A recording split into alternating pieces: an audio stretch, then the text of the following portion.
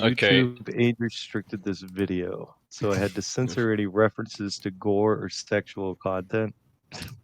Yeah, I don't.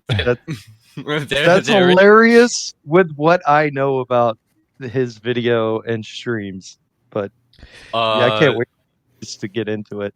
Yeah, I'm a bit concerned because there is, to my knowledge, no sexual content in God of War Ragnarok. So I'm thinking he's going to be pulling from the older games. Well, it's either that or he's going to be talking about something and using explicit language. But I don't know. I won't ruin the surprise. Well, real Kratos would absolutely pin a woman down and just. Fake Kratos, woke agenda. So Kratos doesn't rip this naked woman in half like he did in God of War 3. Well, they got a damn voicing my Greek Spartan. I can't believe it. Since we're not doing any of his stream stuff that Mahler added into the supercut, there is a point in his stream where he talks about how to solve the darkness problem between Angrboda and Atreus's children that involves Atreus having babies with his daughters, killing all the sons, having babies with the granddaughters, killing all the grandsons. Yeah, I need to stop you right there. So Synthetic Man thought that it was he thought that it was a problem for Atreus to have mixed race children. Yes, because there are no mixed race people in Norse. They're giants. They're fantastical creatures. They are creatures from other realms. I'd argue they handle their diversity in a natural, organic way. What the fuck? Context for the video is he really dials down his personality for videos as opposed to his streams. So the compilation that Mahler made was the original video, and then somebody responded, and then he responded to that. So it was the original video, parts of the response video, and then parts of the response video. And while watching all that, he realized, hey, what's going on with this dude's gameplay? So he started watching the streams, and then he heard his name mentioned a bunch of times. So he watched more of the streams and cut together the 4 hours of all of the videos, the response, and the thing. So the compilation is going to have the most of his racist stuff. Most of his really outlandish stuff is said in his streams. Okay. But that doesn't mean that his video and response video aren't full of tism, because they're pretty. They're pretty already. His content. He's a complete subjectard. You know, it's all like, oh, this is boring, and then he doesn't justify the argument. It just is. He's not interested in understanding why he finds it boring. He just this is the emotion that I'm feeling. He thinks he is. He thinks he's explaining it perfectly well because he's telling you how he feels about it. But one of my favorite bits, which is quite near the start actually, is because I've seen this video twice and I've watched Mauler's video once. Because I'm a huge Synthetic Man simp. You know, I love the guy. I want him to keep making videos forever. He is my favorite kind of, shit YouTuber. Clip it. Don't include the part where he says he's a shit YouTuber. Just clip it, put it on Twitter, and then guys, I love Synthetic Man and Hitler. You got to soundboard that. make it a soundboard for the server. Oh god. There is a bit where he's like, he accuses the boat segments of being hidden loading screens, which perhaps they are. But he says these are just boring. Nothing happens as he fast forwards, one of the better ones where Freya is addressing baby Atreus. Sorry, that's not her name. Faye? Yeah. My memory's Faye. Yeah, is addressing baby Atreus and using that to, poke fun at and criticize Kratos for his demeanor, which is a very sweet and touching scene that adds important characterization to both characters, And he's just times 8ing it like, look how boring this is. Nothing's happening. And it's like, but but there is. Yeah, like the game, the developers have gone out of their way to actually add narrative content and character content into what we could just be like, yeah, okay, this is fine. This is just a loading screen in disguise. But the fact that there is not gameplay content, but there is game story content in those sequences means that if you find it boring, I mean, good for you. Yeah, I mean, that's the thing. And I feel like it just comes from the fact that he went into this expecting to dislike it. Did he like And 2018? So I think he begrudgingly says that it was acceptable. Right. But it's, it's very much through gritted teeth. It's like, the original was a thing, and it was, the original is a game. So this one. Is he a fan of the original trilogy? Yes. It sounds like he is. I've only ever watched this content from him. Because he seems like a vile human being, and I wouldn't find it interesting. Oh, he's delightful. But he constantly references the original games, but his references are half-baked at best and wrong the majority of the times. Why do I get the feeling he likes them for all the wrong reasons, too? Oh, Booby no, minigame. 100%. I genuinely think he's one of those people that likes, he thinks American Psycho is like a Sigma male grind set video. Movie. There's no layer of Fight Club irony is with like him. hashtag life goals is Fight Club. Yeah, exactly. Do you think Synthetic Man knows that black people were used as actors before, the DEI standards and stuff? Or is he going to watch, Pulp Fiction and assume Samuel L. Jackson was just a DEI hire and not just a really good actor? No, I think when it comes to Pulp Fiction, he'll be like, well, the black guy gets raped, so that's good.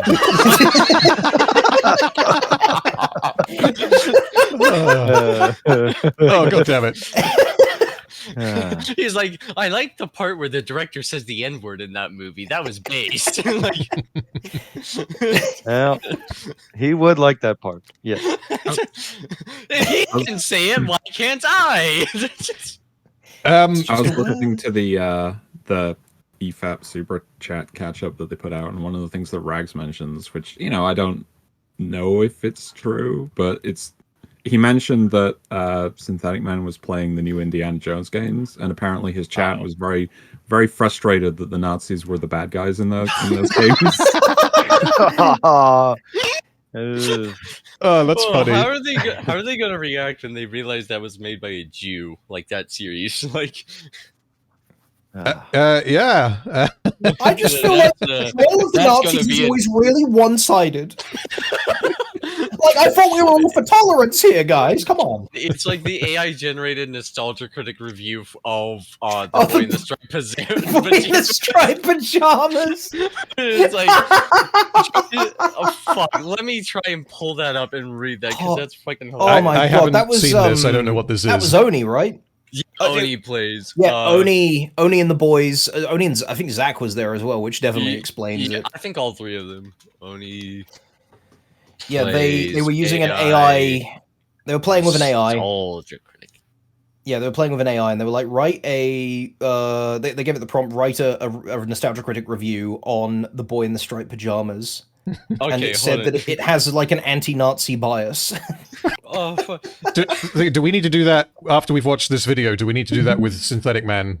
Oh, that'd be fucking hilarious. I think you're gonna need to use. The thing is, we probably don't need an AI generation of Synthetic Men. We could probably just find him saying that somewhere. Probably, yes. I could just write it. I know the guy well enough.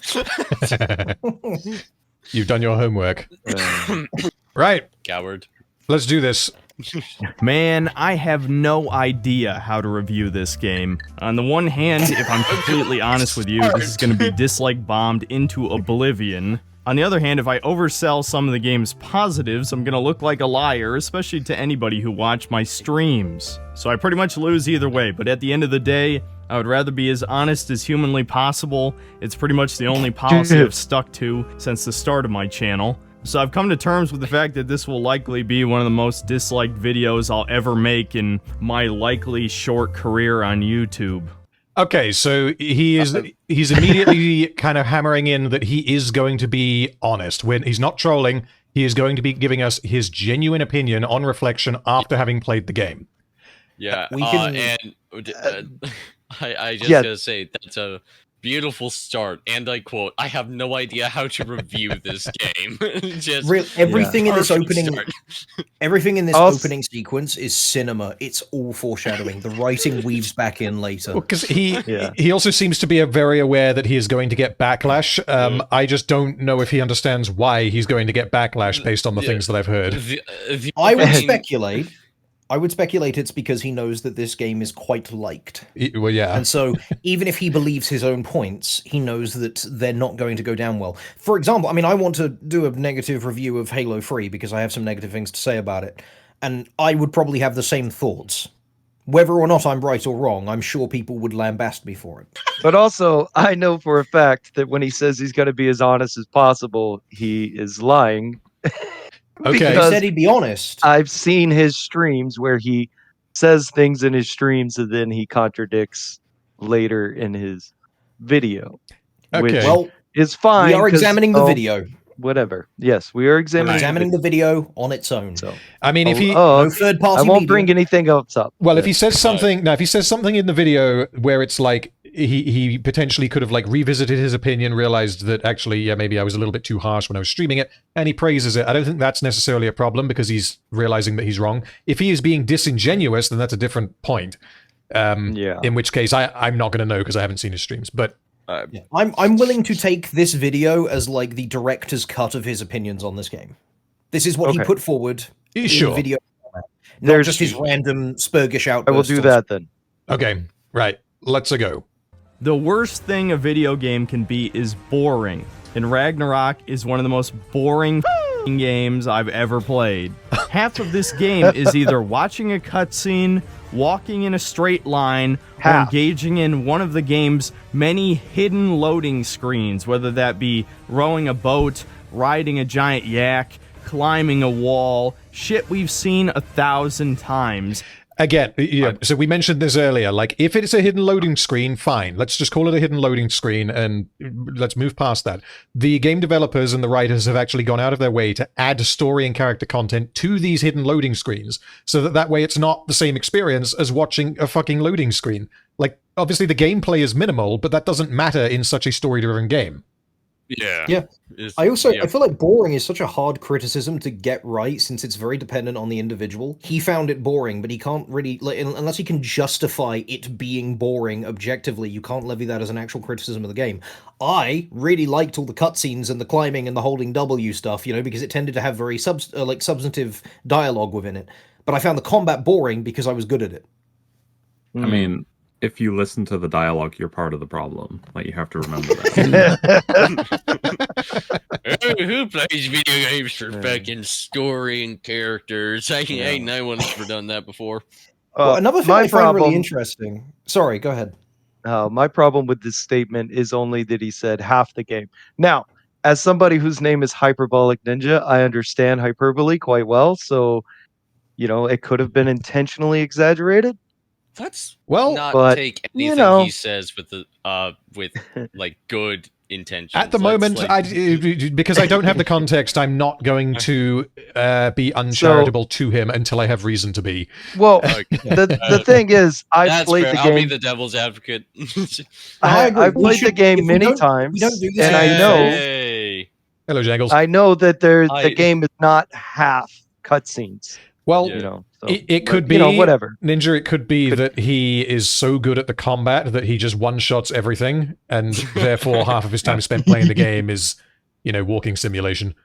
I Um, am I'm sure that's the sure case. there is no evidence in this video of him just not understanding the mechanics of the Oh. game and thus getting stuck with basic enemies. I'm positive. That's right? probably worth asking. I do What difficulty did he play on? Do we know this? hard. if I remember right. Hard, and then he tried to turn it down to normal 1, 2, because it was 3. too hard for him. But the game glitched out, and he stayed on hard, not realizing it was on hard, for another hour or so, or yeah, however long. I don't remember the exact time. And Okay. then he eventually got it to turn down to normal. Just to go back onto the video real quick, because there's something else he said where he said, like, is climbing and solving puzzles, and it's stuff we've seen 1,000 times. I find that to be a really fucking stupid criticism, because, I mean, for starters, God of War Ragnarok could be someone's first game with climbing mechanics. We don't know. Like, little Timmy 4 years old, could be playing this, and it's the first time he's seen it, and it's blowing his mind. But also, saying that something's been done a whole bunch of times before, ergo it is bad. Dude, this TV show has, like, breathing people in it. Well, cliche. And Blizzard. this character died. What the fuck? I've seen this 1,000 times before. I've seen death. Oh. There's too many TV shows on my TV. Like, put them on my fridge, please. I mean, like Blizzard Entertainment, their whole thing was, once upon a time, at the very least, it was basically refining something that had already been done and doing it so well that people would play their game instead of the other games. That was kind of what they built their brand on. They weren't original, but they were trying to be like the best RTS, the best MMORPG. Those were the days. The best MOBA. The best MOBA. Hey, I like Heroes of the Storm. It's a decent game. I love Heroes of the Storm. I miss it. I want to play Butcher and hit people, but What it's do you just call dead. it? That's actually a really interesting point when it comes to World of Warcraft. If any of you guys have seen Partition's video, him going over the developers talking about the limitations they had developing World of Warcraft because they wanted it to be accessible to as many people as possible. So they had to work within limits so people's PCs could actually run it. It's just like, there is an argument to be made kind of thing. It's just like, not only do you get to barter your success with how good your game is, but it's also how accessible, especially in today's age. I think that stands really tall in terms of like, man, with graphics getting better and better and better, the ceiling for how much you have to spend to get into this is getting higher and higher. And meanwhile, fucking Lethal Company outsells Call of Duty. Well, that's just it. I know PS1 people I know graphics. in the industry that they are not responsible with their money at all. Everything needs to be the biggest thing ever, or it doesn't work, because and then Balatro. It's got the Dragon Ball problem. There's power creep, except it's money creep. Still, I think TLDR, World of Warcraft, Pandarians are hot, and you should watch more of the video. Well, all right, listen, I don't need to hear how you love Kung Fu Panda next, okay? A quick point that I want to make here quickly is that on the topic of accessibility, I think that it's probably not a hot take to say that the accessibility options in Ragnarok, as in having everyone give you the answer to the puzzle after 5 seconds, that is probably the worst part of the game from like a design perspective. So the desire to make it playable by everyone, so even people who just can't do puzzles and aren't interested in doing puzzles, actually damages the game. Yes. Well, Yeah, I mean, I've always been an advocate for, like, there are going to be some people that won't enjoy certain things, and that's okay. Yeah, they should have because they have a slider in the game that lets you control it, but it doesn't slide far enough, I guess. Well, People who are deaf-blind and have no arms won't be able to beat this, and I don't think the games industry should bend over backwards to make, like, every game, playable for them. Well, I'd like you to have a chat with Jim Sterling. Anyway, let's... I would love to not have a chat with Jim Sterling, thank you. Right. I also endorse ableism. Let's continue with the video. And it gets old. This game does not respect your time. And I already know, just based off of these criticisms, Jesus Christ, you already think I hate this game and have no credibility left, or maybe you thought that a long time ago. But I promise you that I am absolutely... I'm going to say, like, in terms of him saying, you probably think I hate this game. It's like, well, I mean, the impression that I get when you go through that particular scene times 8 is that you're just completely disinterested in the story of this game. Yeah, there is substance there. And I like the dialogue there. I actually went back and rewatched that particular stretch in a long play, and I was like, no, this is good stuff. This does work for Kratos. It does work for his wife, And I feel like whether or not that is a waste of time is dependent entirely on your individual investment in the characters present, and he just doesn't have investment in these characters. This just gave me fucking Vietnam flashbacks. I don't know if any of you guys heard of a guy named Quantum TV. Yep. I know his name. Is he the guy that Actman did a video on? Yes. Yep. So after and Rags. Well, okay. After not very long after. Okay. He made a video of like doing his normal content stuff, and then just randomly he was playing that scene where it was them talking to him, and then it's like It's the part where she like playfully calls Kratos a good boy, and it's like Kratos just goes, and then the scene continues, and it's at that. And Quantum TV said, and I quote, "I do not like the way she is speaking. Kratos should hit that bitch in the mouth." Funniest part. Well, it's not really funny, but that's not the best part. The best part of the story is a few months later, he was arrested for beating his wife. Oh my god. Oh yeah. Oh, I know all about that. Well, we'll see if anything gets anything similar like in this video as competition. Heem, excuse me, Heem. Can I get a quick question with you? Could you tell me what the ethnicity of this gentleman was, please? No, I'm pressing play right now. This game, as fair as possible, despite the fact I despise all of the movie games that Sony's been making for like a decade at this point. They definitely have a lot of good aspects to them, and this game is no exception. So let's just start off with the best part of the game, that being obviously the combat. Look at the damage he's doing to Heimdall. I remember. Is that there's a reason for that? He must have went back and recorded that on story, which is fine. You know, that's easy to do for videos. But he was destroying Heimdall there. Yeah, to be honest, if I was going to do a Ragnarok video, I would almost certainly go back through and play it on story mode just for the purposes of getting footage. Getting good footage. Yeah. Back when God of War 20. We good? There's an interesting thing that I pose a question to. At what point, as a reviewer, because like Synthetic Man is largely a review channel, correct? It seems that way. At what point? Well, at what point do you, as the reviewer, decide? Okay, am I just not interested in this game, and that's why I find it's bad, or is there problems with this game, and I want to talk about the issues? Because like I think that's a serious thing that's going to be missing, especially with that criticism of it doesn't respect your time. And meanwhile, everyone here is like, no, I was totally invested. Like, I feel like that comes down to diligence as a creator, because if you like, there's things that I'm not personally invested in and that I don't personally like, but I could still say positive things about them with the caveat that I don't feel that way. It's just what I'm able to observe. Is that dialogue good? Because the answer to that question should be irrelevant to his feelings on it. Sure, yeah. Yes. Like a point that I guess I would make on that topic is that like there's a reason why I haven't covered the Acolyte on my channel. I could not care less about the Acolyte. Whereas Rings of Power, I find it very interesting how that show fails. And if I didn't find it interesting, then it would be a case of, I'm covering it just to cover it. So I don't know if he went into this game like expecting that he was going to have this kind of take. But from the sounds of it, he definitely was not expecting to like it. And that's kind of my feel about this, is I have the suspicion for sure that, like, you know, all the culture war bullshit and all that kind of stuff like that, when it comes down to it, I think this definitely results in this will be a popular game and I can bank off of it. Like, are you reviewing it to review it, or are you reviewing it because you know it's popular? Yeah. Because there was buzz about this game. Like, this was one of the big ones.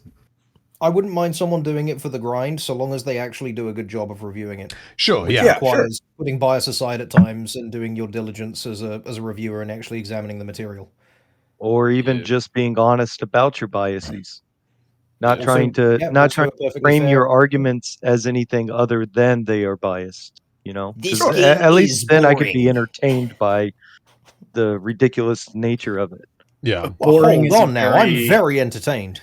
Well, boring is a very nebulous criticism. You got to give me more than that, because boring can be thrown around so easily. It's just like, okay, give me something. Let's keep going until we get to substantive criticism or something really dumb. I'm currently drinking a porn came out star. that it was pretty controversial, this change in direction. The biggest change obviously being the over-the-shoulder camera, which is still annoying even in this game, honestly, but you do get used to it eventually, and I would personally recommend you turn up the sensitivity on the camera so you can turn around faster, especially since this game has very...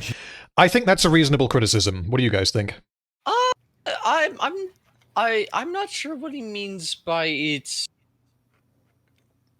being like a bad thing overall. I didn't care. I didn't really have much of a problem. To be clear, what he's talking about is...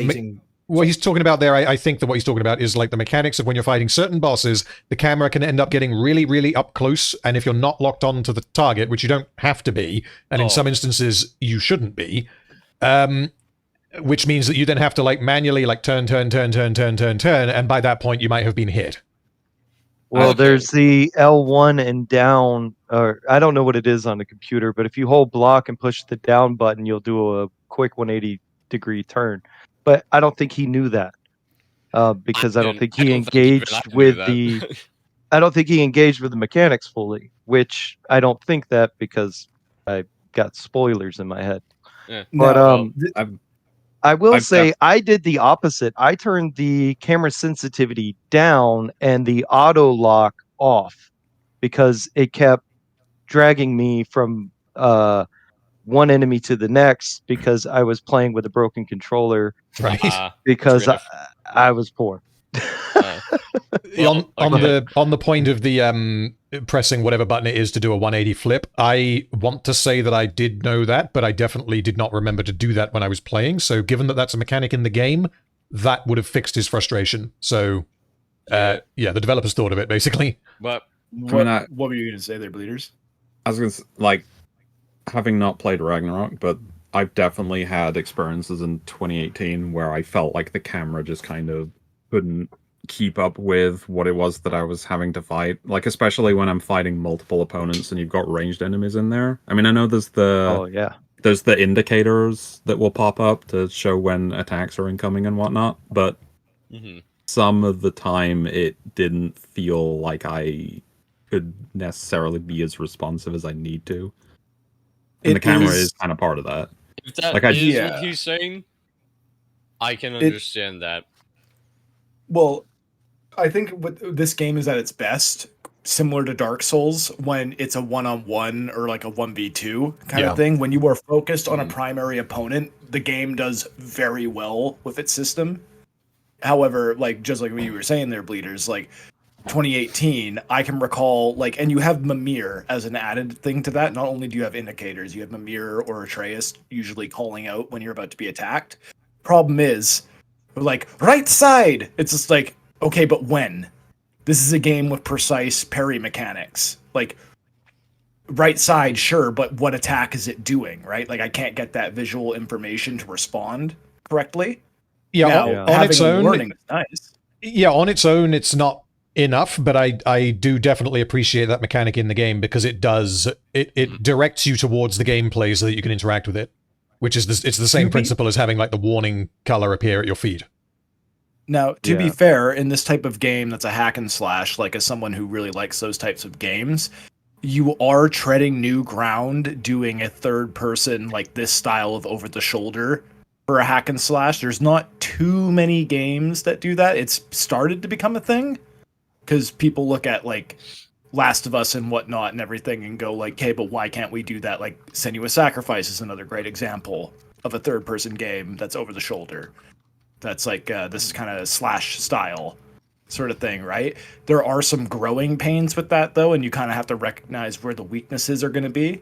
And the weaknesses are going to be you're dealing with a hell of a lot more enemies in a 360 environment. Yeah. Where it's like, okay, like you cannot see behind you. That is going to be an issue. If the camera is pulled back and something like, Metal Gear Rising or Hi-Fi Rush or DMC, that gives you a lot more perspective to react accordingly to your environment. But due to the camera, it's going to be a growing How dare you thing. not mention Kingdom Hearts 2? My main criticism with the combat of this game is they give you too much time before the attack lands with an indication. So like when the yellow pops up, that they give you a very generous window, and my reflexes are always wrong whenever I look at this. 2018, I feel did a better job with the timing, but they probably got criticism from people who aren't as good at the game because they're like, oh, there's not enough time there. So like I constantly had to, like, every time I saw a yellow, I had to count one and then hit the thing, and that's it. Like, and that's a personal criticism, obviously, because I mean, if there was an option to turn off the yellow indicators, I would have, but they didn't give you that option. Because again, not playing it myself, but I was watching the attempts that you did against that Berserker fight that's 3 enemies at once. Yes, yeah. And a lot of the problems that you seem to be having in your attempts was with the ranged attacks, because there's too much stuff going on, and because of the third-person perspective, you can't really keep track of all of that stuff at once. So you just get hit with ranged attacks that I don't even know if they had an indicator. Or if they did, it's like, well, there's that many of them happening at once. You can't necessarily keep track of it all. You know what's also Yeah, that's everybody's least favorite fight in the whole game. Well, I can see why, yeah. Another problem with it being so close to the character is, like, for instance, Devil May Cry has a mechanic with one of the characters, Dante, where he has a dash mechanic when he's in a certain stance. That allows him to move a good amount of distance very fast. In a game this close to the character, giving the player something like that is going to disorientate the hell out of them. Yeah. So not only are you limited in your ability to see what's going on, you can only let your character move so fast because you're so close to the camera. So it's just another one of those things of like, you can do this, guys, but you realize you're going to have to work within these restrictions of these are going to be problems. You should probably stick to really good one-on-one or like one-on maybe maximum 3 fights. I feel like if they had a system where the camera would pull back based on the number of enemies in combat with you, like a hybrid camera distance system, that would probably alleviate some of these concerns. But, you know, this is all stuff that he could have brought up as legitimate criticisms of the game, and he chose to go, no, it's stupid, it's boring. It's boring. That's so disappointing. Well, his camera criticism as well, I think, was just wrong, given that now we have the information that there is a 180 flip in the game. But, yeah, let us continue. Let's continue. Mechanics themselves, I'd say they're pretty fun. I thought they were fun in the last game too. It does take a while to get going. For some reason, they pulled a Metroid with this game, and Kratos just mysteriously has lost almost all of his abilities and gear from the That's retarded, and I'm not leaving it. I'm not leaving it paused on this for any reasonable amount of time. What the hell are you expecting? It's a new game. What are you expecting? They also explain it. They just say that the winter has weird magical effects, so it reset his equipment and whatnot. Like what? Yeah. Oh, I actually didn't even realize that they had a narrative justification for that. I would have just been like, fine, it's a video. Like when you play through a World of Warcraft expansion, and you get onto the next one, you are weaker because you are at the start of the game again. Like, yeah, it's like. I would be fascinated to see a game that starts you at level 100 in the prequel, and then you go up to level 200. I mean, the thing is as well, like, the other God of Wars did that as well. Like, you'd start all of them with your stuff, and then it would be taken away from you. I'd want to know a game that doesn't do that. There are a few, like expansions and expansions. Like, I think expansions and DLC. Yeah, that makes sense. I don't think that counts. I don't think that counts because like Cyberpunk would do that presumably with the expansion. Mm-hmm. It's not an example of that, but one of my favorite examples is Kingdom Hearts, where they just contrive some bullshit. It's like, well, you fell asleep for a year, you lost all your powers, mate. Sorry, and you dropped all your stuff like 5 miles down the road. We're not going back for it. You just got to deal with it. Sorry. I'm just gonna tip my Metroid fedora hat here. Fun fact: there is an explanation for why Samus never has any of her upgrades from the previous game, and that's because they're too dangerous. She willingly gives them up to like cooperate with the Federation. Okay. Because like she's basically a walking nuclear bomb at the end of every game. Yeah. So it's just like the Federation's like, yo, you gotta tone it down. You're a free agent. Like, you mind doing that? And she cooperates with them because she's actively. I love the idea that 8 games in, they're like, Samus, why does this keep happening? I mean, this is the 8th nuclear bomb you've put on my desk. I mean, spoilers, but she's 4 different species rolled into one now. So, and then there's just Doom guy who has like 50 spare BFGs in like his closet at any moment, and it's just he keeps getting new ones. Oh, good God! But right. This is a bad criticism. Let's continue. Yeah. Last game, and so the game kind of feels afraid to give you all of the combat mechanics until about 10 hours in, which makes those early combat encounters a bit more boring. It doesn't help that I was playing it on hard mode, which I'll save that for the end since I'm being positive at the moment. But I'd say the combat ultimately feels random. as someone who's played this really recently, how would you feel about that? That like the game doesn't really cut you loose until 10 hours in. I like that. Does the game feel afraid? No. I think honestly, my view on the game, which Ninja, your view is probably very different because you've played it on like the hardest difficulty you've completed it on.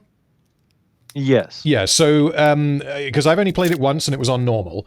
And my view on it was that all of the upgrades that you end up getting, there were just so fucking many. You have 3 different weapons with their own different upgrade systems. You have multiple companions that can come with you. Freya and Atreus both have their own upgrade trees. I don't think anyone else does, but I could be misremembering. Even change the shields.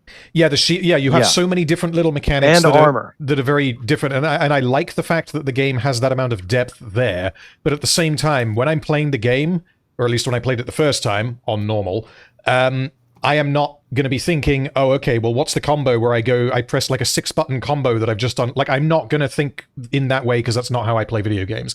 And if the game requires me to do that, I'm not going to enjoy it. Ragnarok and 2018 did not require me to do that. So if I want to dig into that system and actually come up with some ridiculous build using a particular type of weapon and a particular runic power or whatever, then I can do that. But if anything, I had the opposite problem to him. I thought that it was like option paralysis when playing the game, and there's a whole bunch of abilities. Getting overwhelmed. Yeah, exactly. Because on the upgrade tree, you can see how many times you have used each of your new skills that you have purchased with XP, and a lot of mine I had used like once or twice. And I look at how you do it, and it's like, well, I don't think I have ever done that deliberately, so it must be that I accidentally evaded and then pressed right bumper and left bumper at the same time by accident, and it just happened.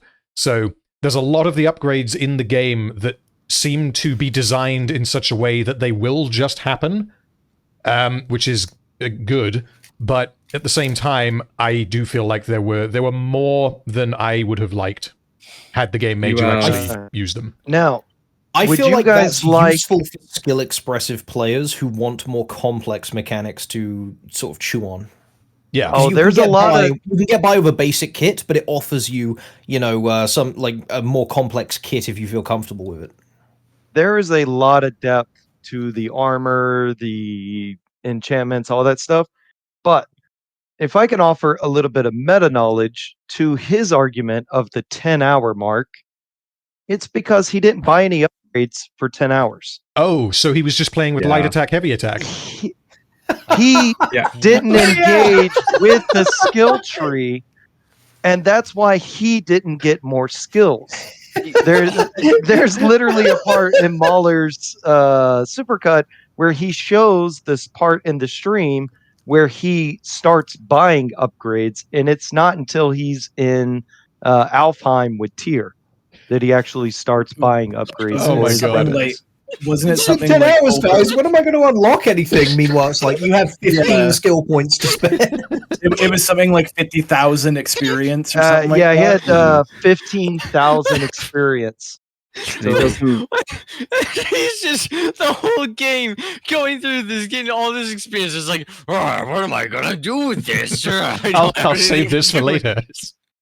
I just like to imagine you playing World of Warcraft and you haven't leveled yet, and you're like, why am I getting asked right by these mobs? Well, yeah, because when you level up in World of Warcraft, I think the first time it happens, it says, here's a... I mean, in retail WoW, it's going to be different, but in Classic WoW, the first time you hit level 10, it's like, here's a skill point, this is how this system works. But then when you hit level 11, it doesn't do that, because the game expects you to remember that when you level up, you press a button, and you spend your skill point.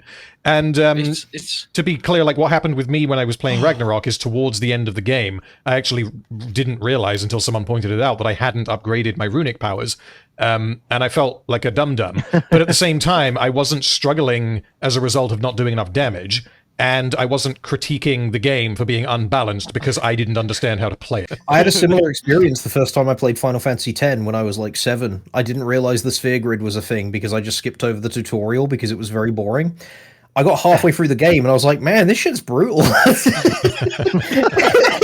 And I went out and I was grinding, getting levels I wasn't using because I was like, I thought it just happened automatically. The characters got stats, and I was like, oh man, I've been grinding for like 10 hours and I can't beat this one boss. Right, let's keep it going. mostly satisfying. Juggling enemies in the air is fun, just like it was in the original games. Runic attacks feel pretty powerful, and the fact that they just use a cooldown instead of some kind of magic meter is honestly more fun to me personally, because then you can use them pretty much every encounter and don't have to rely on magic chests. Kratos also just has a pretty wide range. I'm fine with it. Yeah, personally, I think I do appreciate that system. I think it works for a game with a combat system like this. If you want to change it, there are armor options that allow you to change your cooldown to be based off how well you're actually attacking. So this game actually gives you a lot of options as far as your runic attack and cooldown and your relics and all of that. Interesting. That's cool. Yeah, very cool. I didn't know that, actually. Range of actions that you can do. On top of having light and heavy attacks and the runic attacks, you can throw the Leviathan axe, you can use the blades to grab people and pull them to you, or pull yourself to them. You can buff the blades and axe with their corresponding element. There's also a meter you can build up by hitting enemies without getting hit yourself that, once is full, allows you to buff one of your weapons and make all their attacks like twice as powerful, which really feels satisfying and rewarding. Obviously, there's also blocking, dodging, parrying. Now, I will say the parry feels pretty weak until your starting shield gets repaired, and then you actually get invincibility frames on the riposts. But before that point, I was very disappointed in the parry. Against mini-bosses and bosses, you would actually have to parry them multiple times in the same combo just to stop the onslaught. Isn't that because the bosses will chain like 3 attacks into you at once? Yeah, and it'd be really easy to beat a boss if every time you parried them, they staggered. So if you, at this point, he has a dauntless shield. I don't know if on your first playthrough, when you get to this hateful, you have the shield that allows you to block the yellow attacks, because it's been so long since I've done a brand new playthrough.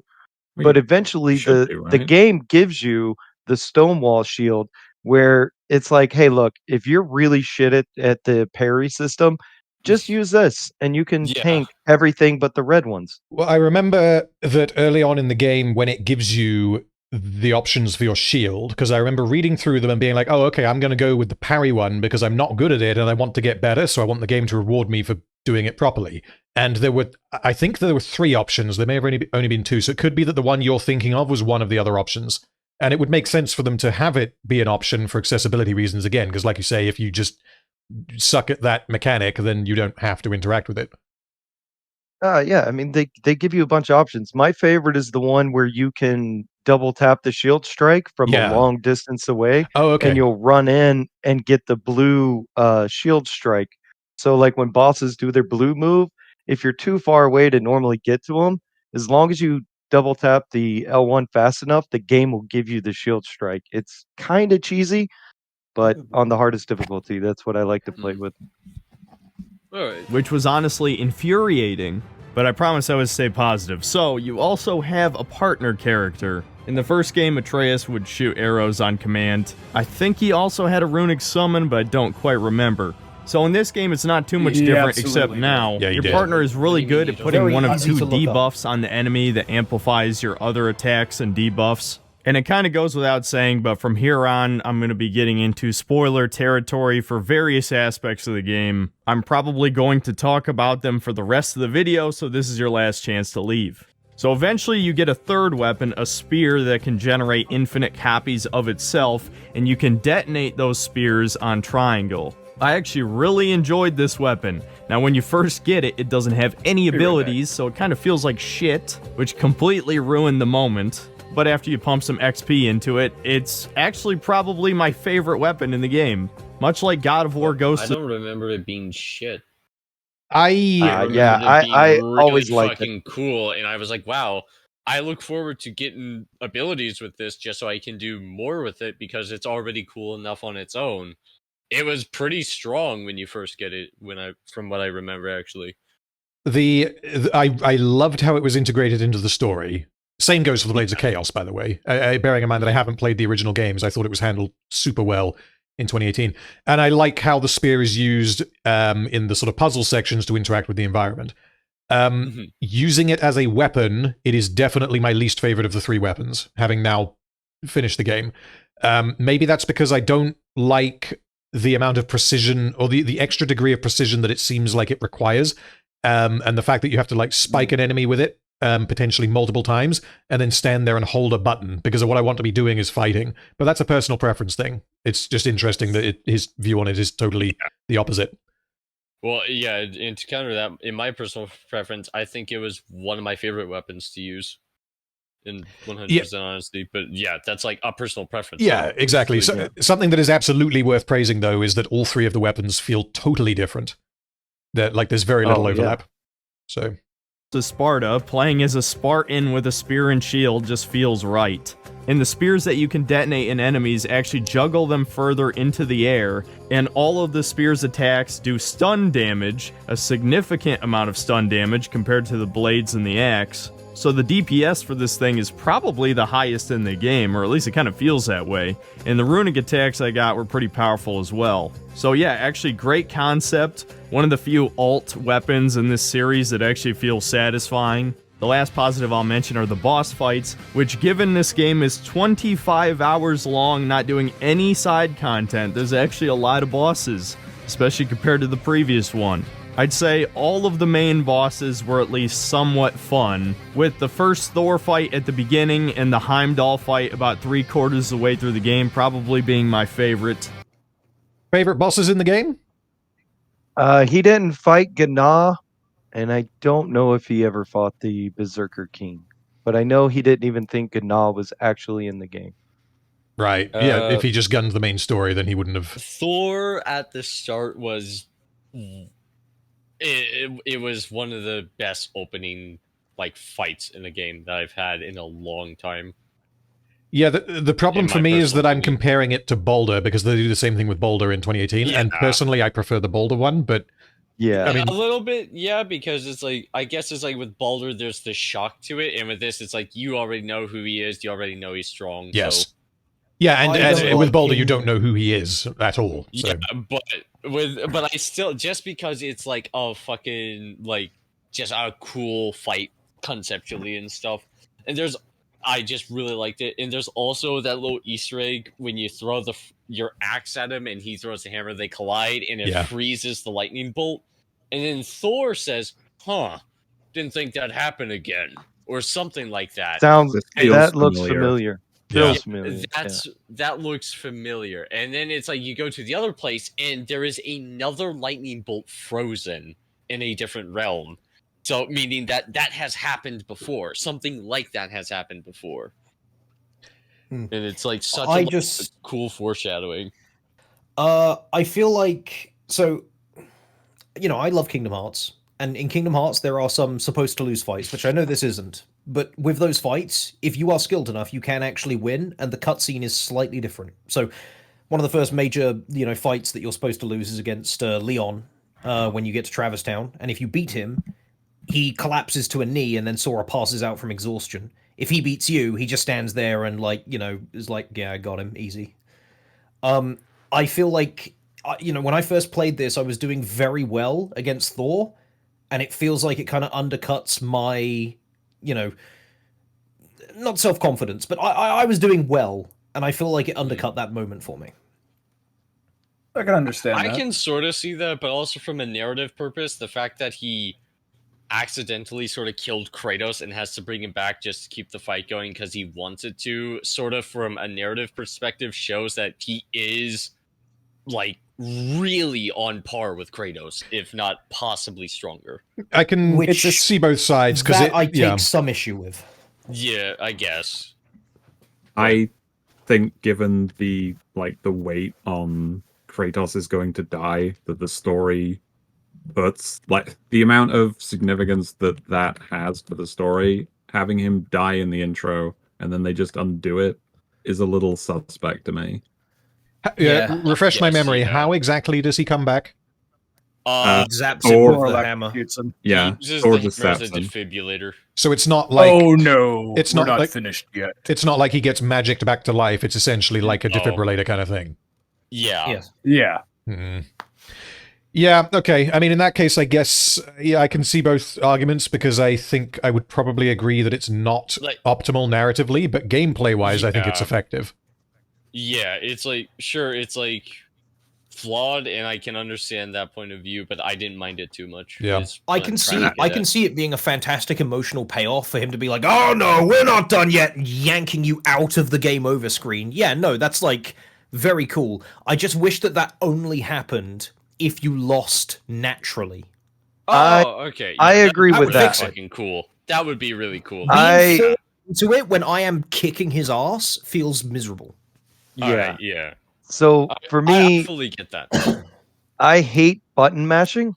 I've been doing construction for like over 20 years, so that just isn't good for me. Like my thumbs don't like it.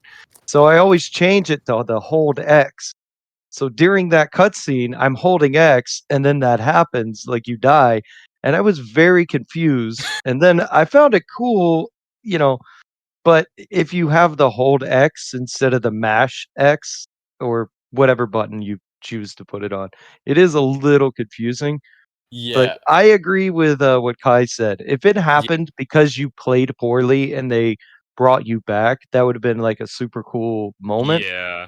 I think. But it's like they were. Yeah. I think they were afraid to have you miss that moment, which is weird because this game allows you to miss a lot of really cool, fun things. Like you can just never see it, never hear it, never experience it. I can understand them being that proud of that emotional payoff that they'd want to kind of like, herd players into experiencing it. But again, that's why I appreciate the balls on Kingdom Hearts 1 for having secret cutscenes. And it's not just one, there's something like 5 of them over the course of the game. Where fights where you're supposed to lose, but there's a secret cutscene for you that shows you at least like Sora being a little bit more competent, or something to reward you for playing skillfully, and it also rewards you on replays. Right, let's keep it going. Yeah. The Heimdall Fight is the only one in the game that required me to think outside the box and actually play differently, so I'll definitely compliment the devs for that. And all in all, it's a solid selection outside of one specific extremely cringy moment in the game. Just remember this boss fight on screen here for later when people keep talking about how mature God of War is now. The mini-bosses, on the other hand, are a mixed bag. Some of them are pretty great. Some of them, like the Hateful, are just fucking annoying to fight, have random unblockable moves that make no sense. Unblockable moves are part of the game mechanics. What are you talking about? That's like one of the big parts of it. What are you on about? I didn't like Sekiro. Some like red kanji comes up on screen, and I don't know what to do, man. I tried blocking it. You realize you can dodge, right? Like that's the other mechanic you have for avoiding damage. Hold on, no, he didn't put enough skill points into dodge, so he didn't yeah.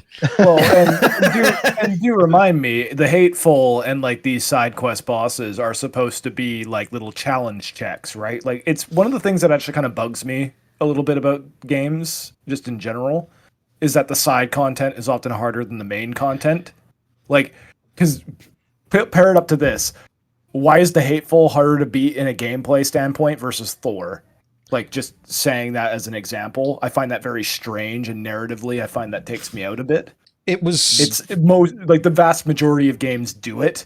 It's just one of those things where I'm like, man, I'm fighting Thor. You'd think he'd be harder. Yeah, it was something that I noticed on my playthrough, which I find... I don't say that I don't like it, but I found it very interesting that, yes, when I came up against the Hateful for I think the first time, it was like by far the hardest boss that I had fought at that point in the game.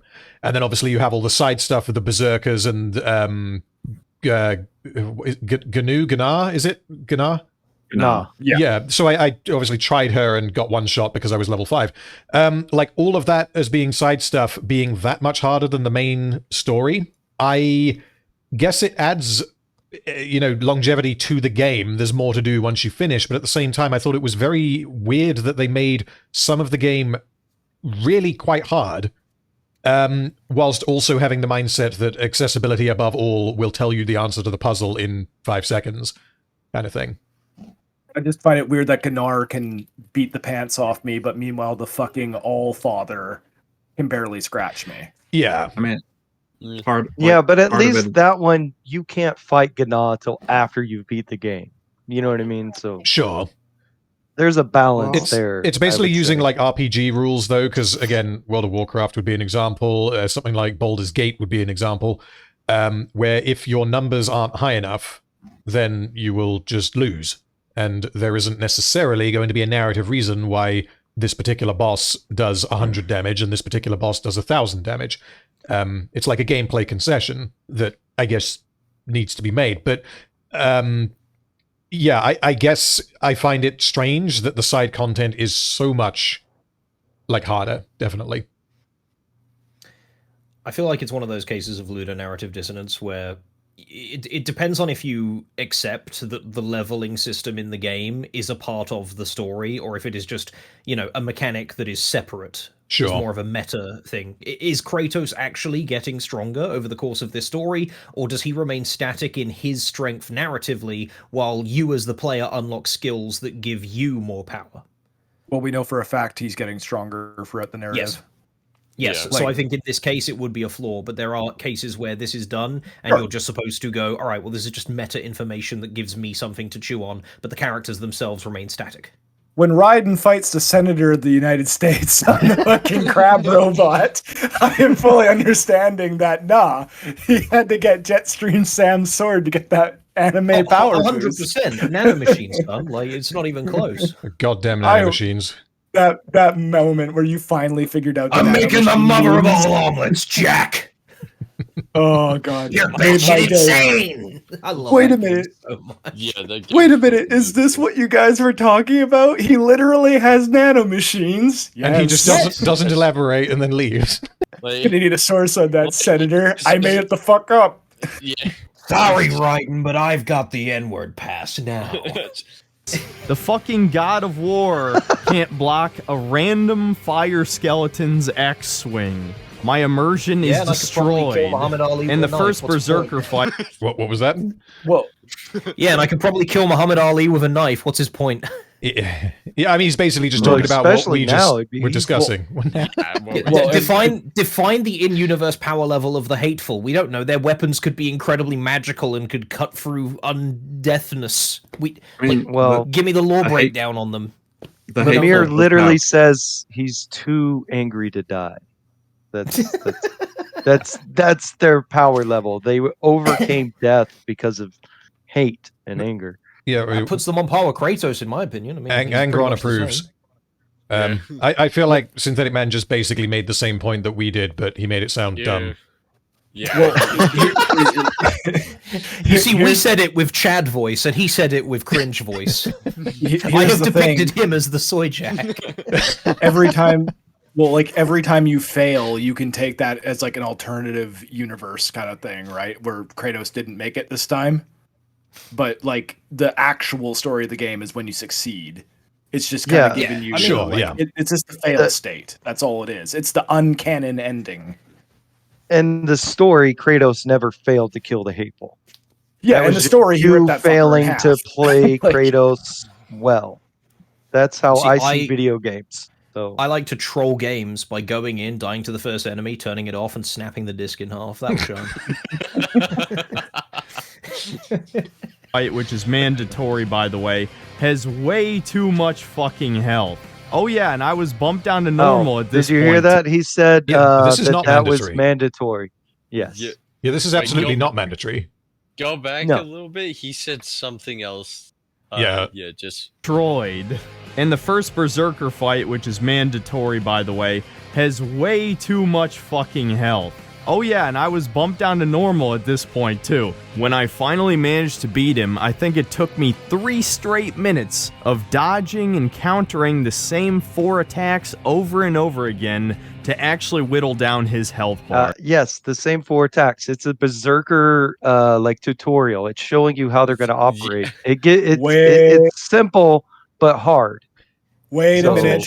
3 minutes is not that bad. No, Sigrun, when I beat Sigrun, it took me, I think, 9 minutes on my record. Obviously, Sigrun's a much harder boss, but still, 3 minutes is not long. That's average for all Elden Ring. Fighting Jafar on my fucking like companions only run. There's hell down there. Yeah. Wait a minute. Elden Ring and Dark Souls 3 bosses, 3 minutes is pretty typical for a win. Yeah, but this boss is optional, so the whole point is kind of invalidated in the first place. You could just go and get stronger and come back. Is he? Yeah. I'm guessing that at this point in the game, he had not yet spent his skill points, which is why the boss's health feels artificially inflated. I still think some bosses are a little bit spongy. He would have by this point, because this is wait. Yeah, because you don't get this until after you have the spear. He has the spear. Yeah, that's true. Okay. Yeah. What were you going to say, Jangles? Right? Yeah, that's kind of what I mean, though. Is like, is this the first Berserker fight? Yes. Because like he has the spear already, and the spear happens pretty later on, like third quarter of the game.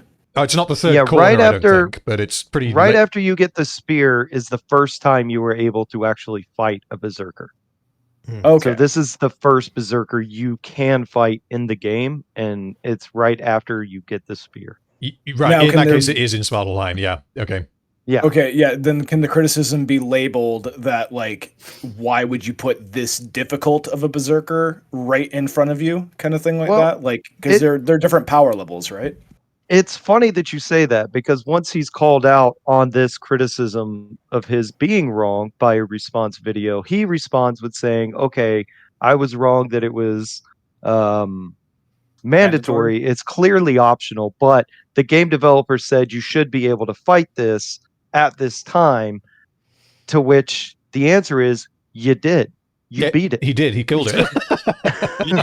So I don't know, like, he, instead of just being like, hey, I fucked up, he's like, tries to defend his stupid argument by saying he was right and that it's too hard. But if you can beat it when you come across it, then it's not too hard. I'm also, I don't think it's a good criticism to say that, like, okay, there's optional content put in my path that I can't actually beat yet. I don't think that's yeah, okay, so come back later. That's fine. Like, to be honest, I like it when games do that sometimes, because it gives me like a sort of like a target, Yeah, that happened to me repeatedly on my playthrough. Do this a lot. Yeah, and it's like, I can't beat this yet. I need to go away, get better at the game, and get higher numbers, and then I'll come back and try again. And if you want to pull a Mauler, if you want to pull Mauler and slam your head into the fucking wall, then you can go ahead and do that. Like, you can accept that challenge. Like, that's fine. If you want to play the game that way, go for it. And to be honest with you, allowing players to encounter these things when they are underleveled for it is also giving the higher skill players some means of expressing themselves, it's an option. Giving them an environment to express themselves. If you could only fight these things when you were the right level to fight them, you would never get to test yourself by being underleveled. Oh yeah, the most I learned about this game's mechanics is by being far weaker than everything else in the game. So I had to go, okay, well, what does this armor perk do? Okay, if I punch something, it makes it weaker. What does this enchantment do? And I wound up with a luck-based vitality build where I punch like Gna, and she gets poisoned by my punches, which lowers her power level, which is the only way I could find to beat her on the max difficulty. So when the game offers you, like, hey, this is hard, it forces you to actually engage with mechanics that you normally wouldn't even look at, because you're like, all right, well, I don't care about that. Why would that thing be beneficial to me? And then you gotta mess around and figure it out. It's a fantastic point. Go ahead. So to bounce off of that point as well, as a player, outside of the mechanical side of things, I tend to find that my skill experiences much faster rates of growth when it's put under pressure, not when it's given space to breathe. I don't get better at a game by whacking enemies that are easy. I get better at a game by encountering challenges and having to, adapt and learn to overcome them. Well, often when a game puts pressure on it, kind of thing like that, like when it puts pressure on you is often when the faults become very apparent, kind of thing. Like, an idea behind this being like, okay, so if an enemy's very tanky and I have to engage with the mechanics for a long period of time, often the cracks will start to show. Because it's like you have to engage with the mechanics over a long period of time, and you can start seeing what the flaws are. Well, in the game or in yourself? That is true. Both. In the game and in yourself. Like, if I there's a definitely mechanic. concede to the in myself point, because there have been times where I've been playing inefficiently, and it only takes a challenge that can, like, not necessarily exploit consciously, but, like, my weaknesses as a player become apparent only when those weaknesses are exploited by the enemy. Well, Metal Gear Rising was a perfect example of that, because there was the mechanic on the fat man boss. What was his name? Where you had to slice through his shield. Boss Sundowner? Yeah, Sundowner. So that you have to be able... You can't say Fat Man, because there's a guy called Fat Man in... Oh, is there actually? Metal Gear Solid 2. Yeah, so... He's a fat guy on roller skates skates who drinks wine and puts bombs on places. Yeah, of course. That it love doesn't him. surprise me. Live long and get fat! Oh, he's brilliant. So, yeah, with Sundowner, you have to be able... The game basically teaches you to interact with that mechanic, because it will become necessary in the final boss fight. And it turned out that I sucked at that mechanic, but I somehow managed to beat both bosses. But, yeah... if you didn't have that first boss, then you would have never come across that mechanic in that intense of a situation on the final boss, and it would have been that much harder. Yeah, it's like it'd be wrong of a game not to scale that mechanic up, like make it more and more difficult, kind of thing, because you have to be able to learn. And if you can't get past that prior thing, then you shouldn't be able to access that later thing. Because how the hell are you going to beat it? Well, and if you are able to access it, then arguably that's bad game design. Because then it means that the difficulty curve is a brick wall, which is bad. Yes, you want to kind of like make it a hill that you want the player to climb, not to just run into something and then bash through it. Right, let's keep it going. It doesn't help that filling the stun meter doesn't give you a free execution type of attack on him. It just opens him up to damage for a few seconds. At least the other berserkers are it takes a chunk out of his health bar. Yeah, he's a boss. He never figures that out, by the way. Okay, great. Okay, cool. Let's keep going. That's let's keep going with that. Nothing to say on that one. Game optional bosses that you can come back and fight when you have better gear. They intentionally designed this first one to take this long to kill with only 4 fucking attacks. But despite my issues with a few bosses... What does he mean intentionally? The devs weren't like, oh, those fucking stupid players are going to suffer with this one. It's like, wow. It's a video game. It's a almost brave everything's assumption. intentional, right? Yeah, but to make the assumption that their intent was to give players a negative experience is rather ridiculous. Oh, that's what you meant. Yeah, no, I got nothing on that. They intentionally put it here just to fuck with me. They want me to feel like I'm bad at the game. Well, fairness, I mean, if that's Consort the conclusion you came to. Consort Radon was intentionally fucked. So games do it, you know. Oh, don't bring up Elden Ring. If you think Theo could go on about it, you haven't met me. Okay. I'm glad I didn't mention that earlier then. All right, let's keep going. Particular, I'd say overall I had fun with the combat when I actually was allowed to fight enemies. Now, of course, I do think the combat does have some flaws, what do you mean allowed? just like everything. I don't want to focus on that, but it's like... I watched him fight the Berserker. It's like, you killed the Berserker. What the fuck do you mean played you weren't... the whole fight! Yeah, it's like, what do you mean you weren't allowed to? You not only were allowed to, you fucking succeeded at it. Shut the fuck up. I don't know what he means there. It's a callback to his earlier statement about how most of the game, or half the game, is cutscenes or hidden loading screens. Okay, that's so when I don't think he related those bits of information though. Yeah, he no, but he will constantly call back to it. So I'm fairly confident that that's what it is. He was talking about the Berserker and how it took a really long time and only had 4 attacks. And now he's mentioned this point. He has not related those 2 data points. No. But see, that's on us, because in his video, it's only been 3.5 minutes since he talked about the cutscenes and that. So for him, like, the flow of his script hasn't been that long since he's actually been talking about that. We've been going on at a longer length about other things. But my point is that his prior point was about the Berserker taking a long time. I think I didn't say he's not stupid. I would sooner connect I'm just the 2. trying to give. I'm trying to be charitable now. You're giving him benefit of the doubt. No, I think that Ninja is correct, but I think that the reason why Ninja is correct is because Synthetic Man has not properly linked those points. Because if Ninja is wrong, then I have no idea what Synthetic Man means by that statement. Unless I'm glad we can agree that even when we disagree, we're all right and he's wrong. Right, let's do it. Thing has flaws, so I'll just bring up the few that I think are significant enough to drag down the experience. The first issue I'll get into is the enemy variety, as this was something the developers actually praised about this game, And it feels completely unearned because guess what? They reused almost every enemy type from the first game. I mean, exact same animations and attacks. Same executions, too. And I could talk about the executions and how almost all of them are lacking any sort of gore. Did you see that?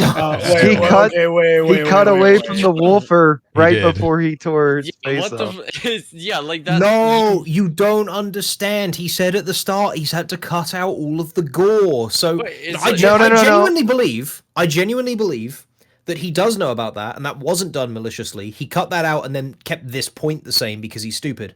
I genuinely think that he sees that as light gore. No, because removal that leads to a disembowelment gore. Yes, because Kratos didn't then lick up its intestines and sleep with 5 women.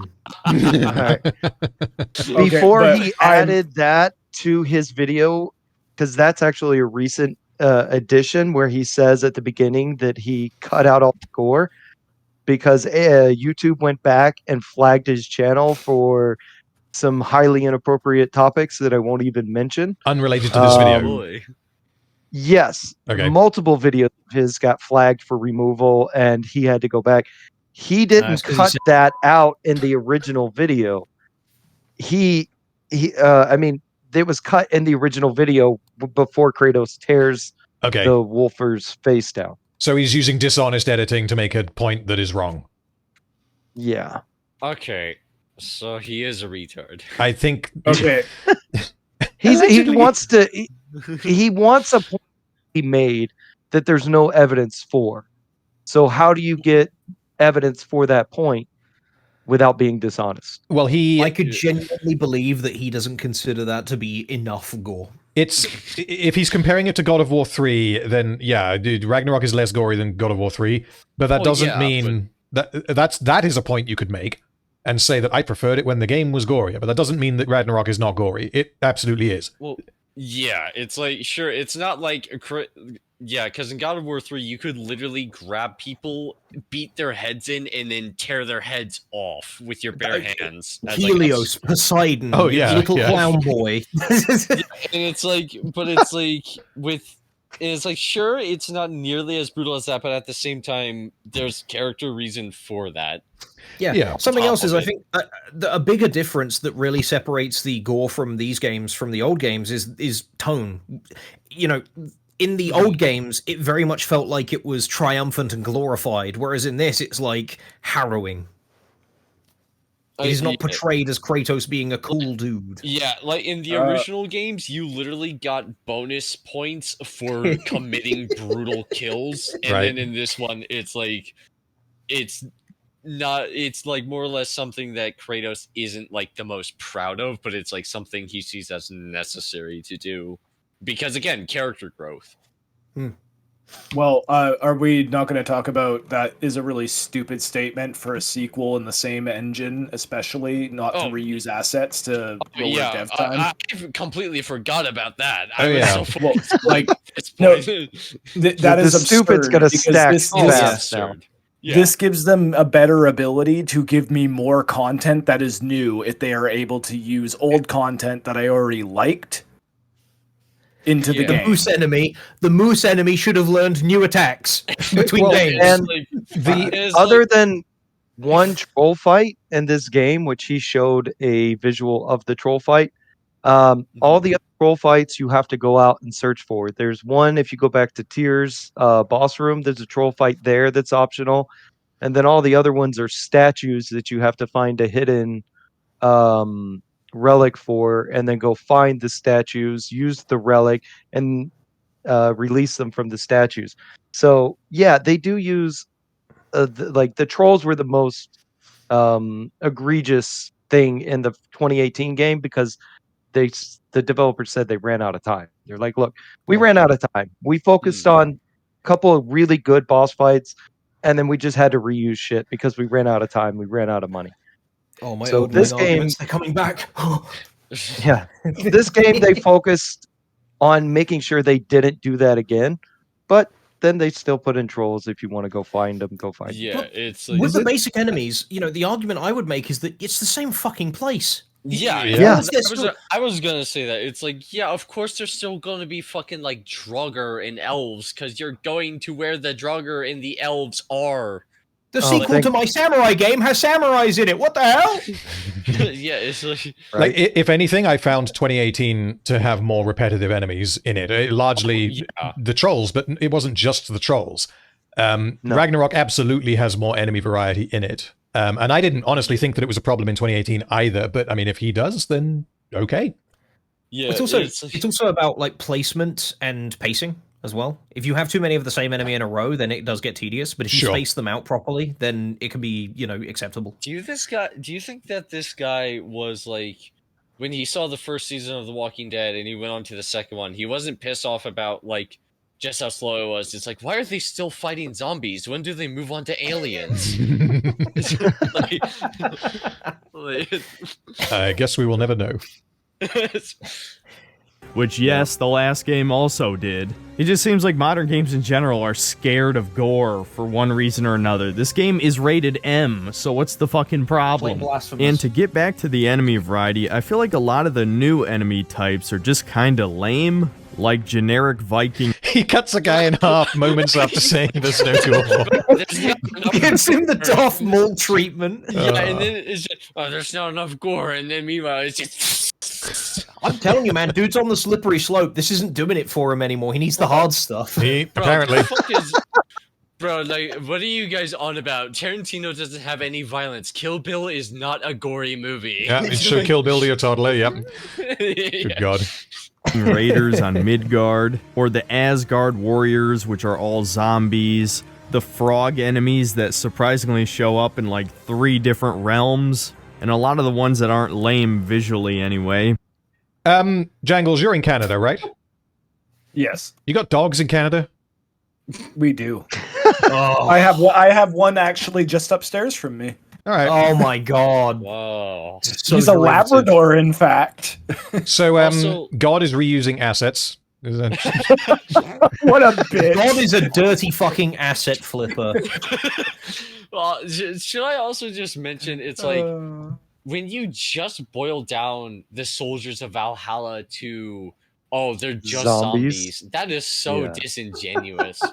Like, it's like they're not just zombies, those are soldiers that are literally like, Odin went through and selected the soldiers that were the best of the best who fell in battle and is like building a whole new army with them. Like, and then it's like, oh, they're just, it's like, oh, they're just zombies. There's nothing to them at all. What the fuck are you hold about? on, dude. We literally see their process, right? They're the Einhujar. Like, we see Odin blessing them and everything when we're Atreus, don't we? Yeah, we see him getting drunk in the bar later, having fist fights. And, like, they have personalities. Alt universe synthetic man when he's a boxer and he goes, oh man, all my opponents are just guys with gloves. What the hell?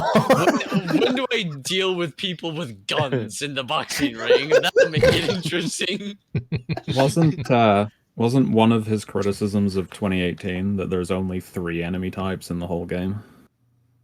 I don't know. I got no knowledge of that. It's not in this video. Yeah, we have to. Yep, let's keep going. Oh, has my mouse just died? No, we're good. Are actually very annoying to fight, like the new light elf variant that's a samurai, or the Asgard warrior who has a Bifrost pick and a hammer. These motherfuckers can attack at lightning speed and have unblockable moves, or moves you have to parry, and can dodge out of the middle of combos, shit like that just makes them not very fun to engage with unless you're spamming runic attacks. And for my last major criticism of the combat, I think it's fair enough for him to have that opinion. I just don't think that it's a substantive criticism. Is that? I kind of don't, because it's like the core of the gameplay in these games are using your dodges and your parries correctly. So of course there are going to be. If he's going to show me a clip to justify it where he's playing like shit, I'm not going to believe the criticism. Get good, lol. Well, it is essentially that's what it boils down to, yeah. But what I'm saying is that if he isn't good, and he found this enemy frustrating because he isn't good, then, yeah, I mean, okay, I think it's fair enough for him to feel like that. That's perfectly acceptable. It's him levying it as a criticism against the game that I have a problem with. Exactly. It speaks to him, not the game. Yes. talk about hard mode somewhat briefly. As tempting as it is to talk about this in length, because I unfortunately played about 2/3 of the game on hard mode or Give Me No Mercy. It's a waste of time because most people will never play hard mode or Give Me No Mercy. It's a waste of time because most people will never play it on hard, and trust me, it's a mistake. And not for the reason you're thinking. Most people would think, oh, the enemies just do too much damage, or they have too much health. Well, I didn't find out what the real problem was until about 15 to 20 hours in, because originally I did turn down the difficulty from hard to normal just a few hours into the game, but it turns out there's a bug where sometimes your difficulty change will not save even after the checkpoint. Just for quick clarification, is this true or is he wrong? He's wrong. So on Give Me No Mercy, what it is the enemies are faster, they're stronger, and they take less damage. Sorry, what I meant was the fact that there is a bug that means. Oh no, there is a bug. That is a thing that when it first came out that they actually did release a patch fix for later. Okay, fair enough. I'll let him finish what he's saying, and then we can restart. So I actually ended up playing the game on hard for about 8 more hours until I finally decided to check it again after dying really quickly to Neathog. Alright. Sometimes I wonder if, like, the difficulty is bugged or something. Like, I never actually left hard mode. Let me just double check. Wait, what? Wait a minute, what? Wait a minute, guys. I've been on hard mode the whole time. Unfortunately, I let chat vote on whether or not I should stay on hard, so I still ended up playing on hard all the way up until that first Berserker fight. And after a few more combat encounters, I finally figured out what hard mode really does. It gives every enemy in the game super armor. So I take it that is completely wrong. What the fuck is a super armor? He means hyper armor. Yeah. Is that a variant of Mega Armor? It's where they can't get stun locked. Yes, well, but if you watch his gameplay, you can stun the enemies. Even on the hardest difficulty, enemies will have moments where they have hyper armor. In the boss fights, it will show right next to their name on the top a little symbol when they have hyper armor, and you can't stun them. And that's on all difficulties, by the way. Even in story mode, they will have points where you can't just keep them stun locked through the whole fight. But on the hardest difficulty, the enemies will also level up in the middle of a fight if you don't interrupt them. Okay. Well, something else I've observed with his gameplay is that he just spams out attacks very recklessly, and because enemies do enter states like the Hateful's Charge has super armor, where they can't be staggered, he will keep attacking them while they are running up to beat the crap out of him.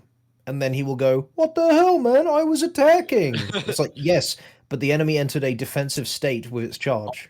Also, I would just like to say really quick, just to bring it back to the, there's not enough gore. He literally showed footage of him splitting a fucking guy in half again. Literally the moment before we paused. It's not enough. That's just another thing, though, too, right? Is that, like, in a game, especially like a hack and slash, the opponent has to be allowed time because it's a computer, and logically it's not going to be as good as a player on a base-to-base case. Like, the computer has to have the ability not to be stun locked. It has to have the ability to break your combo and be like, right, my turn now. Like, I mean, even in Dark Souls games, Gwyn is a joke if you know how to parry, and there are plenty of bosses that if you do in Elden Ring, if you do jumping attacks or back before the Hoarfrost Stomp patch, where you could infinitely stun lock them. Them not having a way out of that was a problem because it made them far too easy to cheese. Well, even in God of War 1, enemies can run away. You can't stun lock all the enemies 100% of the time. Some of the weaker ones, yes, but like they've had enemies throughout this whole series that will interrupt and get away from you after a certain amount of damage has been done. The ones that dig into the ground, for example. You know. Yeah, and this is not a power fantasy game like Dynasty Warriors, you know, which I feel like is what he kind of wanted out of it. I would love Kratos and Dynasty Warriors. That'd be amazing. That would be sick. For clarification, so if you dial the difficulty up, hyper armor is what he was referring to it as. But it's not true. Right. Yeah, I played on hard, and I don't remember enemies being especially hyper armor durable ever. Well, basically, my question is that when you adjust the difficulty, it doesn't affect how you interact with hyper armor. No. Okay, wait. Yeah. Just out of curiosity, because I am a fighting game player, those are two different things, super and hyper? Yeah, I know what he means is non-staggerable states. Okay, but that there's still the problem is there's still a differentiation between them. Super is usually a hit or two. Hyper is like you do not hit, you dodge because you will not break the armor before they get you. It's hyper armor that we're. Yeah, it's hyper armor. You can't break through their armor until their animation is done. I've never heard the term super armor, so in my mind, I was like thinking of just Iron Man. Yeah, I never heard it before. Have you ever played Dragon Ball Fighters? No.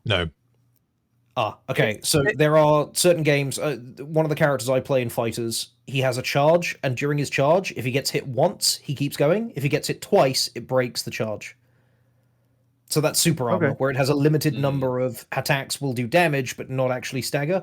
Hyper armor is you are unstaggerable for a time. No. Okay. And, the highest difficulty of this, runics would continuously get me killed in the boss fights if I used any runic that lasted more than a couple of seconds, because the bosses would enter the hyper armor state, and it didn't matter how much damage you were doing, because they would still take damage, or how many hits you were doing against them. You couldn't knock them out of their hyper armor. They would just come over, and at that difficulty, 1 or 2 hits is all it takes to kill you. So I don't know if this game has this, because I never looked into it, but there are certain games like Kingdom Hearts that have revenge values for bosses, where if you hit them enough times or do enough damage to them, they break out of your combo and can act freely for a second. That's how this feels, but I don't have data on it. I just have I would need to actually know the mechanics that are at play, because to me it just felt like they would occasionally have attacks that were hyper armored. Yeah.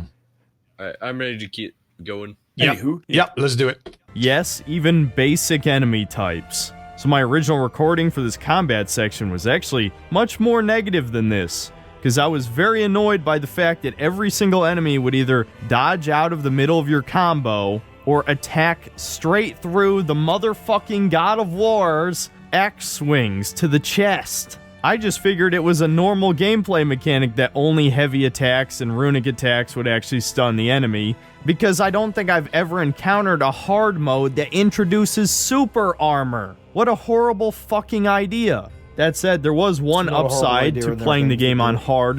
What was that? It's not a horrible idea, and there are plenty of games that do it. One of the best examples of it being Hades. But he's also wrong, because what he's talking about exists on every difficulty. Yes. Okay. He's wrong. He's wrong in his initial criticism, and he's wrong in his additional criticism based off of a flawed concept in the first place. Yes. Also, he was using Hades music earlier in the video. Yes, which I find hilarious. I imagine he's never put a single heat point on that game. What I would want to hear is his argument as to why a gameplay system that revolves around using dodges and parries and, perfect timing parries and whatnot to avoid various kinds of attacks. Why is that bad? And why would it be better if you could just juggle every enemy with your attacks? Yes.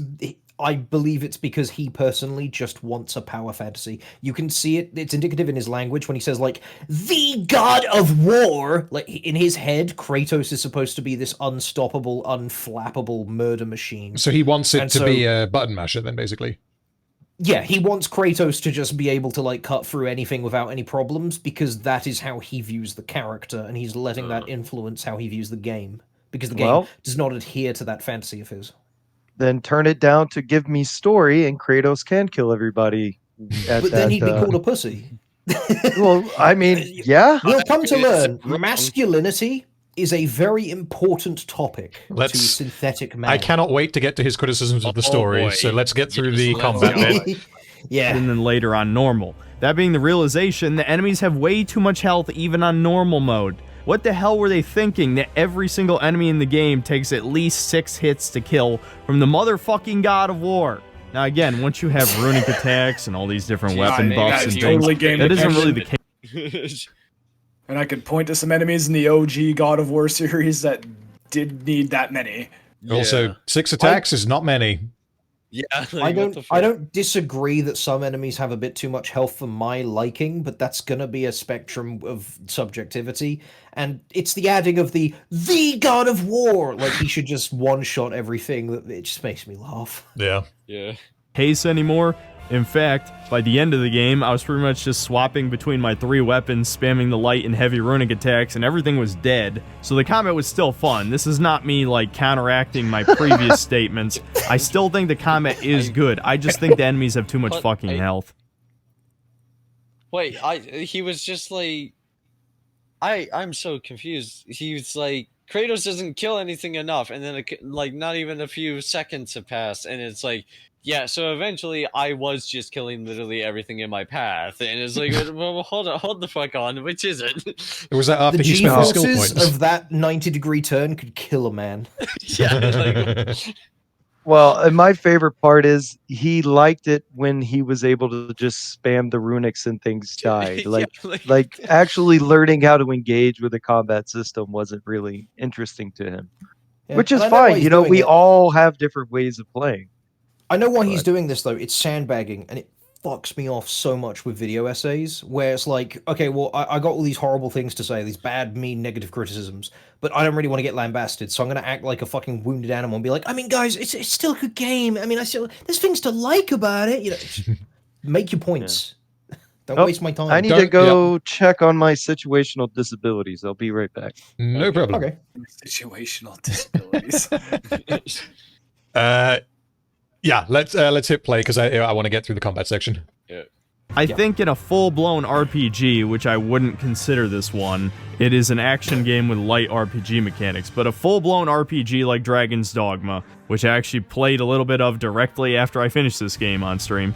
In the early game, enemies do feel like they have too much health because your attack is too low, but that's built into the game's systems, so that once you're level 50 and have better gear, you can kill all those pussy-ass enemies in one hit. There isn't really an equivalent in God of War. There's only one time during the game's story where they purposely throw enemies with less health at you to make you feel powerful, and that was one of my favorite encounters in the game. These stats attached to armor seem to have a very minor influence on your overall stats. Someone actually did testing for the original game and found this out, and it seems like they haven't changed anything.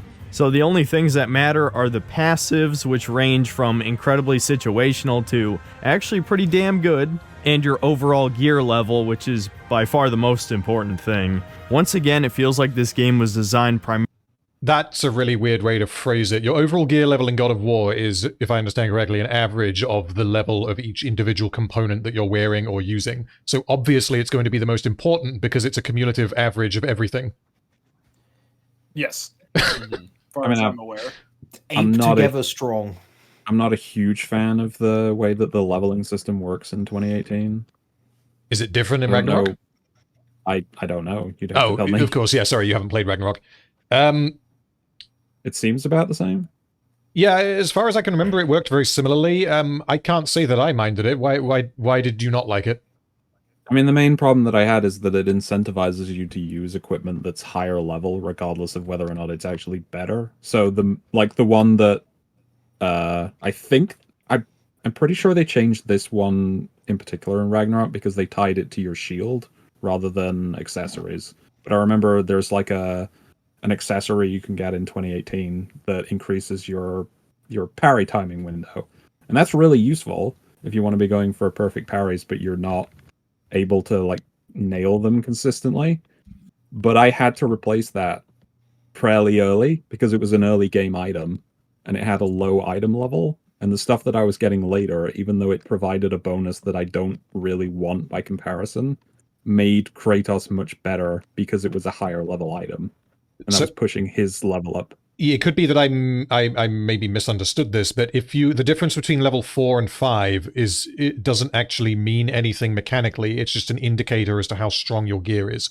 Or am I mistaken? No. So your level versus the enemy's level will determine whether you can block an attack, whether you need to perfect parry it, or whether you need to dodge it because it's considered unblockable. If you're too under leveled compared to their level, attacks that you could otherwise block would be unblockable. Okay, no, I was thinking that it was just a case of like how much damage, like relative to their health bar, you do, for example, and vice versa. If it changes the way that you interact with the mechanics, then I think I would agree with you. I can't say that it presented a problem when I was playing the game, but I think I agree that that's not a particularly great way to design it, I guess. Yeah, but maybe they have a reason why they did it. I don't know. It wasn't like a huge issue when I was playing 2018 because it's like a single item doesn't affect your level that much, but there were definitely times where it would be enough to push me into a higher level for Kratos. Yeah. And I felt like I had to replace the stuff that I actually wanted with something that was just higher level.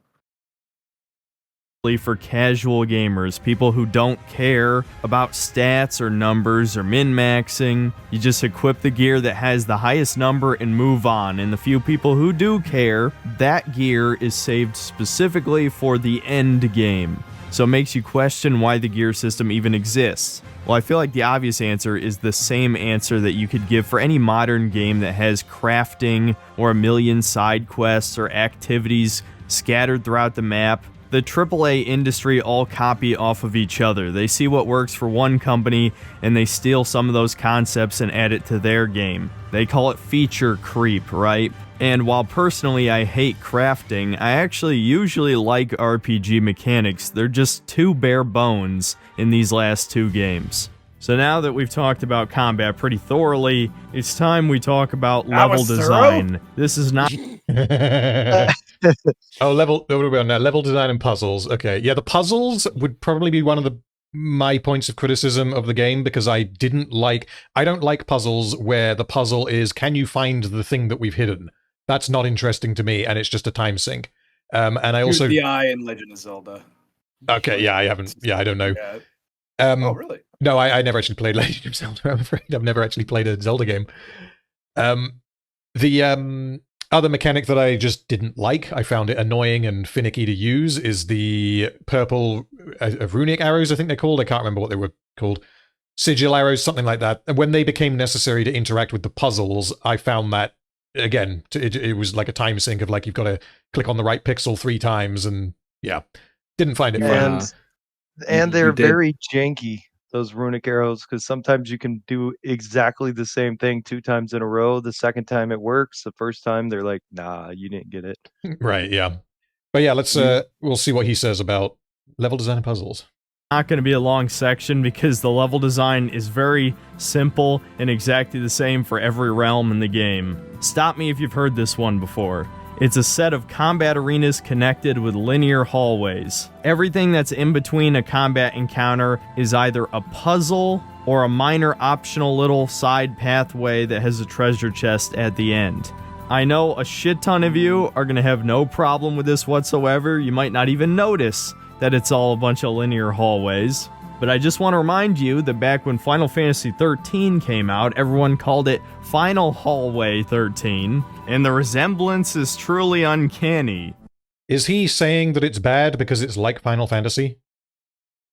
No, he's saying that it's a very linear game, which he's saying that because he didn't engage with the side content as he was playing the game. Well, yeah, because the game isn't linear. Like, I mean, the main story is reasonably linear, and the level design, I understand what he's saying, but he's also not explaining why that's a bad thing. The comparison is also unfair because Final Fantasy XIII doesn't feature a lot of dialogue during the long stretches of traveling. Sure, yeah. Yeah. Oh, he hated like all of Mimir's stories, and anytime like Kratos and Freya are talking in Vanaheim, he hated that. So if you hate that, then it is going to be very tedious to get through. I personally found it very engaging, you know. Yeah, I feel like most people did. Like in God of War 3, 2018, whenever I was in the boat and Mimir was telling one of the stories, I would purposely not dock the boat even when I got there, just so that he could finish the story. So oh yeah, there I was used to do the same thing. I would stay on the sleds in this game when Kratos was talking to Atreus or Freya just to finish the dialogue. I think they also do a really good job of like adding elements to the story in a way that would come across as unnatural if they tried to do it, in the more, in the cutscenes of the actual meat of the game. There isn't really a good time for Mimir to ask Kratos, was that stuff about time travel actually real? It's got to be made up, right? It's like, no, I did that. Where else would you put that? But I like that interaction because it showcases the difference between them and how, Mimir explicitly states there is no such, magic like that here. Yeah, so my only problem with this criticism is that he forms it not as an opinion, but as a fact. Yeah, like, that was something I was going to say, but yeah, anyways. Hey, Michael. Yeah? Try going right. Safe and serene here. I can't go right. Hey, Michael. Yeah? Try going left. I don't care. This is increasingly common in any single-player game that doesn't feature a sandbox. Now, these last two God of War games have featured both, sort of, anyway. The mini sandboxes are just islands connected by a glorified loading screen, so it's not all that different, but at least it has the illusion of exploration, right? Would you prefer a glorified loading screen or a non-glorified loading screen? These are not loading screens, unironically. Yeah, no. I don't. Yeah, it's like no, like I mean, like a lot of people theorize that, like, and in some games it is true that they use these sections to load in other sections of the map. Helldivers would be an example, right? As you're dropping in Helldivers, it's loading basically. Yeah, but like I think what it's getting at is like in a climbing section specifically where there's no combat and it's not really a thought out mechanic kind of thing where like you're like Dead Space, the tunnels that you can crawl through the vents. Yes, Half-Life 2 does it a lot and it's really well done. Yeah, I feel like this. Oh, sorry. What basically it's not in this game. It's actually used for pacing purposes and level layouts. Because the designers of the levels were like, we need the level to look like this. How do we make it do that? We have to make them crawl through something in order to get to a new environment that looks like this. Also, they said specifically in an interview, I have to find it later, that the sections where like you got to climb up something or you got to go through a narrow passageway, those aren't loading screens. Those are there to direct the AI companion back to you. Because they found that the AI companion could kind of wander off in random ways if they didn't have those periodically. So like when you would go too far, you could wind up separated with your companion. So they had to find a way to make it so that your companion locks back onto you that didn't seem unnatural or like just, them teleporting back to you. Yeah, I also have another question for this guy. How many other games do you know that have loading screens that allow you to get crafting materials for your normal gameplay? Even if these were loading screens, you can still actually like do gameplay stuff that will help you through the long run. That's a good point. Yeah. Sorry, go on, please. So it's like my Sega Rain Man or Rayman or no Vector. I don't know. Whatever. Bleeders. My question would be: he seems to want to be able to kind of go off the beaten path. Like he brought up the idea of it's all just one corridor with some treasure chests between fights that you're in. It's like, so if you want things to be more open, that's going to entail travel time, which is what this is. But this is bad, and it's a disguised loading screen. So what exactly do you want? So if it was just a cinematic like a true cinematic, not being hyperbolic here, and there was no interactivity at all, and it was just a discussion where Mimir tells you a story while you watch him do a thing. So think like a flight path on World of Warcraft, something like that. If it was just that, then I could understand calling it a loading screen, but at the very least, the writers and game developers are adding story character content to it so that it doesn't feel like a loading screen. But like we just said, you can stop and get off at any time. You can explore on foot. You can gather crafting materials. You can upgrade your character if you find a little puzzle or one of those like water droplet things that I can't remember what they're called. All of that, like it's extra stuff to make it feel like a part of the game. And honestly, I think that it is so far detached from what a loading screen is that calling it a hidden loading screen is false. Like, it's a gameplay. Like, it's not as much gameplay as the combat, obviously, but it's gameplay. I just really think it's not linear.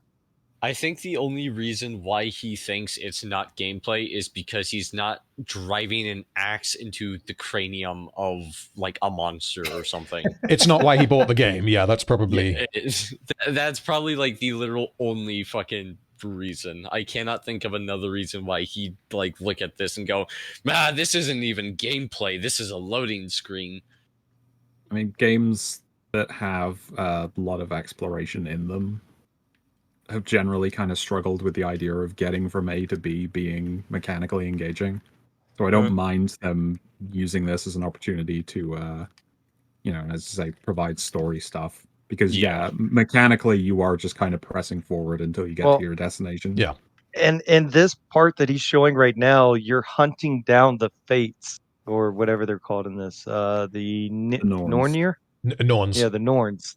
So you actually have to watch where the dogs point their heads in order to find the path, unless you play the game true. before Yeah, you know where it is. So like using this point specifically, I know he probably just cut some footage in, of you riding the sled. But this one here, this is a boat. This will do. Can't be just a loading screen because you actually have to engage with the dogs, like looking to the right or to the left to know where to go next. It can't be a loading screen if you can play it wrong, is basically what you're saying. If you can fail, then it's not a loading screen. The cool thing about video games like this is that you can actually have this be a loading screen, because you what they tend to do is they have like a very small map that loads as like a transitionary map, and then it loads the next big section while you are doing something mundane like this. Well, I mean, Crash Bandicoot figured this out way back when. They would load in different parts of the map as you come to the load in, points. Like games have been doing this forever. It's not necessarily a hidden loading screen. It's just, like if they were going to load all of Midgard at one point, it would be a massive undertaking just for the memory of the console or even your computer. It would burn your PlayStation to the ground. Which is much better than the hallways. I'm not shitting on it. If you see a treasure chest right across an invisible wall that you could just feasibly jump over, which of course you can't fucking jump in half of modern games either, which is just bizarre. Everything feels like a hallway in a circle and a hallway in a circle in this game, and there's only so many ways I can complain about that before it gets tiresome. Just know that I'm not asking for another sandbox or open world. I'm just asking for a little bit more player interactivity, a little bit more actual control over the game. Player choice, right? I know it's a bit of a meme term. We went into this earlier. You have a massive amount of player choice in this game. Yeah, predominantly related to how you interact with the combat system. And like I said earlier, I found that there was so much choice that it was a little bit overwhelming. Just because the choice isn't in the exploration, which I still disagree with, but just because it's not there doesn't mean there is no choice.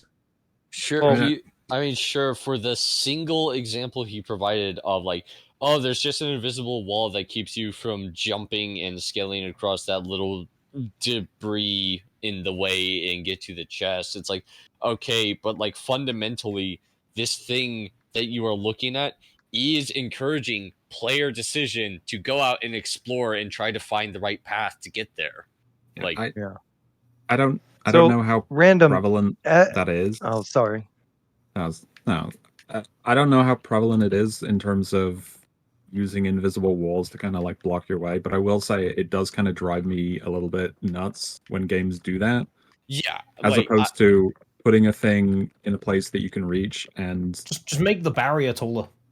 Yeah, like that would work. One of the ones that I really liked was when I was playing Guild Wars 2 when they first added mounts, right? And because one of the mounts they gave you would let you like scale cliffs. You know, you could jump up a certain height, and the developers would often like put little chests and stuff on top of just random cliffs and whatever, just to be like Guild Wars because 2, they my knew beloved. they knew that players like me would be like, I want to see if I can climb that, and then you just figure out how to get up there. But it would be kind of you're figuring out how to do that yourself rather than there is one specific way to do it and you have to just find that way. Like, sure, I can understand that aspect to it, but it's like I think he's just overall missing the point that it's like the one thing I can sort of see where he's coming from sort of becomes more nulled because of that. It's like when you're not understanding the general concept, it's like, sure, you're saying like a thing that I can get behind or a thing I sort of see your point to, but when you don't understand the concept as a whole, it's like, well, you're still just overall wrong. It's like if a flat earther is trying to explain to me why they think the earth is flat, and then they go, oh yeah, the sky is blue, by the way, anyways, and it's like, well, yes, you're right about that point, but you're still wrong about everything else. I'm sure, well, yeah, like flat earthers are probably right about most things. They're just wrong about, the flat yeah. I feel like a big problem with him is that like he could snatch defeat out the jaws of victory no matter how strong like an argument he has. Because he's made a point here about invisible walls that I fundamentally agree with. But he does it in such a way that I can't agree with it because he said it like a retard. Well, and on the player choice thing, so Random, when you got done with the main Vanaheim going with Tyr to look at the Groa Shrine or whatever they're called, you decided, all right, shrine myself. You decided, all right, well, let's go do the Hoskafa side quest, right? Which one was that? So, I can't remember. Letting the big jellyfish sky monster go. Yeah. So for you, in between finishing the mission with Tyr and Tyr going home, you had, a good hour or so of gameplay where you were doing stuff. He was trying to speed run the story because he had already decided he hated the story. So when he said there's no player choice, it's just linear hallways. It's just, it's mostly cutscene. That's because he chose, which is ironic, that he used his player choice to not engage with the actual game. It's all hallways in here. My brother in Christ, you walked into the hallway factory. I mean, one of the they playing heavy metal here? I hate it, sir. It's a Metallica concert.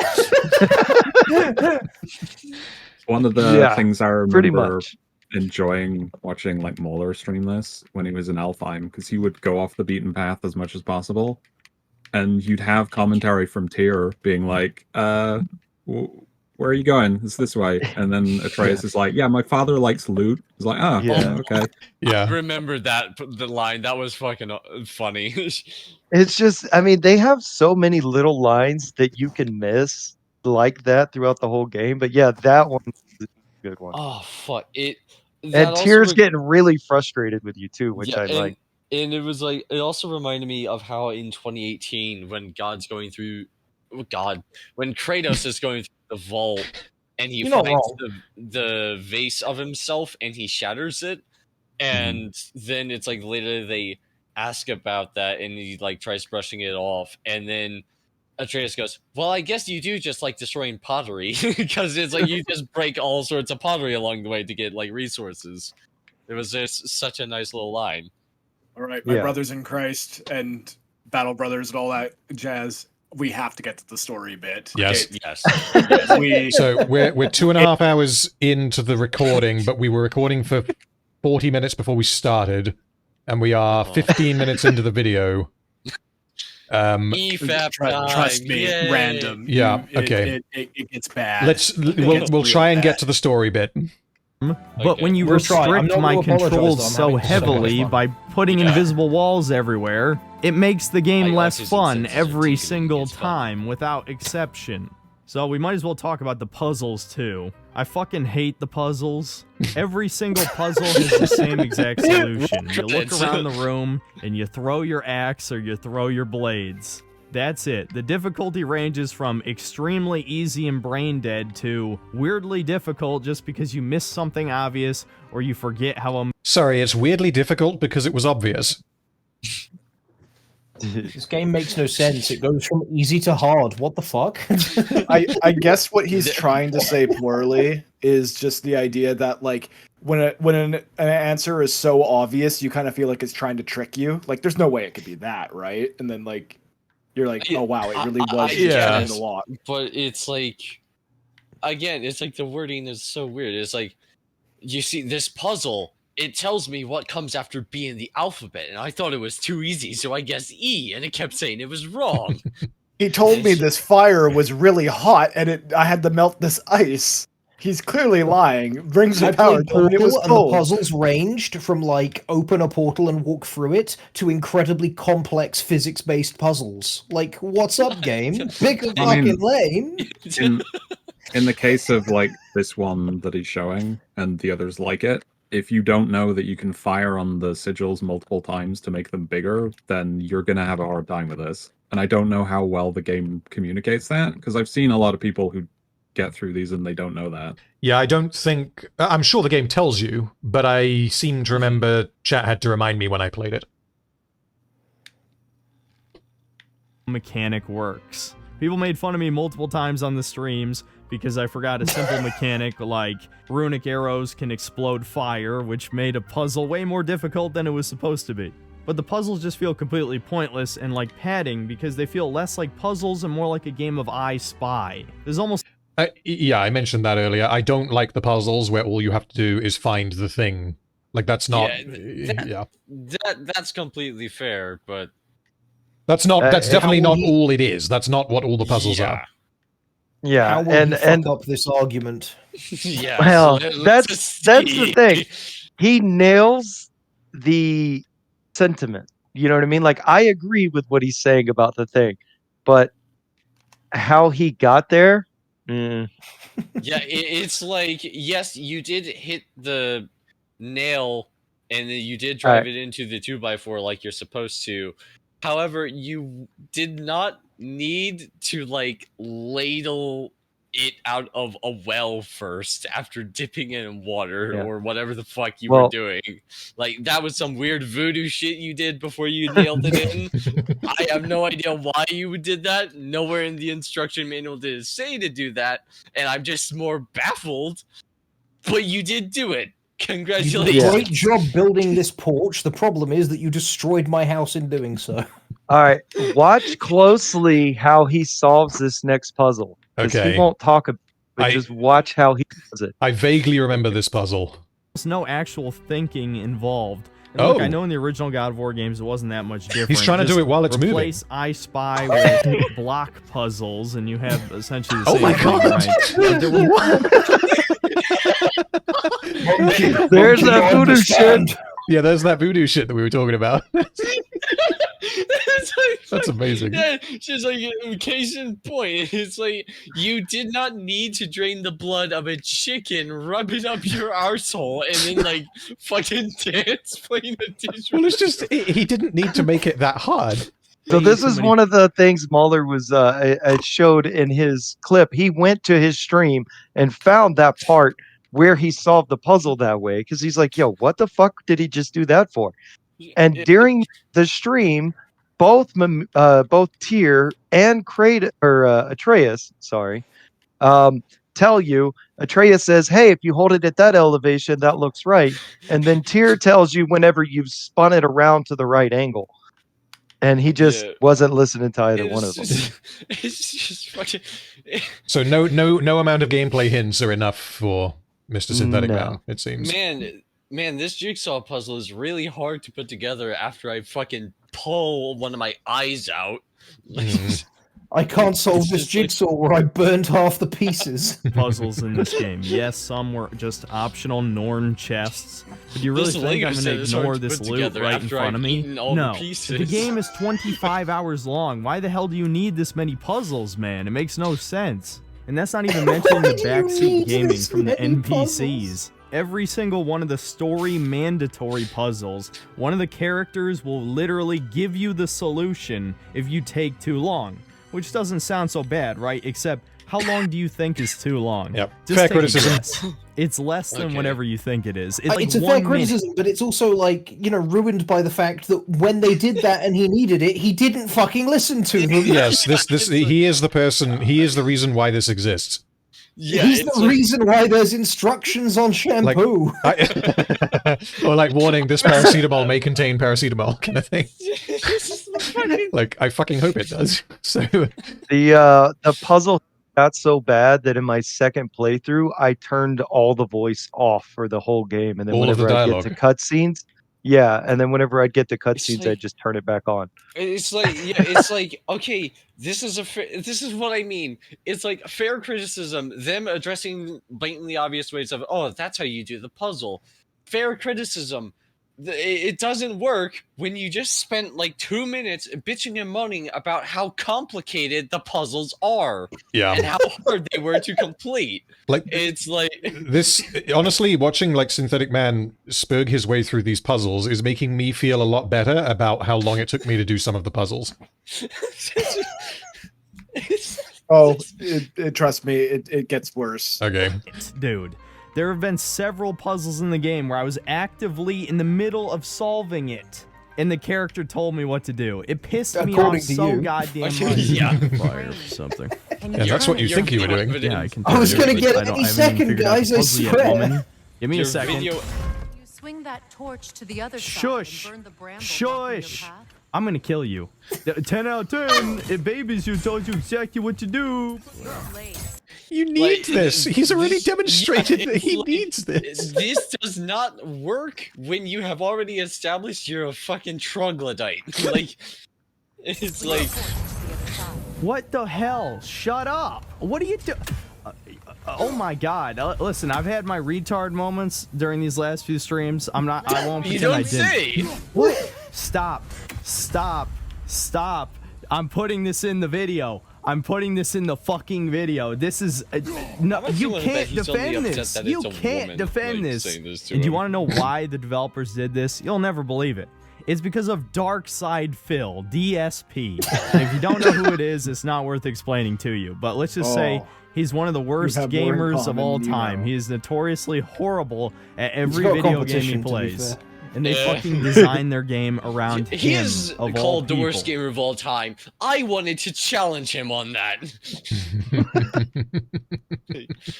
So now it's finally time to get to the story. As you can probably tell by how much is left in the video, You're not ready. I had a lot to say, and most of it is not positive. As hard as I tried up until this point to be as fair as I possibly could to this game, now I'm going to be unfair. This is about where that stops. You must understand, I was reasonable before now. Hated this story. I honestly struggled to think of anything I actually liked about it. And I mean anything. And there's a reason that non-Sony fans call these games movie games, because they really are fucking movies. 70%. I hated this. He basically just said that I hated this story because it is like a movie. Like, movies can be good and bad. Like, what? Let's just concede that it's a movie game. That doesn't speak to the quality of the story. Also, it's like me reading chat and not even looking at the screen. Sony truly made a compelling game here. Well, I mean, yeah. Look at me not engaging with the material I am now criticizing. Fucking, this is not the gotcha you think it is. Imagine if I sat here and like tried to say, "Oh, Blood Meridian, horrible book," because I kept like playing on my phone the whole time when trying to read it. I couldn't like get engaged with it. It's like I hated Citizen Kane. I fell asleep within the first 5 seconds, man. That's why I do try. There are very few films that I don't finish. There's a handful that I just switch off halfway through because I'm fucking done. But I like to give even the worst films almost the benefit of the doubt. I like to give them the opportunity to get better. I think that's a healthy way of looking at it. It's why I don't start watching a lot of films, because if I feel like something is going to disappoint me, I know that I will compel myself to give it the time it deserves. It honestly is more of a thing with like TV shows as well, because they're episodic. You have more opportunities to stop, and they're obviously longer. They're more of a time investment. I feel like we're the types of autistic that are like somewhat Excuse useful, and then he's The just fuck you call me? I'm just saying that we're going to be talking about a video game for I don't know how many hours here. I think it's a reasonable assumption. That's not autism. That's it's cool. I can assure you, it is not cool. It's remarkable how often those two things coincide. Cool is a mindset, all right? Warhammer is cool, but Warhammer is also autistic. 70% is not spent actually playing That's the a lie. fucking There's no game. way that's true. Down to some of the no. Like up with percentile measurements. Like, if I were to guess, okay, just put a number on it, each of you. I don't want like explanations or justifications. Just put a number on it. I'm gonna guess 25 to 30% of the game that's is. What I was gonna say, maybe 30. Yeah, I'd say about there. Like if I'm being, like 35% for cutscenes probably. Like, and cutscenes being you stand or walk slowly while talking, kind of thing like that. Like, you know, it takes control out of your hands. Yeah, if we're including no controller input, I'd say like 40, but I blitzed. Yeah, at the difficulty I played at, I would say about 15%. 15? Maybe 20 is cutscene. Well, I mean, if you're playing the game longer, it's going to make the it's going to make the percentage different. You know what I mean? True. So just by virtue of enemies having more health, it's going to slow you Also, Random hasn't finished all the side content either. So yes, if we're including the side content, the percentage is obviously going to drop down. Yeah. Right. So 15. Time events not even being real quick time events, as in you cannot fail them. Okay, you don't want me to hit the prompt, right? I mean, this one is a tutorial. Yeah. The only time this happens. Oh no, you have infinite time, don't you? This is pretty fun. Oh my god. 10 out of 10. I take it you guys have seen the Heavy Rain video where it's bugged at the end, and he's just going, Sean! Oh yeah, I fucking love that video. Jason! Yeah. 11 out of 10, 12 out of 10. Every game Sony makes is a fucking masterpiece. Normally, I would never spend over half a video talking about the story, but when over half the game is the story, I fear I have no choice. So here we go, the complete story breakdown of God. You're not supposed to fight back! Hey, yo! He's literally like the bully from fucking Scary Stories to Tell in the Dark at the fucking These straw men are such bullshit. They have unblockable attacks.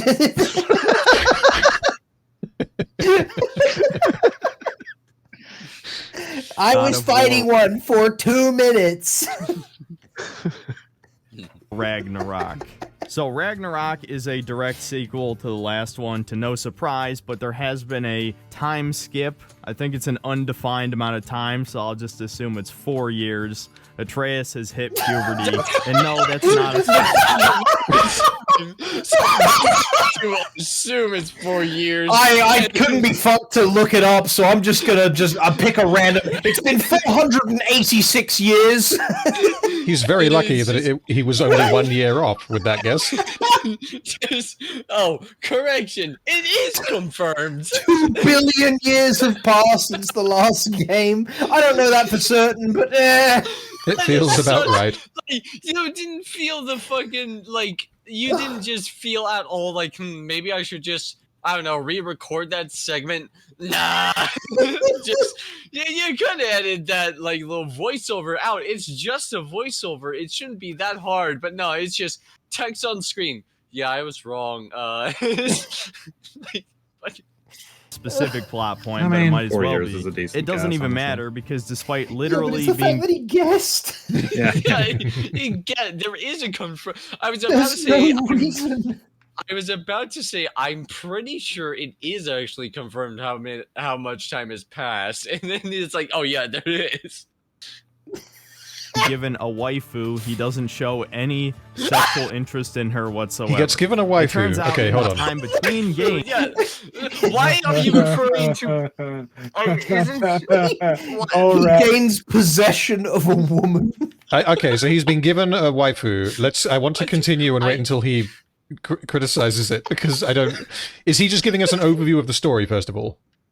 Yes. Okay, let's hear his overview and we'll Games. Atreus and Kratos have literally just been hiding in their house, waiting for the world to end.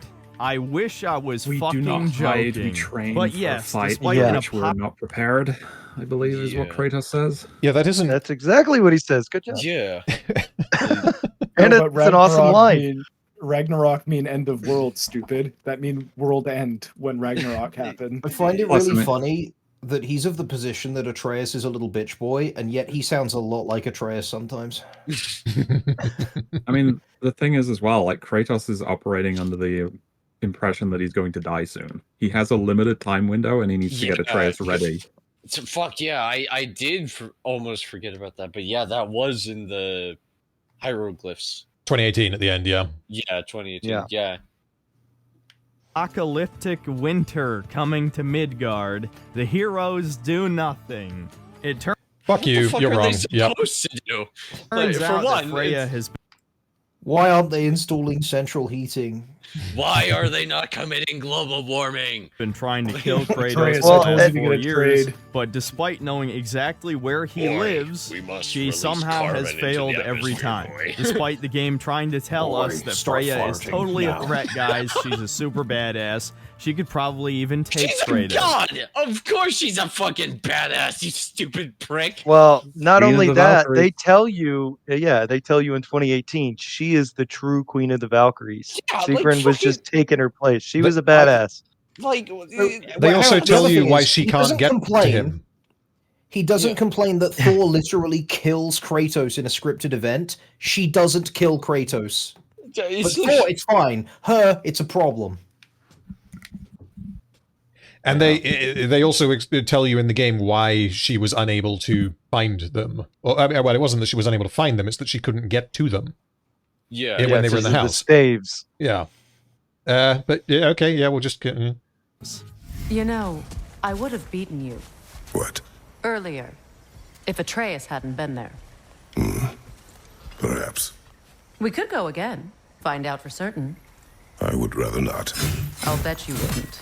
So the story really begins Okay, with hold on. Fen- He does realize that's like with Kratos, he's kind of like the Drax effect. He takes that very literally. Like, it's not really a joking matter. It's like, no, I don't want to fight you, Freya.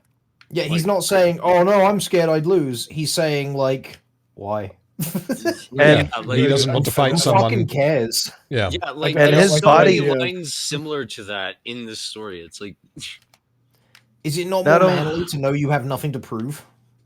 Well, yeah, and not it's- only wasn't that like a quote Goku says? It's like, I don't need to fight you anymore. I don't know. Sorry, Frieza, I've proven you're a bitch. That's what he says. Something like that. Sure. Well, yeah. and Kratos' body language every time he's talking to her about fighting, or even at the end, he's still got his axe in his hand. Like, yeah, like if we're gonna continue, he's gonna keep fighting. You know what I mean? Like, he doesn't want to kill her, and he says so later. I mean, What do you call it? When you free Freya with the roots, after you fight Nidhogg, what do you call it? When he's talking to her and he's like, so like, what's the deal, right? In that cutscene, he has the axe out, he's gripping it, and he's like ready to go.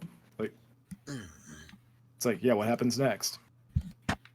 I never really took it as like Freya could definitively beat him because he was explicitly not fighting her properly. Yeah, it was like he was holding back. That's the whole fucking point of that opening scene. Yeah, I don't believe that. I don't believe that Freya would beat Kratos, and I don't believe that the game wants you to think that Freya would beat Kratos. Yeah, it's like he's just purposely reading into that so he has something to bitch about. You wouldn't. So the story really begins with Fenrir dying.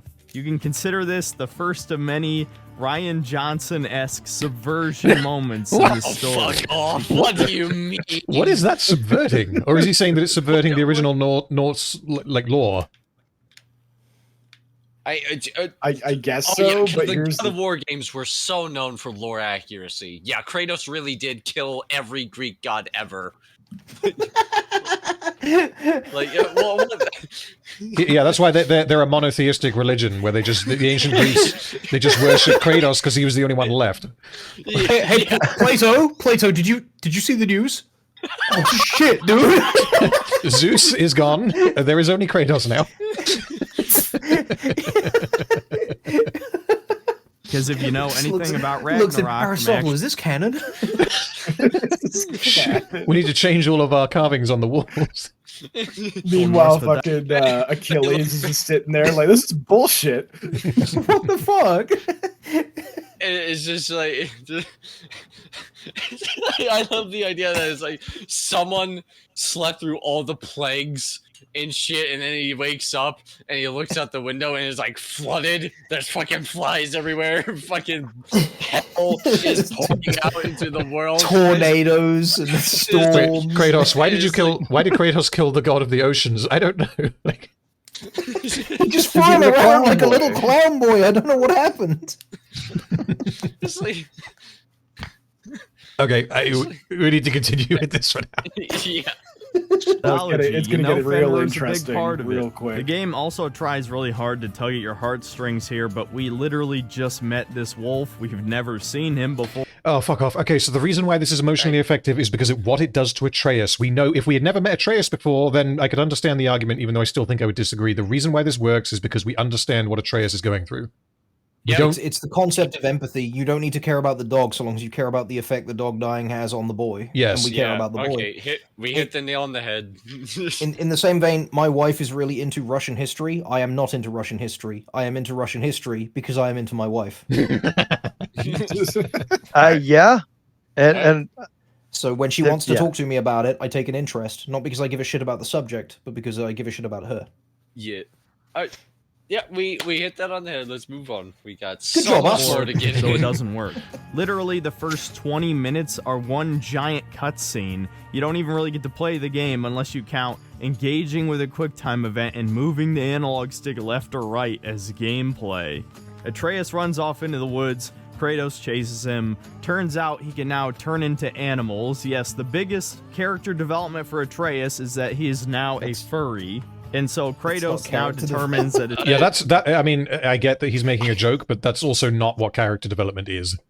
Yeah, also... He really does think. Also... He's like, he puts a skill point into Kratos' axe and goes, character development. Also, yeah, that was very much foreshadowed with Atreus.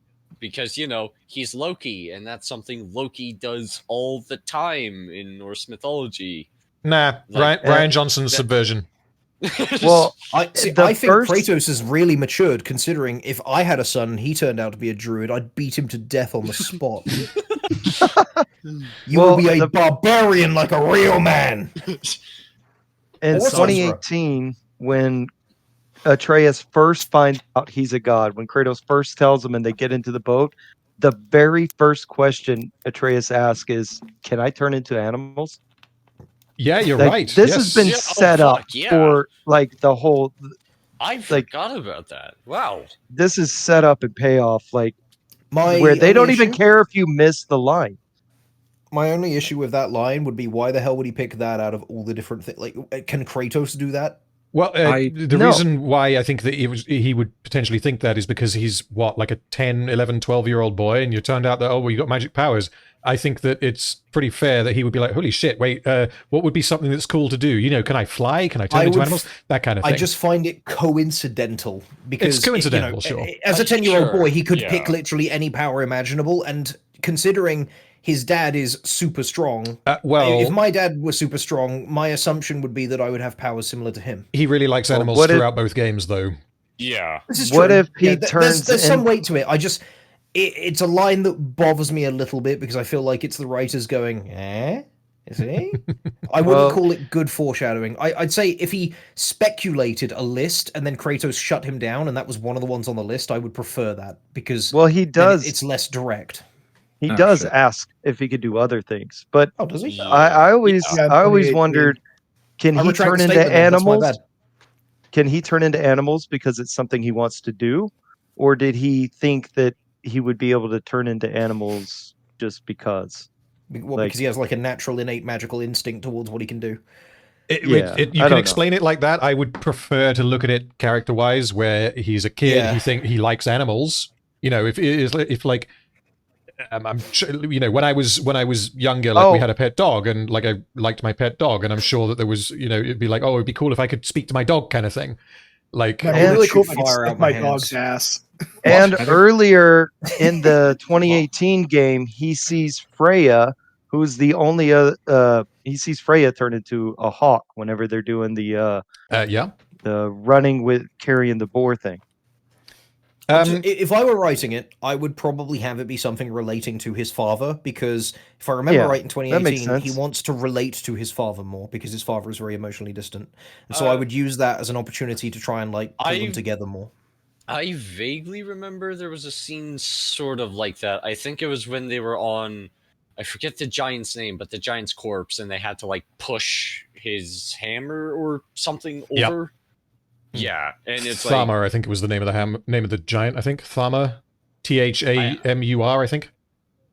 Maybe something like that, and it was like, Kratos asks Atreus if he could help him push it over, and then Atreus is like, I forget what the exact dialogue says, but I swear Atreus asks Kratos like, I can do that? And it's like, like he doesn't think that that Kratos needs his help, and I mean he probably doesn't. But the point that he's making is that like this is something you need to believe in yourself, essentially, kind of thing. Yeah, I also think it'd be very smart if it was Kratos trying to test his capabilities. Also, I had forgotten about that scene. I rescind my statement. There is substance enough to satisfy me. I would still probably make the change because I feel like it would be a stronger change, and you could have him, list things and then with a focus on what his father is like rather than what he will become. I mean, that's fair enough. Like, but I think it's also just to kind of highlight, because we see Kratos' reaction to it, and he's also like he's kind of like in disbelief that would be his immediate thought. So I think as far as 2018 goes, his like him being like, "Ooh, can I turn into animals?" is meant to kind of seem like silly almost to Kratos. Like he has all of these fears about his son, what might happen if he finds out that he's a god, and his first thought is, "Ooh, can I turn into an animal?" It'd be like if his first thought was like, "Can I invent strong gravy?" Or something like that. Like, wait, what a power to have! Can I summon cupcakes? It's like, I get you. Kratos is afraid. I did also forget about that because it's been ages since I played it. But yeah, Kratos is afraid that he's going to go mad with power. Yes. And then it's like his first thought is like something so innocent, and it just sort of relieves him a bit. So yeah, I get you. Anyways, I can see merit with the video. Yeah, I can see merits to both. Yeah, and I apologize for my previous misspeak. I had forgotten about this scene. Yeah. It plays off like a wholesome moment kind of thing in 2018. Yeah. Can't control his emotions or something. Remember this plot point for later. Then Odin and Thor finally show up, and honestly the game could have just started here. And this is the second major point of subversion, because despite God of War 2018 building up Odin and especially Thor as being like these badass super powerful guys, Odin looks like a frail old man and sounds like a snake oil salesman. That was the point. Yeah, that was the point. That was also my reaction when I started the game, and that is very much a deliberate choice, especially by the time you get 2/3 of the way through the game. He's describing something that is. He's not telling me why it's bad. Yeah, and honestly, I think it works in the benefit. I'm sort of at first I was like, taken back a moment. Like, oh, I expected him to look more like how he did in like the Marvel Cinematic Universe, Anthony Hopkins kind of thing. Yeah, and then it's like, and it was I taken aback, but then I ended up actually sort of liking this version because I thought it fit with what they were trying to do. I like Odin as a coward and a conniver because he represents a type of power and corruption that is opposing to what happened with Kratos. That was why I really liked that, but that was why I was thrown a little bit by the decision to have a traditional boss fight with him right at the end of the game. I thought that was a strange choice. I liked it, like I enjoyed it, but yeah. It to me it felt like we're going to put a boss fight here because the game has to end in a boss fight. I feel like they could have done more to justify him himself not being the core combatant of his own boss fight, kind of like summons. Yeah, something like that. Okay. I mean, somewhat, but like, sorry. I 100% know he's going to complain about Thor being fat in like just a moment. Like once we unpause this, he's gonna be like, "Oh, Odin's just old and frail, and Thor, he's fat. He's a big fat dom-dom that loves his family. What the hell?" That's all there is to his character, is that he's fat. He doesn't beat his wife enough. If my son died, I'd kill him. Bleeders, did you want to say something on this, or? Yeah, I think as far as Odin goes, it's like, in terms of him having like a boss fight at the end, it's like, yeah, it probably is so that you can fight him as a conclusion of the game kind of thing. But at the same time, it's like his appearance and his mannerisms are purposefully crafted in order to give people an impression of him that is not actually who he is. So him being like, right, fine, cowabunga it is then, I guess. Everything else has failed, let's just go. I think works well enough, because that is what he would do. Because the alternative is that he kind of just gives up, and I don't think he would. Well, I relate to this Odin quite hard. The alternative would be like, I think it was Kai said that he could like summon someone. Or honestly, like maybe when he stabs Thor, he mind controls Thor, and then Thor is now like a zombified minion that fights you, and he's like Thor, the Thor fight on steroids, something like that. Or potentially where Odin is like, "Nyahaha, you've seen, now this is my true form," and he doesn't look like this old man and sound like this old man, and he just turns into like what Odin. I wouldn't want like a end game like shonen anime transformation where he gets buff. I feel like that would undercut the character. Sure. I'm not thinking something where he turns into like Godzilla. I'm thinking more something where he turns he takes into his jacket off and he's ripped. Oh yeah, what is the South Park episode where he takes off his glasses and is like, "Now you've seen my true form." The fucking Rick and Morty ticket collector guy. Yeah.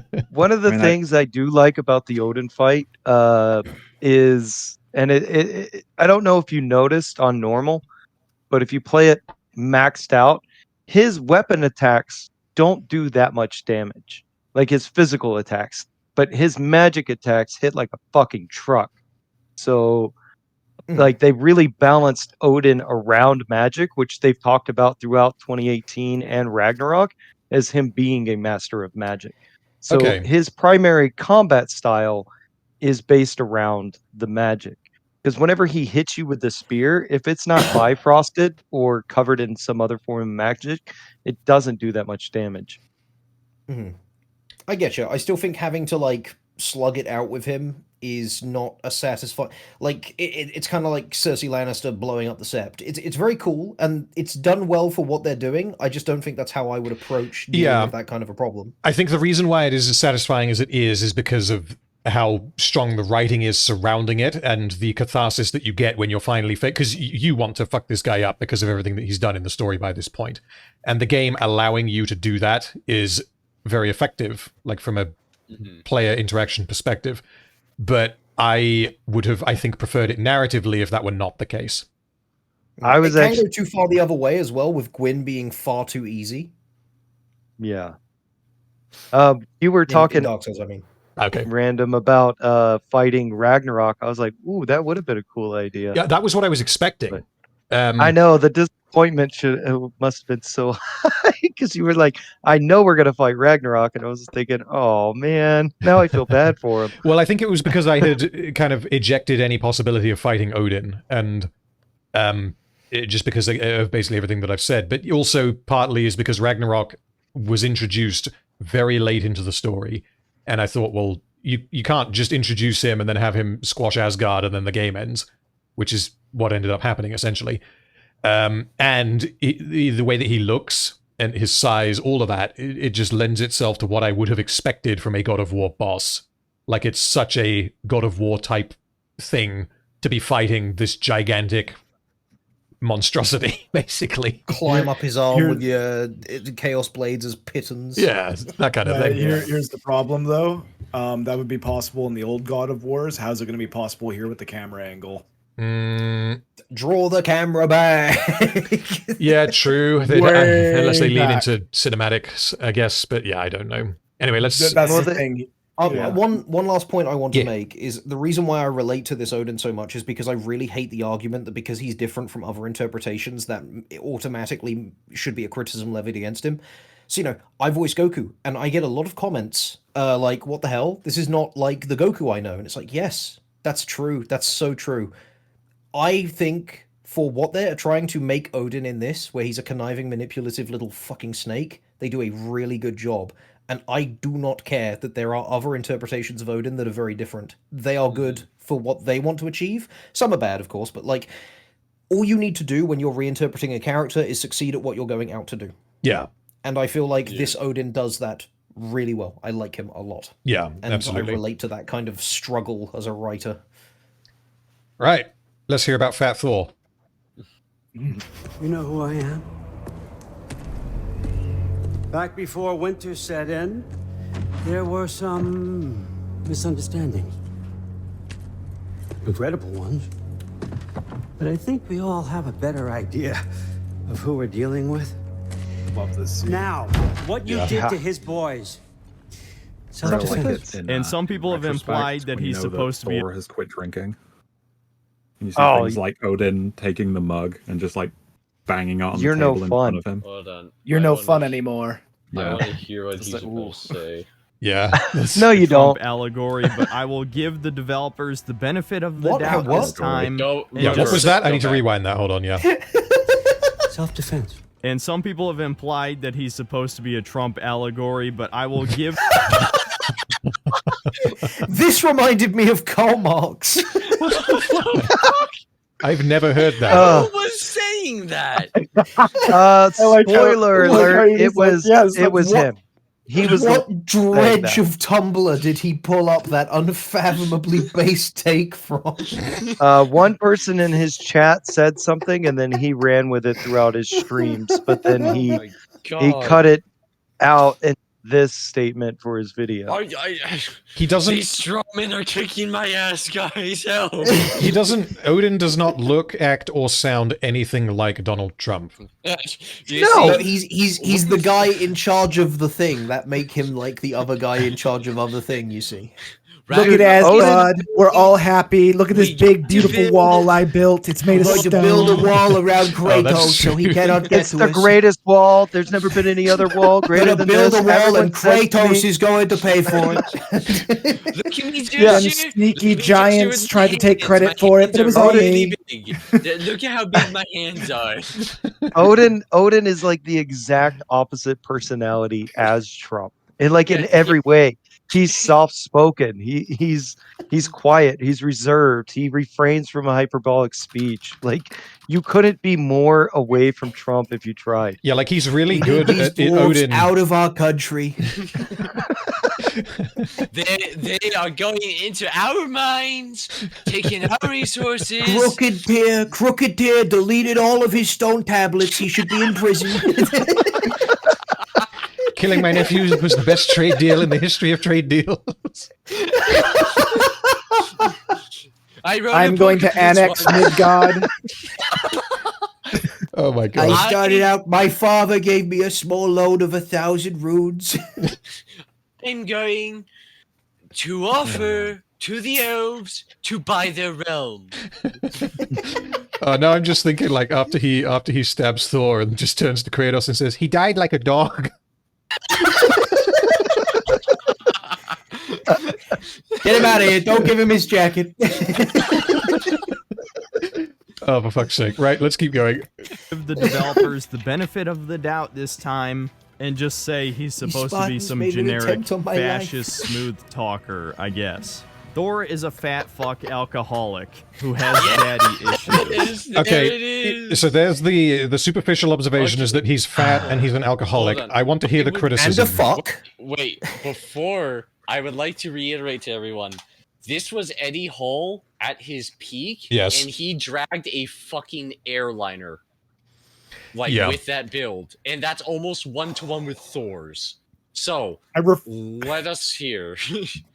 I refer you to Butterbean beating the shit out of Johnny Knoxville. Yes. Oh my god, that's such a good fight. Yeah. Oh, man. Yes. Right. Thor is a fat fuck alcoholic who has daddy issues. We don't learn most of that until later, but we might as well get it out of the way now. And God, I just fucking hate this design. Anyone who says he looks like a strong man has never actually seen a strong man. Wait, no, hold on. You can't use. That's literally him. That's literally him. That is Eddie Hall. Okay. That's literally. Okay, I hope that's followed up with this footage of anyone who says he's a strong man. I mean, look at that. I could lift double that. I mean, come on. So Eddie Hall, when he competed in World's Strongest Man, Eddie Hall, I believe, weighed about 175 kilos. Without without any context there, you hear that someone weighs 175 kilos, and you're obviously going to think, Jesus Christ, what have you done to your body? But it is necessary for people who are that fucking strong to consume a stupid amount of calories, which is then going to result in them being that big around the middle. It doesn't mean that they're not muscular, and it doesn't mean that they're fat. Technically speaking, if you're a fucking normie and you're going to look at his Thor's BMI, and you're going to say, oh well, Thor is morbidly obese, so therefore he's fat, then you're just a fucking idiot. Yeah, okay, it's bro, I find it so funny. I sent that image of Eddie Hall to the chat, and it's I would like to preface to everyone, Eddie Hall is an absolute beast, and he looks like Thor, so if his argument is he doesn't look like he's strong because he's fat, he's an idiot. Not only does he make that argument, he uses Eddie Hall as an example. It's you are countering your own argument with this, you fucking retard. It wouldn't surprise me if they base the character on Eddie Hall. I mean, it wouldn't surprise me. Yeah, it's I got a bit of a stomach on me, and I'm kind of bulky, but I can deadlift over 300 pounds. That sort of thing has nothing to do with being really fucking strong. Not to mention, I don't think his physicality should translate to his god powers. Sure, yeah. If he could literally physically throw Kratos through a fucking mountain, it doesn't that's not something anyone can do. So it's not something related to physicality. I just think back to Baldur. Yeah, Baldur was pretty scrawny from memory. Baldur looked like a fucking meth head from my hometown, almost 1-to-1. It's in my hometown in Missouri, we had a lot of fucking meth head hobos. There were quite a few that looked like fucking Baldur, I tell you what. But it's I tell you what. I'll tell you what, boy. Right. Oh, I'm saying, Bobby, they made God of War woke. I want to hear his criticism of Thor's physique, because right now he is not doing it. More muscle definition than this. Whatever. Sorry, Bleeders. What were you going to say? I also kind of figured that they made Thor not absolutely shredded to kind of indicate, the dude has kind of let himself go a little bit. He is a mess. He is an alcoholic. Sure. That's true. Well, also, I mean, it kind of works in both ways, because if you are, alcoholics, obviously a beer belly is a thing, and it's a good way to spot an alcoholic.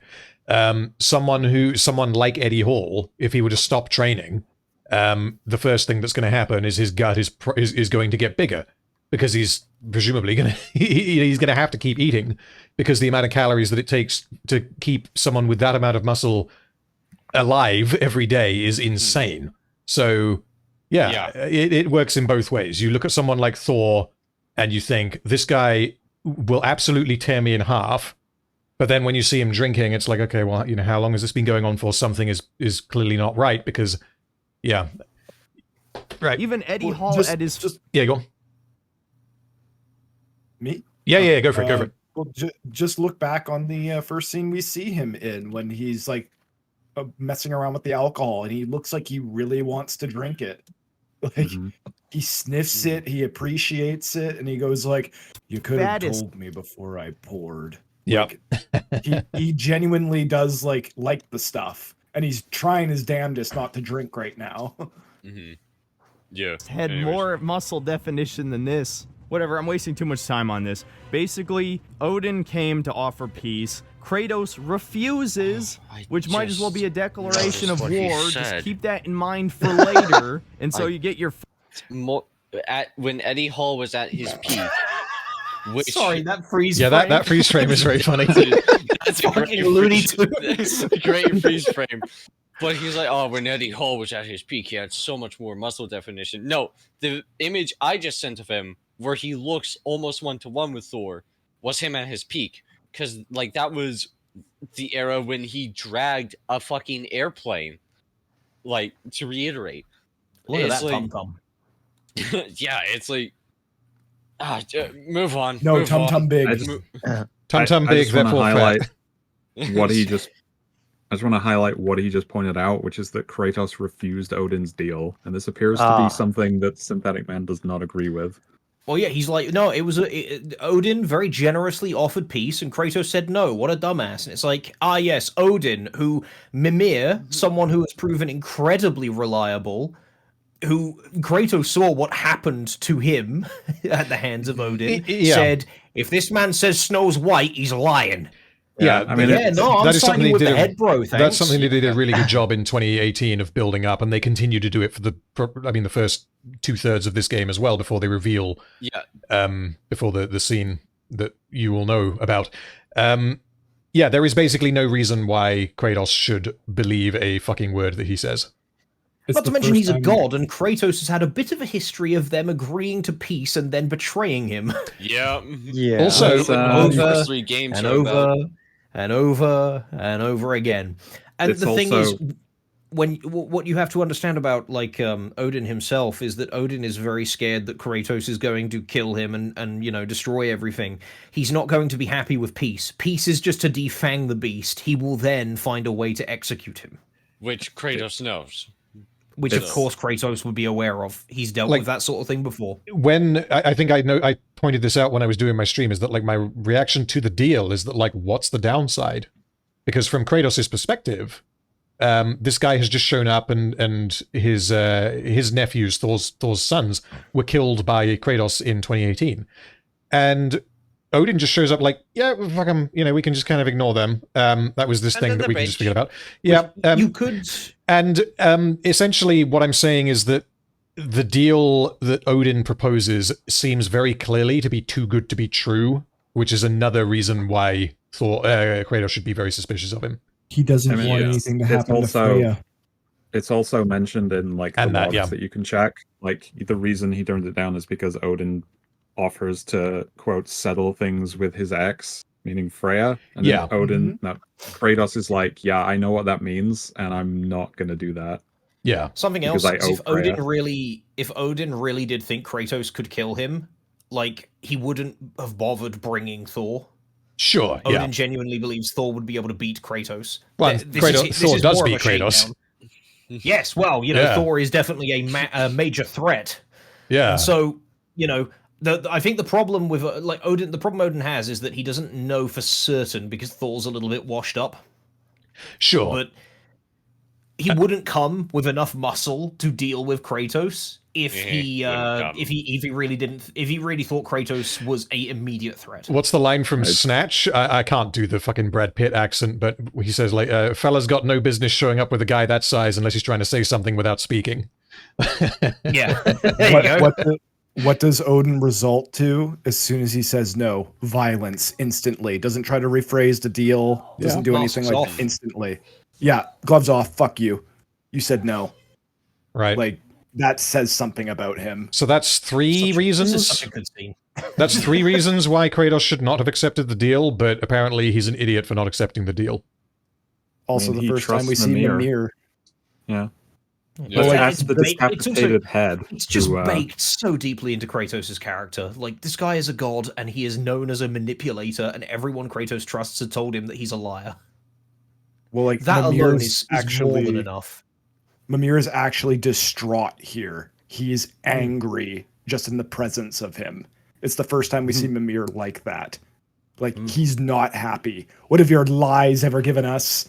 Like, and he's going off. Like, he's really, like, visibly distraught. Yeah, it's... Kratos made... I feel like Synthetic Man would watch that one scene from Empire Strikes Back where it's like Vader severs Luke's hand and then reveals he's his father and like asks him to join him in taking over the galaxy, and Luke jumps down the chute of Sky City, and I bet he saw that and he goes, Luke's a fucking retard. Either that or he'd say, why doesn't Vader just kill him? He's clearly a pussy. Why is there no Gore? Wait, hold on. I'm confused. You're telling me not bleeding. Yeah, you're telling me you don't chop off your children's hands when they disobey? Why would Vader want to team up with a stupid fed boy? Oh, that's now just making me think. A middle-aged lesbian, even? Why is there no Gore? Sir, this is Star Wars. Right. Sir, this is a Star Wars. Let's we have to get off of this glorious pause screen. First huge boss battle with Thor, which actually was really fun. One of the most fun parts of the game for sure. Very similar to the first game where you fight Baldur in the beginning. And we also find out during that conversation that Atreus somehow was sneaking off during the in-between years, searching for Tyr in the other realms. And of course Odin found out, as he has spies everywhere. So Kratos eventually decides... Yeah, that's reasonable. He literally has the fucking ravens that are a mechanic in the game that you have to... No, I'm talking about Atreus sneaking out. Yeah. Oh, right. Like, just all he sends him hunting. Yeah. He's old enough to hunt for food now. Atreus also doesn't search the other realms. He's been searching...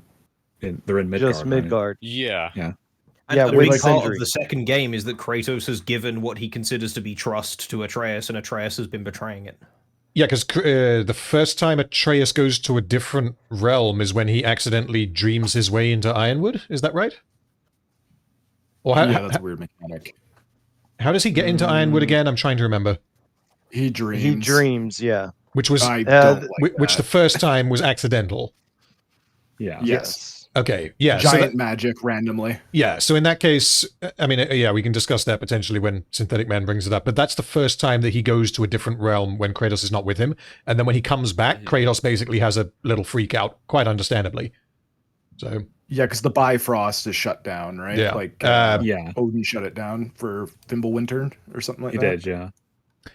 Right.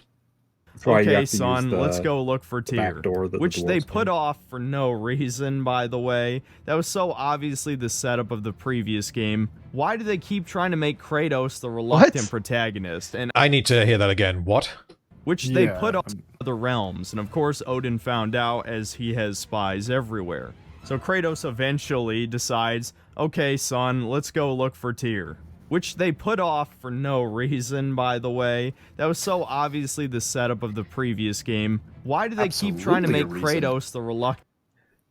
Stop being a character. We need to forward the plot.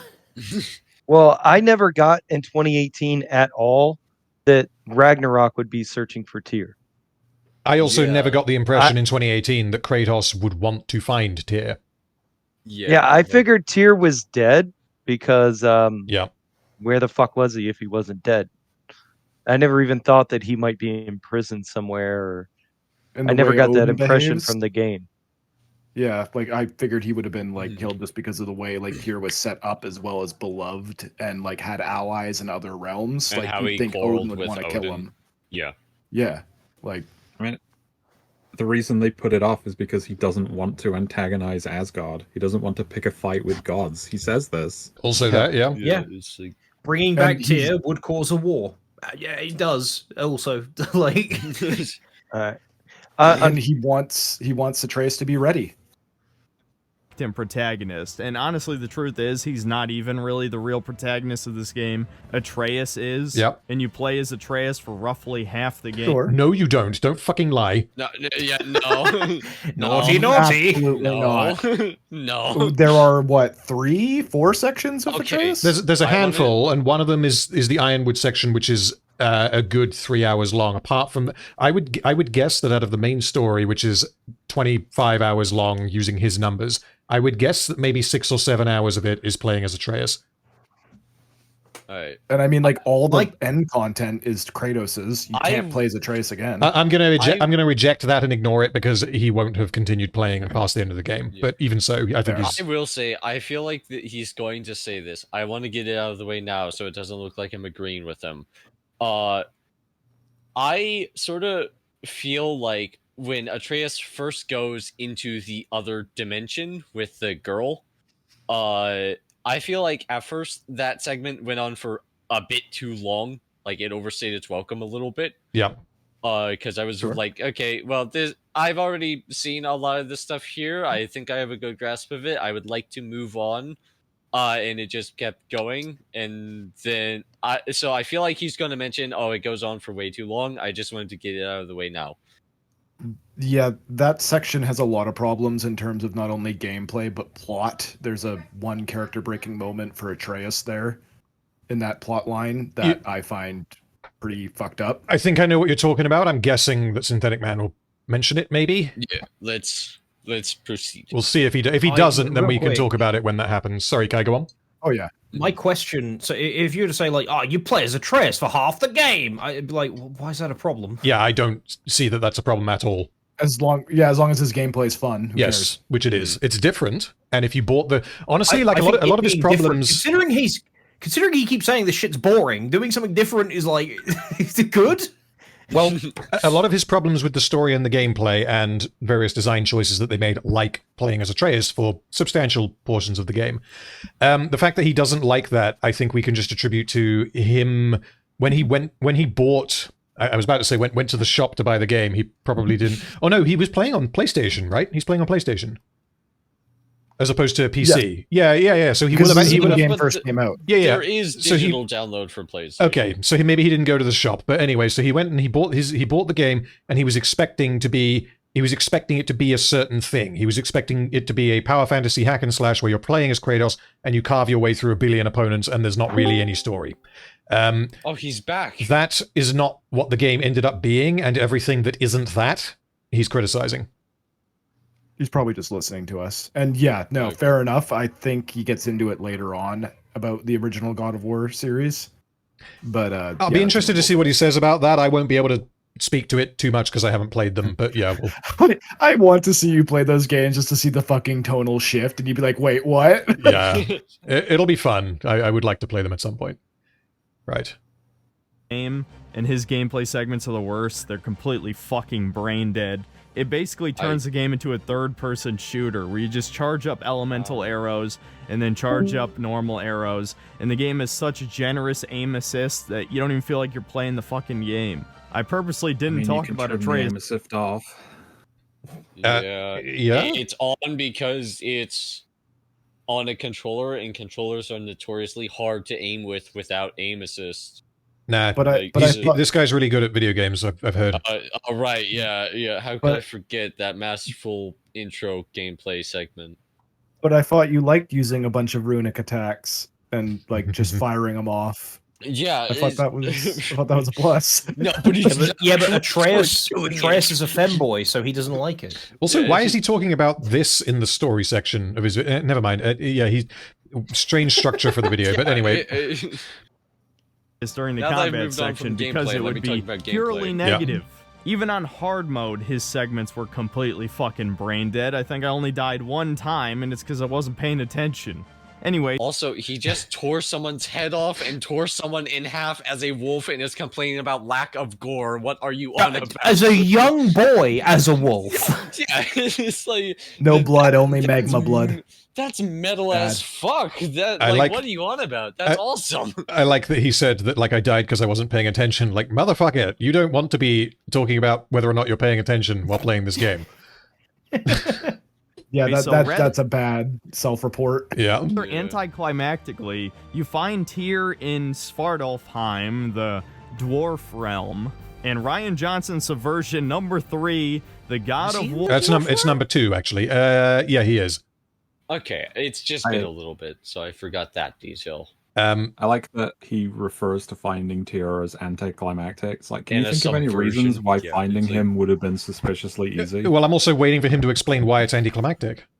Yeah. I assume because he's just right there. Well, maybe, Like, but it doesn't take very long. again, yeah, there's a good reason why that would be the Like, case. yeah.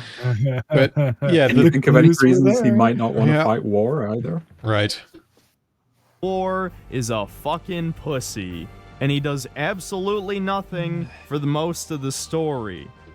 Oh, geez, I wonder what the reason for that could possibly be that you are deliberately ignoring just so you can make a false point. So he He has a says, very big head. when I was playing as Atreus, I died once because I wasn't paying attention. Also, I completely misunderstood this character, and I thought that this character was actually a completely different character because I wasn't paying attention. Where does he think Tyr went? Yeah, I don't know. I want to know that. Did Tyr just fuck Does he off think? into Wait, his hold on. closet? Yeah. Does he think that in the scene where it's revealed that Tyr was Odin the entire time? Does he think that the Tyr that we knew for the entire game up until that scene was actually Tyr, and that for that one scene Odin like stabbed him and then jumped in and was like, "Yoink! It's my turn now." Odin, His Dude, corpse is just in the he used closet. my eternal reward from TF2.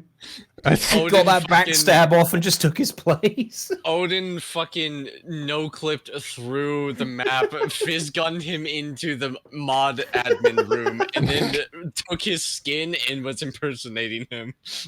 Oh god. Scene- I mean, he has to. alone. That can't be what he thinks. Surely, there's no reason why you. Fuck it. We need to. Well, he's Now, not obviously, saying those anything of about you Odin. who finished the game know why, and in retrospect, it is slightly justified.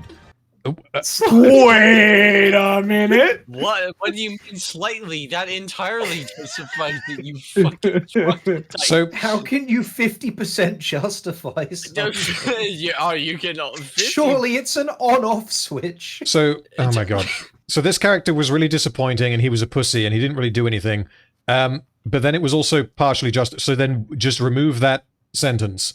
Why are we critiquing the character? He's not even critiquing the character of Tyr. He's saying he didn't like that he was a puss bag. And then he says, but actually there was a narrative reason for him being a puss bag. He's just saying that Odin is a shit actor. No, he's not even saying that Odin's a shit actor. He's saying that the version of Tyr that Odin was pretending to be was not what I wanted. I don't like Odin's portrayal of Tyr. Listen, why'd you have to make Tyr so lame and gay? Bro, it's like fucking. Oh, I don't like the way he portrayed Tyr. Yeah, I don't like the way you portray your hairline. Could you cover that up a little bit? Like fucking.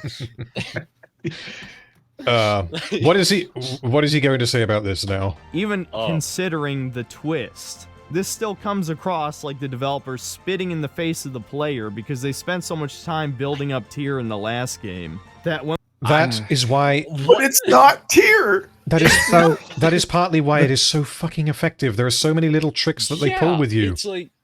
Well, the thing is as well, like, they do spend a lot of time building up Tyr in the first game, but they don't build him up as a warmonger. They build him up as someone who explicitly went out of his way to foster peace and cooperation. And also, if Odin showed up, I know we were just joking about this, but like if Odin showed up disguised as Tyr, and he was suddenly acting massively out of character for Tyr, then that would be obviously a really stupid thing for Odin to do, because he's going to make it that much more obvious that something is wrong with Tyr, something's not right.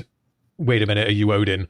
Like, and I would have gotten away with it too if it weren't for you meddling kids, kind of thing. Like, It's just like, just like fucking imagine that. It's like Tyr's like the more like nomadic, peaceful hippie stereotype that I bet this guy thinks he's supposed to be. And it's like, I'm gonna use the bathroom. He goes in there, comes out, and he's like, I want to pull their eyes out of their asshole, and I want to watch them bleed. And it's like, are you Odin? No. So, if Kratos' understanding of the character of Tyr, based on everything that he learned in the first game, or in 2018, was that he was like Kratos was in God of War 1, 2, and 3, and then he meets this version of Tyr, and he's like, no, I don't like war. I don't want to defend myself. You know, all of that. Then it would be very clear that there's something wrong with him.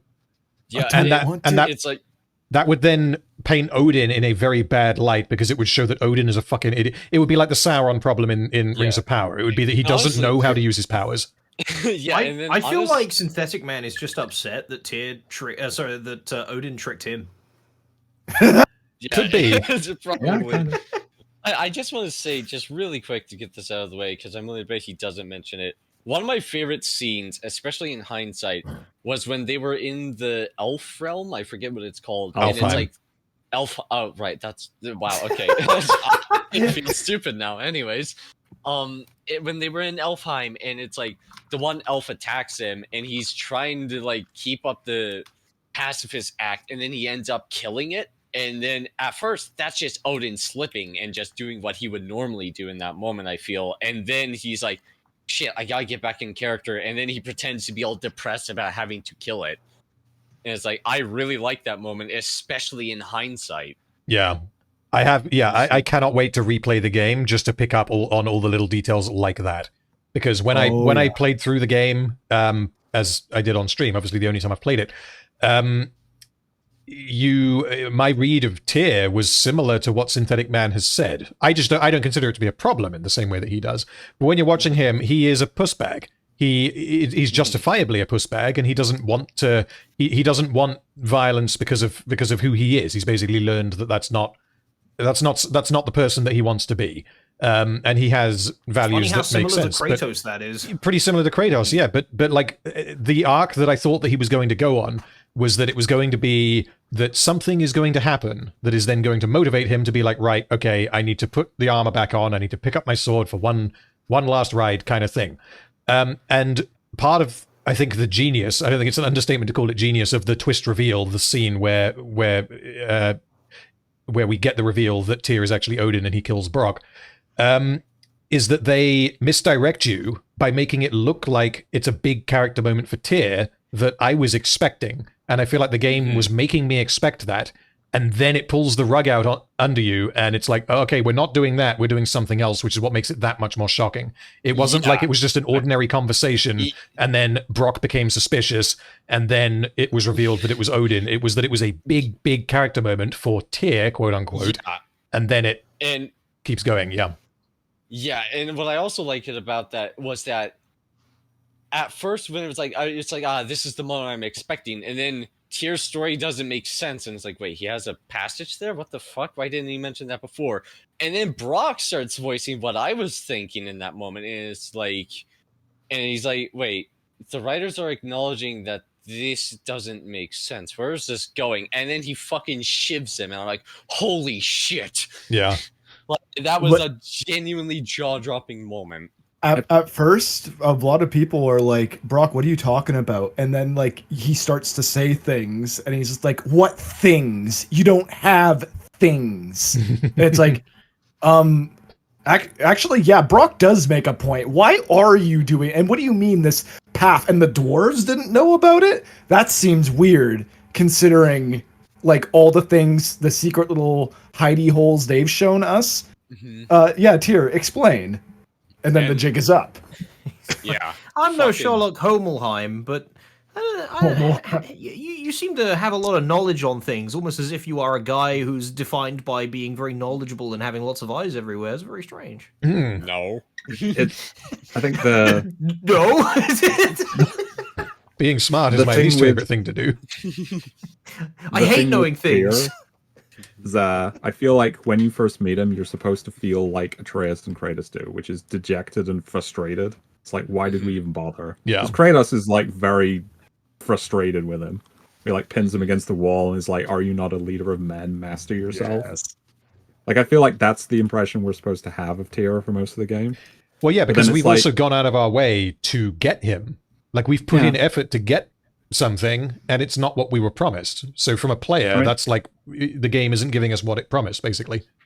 Yeah, but then it's like, when you replay it, or you think about scenes that he was in, and you go back with the knowledge of who he actually is, there's, like, you can see exactly what it was that he was doing, because he's stirring the pot a lot, and he's gassing Loki, Atreus, up. in the ways to get him to do the things that he wants him to do. And then there's just times where he just like comes across as like just a kind of a bit of a shitter. Like when Freya first comes back and he calls her Frig, he has no reason to do that, but he knows that doing that will hurt her. Yeah, and then there's the scene where they uncover the prophecy with him, and it's supposed to be that Tyr, and it was like a prophecy entirely different than what Odin knew, and then he walks forward and he bumps into Atreus, and that's because that's on the side of his body that he doesn't have his eye, so he literally just didn't see him, but he's so transfixed on what's in front of him, he doesn't care, and he's genuinely in shock and surprised about it. Anytime knowledge comes up, he's instantly transfixed and needs to know. Kratos, how did you go into the light? Tell me what you saw. Well, the thing is as well, like, I think he mentions, like, Odin mentions to Atreus in the beginning of the game or something, like he's found a way to prevent Ragnarok, but his method of doing that is based on information that's wrong, because he didn't actually have the complete prophecy. Yeah. Which is why you see him doing things like getting the dwarves to build the war machines in the game. Because he's now going to need those. He's like, shit. Oh, fuck, my plan won't work anymore. What am I going to do? Back to the drawing board. But right. Yeah. Let's let him keep. Let's let him keep going. Let's continue. Yeah. When we finally meet him, he's fucking worthless. You're not ready. That's the then point. In the next section of the game, the characters don't really know what to do, and one of the major themes of the game reveals itself being that Kratos is an overprotective father, and despite being the god of war, he doesn't want war, which actually doesn't make any sense given what we saw at the beginning of the game. I hate to kind of, I guess, nitpick it, but he isn't the god of war, and he hasn't. Thank you. I was about to say that. Like, he didn't even want to be it when he was it. This is a big self-report on, like, I didn't understand what I was playing. I didn't understand the character. He gets tricked by Athena into becoming it in the first game, and he doesn't want to be it. He never really did. Something else that I find very interesting is this idea that because running with the idea that he believes he is still the god of war, being something and embodying something means that you have to always wholeheartedly believe in it. One of my favorite interpretations of death as a character is the unwilling and the unwilling death that doesn't actually like that things die but recognizes it as a necessity, which you can kind of call Kratos something similar. He does not want war because he understands it, because he has embodied it. He knows what it means, what it will mean for Atreus, what it will mean for him, what it will mean for all these other people. You know, in Thor at the end, I mean, you can tell he recognizes, like, he sees himself in Thor. And while Thor is like, no, this is what we are, you know, Kratos understands that just because you embody something doesn't mean it has to be all-consuming of you. And it doesn't mean it's a good thing. Like his whole point here is reliant upon his fundamental misunderstanding of the scene here that we've got on the screen now of Kratos, Odin, and Thor, which we went through. There were I said 3. I think there's 4 reasons in total why Kratos should not accept Odin's deal. Any one of them would have been enough. And the fact that, don't you know, he's the god of war. That's not a counterpoint. Yeah, it's like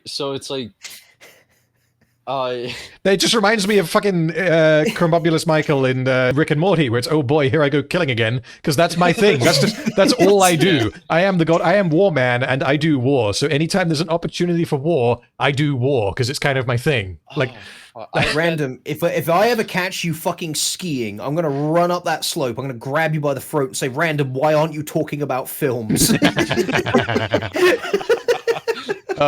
That's character breaking. Yeah. My investment is ruined.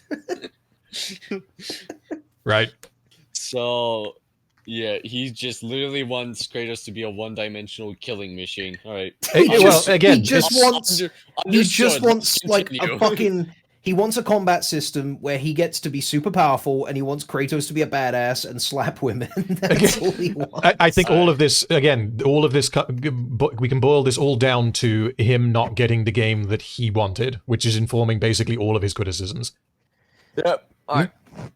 when That sounds Kratos good. refuses Odin's offering of peace. Seriously, somebody explain this. He doesn't want war, yet Done. he You're welcome. refused peace. You can't have it both doesn't. ways. Yeah, I'll again, explain it for you. he He misunderstood. doesn't want war because the last time he went Nuance! to war with a pantheon, it didn't go very well. But he also can't trust Odin. So Oh he no, you know refuses the Synthetic deal. Man would say that it went really well. Kratos is alive and has like a son and stuff. It worked out great. It went really, really well because he enjoyed playing it. It was badass, dude. He killed all the gods, and now he's got this sick life and a cool cabin. Yeah. Those scenes with the topless women. He's got a child that he can beat. He doesn't have a wife he can beat, but he's getting new. I mean, But he used to, but no. Right? I feel like he wants. I feel like I- he wants a shallow game because shallow is as deep as he is able to understand media. I guess that when he was playing God of War 3 and he gets to the end and Kratos kills himself, that he was just like in the bathroom when that was happening. It was a cutscene. Well, no, when The Kratos cutscenes, killed you don't himself, have he's to pay like, "What the hell, pussy? You won!" Oh my god. Kai, to bank off your analogy there, I feel like he's the SpongeBob meme where it's like Patrick and SpongeBob drowning, and then Larry walks up and drags them out of the puddle and goes, "SpongeBob, you're not a lifeguard, are you?" No, Larry, no, I'm not. It's just like he's just drowning in a puddle. It's like he desperately tries. And so he doesn't trust Atreus off on his own because, yeah, he's only a teenager. But Atreus sneaks off anyway to go try and make peace with Freya. And this whole plotline's fucking stupid. They killed her son.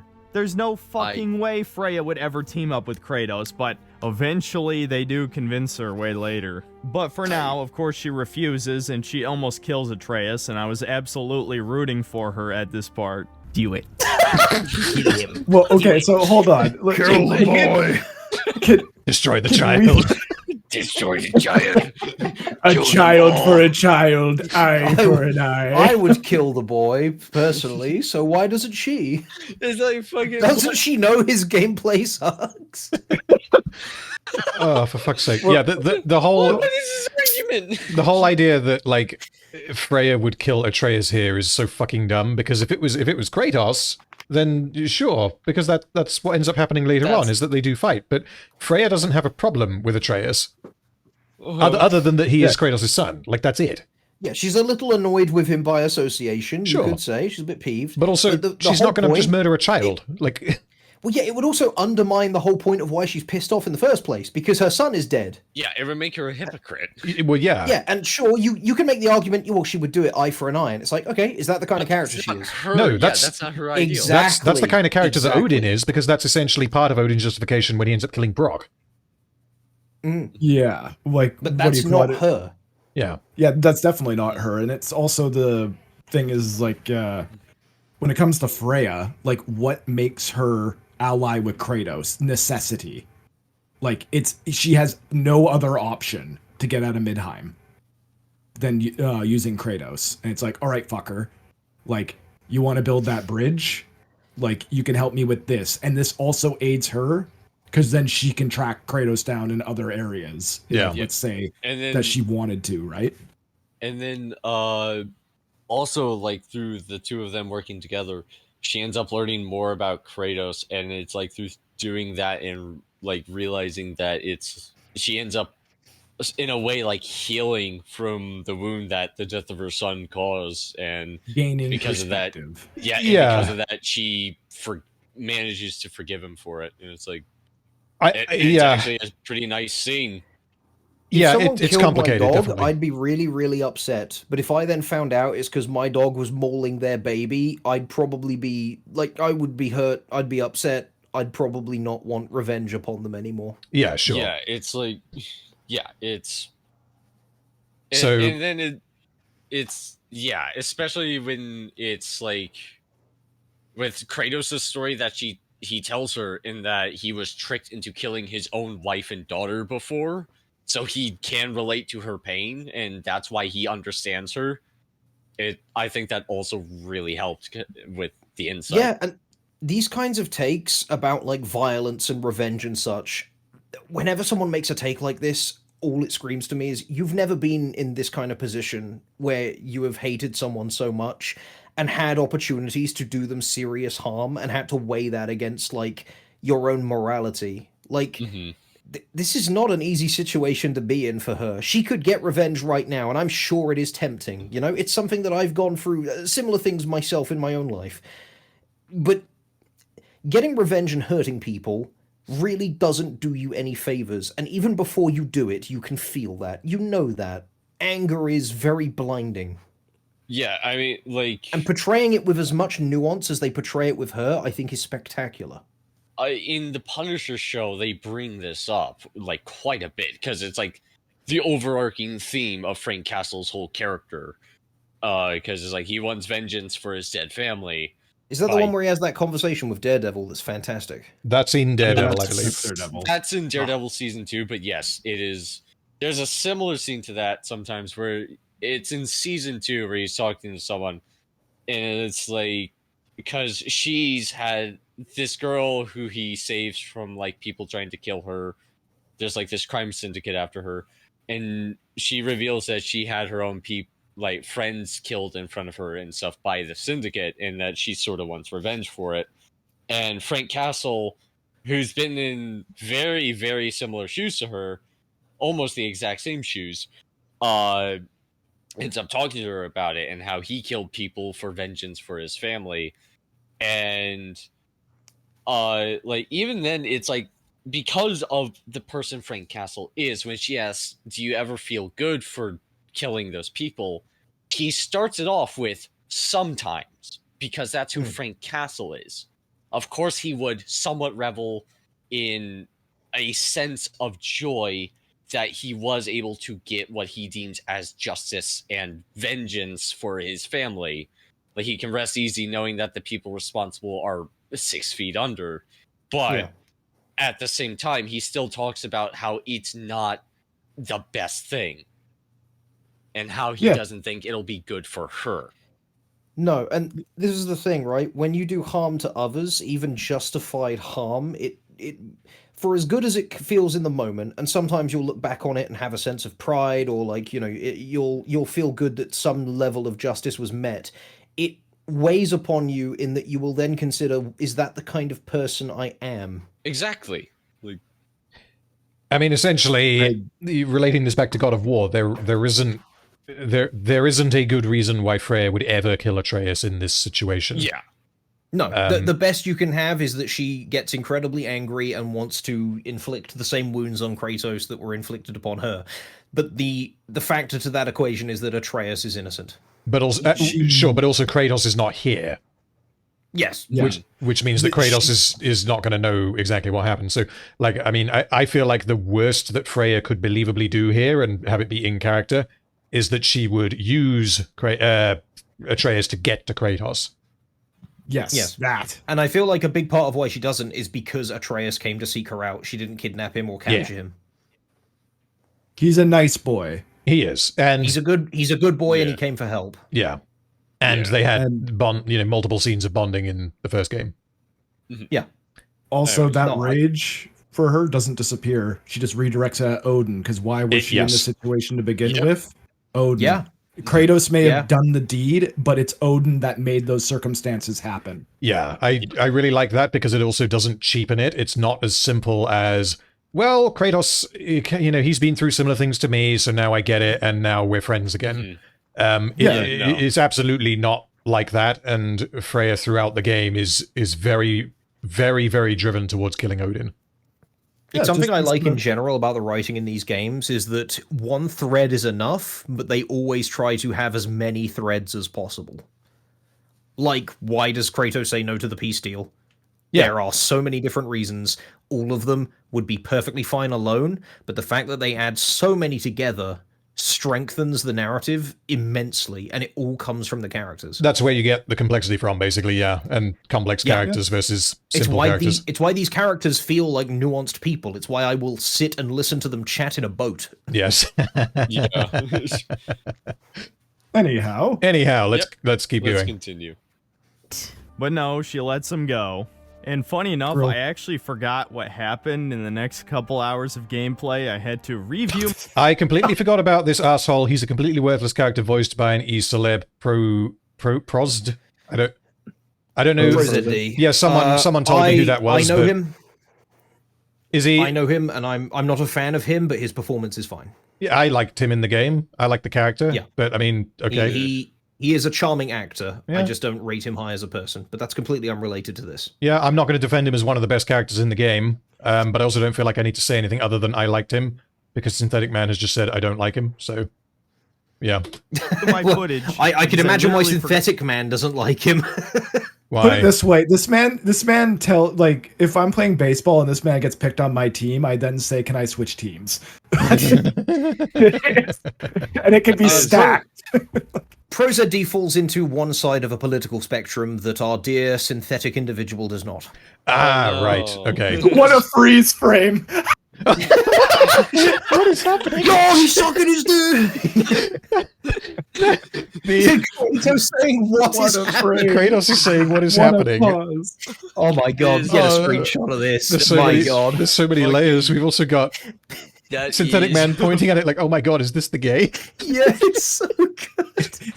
Guys, it's the gay. I love the squirrel's like hand placement that looks like he's holding something to his mouth as well. There you go. There you go, guys. Kratos is staring right up his butthole. This is so good.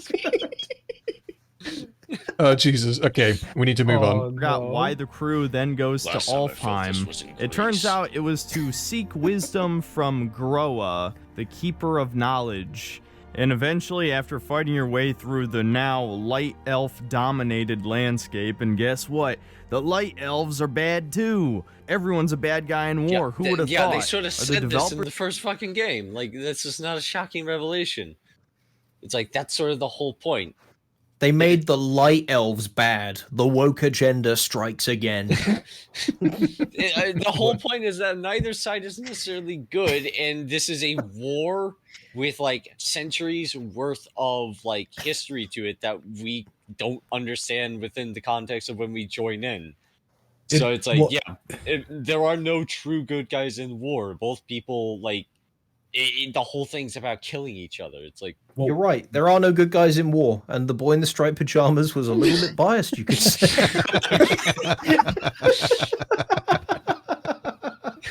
See, now I'm going to have to include that clip at the beginning, because otherwise, if we just if we have this in the video without context, I locked him in. Jesus Christ. Right, let's keep going. You're trying to tell me that Ukraine aren't the universal good guys? Who are gonna... I'm sorry, what? We need to let him say that in full, because hold on, what the fuck does the Light Elves have to do with Ukraine? Guess what? The Light Elves are bad too. Everyone's a bad guy in war. Who would have thought? Are the developers trying to tell me that Ukraine aren't the universal good guys who are gonna save the world and defeat those evil fascists in Russia? I'm surprised that somebody hasn't tried to cancel Sony Santa Monica for this. Why?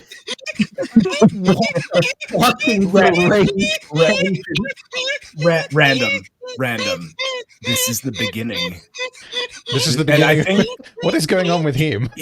Yeah, Heem, did you just become like a squeaky toy or something? He's making his slobbering for a squeaky. Is he drooling for a squeaky? Yeah. He is the squeaky. Oh no. Nah, he's like a Pokemon. When he gets excited, he just goes heem. But yeah, random. This is the beginning. This is where everything just becomes insane. I'm about to piss myself. Yeah. Well. Okay. Welcome to insanity. So why do we want to spend any time on the Light Elves being Ukraine? Because I don't even know what to say about that. This is just insane. This is just the no mask, him accusing the developers of being far left wokeoids, and it's like, oh, what? So you're trying to tell me like that war is nuanced? Oh yeah, apply that to Ukraine then. You know, that kind of thing. I just like to imagine him walking up to like a Ukrainian and being like, "Look, an elf." It's just like, what are you, an allegory for the Light Elves? I've played Ragnarok, and then he picks up an axe. Where are your wings, Elfie? It's like, why are you here at this this war summit? Well, I've played God of War Ragnarok. I grew up surrounded by water. I mean, the thing about this whole section is that most of the ambiguity that's being provided in terms of this conflict is coming from Tyr. And Tyr is Odin, who is specifically trying to stir the pot. Good point. Be like, yeah, things aren't always as clear-cut as they seem. Maybe you shouldn't get involved if you're not 100% sure what you're doing. I'll be honest, the conflict, just from my perspective, from having played the game only once, my view on the Light Elf, Dark Elf, Elfheim conflict stuff is a part of the game that it's a part of the narrative that I don't want to say that it felt weak, but it felt like I was missing things, because it was resolved seemingly very quickly because just from out of left field. But once I play the game again, and once I do all of the additional side stuff, because I'm guessing that there's extra like Freya related side quests related to the elves that I just didn't do, and we obviously now have the context that Tyr at this point in time was actually Odin in disguise, which I didn't know at the time. So I think I will be able to get a lot more out of it on second playthrough, but on first playthrough, I don't think that I was able to fully appreciate it. Yeah, the only Shutter Island effect. Well, what do you call it? The only thing that they tell you in the story without any side content, like they just tell you Freyr fell into the Well of Souls and that he got his way out, and the elves were like, "Holy shit, that's amazing!" And he basically became Jesus to them. Right. Okay. Like that's what that's like. They tell you that when the scene where like Atreus falls into the well, and then they get him out. Yes. Jangles, you have such a beautiful way of recounting lore that I can't put my finger on exactly why it's so beautiful, but just you saying he fell into the thing and he got out and they said, that's amazing. I'm trying to be brief here. Okay. All right, I'm back. Yeah, essentially he just became Jesus and all the elves were like sucking his dick essentially and being like, my God, you're amazing. All right, let's not dwell on that. We need to get further. I literally almost pissed myself laughing.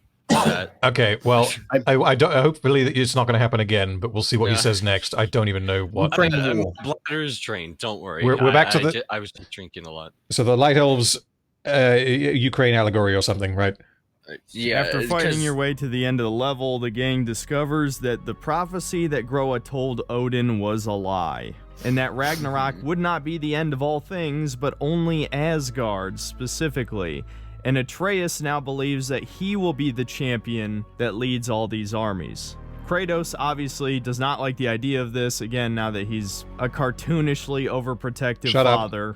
And so the writers decided we don't have enough forced melodrama yet, so I don't want my son to be a fucking war champion is apparently, like, overprotective. Yeah. He Stop touching those live wires. He should have just thrown Atreus into the tiger pit right at the beginning of the game and just seen if he crawls out. That's parenting. I can't fathom that Synthetic Man wants Kratos to go, boy, you must become the cool champion and do a war. That's fucking base. Here, some chalky milk. Boy, you must become the god of war when I am gone. Like, that, no. Just fucking, like, what? Did he think that, like, does he want Kratos, like, the moment, like, Atreus came out of the womb, do you think, like, Kratos was trying to train him in like Spartan phalanx formations or some shit? Like what is? But this is the exact thing that Kratos would perfectly not want, as he is characterized over these last two games. There's a prophecy your son is going to become a big war boy, and it's like, oh well, that's like the worst thing that could happen. That is my least favorite thing. It's like fucking like, do you play these games with your fucking eyes closed? Nah, dude, Kratos is just being a homo, clearly. I'm waiting for him to make an argument like that, but let's keep it going. Excited. Arg moment. But what if Loki going to Ironwood is the only way that... Atreus. My wow, son. trans allegory. And nothing more. Do you hear me? I'm not hungry anymore. Go to your room. No dinner. My words were chosen carelessly. It should take his bow, too. Take his bow. He's grounded. Am I the only one who thinks Sindri is like a groomer or a pedophile? Oh my... There it is. I told you. We're just getting No, random. We're in the shallow end. That was the first half of the sentence. I'm gonna let him just go again. Hold on. Drunk. Am I the only one who thinks Sindri is like a groomer or a pedophile or something? Every single time Atreus is by himself, Sindri is also there as like a creepy, tiny old man, encouraging all the strange whims that Atreus has against his father. Kind of reminds me of certain Discord communities. And so, what? I need a shot. Dude, I clearly did not bring strong enough alcohol. I must be a homosexual because I like hanging out with my friend Finn alone. They're friends. He's just they there. Like each other. No. He's there as a creepy old man. Yeah. Yeah. And he encourages the young man's dreams. Yes, now, he's if literally... one of those dreams had included sucking Sindri's dick, I might believe you, but I don't think that's relevant. I'm so excited. So now Atreus starts thinking of Ironwood, which earlier Jormungandr told him about, and he is transported into a magical pocket dimension. First, he starts seeing visions of the worst moment from the last game, where as a small child, he kills Thor's son in cold blood. It still pisses me off to this day that Kratos didn't beat his son immediately after that. Oh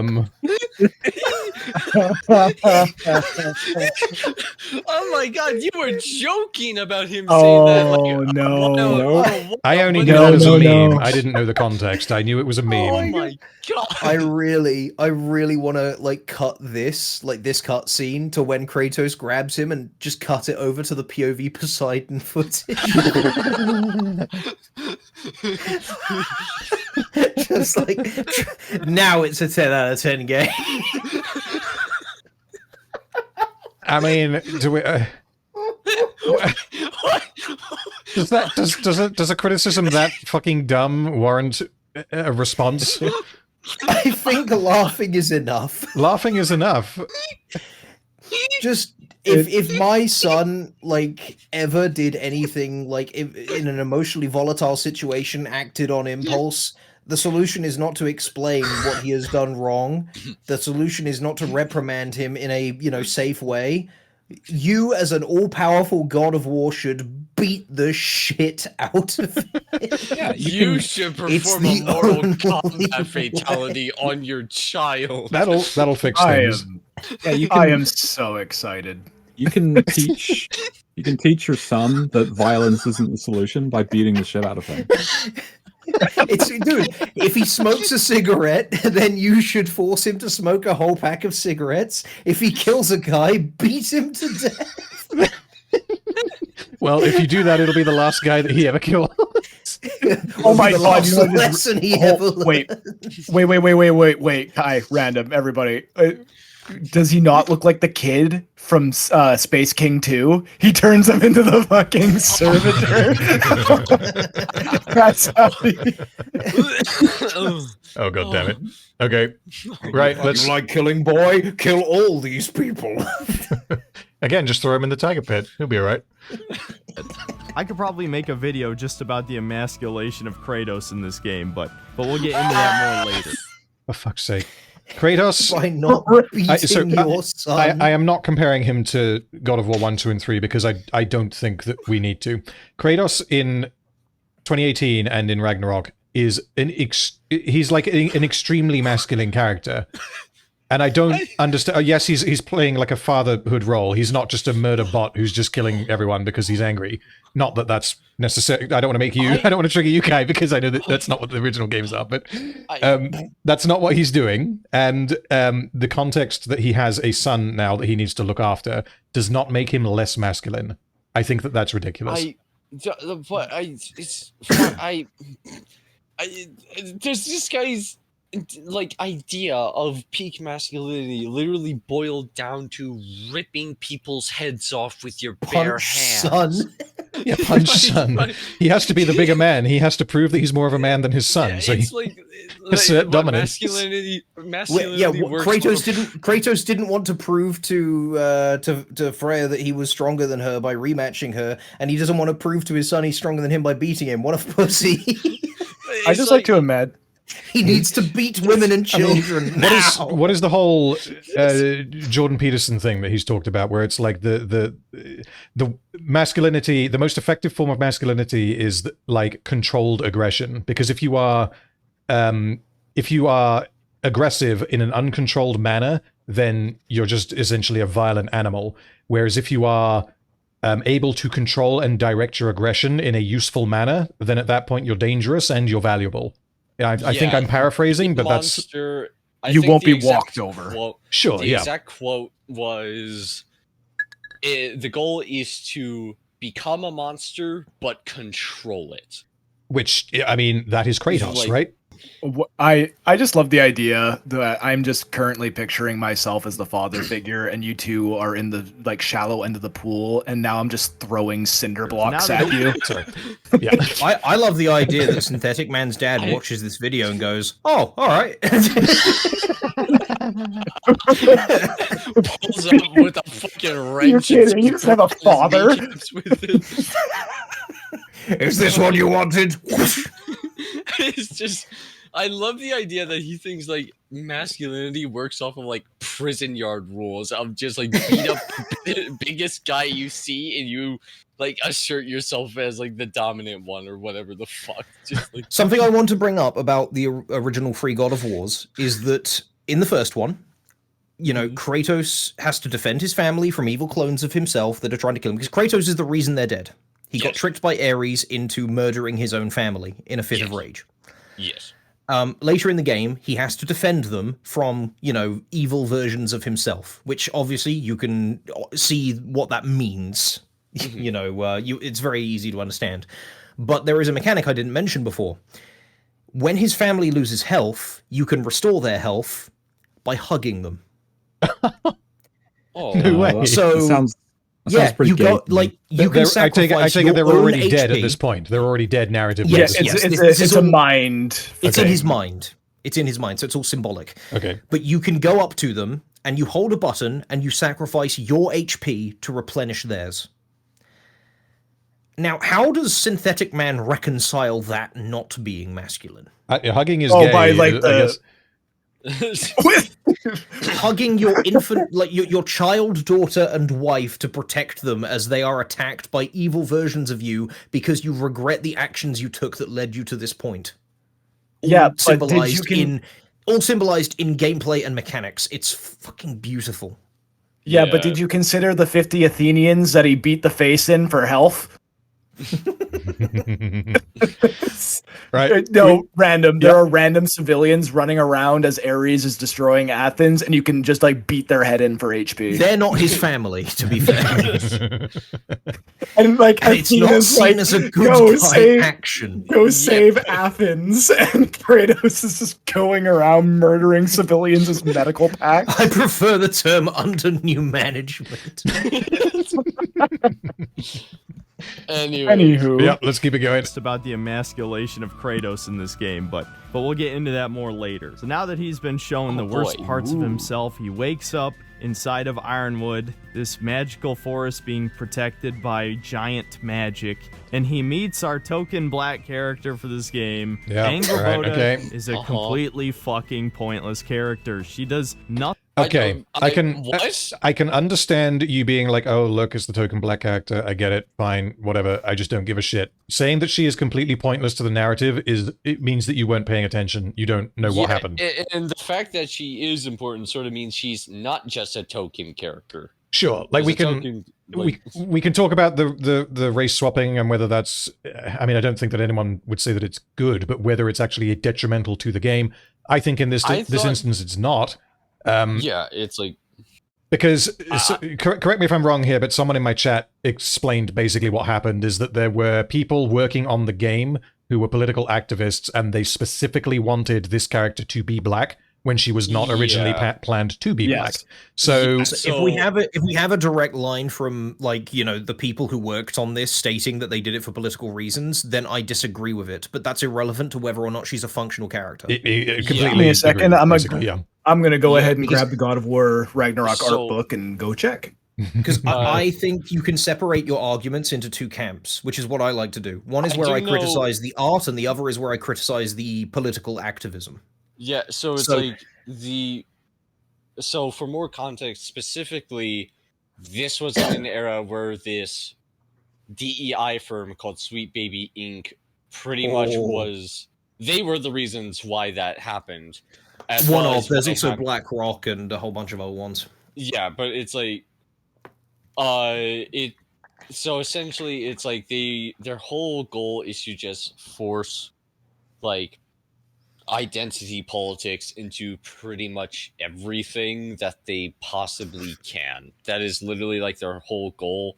And they are just glorified political activists. But now that people have caught on to who they are, what they're doing, all of the games they've been involved in, and like all they're doing is just literally holding like games and projects hostage until they get their demands pretty much met. Well, they'll target shareholders and say like, "Hey, this game you're working on will lose money if you don't hire us as DEI consultants."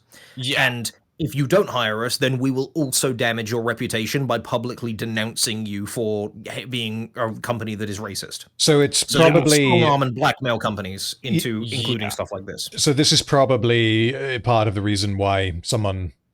Well, I don't want to mischaracterize Synthetic Man here, but that is probably informing part of why he has had these responses to this game, is because he doesn't I don't think he has any fucking idea as to why this stuff happens. I think he just doesn't like black people. So you think that he didn't think about it any deeper than, oh, look, a black person, DEI? I genuinely think, because again, it's the rule of Synthetic Man. If ever he has a take, assume it is as shallow as possible, and that's what he actually thinks. Also, at the time this game was released, Sweet Baby Inc. was not like a known thing. That wasn't known until like that wasn't public earlier knowledge this until way year. after. Yeah, like earlier this year was when it became big news that they were doing this. It's when it got whistleblowed. Yeah, I think it was. Was it February? I think it was specifically the Suicide Squad game that really blew it all out of the water. Like, yes, hey, right. Wait, these guys are involved with this. Their names are plastered all over it. And they also worked on all of these games. And then people went to their websites and they're literally saying, yeah, we're just forcing people to push our political activisms in the games. And then there's literally clips of the literal like CEO of the company saying that she blackmails people into getting what she wants. There's a whole bunch. We're not going to get into it, but there's a whole bunch of stuff. So like all of that is a discussion that can happen. Yeah. But like I think in the case, because we can say that and like it's irrelevant to the character. Yeah, we can say that like that's bad for whatever reason we want to say, and we can all have our own personal feelings on that, which is absolutely fine.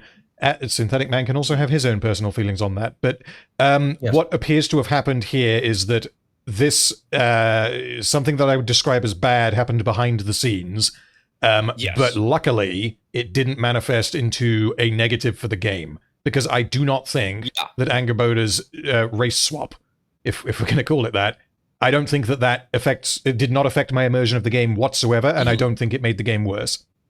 Yeah, it affected mine because I had something similar happen with Curse of Strahd, where there's a family of nobles who are black, like dark black, and that was race swapped from in the original material. I don't think that family even existed, and they were put in as the family that run Kresk, and there are no other black people. And so it's been 400 years since this land, Barovia, was put into a demiplane, but it's never explained why they're still so black, leading the only logical conclusion to be that they are incestuous, but it doesn't say that anywhere. So it creates this sort of cognitive dissonance. These people, it doesn't make sense that they're here. I mean, you get the same thing in Rings of Power, would be another obvious example. Yes. Yeah. So these things, how they affect your immersion is, going to be dependent on the person. But these things can have damaging effects on the media. But I'm not saying that's the case, but in this case particularly, I didn't see it as that big of a deal at all, because these are characters from entirely different realms. Yes. Than Midgard. So it's like it made sense that the climate could be different, that this is just how they naturally look because of it. So I didn't see it as an issue. Well, I'm not familiar with the character, and I'm not familiar with the mythology, and I'm not familiar with the historical context of Scandinavian regions and the kind of ethnicities that you find there. 100% in the mythology, she was white, like everyone. Right, I didn't know that. but Knowing still. that has affected my opinion on it, but that doesn't affect my enjoyment of her writing and her as a character. Because Exactly. you know, Well, it's the that same too. with characters who are made black for no other reason than it just so happened that that's how their design went down.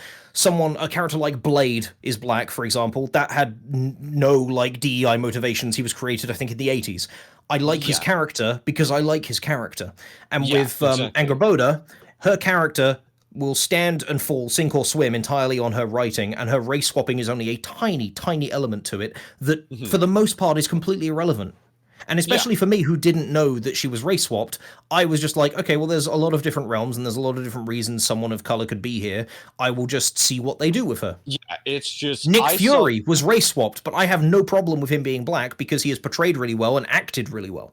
Yeah, mostly also until it's recently. Samuel motherfucking Jackson, so Exactly. Yeah. It's like Angrboda should have been played by Samuel Jackson. But no, in this, it's like that's my point. It's like, yeah, it's like sure the overall reasons for it may not have been the best, but given how Sweet Baby Inc. normally like forces things in to be super like blatantly political, like the characters they race swap and stuff, that's like all the characters are there for, and that's all they talk about. In this, it's just a change in skin pigmentation, and it makes sense in a logical way. You could see how that works. So it's like I didn't have that big of an issue with it at all, really, and she was not a bad character. I didn't find her annoying. I didn't find her egregious. So yeah, I just didn't care. I think it helps that of the two times we see Jotunheim, the first time I believe is like arid at the end of the first game. It's like a arid kind of almost deserty place. Mm-hmm. And then the second time is Ironwood, which I guess you could describe as it's not exactly snow-capped. Yeah, it's not Scandinavia, you know. It is very clearly a different geographical. I mean, they could have done that honestly with every single one of the 9 realms and had each of them be occupied. It's the same argument that basically I've made for like Rings of Power. Is you could have like all of Numenor looks a particular way, all of the stores look another way, and all the rest of it, and you could have used diversity to enhance the world rather than not. And I'm not going to say that what they've done with Angrboda enhances the world, but I definitely don't think that it detracts from it. And if they made like a show set in Africa that was set like, you know, thousands of years ago and was about a war between 2 tribes, and there was a white guy as the chief of one of them, I'd be like, who is this? Christian, you mean Christian Bale playing Moses kind of thing? Oh fuck me! Yes, Joel Edgerton as Ramesses. Thing is, it's a good example though because Christian Bale and Joel Edgerton are fantastic actors. Miscast. But so, by the way, Egypt also sued Ridley Scott because of that. Much like how they not surprised, the show. Yeah. So here's the thing.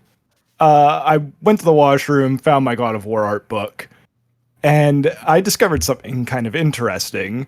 That Angrboda is one of the only characters that I can see that only has 1 page devoted to her, and it's simply there's no concept art of her. It's just her finished art. But also, the more interesting thing right after that is her grandmother, Gryla. Oh yeah. I am going to post something. I understand why after the changes were made, her original design had to be changed. And it's it should pop up in the chat anytime here. Oh. Okay.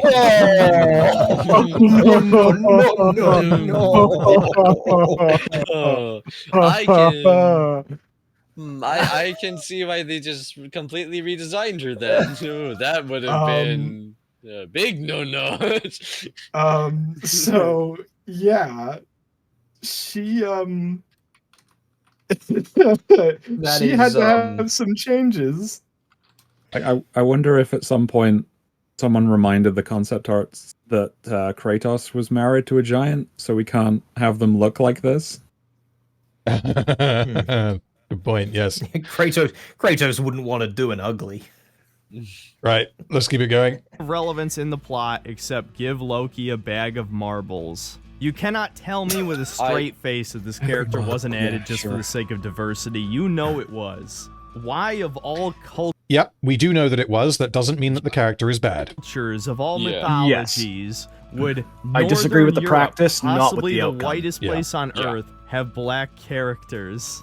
Well, it doesn't Because matter. it's not Earth, it's Jotunheim. Yeah, it's not Earth. If this was... So, just remind me, the civilians that Odin uses as like a human shields, where are they originally... Yeah, where are they originally from? I forget. Scandinavia. They're all just normal humans. So they're just people that ended up in Asgard. Yeah, they are. They're Midgardians. Like Earth. Sorry, Midgard is Earth. Yes, I'm confusing myself here. So yeah, if you were to throw in that just like some of them have dark skin, then at that point I think it is going to affect immersion for obvious reasons. Yeah. In a way that Angerboda does not. Because I'm a bigot for asking. I'm a racist for even noticing in the first place. And I couldn't even tell you the real answer if I wanted to, because I'd be banned from YouTube. And it doesn't help that all of her dialogue... Wait, what? Hold on. I'm a racist for even noticing in the first place. And I couldn't even tell you the real answer if I wanted to, because I'd be banned from YouTube. Replay it again. Sorry, the real answer as to whether or not he's racist? Hold on, let's just hear that in full. Cultures of all mythologies would Northern Europe, possibly the whitest place on Earth, have black characters. Well, it doesn't matter because I'm a bigot for asking. I'm a racist for even noticing in the first place. And I couldn't even tell you the real answer if I wanted to, because I'd be banned from YouTube. Okay, so I'm guessing that he means I couldn't tell you the real answer as to why she was race swapped. Yes. Well, I mean, he's saying that Daddy Government will shut him down, or Right, Daddy but YouTube will shut him down if he tells you that it's a diversity and inclusivity decision. But we've just discussed that, so if the channel that I upload this onto gets nuked and I get arrested, then... Everyone fucking talks about it, like heel versus babyface, critical drinker, nerdrotic. You know, yet considering some of the things I've heard certain YouTubers screaming and still had a platform, I think, I think he'd be fine. Yeah. So long as he didn't say it's because they love. I think. Right. But if we do end up in prison though, random, dibs on top bunk. Okay. Oh no, we're just. It doesn't help that all of her dialogue sounds like modern dialect. Usually not so lively around. I'm sorry, can you hear my dog snoring? I can't. Okay, let me know if you can. It's like if a Redditor was transported back to ancient Scandinavia. And Angerboda is not the only character that speaks in not Newspeak. Really, she just made a pun. Puns have existed for fucking millennia. Like I do hate that pun. So we just fought a lizard. It's cringe, but she's also... Well, I don't know if she's actually like 14 years old or whatever it is, because she's a giant. I don't know if they age differently. I always figured that she was as old, like actually as old as Atreus, right? Yeah, that's sort of what I... Okay, so teenagers are cringe. There we go. Mimir does it a lot as well, and it is incredibly distracting. See? Hati's got nothing to chase. And they say celestial theft is a victimless crime. Not totally sure who... What? That combined with all the quips completely removes any tension from any scene in the game. Characters cannot shut the fuck up. Don't just stand there. Move. It's still in the way. Stop telling me what the fuck to do. Those aren't quips. Yeah, I get the point that he's making. It's the Marvel quip thing. And sure, that happens like a couple of times or whatever, but that's not what this is.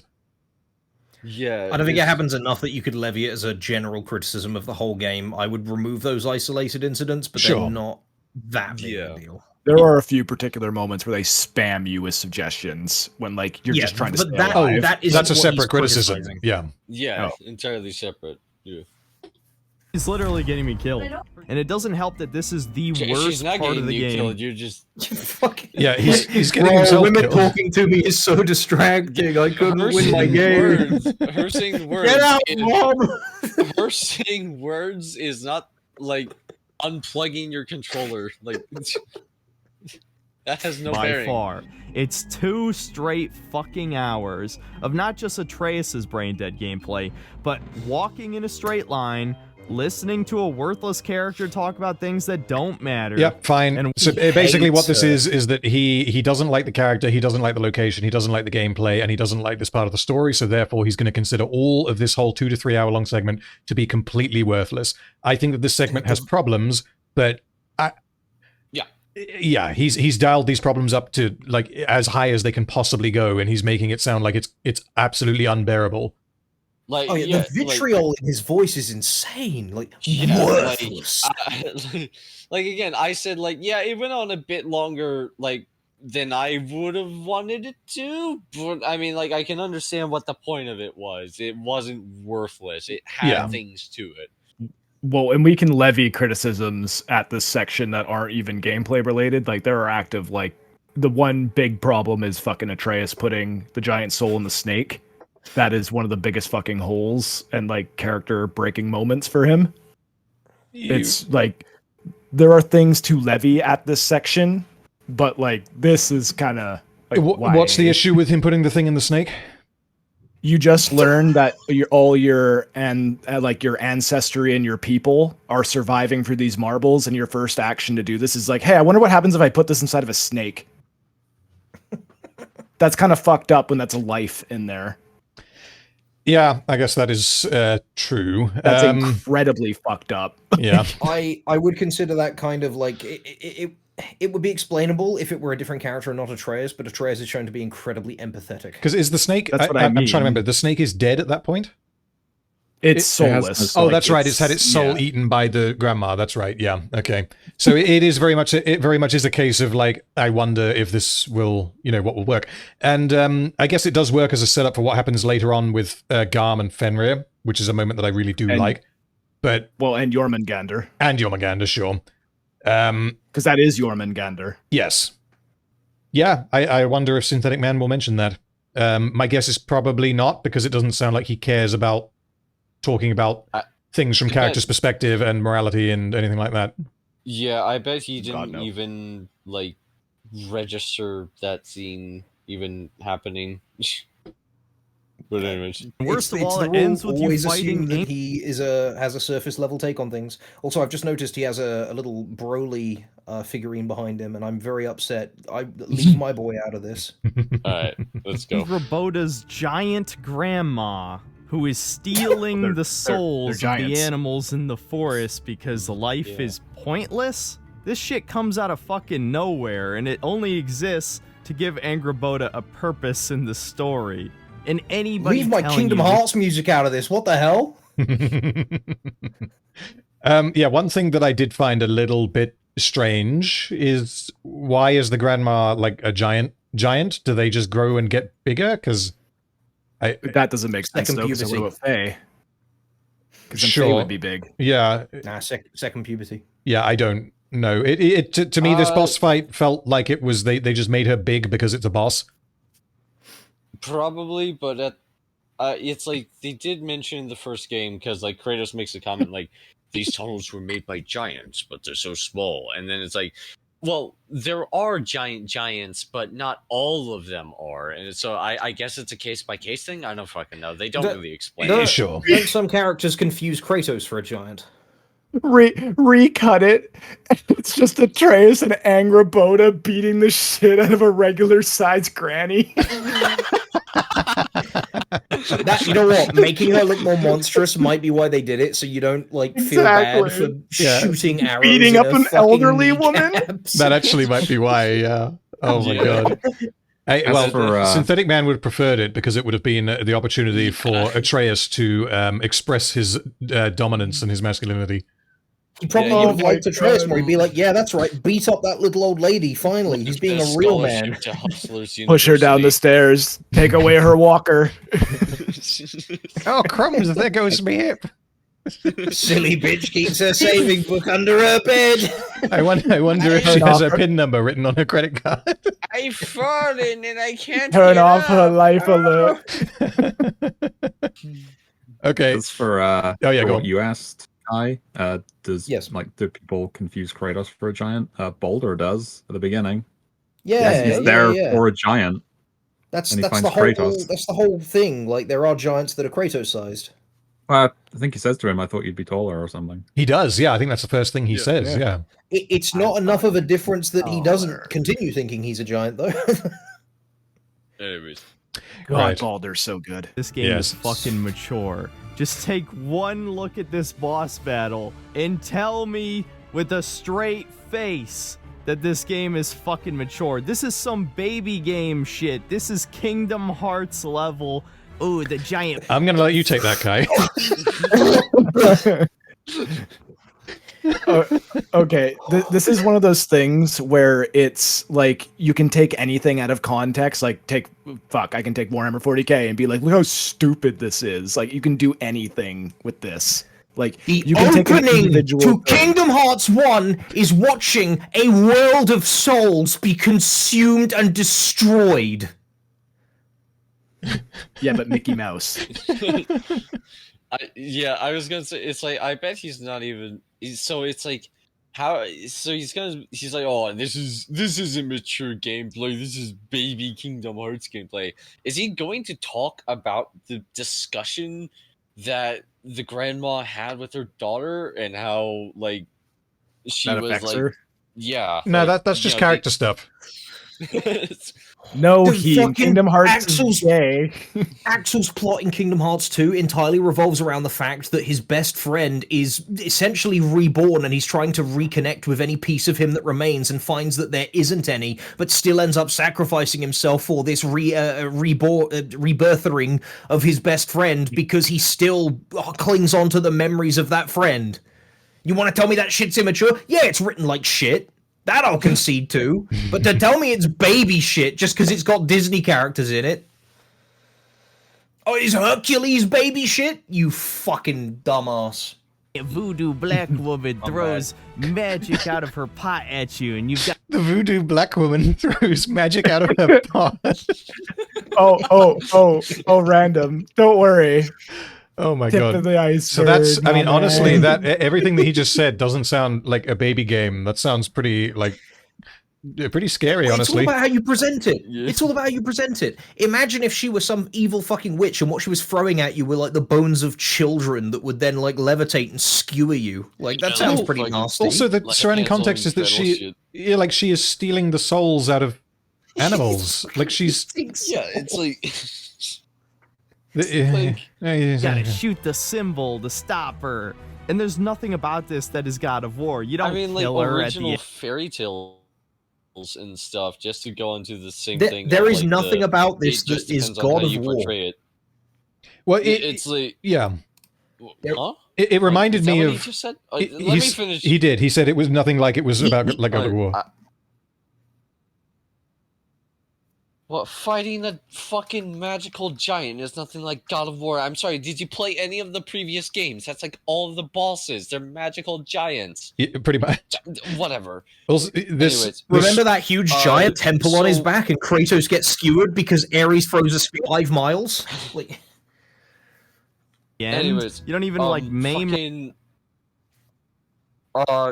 Yeah, just the thing of it's like, oh, he's not mature, and it's like he's deliberately misportraying it. It's like a lot of the original fairy tales and stuff, they have very dark elements to them, but because of the way they're portrayed, a lot of people still tell those stories to their kids because they're portrayed in a way that it's not like nearly as like, I guess, perilous or intense. Well, the obvious example here would be Jack and the Beanstalk, so like, right? Again, because I mean the giants up at the top of the beanstalk that eat children,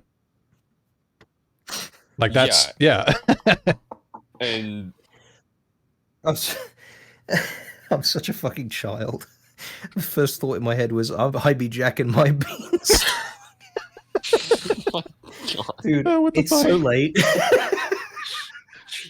Anyways, let's continue. In some way. No, there's just some weird message about how Angrboda will always be in Atreus' shadow, just a minor character in his story. Kind of based. This is simultaneously both hilarious and extremely cringe. So, Random, are any alarm bells starting to go off in your head yet? I mean, he doesn't seem to like black women, is kind of the vibe that I'm getting from this.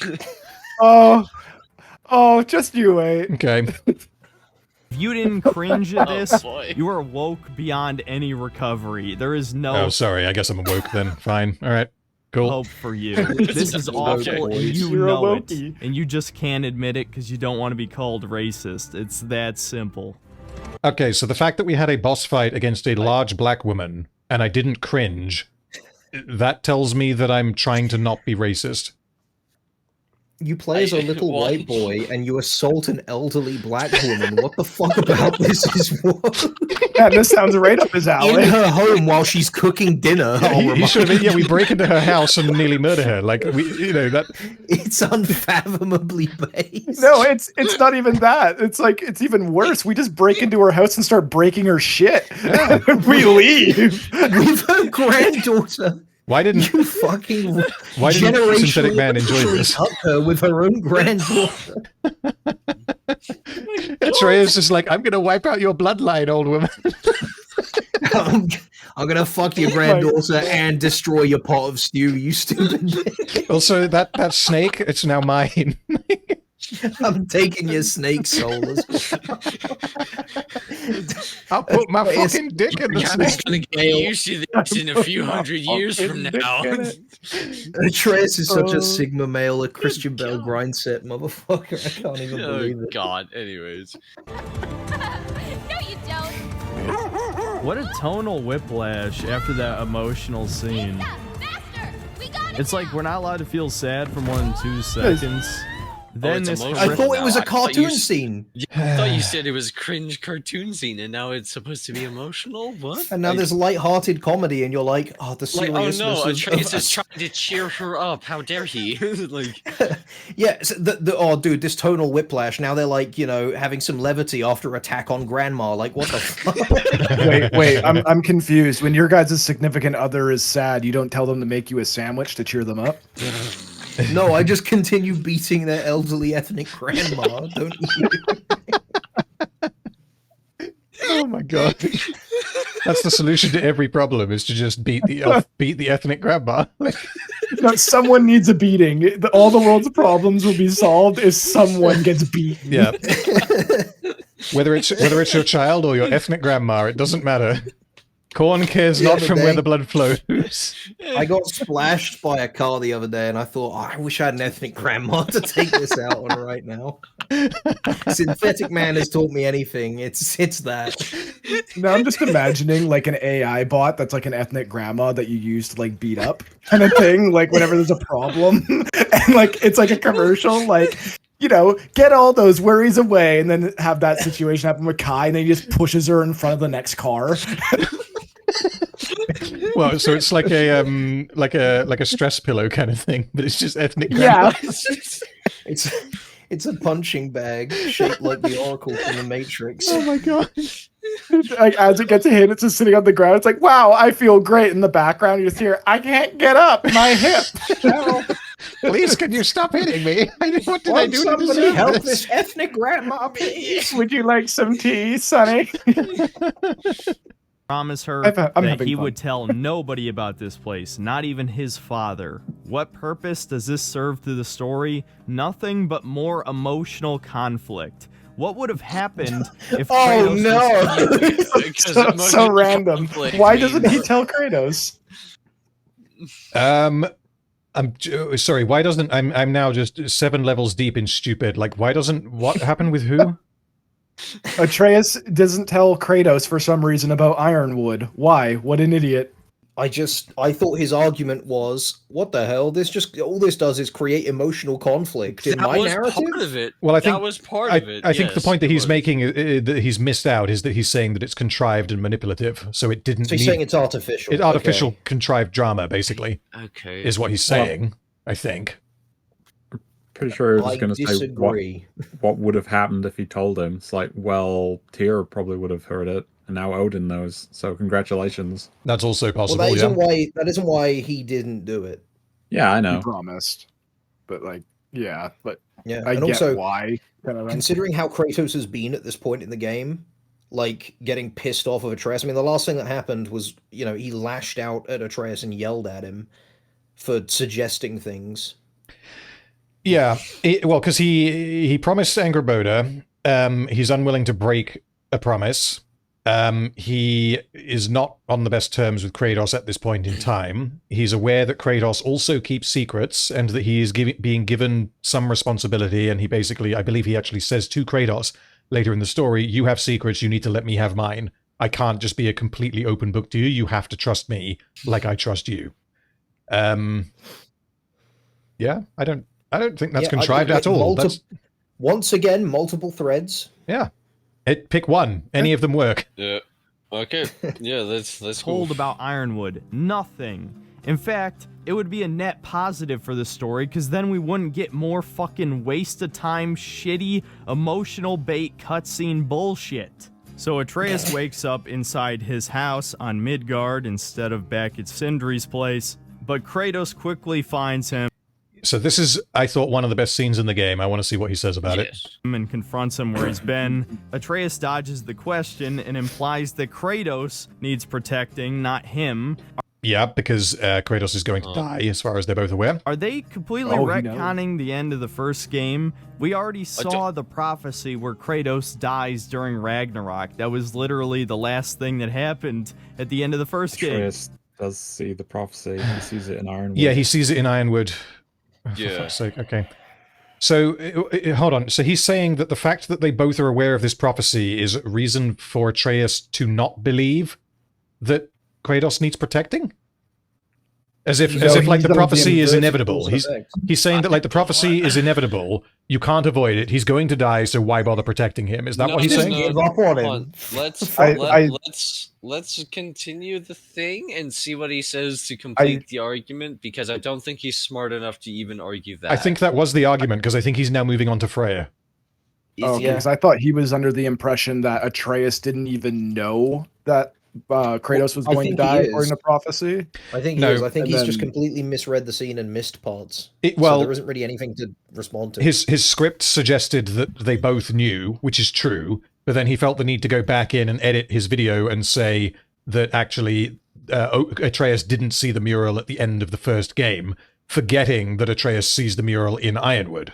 So his script is correct, but he then had to go back in and edit it because he thought he made a mistake when he didn't. Yeah, but Ironwood was pointless and nothing happened. It was just a disguised loading screen. It was just an abuse your ethnic grandma simulator. Integral to tell Kratos about this thing where nothing interesting happened. We've already covered how the world would be a better place if we had one of those. Now let's continue. Right. Well, suddenly a Valkyrie shows up. Here we go. It's a pretty good boss battle, but it turns out it was Freya, as Freya is the real queen of the Valkyries, not Sigrun. It wasn't enough that she's a super powerful mage who could revive a massive giant. No, she's also a combat expert on par with Kratos, as she nearly kills him, despite the fact we win the boss battle, we effectively lose. Kratos nearly...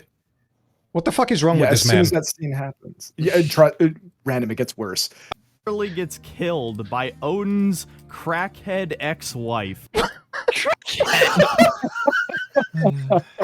So how about worse? I didn't know they had crack. He really has a problem with Freya. I do not understand why. Yeah, but why does he have an issue with her? And why might She's a Kratos woman and she fights Kratos? Why might Kratos not want to kill Freya? I don't know. Could we possibly? He should be unfathomably based and just kill women. Yeah, he should. In that very scene, he pulls back immediately. He's like, "Holy shit, Freya!" That's the whole point of the scene. In that Freya is then also convinced not to kill him, largely because of or partly because of what Atreus ends up doing, and that Kratos stops. That's the whole fucking point of the scene. You can't make this shit up. And what he says too, like, I'd find it hard to kill somebody if they said that. Like, where he goes, "No, she was our friend," and it's just like, oh, yeah, I'd have a pretty hard time putting the knife in at that point. Freya, yeah, it's worth pointing out or remembering, I guess, that Freya is like highly, possibly more than anything else, motivated to kill Kratos. Kratos is not at all motivated to kill Freya. Yep. And that If anything, goes... he'd probably see her to be justified to a degree. Largely, yes. Because of the guilt he feels. If Atreus was not a factor, then I think, yeah, he may well want to die as a result of what he did. I don't know. Also, it's like... He has been known to kill himself. Also, it's just like him being like, she's not only a mage, but she's also a warrior. And it's like, yes, this is sort of like her whole backstory. Did you not pay attention at all? No, apparently it's feminist. I think that's what he's about to say here. Well, here's the thing: Thor is also as powerful as Kratos, if not more so, and matches him in a fight, and actually does kill him at one point in their fight. Again, why doesn't he complain about Thor being that strong? Why does he complain about Freya being that strong? Fat. Yeah, Thor's fat. he's powered by. And he's a lard ass, and he still manages to win.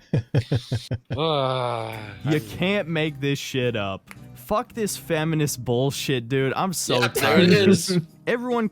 Okay. Oh no, hold on. We need to let him finish his feminist point. You do. We need to let him finish the feminist point. Let him finish. Complained Let him about cook, that purple boys. hair chick from The Last Jedi. Yeah, I haven't heard a fucking peep about Freya, and it's just as bad. No. Actually, in some ways, it's kind of worse. No. She's way more present in the story from this point forward. But instead of killing Kratos, she decides to set it. Yeah. Okay. So that's probably the most retarded thing that he said in this entire video. And that's saying something. That's definitely saying something. I mean, what is he thinking there? Woman is strong, and therefore it's feminist. And Holdo in The Last Jedi was also strong and was also feminist. And because Freya is a stronger woman who is in more of the story than Holdo was, it is more irritating. Is that what he's saying? So Bro what is I going don't to understand lose about his him. shit when he finds out about Wonder Woman. What I don't understand about this is he said himself, oh, well, people were complaining about Holdo, but why won't you complain about Freya? It's yeah, follow that train of logic. Go on, keep going. It's I'm right. It's everyone else who's wrong. And it's no. Yeah. It's like the same thing when people on the opposite side of the aisle from him are like, oh, well, you disliked this black character. Why do you like this black character? And it's go on, follow the train of logic. It's there. You're on it. And then they step off it immediately and just go, you're a hypocrite. And it's no, you're so close. You just hate black characters. Lee from The Walking Dead. Oh, yeah. Somebody do CPR. He's drowning in the puddle again. All right, let's keep temporary moving. truce as the two work together to break the curse that prevents her from traveling between the realms. So you travel to Vanaheim, which is the jungle realm, I guess. It's they put their differences aside so they can no, they break don't. the bind, and then it's he completely ignores that Atreus's actions also had the direct result of this. That's true. We mentioned it, but he's completely ignored it. Yeah, he shows the dialogue where she says, "You are of more use to me alive." They are literally using each other to forward their own goals. Yeah, it is a Kratos alliance of wants convenience. Because if she kills Kratos, okay, cool, go back to being miserable and alone here. That's her endgame. Charlie's doing, I guess. And none of them, except Freya's brother, get any kind of development whatsoever. I really have no idea why they even exist. Maybe they're the writers. There's some side content you could have done that helps develop them, but Yeah, because I didn't do. I don't think any of the side content, including these characters, they didn't do anything for me. I know virtually nothing about them. I didn't care when Giant Man with Giant Sword fell off the boat. But that's because it's side content, not because it is bad. Do you know what would have been nice?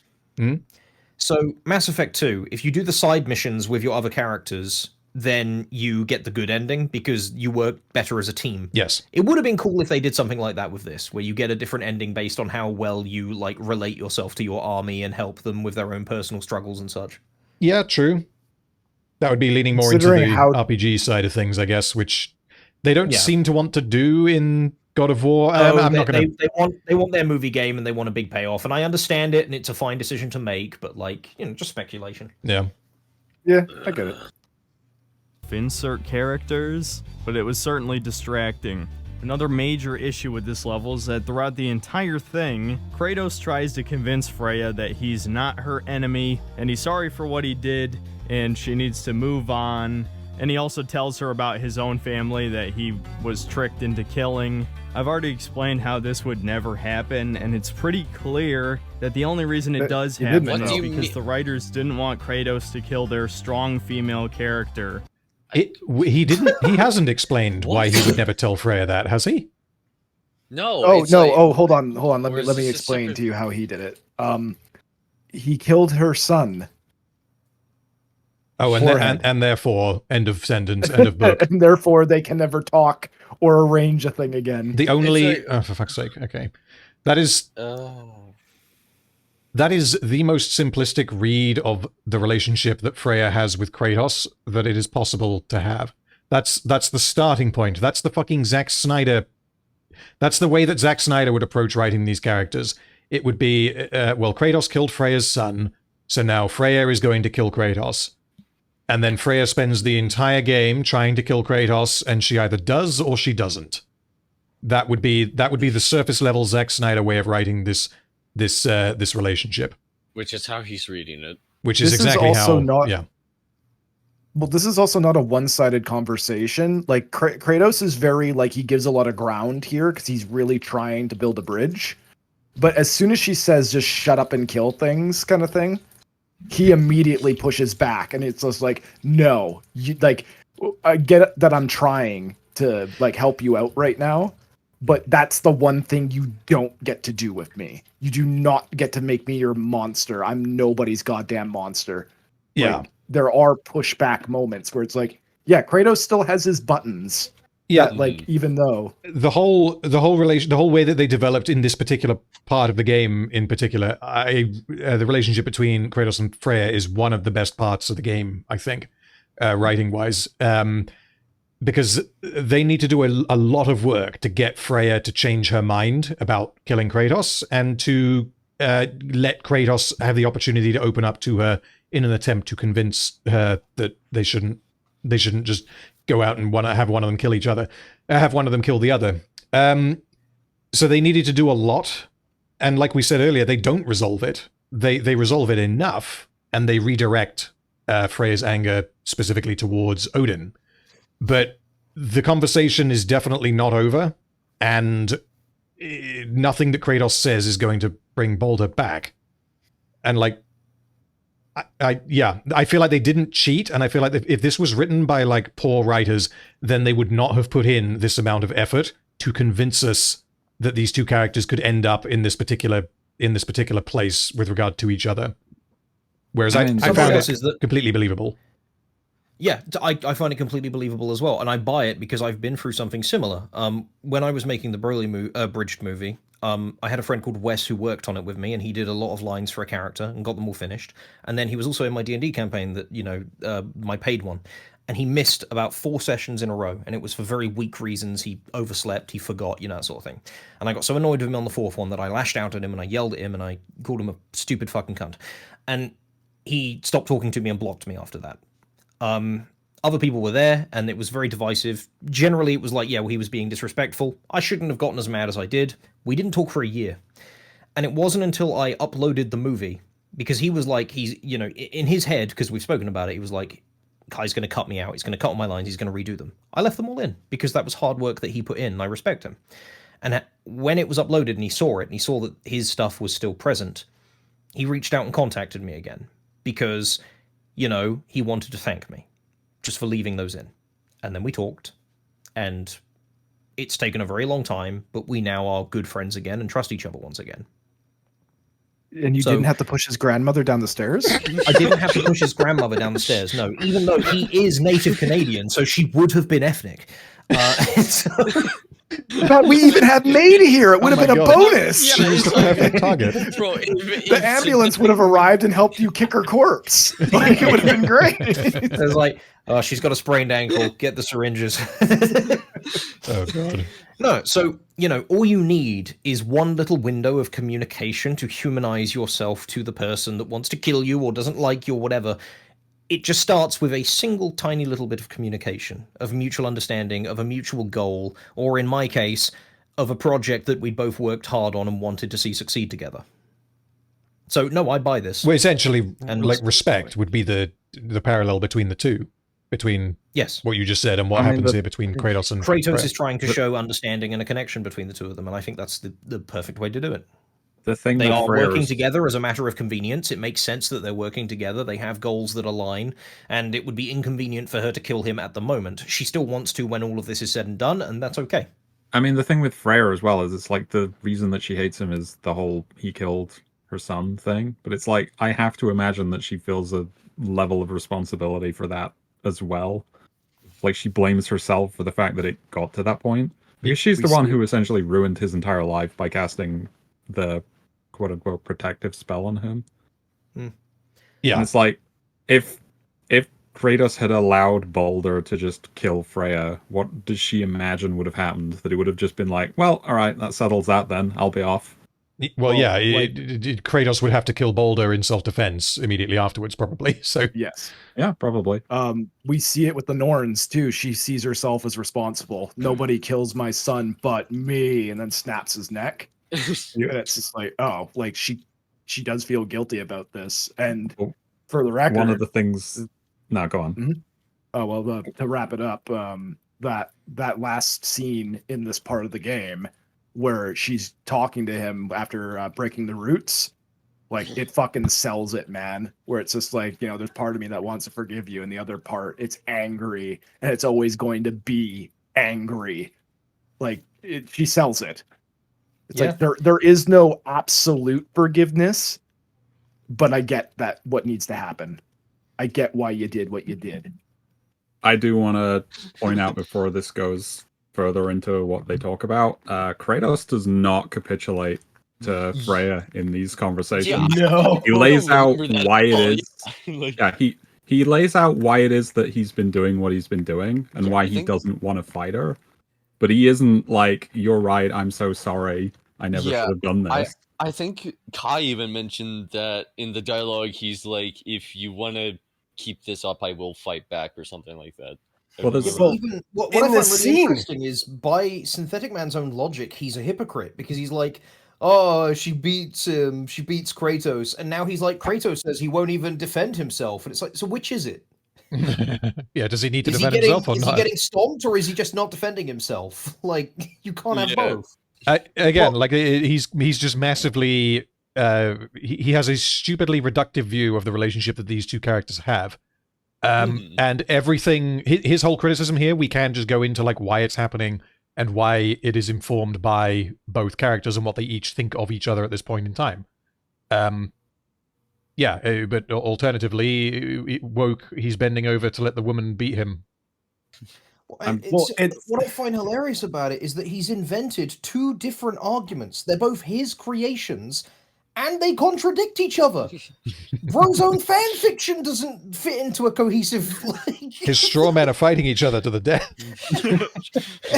His straw men are just jumping into the bonfire at this point. I'm relatively Only the sure strongest straw man will be able to fight Synthetic Man.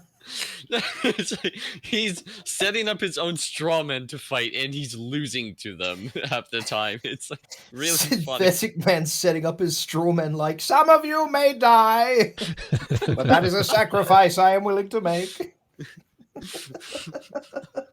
What were you saying, Bleeders?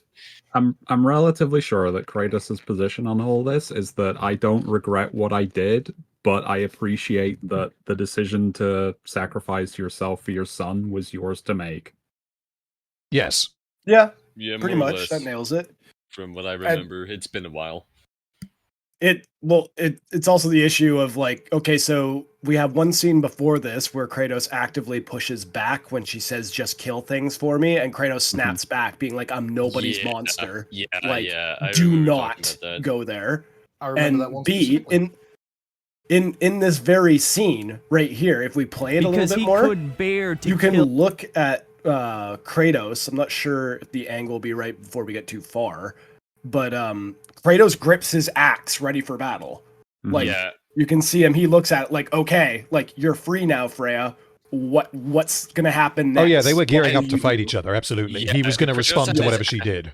Kratos had and his then axe angles, as you can see, what he was doing is he was going to help her kill him. He was going to stab himself with his axe. You can't kill me if I kill me first. We possibly have one of the best scenes that I think her name's Daniela or something.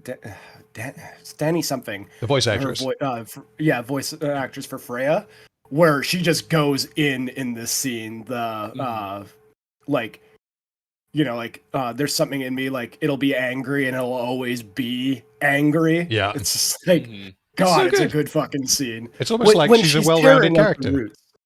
Yeah, it's like when she's tearing out the roots and she's just fucking giving it and just crying as she does it. It's just it's like if you heard the behind the scenes for that, like the carpet that they had there, it was just soaked with tears. So Christopher Judge gets up there and he's like, "Why the fuck is the carpet wet?" Kratos, dude. This is such character assassination. You can't convince me for even a second. This is the same person that was in the original games. Does anyone remember the time that Kratos crushed a woman under a fucking lever to hold a door open? A completely innocent woman. Wait, did he not censor her tits there? Oh no, he's not censoring. He actually didn't. Well, nipples, I guess. Oh, now it's. Yeah, so random. This is Kratos. Okay, so it's almost as if this character has developed. Yeah, like what the fuck? It's not. It's not the same fucking character. It's not like he did this in the previous scene. Yeah, it's like there has been a little bit of time. Yes. How? Like it's like been how? Does he remember how this game ends? How many centuries? Yeah, I remember how this game ends. Is this God of War 1 or 2 or 3? This is 3. Okay. Yeah. This is the one I played. That was Poseidon's wife, by the way. Well, not wife, sex slave, more or less. But aren't they the same thing? Okay, Jesus Christ. If Poseidon was smart, he would have gone for an ethnic grammar because there's a good chance they can't speak English and therefore cannot say no. Oh, Jesus. No. Oh no. I'll have you know, in some languages, no is still no. It's just Hispanic. No, señor. I don't know what that means. You know, just because it can't give consent doesn't mean you have I don't speak Spanish, sorry. No. Oh, okay. Please don't beat me, Senor Kratos. I don't know what that means. Who called Ay, me? caramba. Well, anyway, this game does end with Kratos going, whoops, and then feeling bad about it. So, the character development he is upset about happens in this fucking game. Yeah, he also starts, by his extent, I would argue, like Synthetic Man would say the same thing here, of like, he starts simping for a child. Okay. There's only so many ways that we can address how fucking dumb that argument is, because it's fundamentally character development. It's that Kratos is not the same person that he used to be, and even if, like me, you have not played the older games, the 2018 and Ragnarok like character arc of Kratos, it does more than enough to tell you that he is not the man that he used to be. You don't have to know that he fucking... What was it? Like chained a naked woman to a pole in order to keep a door open. You don't need to have played that for it to work. I love the idea of someone reviewing Breaking Bad and they're on season 5 and they're like, Walter White shoots a bunch of guys. He would never do this. He's a teacher.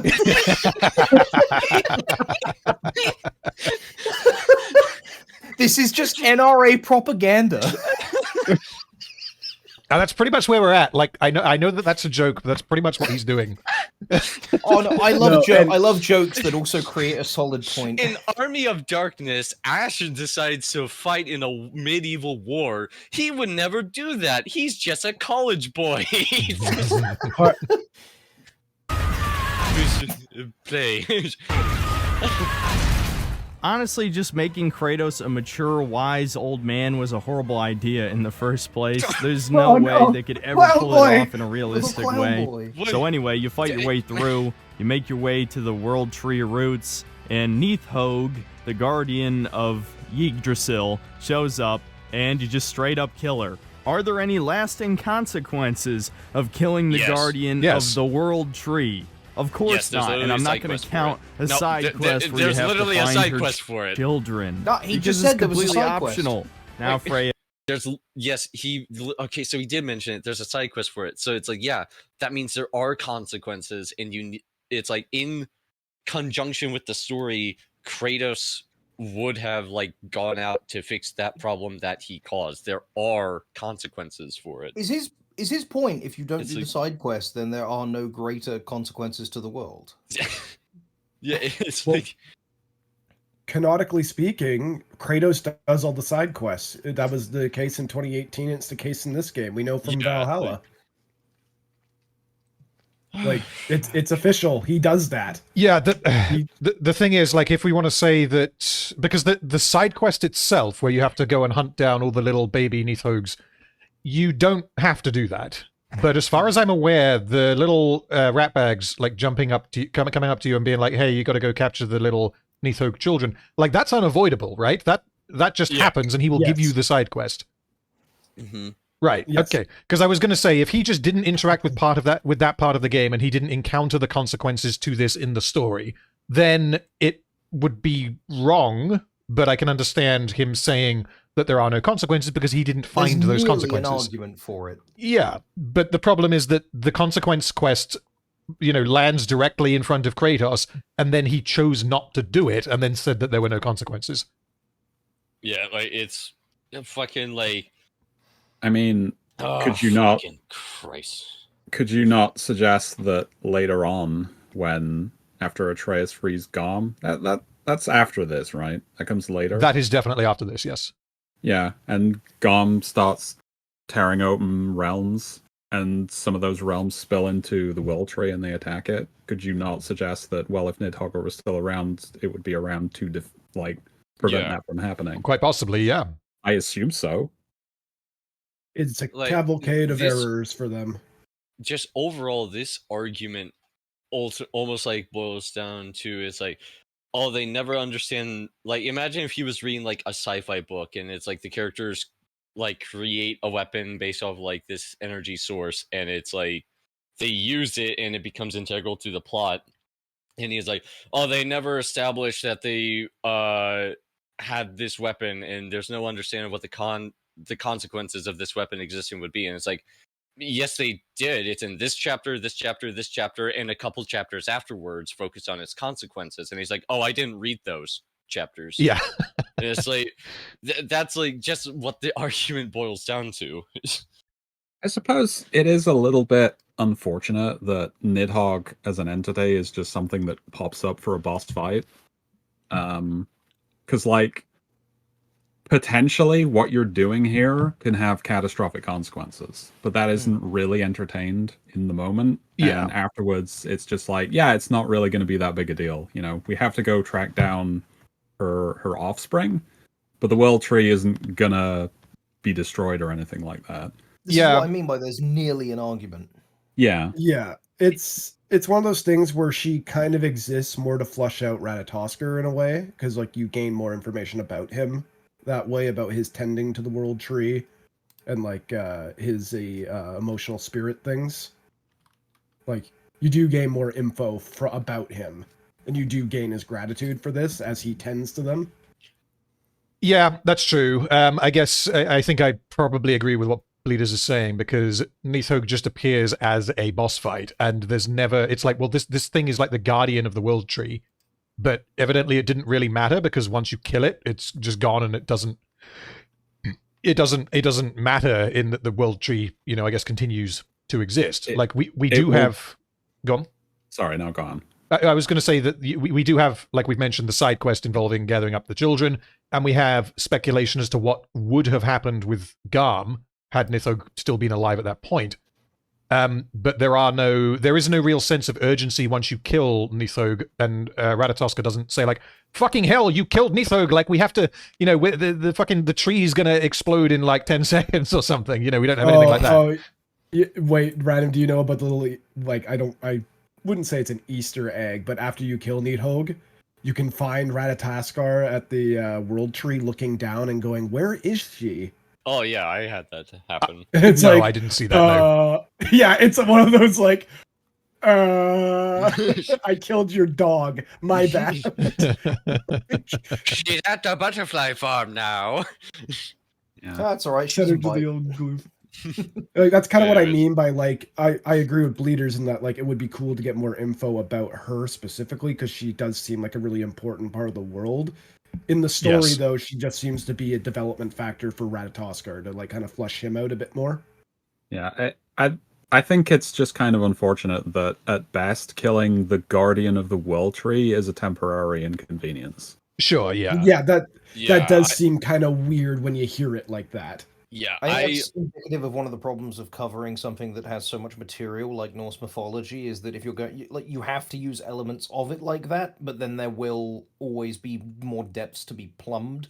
I mean, like, yeah, but it's like, if Synthetic Man was smart, he'd probably make the argument of, like, I wish they focus more on this and have there be, like, more obvious consequences for it other than a side quest that's optional to play.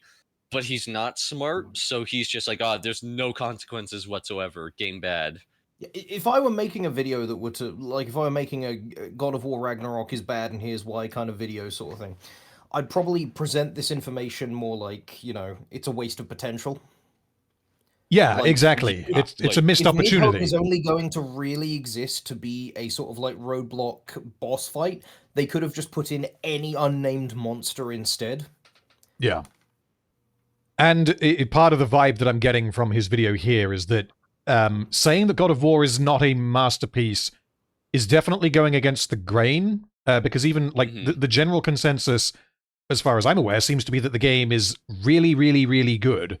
Whether most people think it's a masterpiece or not, who cares? Because the use of the word masterpiece is kind of loaded. But the point being that he is going against the grain, and you would think then that his video would, that he would put substantial effort into trying to convince people. Whereas I don't think that he's doing that at all.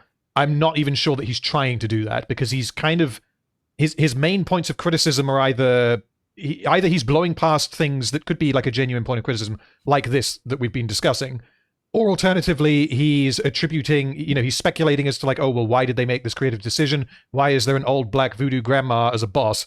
And but then he doesn't actually dive into like, why would that make the game bad? And he's just declaring that it does, and then moving on. Yeah, it's like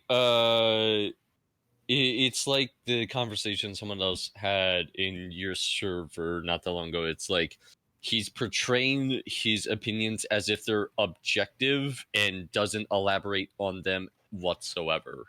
So it's like he just expects everyone to understand exactly what he's talking about when he says these things.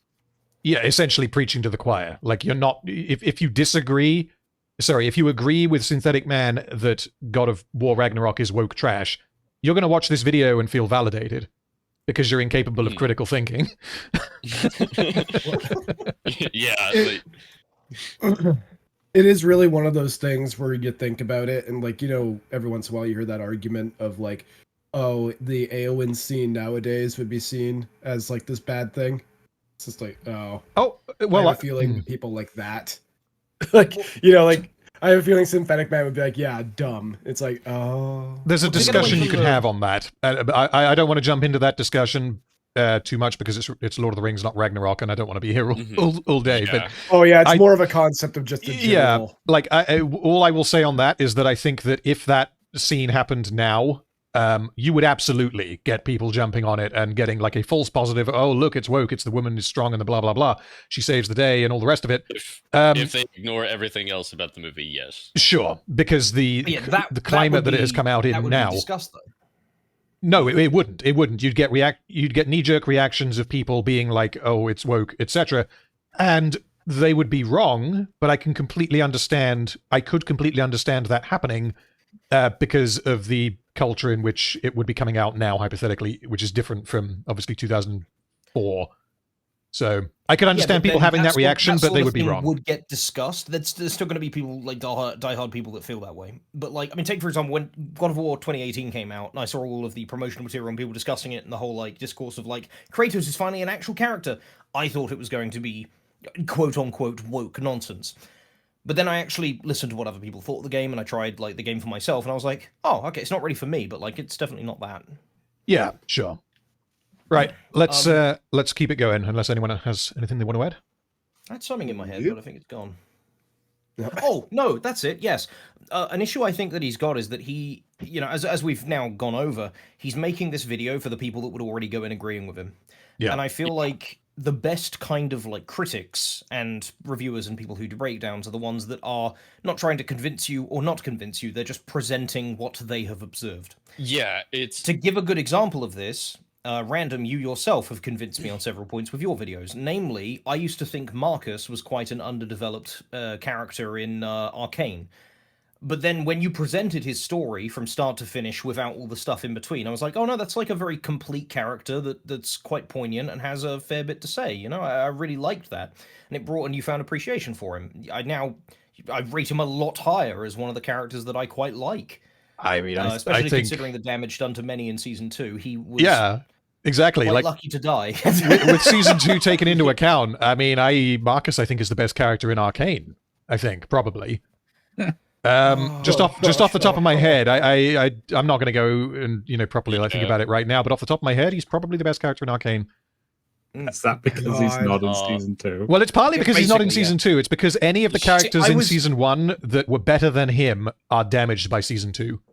I was going to say Silco, but then I remembered, oh no, there's all those scenes. Yeah, same with Vanda, little bits like that, and they're not. I don't think that they're destroyed by season 2, but I definitely think that Marcus, I think Silco is more consistent. Silco, yeah, we can say that Silco is heavily damaged. In the case of Vanda, I'm undecided on how damaged he is, and because of how make him a furry. We're getting into a different topic. Not really. My point being, I think that you can really elevate a piece of criticism if it's the sort of thing that can convince you, convince a person who is stalwart against an idea and get them to kind of open up about it. Because against what people in the modern climate tend to think, people's minds can be changed and people can be willing to listen. I originally thought Glass Onion was an alright movie, and then I saw Drinker's video on it, and I'm like, oh shit, he actually makes some really fucking good points. This is all absolutely retarded. How did I not notice this? Oh, that was the point, though. If you rub shit in your own face to make an ironic statement about people that rub shit in your face, at the end of the day, you're still covered in shit. It's literally just the meme of hey guys, look, I'm retarded, and then the guy in the corner being like, haha, they don't know I'm not retarded. Good job, I guess. Right, we're gonna keep this going. We need to keep this going. The soap opera when she reunites with her brother, pushing the message. Family set me on fire. How did you expect me to react? Like my brother. Like the boy that used to have my back no matter what. And who I always supported no matter how selfish his choices. Okay, now This is the woke agenda. We must go back to the days of rampant wanton violence. So family drama. He's just not interested in family drama, then, right? I'm starting to think that I'm starting to think that he wasn't just saying Kratos is ruined as a character because he's not crushing women. I think he actively wants women to be crushed.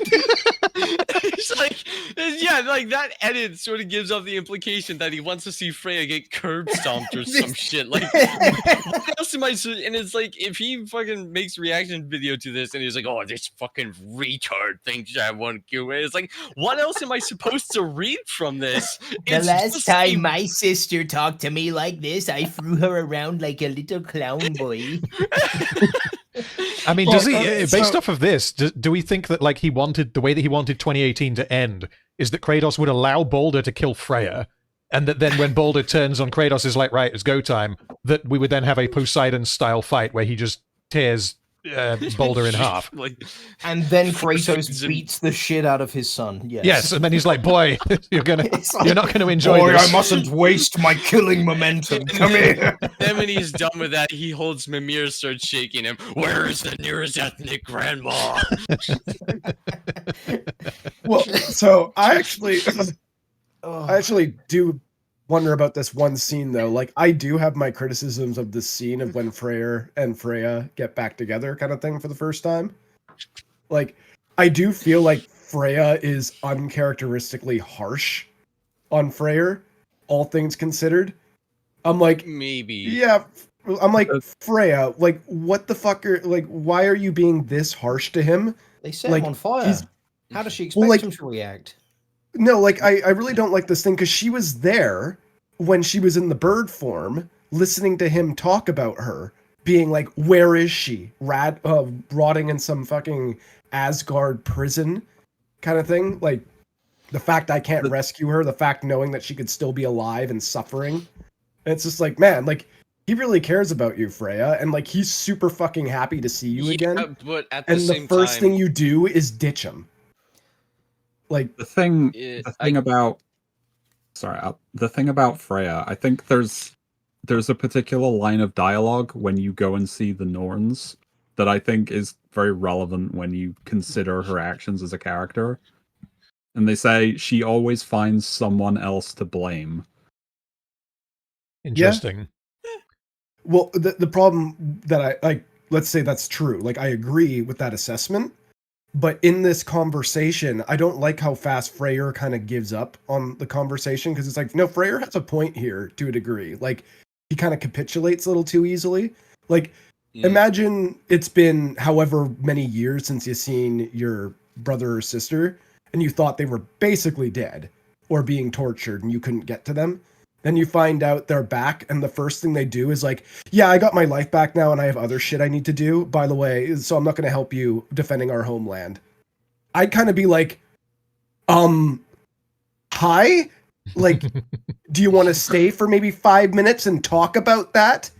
Like, sure, the fuck do you mean? Is that reaction something that makes sense for Freyr? I would think so. Like, he brings it up just there. Like, being like, they set me on fire and now you're leaving? If she doubles down on that, to be honest, like, okay, so let's put ourselves in his shoes then. If she doubles down on that, I probably wouldn't be too inclined to keep her around and convince her, you know? Oh, sure, but like then they get into like if you could see the full conversation kind of thing, because I don't think he plays it here, but like it's just the idea of then he capitulates and just goes, "Oh, I love you so much, sis," and I'm like, okay, but wait, like just a minute ago we were very mad at each other. I thought they were going to be mad, and the next time they make up, kind of thing. Like I can agree that seems rushed. It could be that he was trying to appeal to her on an emotional level since she's being emotional. Maybe. I guess it's. I think it's just the pacing of the scene. I think we're all missing the point. The point is Kratos should kill all of them. I think we're missing the fact that this is a woman yelling at a man, and that's not okay. I just like the idea. The general impression that I get is that Synthetic Man thinks that Freya is being presented by the story as if she's always correct, and I don't think that that's actually true at all. No way. Think that she says and does a lot of things that we're meant to be like, Well, she strikes me as a very angry person, and I'm similar in this vein that like all of her emotions seem to come out as anger. And I'm the same, like when I get sad, I don't tend to cry, I tend to just get angry with whatever is making me sad. And so I can kind of understand like her as a character from that perspective, that she lashes out at everything. I'm not really one to lash out, but you know. One bit that I do really like about Freya's story is that she from when she, I guess, agrees to not kill Kratos after she gets released from Midgard.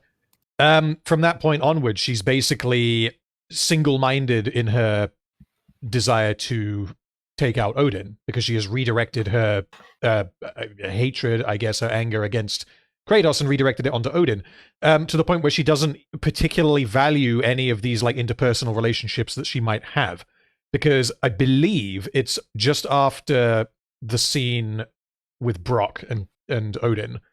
Just after that, when Atreus and Kratos leave, and Kratos says, like, we're done, we're not going to continue doing this, and then Freya's response to that is like, okay, right, well, we're just going to keep going.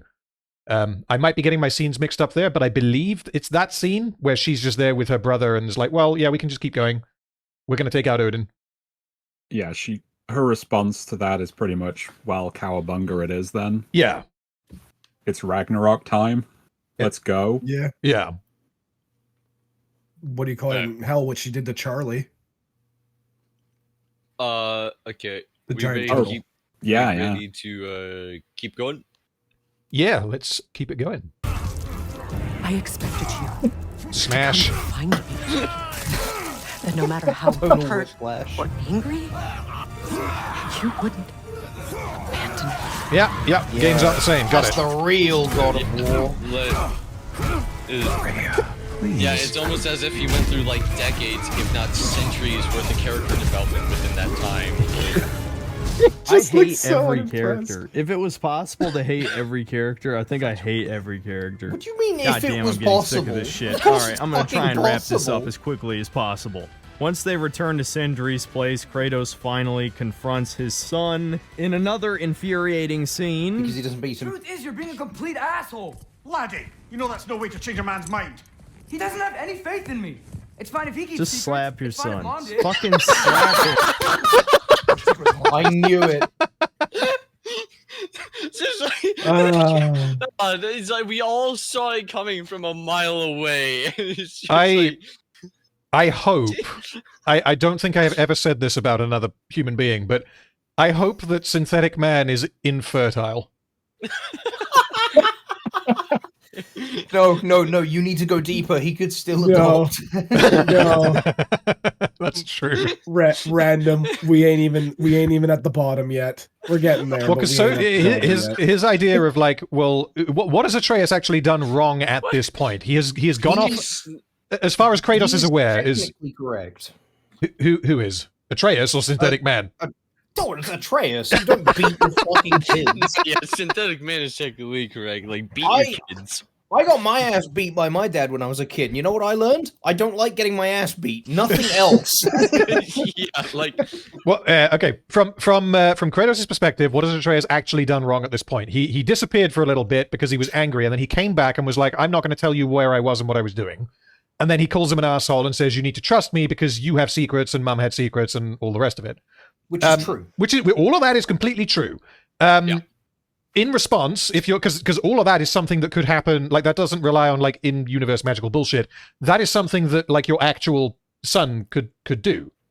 They could disappear all afternoon and then come home like, "Fuck you, Dad, I'm not telling you what I did because I'm old enough to have my own secrets."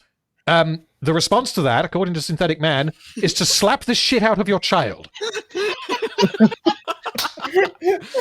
Just into the scene, the Batman thing. What did you do last night? Well, it's like he could get like a phone call. You could get like a phone call from school, like, "Yeah, so little Jimmy wasn't in school today," and then Jimmy comes home from school, or quote unquote from school, and it's like, "Ah, well, where have you been all day? Fuck you, Dad. I was doing my thing, and I'm not going to tell you." In response, beat him. Something else is to think about like where this is coming from with Atreus. You know, he's trying to like discover who he is. He hasn't got a mother. He's got a very emotionally stunted father figure who he's now recently learned. Oh, by the way, son, I'm a god, kind of, and you're kind of a god as well. And Also, I slaughtered an entire pantheon of people and also destroyed all of Greece, basically. Also, prophesies to die. Yeah, they both believe that Kratos is going to die soon at this point. Yeah, Kratos, there is a reason Atreus wants to do things for himself. And I think Atreus is quite mature in spite of how intimidating Kratos is as just a man. He's fucking huge and he's incredibly powerful. Atreus has seen what he can do. To still stand up to him and call him an asshole, even though Atreus is doing it because he's like, he knows what he's done is a little bit shitty, keeping secrets the way that he is. But even still, he does stand up to his father, and the criticism he levies against Kratos is accurate. It's what makes the scene so nuanced. Yeah. And Kratos, you can tell he's fucking annoyed and he's frustrated, but when it comes to dealing with a child like Atreus, who is just trying to, stand up for himself and trying to figure out exactly who he is, which, of course, would naturally be in question, especially for him. I mean, when you're a teenager, that's a big question on your mind, but he's recently, in the last several years, found out that he's not even, a normal human.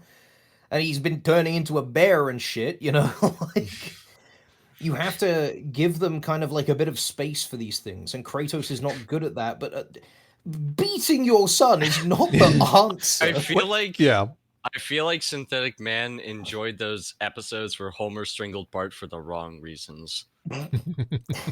Well, the thing is, like, even if you could somehow argue that, okay, Atreus is being a little shit, so, slap him around a bit and then his behavior will improve. Even if you could argue that somehow, you would have to then argue that Kratos in this game at this point in the story, who knows that believes that he is going to die pretty soon, his whole deal here is that he wants to value and cherish the little amount of time that he has left with his son. He wants to make sure that his son is ready to go on without him. So he has more reason than I guess he otherwise would to not beat his son. If we even if we need to make that argument, reason aside from that being something that you just should not do in a general sense, which apparently some people need to be told, Kratos specifically has reason not to do that. He doesn't want his son to remember his father as that old piece of shit who beat the shit out of me. Boy, if there's one thing I want to impart upon you, it's a handprint. Well, I'm imagining like the way Synthetic Man would want this to play out is like he lashes out at Kratos grabs him by the throat and fucking throws him over the shoulder, crushes him with a lever. Just like that's just what he would want. Well, it would just be the Poseidon scene again, right? You just overlay that onto this scene and be like, that's what should be happening because it's a God of War game, don't you know? Just cut straight to Omni-Man beating the fuck out of Mark. Almost want Omni-Man. Did he watch? Oh my god! Did he watch Invincible and go, "That's parenting"? Oh my god! I just need to see that meme now of just like somebody going parenting. I almost want Synthetic Man to be given money to make his own version of the 2018 and God of War Ragnarok games, just because I'm curious to see how it turns out and just how much he misses the mark with it. There wouldn't be a game. It would just be like Baldur shows up and Kratos just breaks him in half and he dies forever. Atreus goes, "Dad, you can't just kill people." Then Kratos slaps him for a mountain, just go, "Speak back to me, boy." It's literally going to be that Dungeon Soup meme where the Lich, he just sticks him on a pike on his back. And he makes him into a flag, basically. And Baltur's just sitting there like, "Oh God, no!"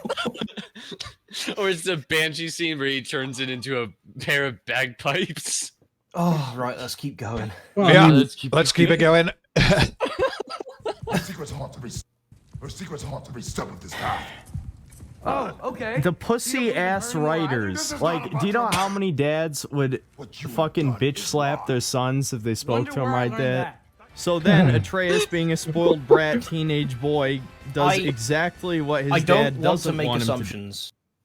I don't want to make assumptions about Synthetic Man, but I am really curious from a psychological point of view where this obsession with beating children comes from. Like, it would be awful if this is the case, but I genuinely think his dad must have beaten the shit out of him for him to think that this is the appropriate behavior in these situations. Maybe he's just Dude is just arguing with his son. It's not that big of a deal. You don't need to beat the fuck out of him. But have you considered he's just retarded?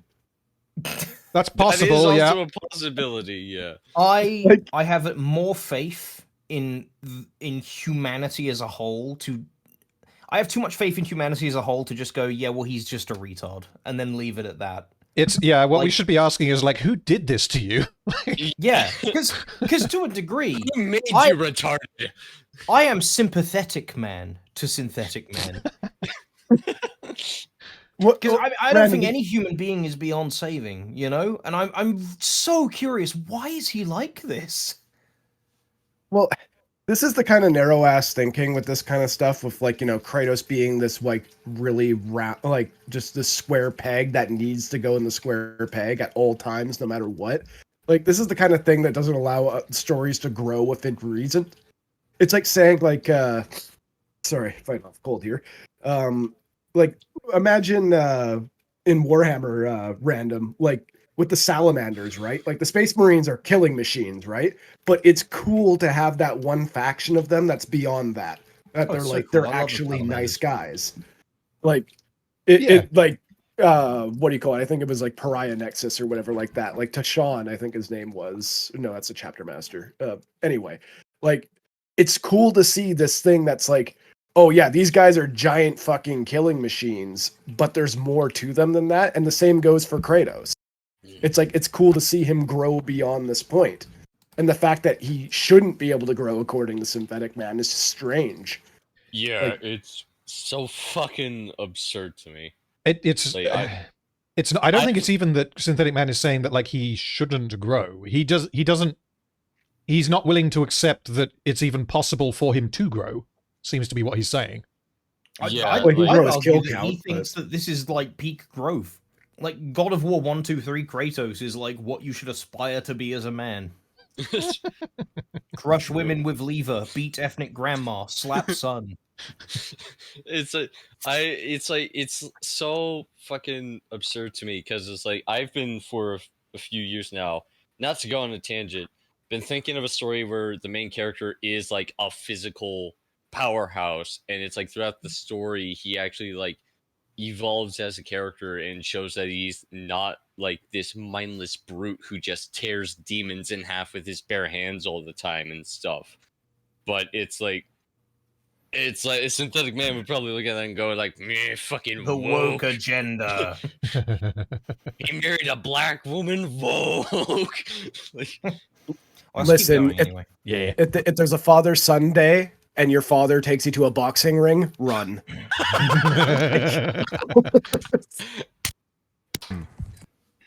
Alright, yeah, let's keep going. I'm a little drunk.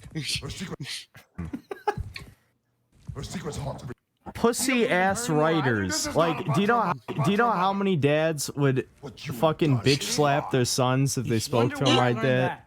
So then Atreus, being a spoiled brat teenage boy, does exactly what his dad doesn't want him to do and goes to see Odin.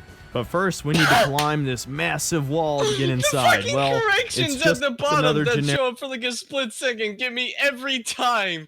Because it's just like just re-record it.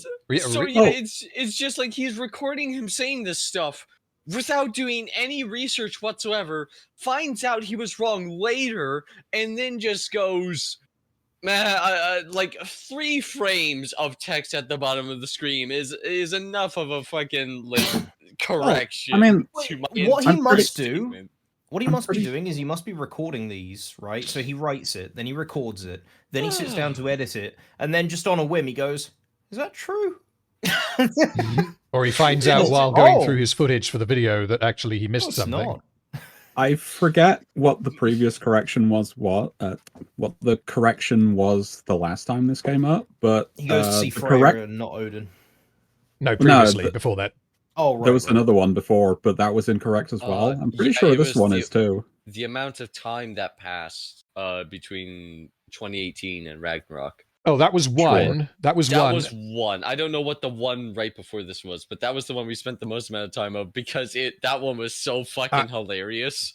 I've just remembered the other one. So the other one was when he confused himself as to who out of Atreus and Kratos knew about the prophecy that Kratos was going to die. Because he wrote his script saying that they both knew, and then he edited at the bottom saying actually Atreus didn't know. Because in 2018 he never finds out, but then because he put in that well exactly, which means that he was correct when he wrote it in his script, but he then forgot that when he made his correction, so he threw in a correction that didn't need to exist. I was gonna say I'm pretty sure the correction he put up there isn't true either, because Atreus isn't looking for Freya; she's at the house. Yeah, not at this point, no. Why does he go to her house? I can't remember honestly. I think he just kind of ends up in a spot randomly in Midgard, and it just happens to be near her house. So because it's, winter, he goes there for shelter. I think. Okay. I'm not going to check. I can't quite remember. I don't think it was that stupid. But... I mean, he's also trying to get back to Asgard, which means he needs to find Odin's ravens. He needs to find his way back to his house. That's true. He may have ended up at Freya's house on his way back to his own house. That's possible. Yeah. Okay, well, let's see what he has to say about Odin, Heimdall, and Thor, and Thrud, and everyone else. Just another Also, I know it just got completely skipped over, but like Freya did just abandon her giant tortoise friend to essentially die in the winter. Yeah. Yeah, Charlie. Bit of a shitty thing to do. I'm surprised Yeah. that Synthetic Man didn't mention that. He probably forgot about it. Well, given how much he doesn't like Freya, that's an easy bit to be like, well, wow, what a bitch. But, you know, it's not like a... Because the problem is that there is a difference between saying that this character is a bad person and this character is a bad character, and he only seems interested in the former. He only cares whether or not he likes them, and if he doesn't like the fact that she let her turtle nearly die, but he just doesn't seem to care. So, alright, let's go. It's just another generic linear section with no hard battles This part was whatsoever. excellent. Very lame compared to traversing through Pandora's temple in God of War 1, just to name one example of the many cool things Kratos did. I need to pause that there. Whoa. That is a bit of a little bit of a hot take there, I think. God of War 1's got some growing pains, that's for sure, especially looking back on it. It's like, because it was like not even PS3 era gaming; it was still on the PS2, and so it's like this is what I mean. It's like he's presenting his opinions as if they're objective, and because he thinks they're objective, he just expects people to just follow it and not question it whatsoever. But it's like, what do you mean? What makes the original one better? Is it just because it was a bigger cliffside? I mean, is that what made it so much cooler? That's what I would want to know. Yeah. Better? Like, is it because it was you're impressive? Kratos? Because you're Kratos, yeah. Is was it impressive for the engine at the time that they pulled off something of that scale? I want to know, but he just skips right over it, so we don't understand his argument. So it's just, this is better, moving on. And it's like, no, explain your fucking point. He did bring up that scaling the wall, there's no hard battles, I believe is what he said. That's what he said. He said it was completely linear and there were no hard battles. Is that the case in the original, if anyone can remember? Well, like, scaling the wall, quote unquote, in Pandora is a cutscene. Like, you go through the temple. Wait, what? Well, then that's not a fair comparison. Yeah, the temple is the actual thing. Like, you go up to the temple, and then inside the temple, which is on Kronos' back. But, like, you don't really scale it. Right, so the bit that he just showed, the bit of footage that he just showed, that was a cinematic, then, not gameplay. Yes. Okay, then he's just completely misrepresented. Because I have not played the original God of War, and if you hadn't told me that, I wouldn't have known. So he's just misdirecting his audience there. I'm literally double checking right now just to be sure. I'm so confused as to what his point is. Then I'm a little drunk. Oh my god! I just got the mother of all freeze frames. Hold on. What? Let me see if I can find it again. I retardedly clicked off of it. Where is it? Oh, it was classic PS2 goodness, but continue. I will find it in a moment, I'm sure. I'll press play and we can see the footage, because if it had the black bars on it, then it might be that it was a cinematic, but we'll see. With no hard battles whatsoever. Very lame compared to traversing through Pandora's temple in God of War 1, just to name one example of the many looks cool like a cinematic. things Kratos did. And once he makes it to the top, we finally meet Heimdall, probably the only base. He does say going through the temple specifically, but then again, he's like not explaining what made that better compared to the new one, but just moving on. I do like how said it's lame.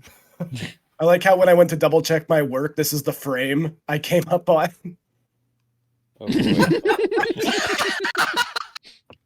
I'm like, oh yeah, God of War 1. I forgot about that. No wonder why you liked it so much. Anyways, there we go. I understand. He's playing the Giga Chad music, so just on the topic of him just saying it's lame, and compared to this other thing, it's lame. So obviously, I have like a gripe against Halo 3, and I've been sitting on like a script I've been chipping away at for about 5 years now, because I know every argument I make, I'm gonna have to justify all of them really, really well because it's a beloved game. So if I make any criticisms about it, they need to be very convincing and backed up by as much empirical evidence as possible. I couldn't fathom just going, I don't like this level, it's lame. There's a level in Halo 2 that's better. Just leaving it at that. Yeah, just fucking like... Yeah, like you hear that in a video and you're like, well, thank you for that. Like that, Yeah, enlightening. Fucking... Yeah. Who are you thinking you're gonna fucking convince of that? It's like being a chef like Peter and Griffin's raw ramen, just a brick of ramen, and going, I'm a chef. It's just, it reminds me, it's like this type of argument. It reminds me of Peter Griffin's I did not care for The Godfather, and all of his points boil down to just, I couldn't get into it. And it's like, that doesn't... It does insist upon itself. But at least he's not saying, oh, it's a bad movie, because I can't believe I'm saying this. Peter Griffin is smarter than Synthetic Man in that regards. At the very least, he's making a film critic and movie and game critic. Yeah, it's like Peter Griffin actively goes out of his way to say he personally did not care for it, and that it's his opinion. He's not Peter saying it's Griffin's just Godfather response video. Where... I mean, they're pretty comparable. Perfect. Yeah. Like you say, it's better. Peter Griffin's criticism of The Godfather is actually more insightful because he's making it clear that, no, this is just in my view, like it insists upon itself and all the rest of it. Whereas Synthetic Man talking about Ragnarok, he's presenting things as fact that are wrong. Yeah. Having not excuse me. played through the sequence. Right in the mic, babe. Sorry. Having not played through this sequence, I can't I can't say from experience how I would have found it. What I will, I guess, say is that I find the method of like climbing that are in these kinds of games, where it's basically just you look around for the direction to get the prompt, and then you press E, and then you just do that repeatedly. I don't find that particularly engaging myself. So if he was gonna make an argument of like the sequence where you're climbing Asgard's walls, or it's not particularly, like, I wish it had more mechanical depth to it. Again, having not played it, I guess I could understand, though.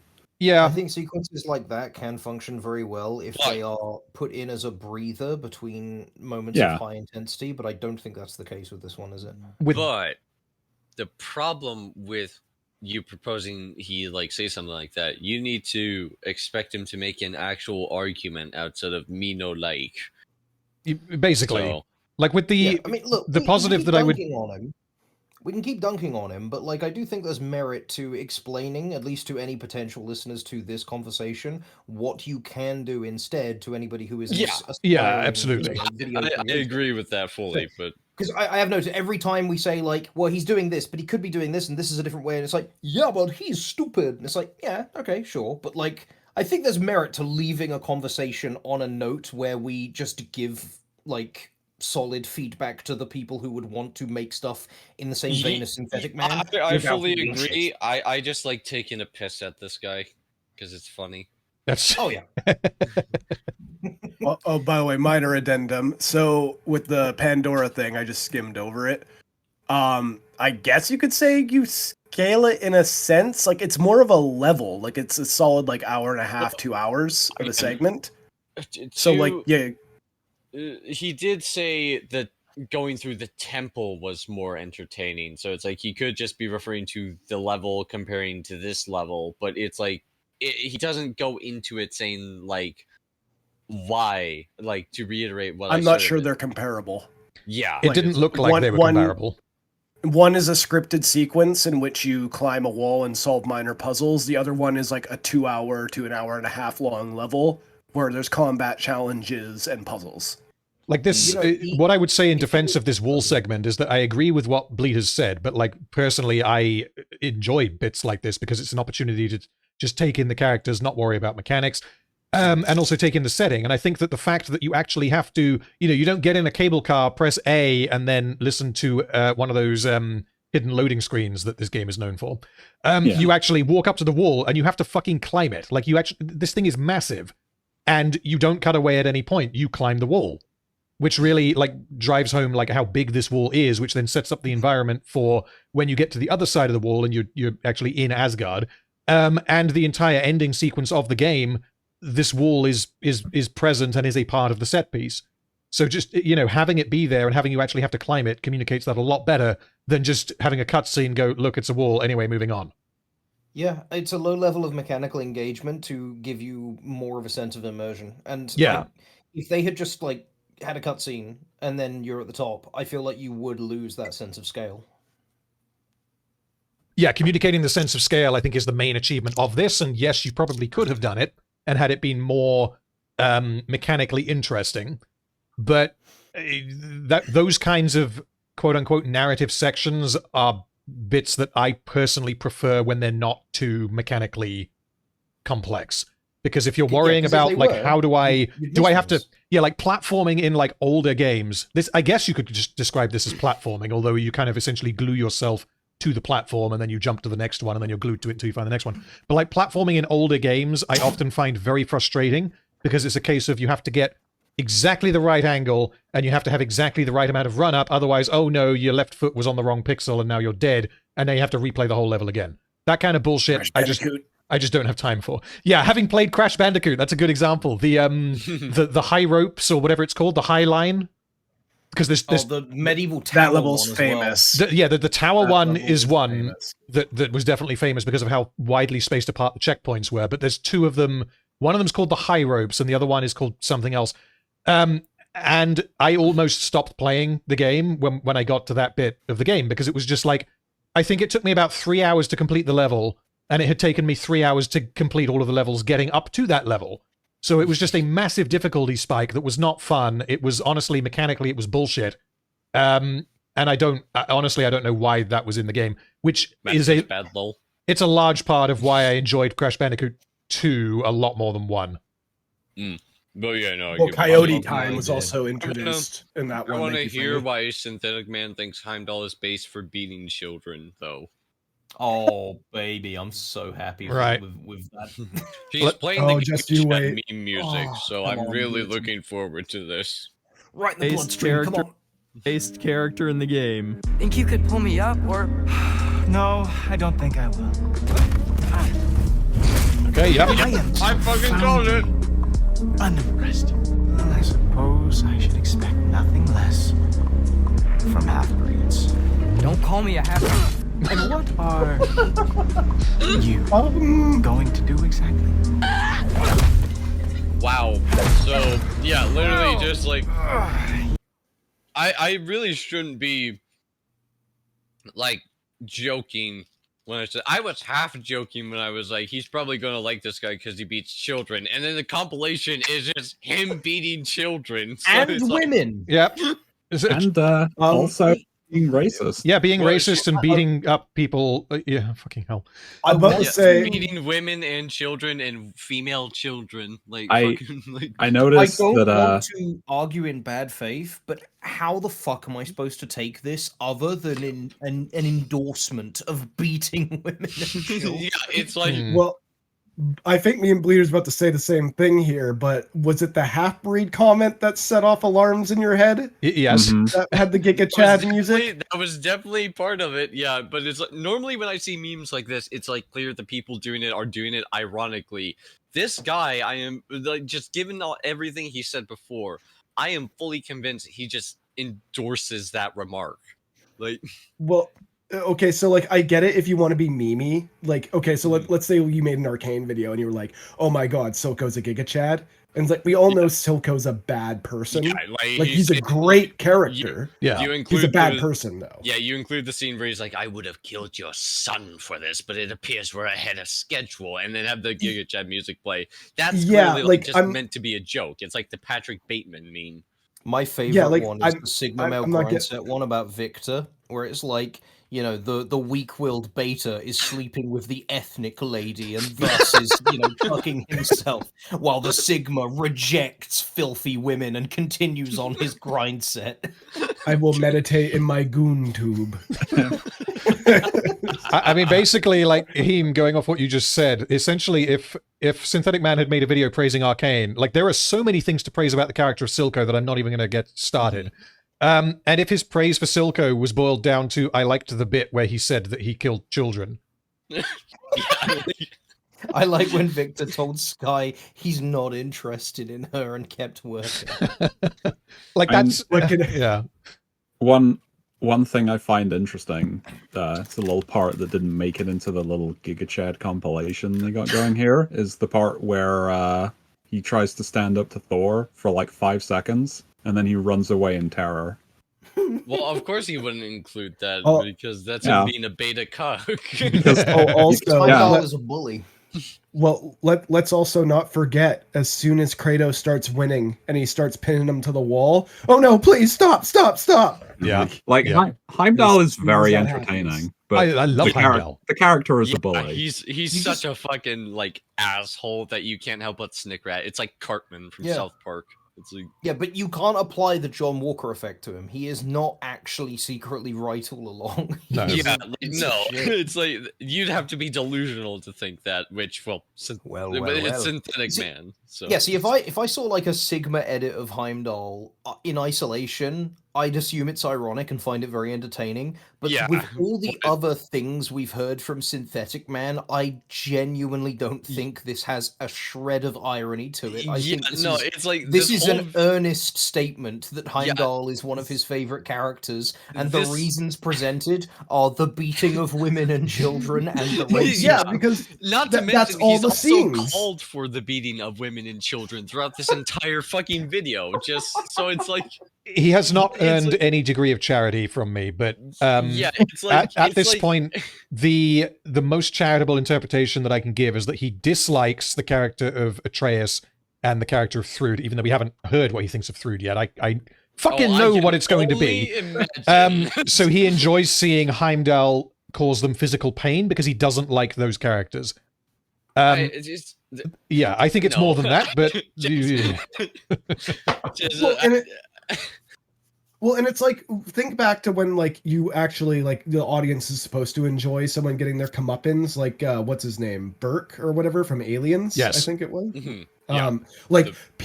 Everyone enjoys that scene because it's like, oh yeah, you little rat bastard, you finally got what you fucking deserve. Like in Con Air, the villain has a comedically over the top and extended death scene, and it's so funny to watch because he's played to perfection by fucking John Malkovich. And then it's just like, he's such a little slimy bastard throughout the whole film. And then when he dies, it's so convoluted and over the top. It's so hilarious. It fits the tone with the rest of the movie being ridiculously over the top. And you just can't help but smile when it happens. Yeah, like characters like Heimdall would definitely, I think, fall into the category of you love to hate them, rather than that they have been manipulatively written so that you hate them. Whereas someone like Kemen in Rings of Power, I would obviously say the only purpose that he serves is that you are meant to want to punch the shit out of him. Which is that's not creative, that's not intelligent, that is just blatant manipulation. Whereas with someone like Heimdall and what was the example that you just gave, Jangles? Sorry, with who? The example that you just gave of a character that is hateable.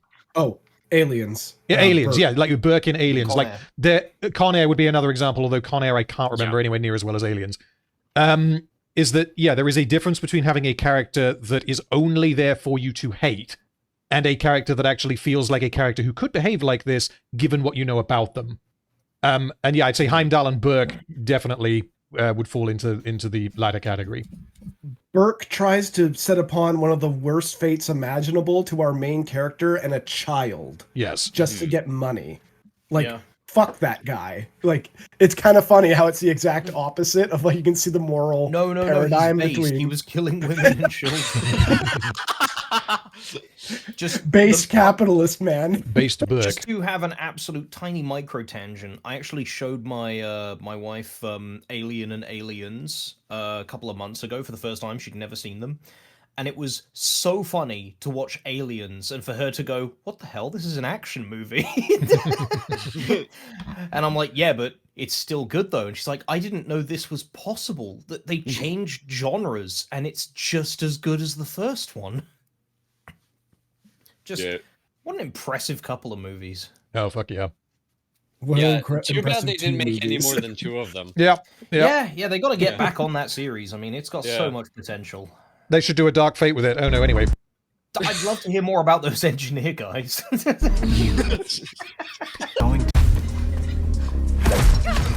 Well, you toddlers are boring. Oh, no.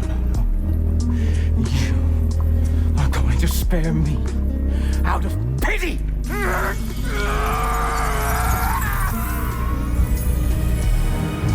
You do not get to decide my fate! What an absolute Sigma male. And once again, our expectations are... That's all we've got. That's all we've fucking got.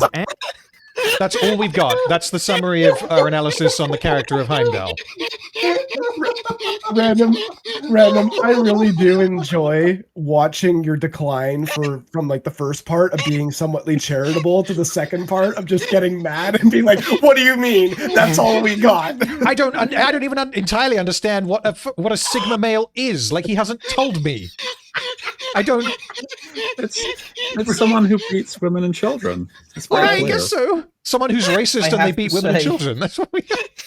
I have to say, Random getting animated about someone not qualifying the term Sigma male in their analysis of God of War Ragnarok was not on my bingo card for this year, but I'm so glad we squeaked it out right at the end of 2024. I'm so happy. I think I know what he means by that, but I want to know what he thinks he means. I know. Oh my god. Fucking hell. Right, what's he going to say about who else have we got? We've got Thrud and we've got Sif. I think we need to recover for a minute. I'm crying. We got the whole.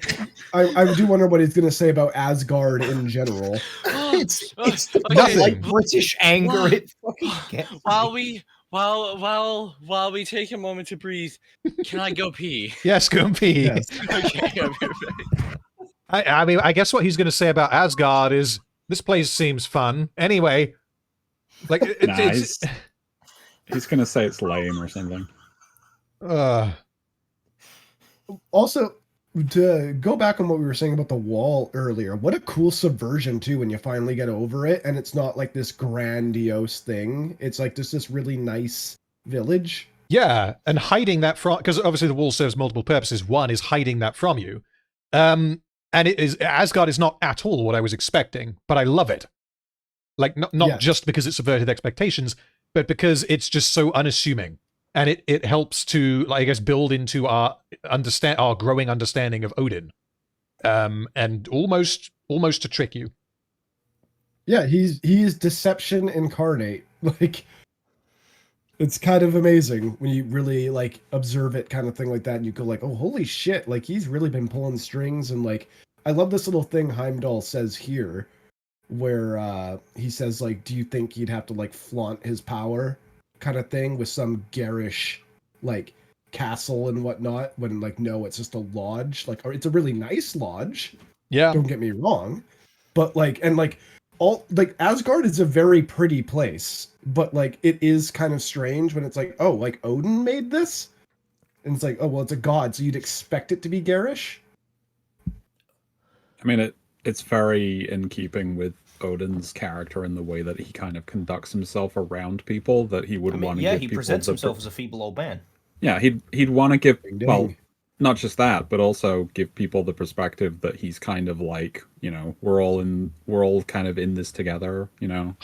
Pretending you're to be not humble. gods. Yeah, it's a sickly, like, false humility that, like, oh, he's such a weasel, I love him. Man, well, looking back on it, Random, what do you think about all those times you fucking hear Odin talk to Thor and just like how abusive you realize that relationship is? Kind of thing? Like, it's little moments like that are just, I'm going to get so much more out of that when I play through the game a second time, which I'm having to resist the urge to start a new game. By the way, when I do play the game again, should I go New Game Plus, or would it be better to just start again? I mean, up to you. It kind of depends on like what you're planning to do, right? If you're planning to do a full run through, I guess you get more out of New Game Plus. I would probably plan on doing a whole run through and going out of my way to get all of the side shit. Potentially, I would up the difficulty to hard as well, but I'm undecided on that. But I'm having to resist doing that. Plus would make it easier if you carry over your abilities.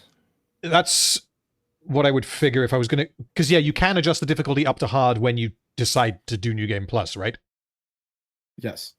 Okay. Yeah, that's an option then, because then you obviously start off with everything. Yeah. Something I really like about how abusive, the way that Odin is abusive is that he's not usually directly abusive.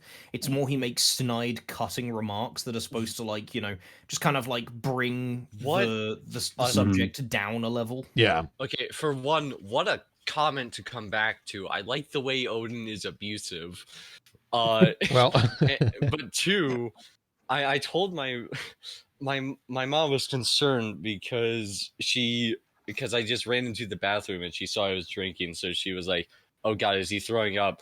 But now I had to explain to her why I was laughing my ass off. You don't understand. The funny YouTube man got indignant at the term Sigma male, and I had to piss myself. No, it was like I had to explain to her the context as why I was laughing, and when I explained it to her, she said, and I quote, "That sounds like a predator."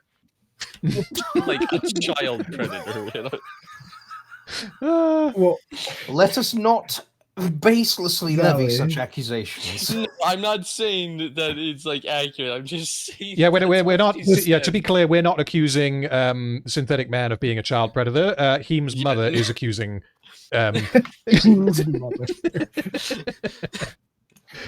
Right. Let's keep it going. Asgard is just a generic Viking village straight That's out the of fucking Skyrim. point. Keep it going. Honestly, I wasn't even surprised anymore at this point. But just compare Mount Olympus to this shit. It's almost like it was built by different people. In an unwinnable because boss the fight. people of Olympus, the point of them is they had rampant fucking egos. But Odin is willing to debase himself for his own, you know, like to pursue his own goals. It's what makes him different and interesting. On top of that, I'd argue that if I wanted to go to Synthetic Man's level, I'd argue that that's just generic Greek architecture just put on a mountain. If I really wanted to stoop to his level. That's the other thing, it's the cultural differences as well. When you think of, like, Vikings and Norse, you think of, like, humble lodges. When you think of Greece, you think of, like, Mount Olympus and great fucking huge pillars and... Well, yeah, hold on. Indicative of their own cultures. Who's got control of how far this can go? Go back. I want to see that Olympus picture again. Yeah, I'll wind it back. Okay, and so let's try and pause on that Olympus. Decide my fate! What an absolute Sigma male. And once again, our expectations are subverted, as Asgard is just a generic Viking village straight out of Skyrim. Honestly, I wasn't even surprised anymore at this point. But just compare Mount Olympus. Pause. Yep, there we go. Okay, there we go. By the way, the play pause thing seems to work a lot better when I'm actually pressing the button rather than just clicking the screen, so I'll do that from now on. Anyway, sorry. Yeah, this is your reference for how amazing Olympus looks? It's wrecked. Again. This looks like Ravenloft. Well, that's the thing, though, because I know what this is from. This is from God of War 3 near the end, when the apocalypse is basically sweeping over Olympus. Yeah, it's on fire. Like, it's literally on fucking fire. How is like... And there's like swarms of locusts and shit. What I would want to hear from Synthetic Man is why is he expecting these two locations to look at all similar? Because he's saying that, no, the Viking village is bad because in God of War 3 we had bigger buildings. Like what? I like how Heimdall's dialogue even explains this in the footage he used. Like His his favorite favorite character. Well, no, you don't understand. It's his favorite character because he beats women and children and he's racist, not because of what he actually says and thinks. The neurons only fire when women and children are being beaten. The rest of the time, he is only progressing the game to see more women and children get beaten. No, it's like his brain waves were a flat line until he saw Atreus get beaten, and then it was a massive spike. He's that I think it's I Show Speed or whatever the guy's name is. Really, when does this game get good, man? Just like skipping over the dialogue, and then he sees women and kids getting beaten. He's like, "Oh!" I know that meme. I'm just having now like visions of like this man watching The Lord of the Rings, and just skipping all the talky scenes because he wants to watch the battles. I think we've already said it, but like Olympus looks the way that it looks because it's built by people who want it to be grandiose and ostentatious. They want everyone who looks at it to know how awesome they are. Well, it's even Asgard like is built from a by Odin. From like a perspective in the game as well. Like the Greek gods, a big part of like their deal is that they are arrogant and egotistical. You know, they lord over their subjects. Whereas with the pantheon in 2018 and Ragnarok, you get different locations associated with different gods that look completely different, and the Norse gods tend to be a lot more subdued. Odin has a particular perspective on power that is very different from Zeus and the Greek pantheon. Yeah, Odin, he was wrong because true power comes from beating women and children. Like Odin doesn't strike me. Odin is absolutely arrogant, but he doesn't strike me as particularly egotistical. Or at the very least, if he is an expert at concealing that in order to serve his ends. So I think that it is a bit reductive. Not that any one of us or Synthetic Man is necessarily saying this, but I think it would be reductive to say that Odin is egotistical. I think that's too simplistic.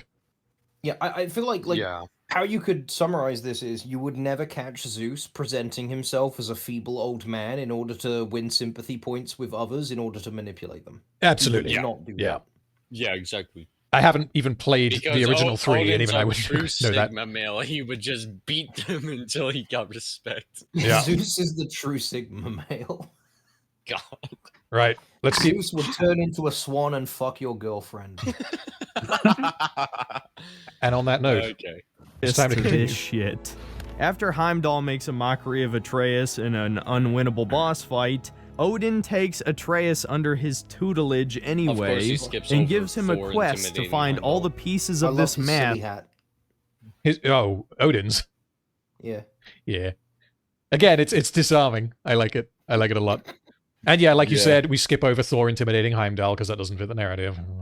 That will allow him to see into this realm tear that somehow might have all the secrets to the universe or something. Guess what? We never get to see what's in it. Oh jeez, I wonder why. It's almost like there's a massive fucking character arc and story-related thing that causes that to happen.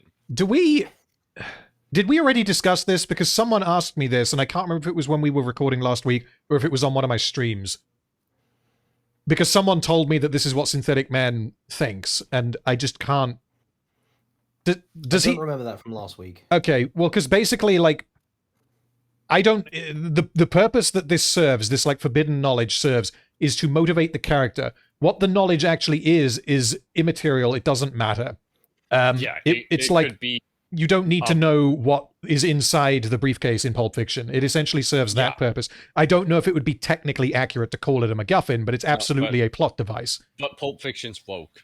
Pulp Fiction... I think it also works thematically with Odin, that Odin wants knowledge beyond anything else. And so, there being this mystery box that the audience and, the player will also, crave an answer to. And the point of it is that you don't get it. Yeah, and like the reason why we don't get it is because the part of the game where we have the opportunity to get it is when Atreus has to basically make the decision of who he's going to side with, and obviously he was not going to side with Odin at that point in the game, nor do I think he would side with Odin at any point in the game.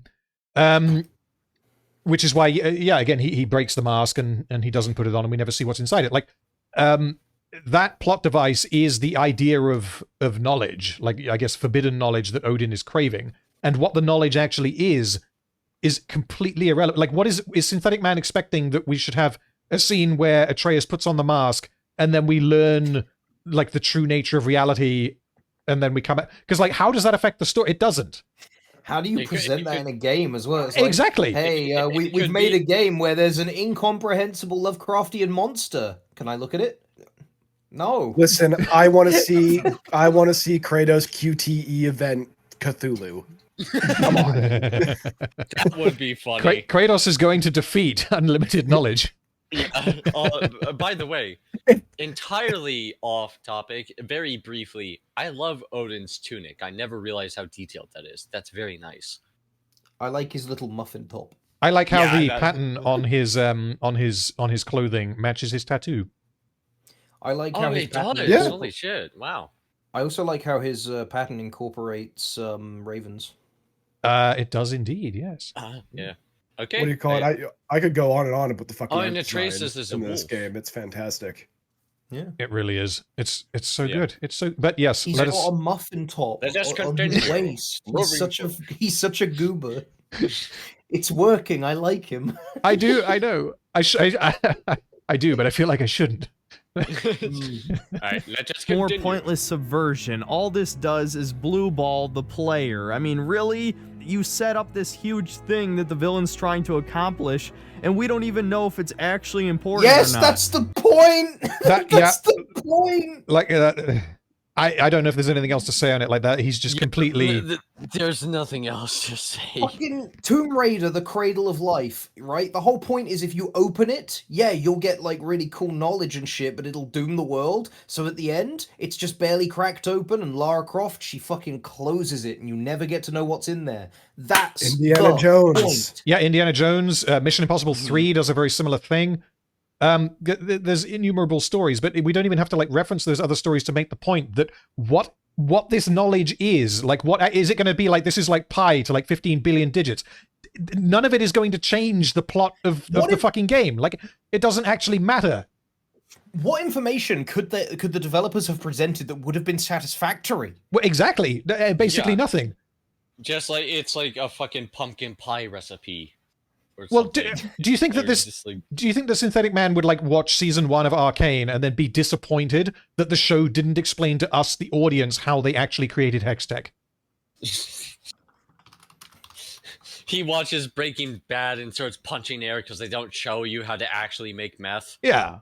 No, I just imagine he'd be mad at the ending of Arcane season 1 where he'd be like, they skipped the best part when the bomb goes off.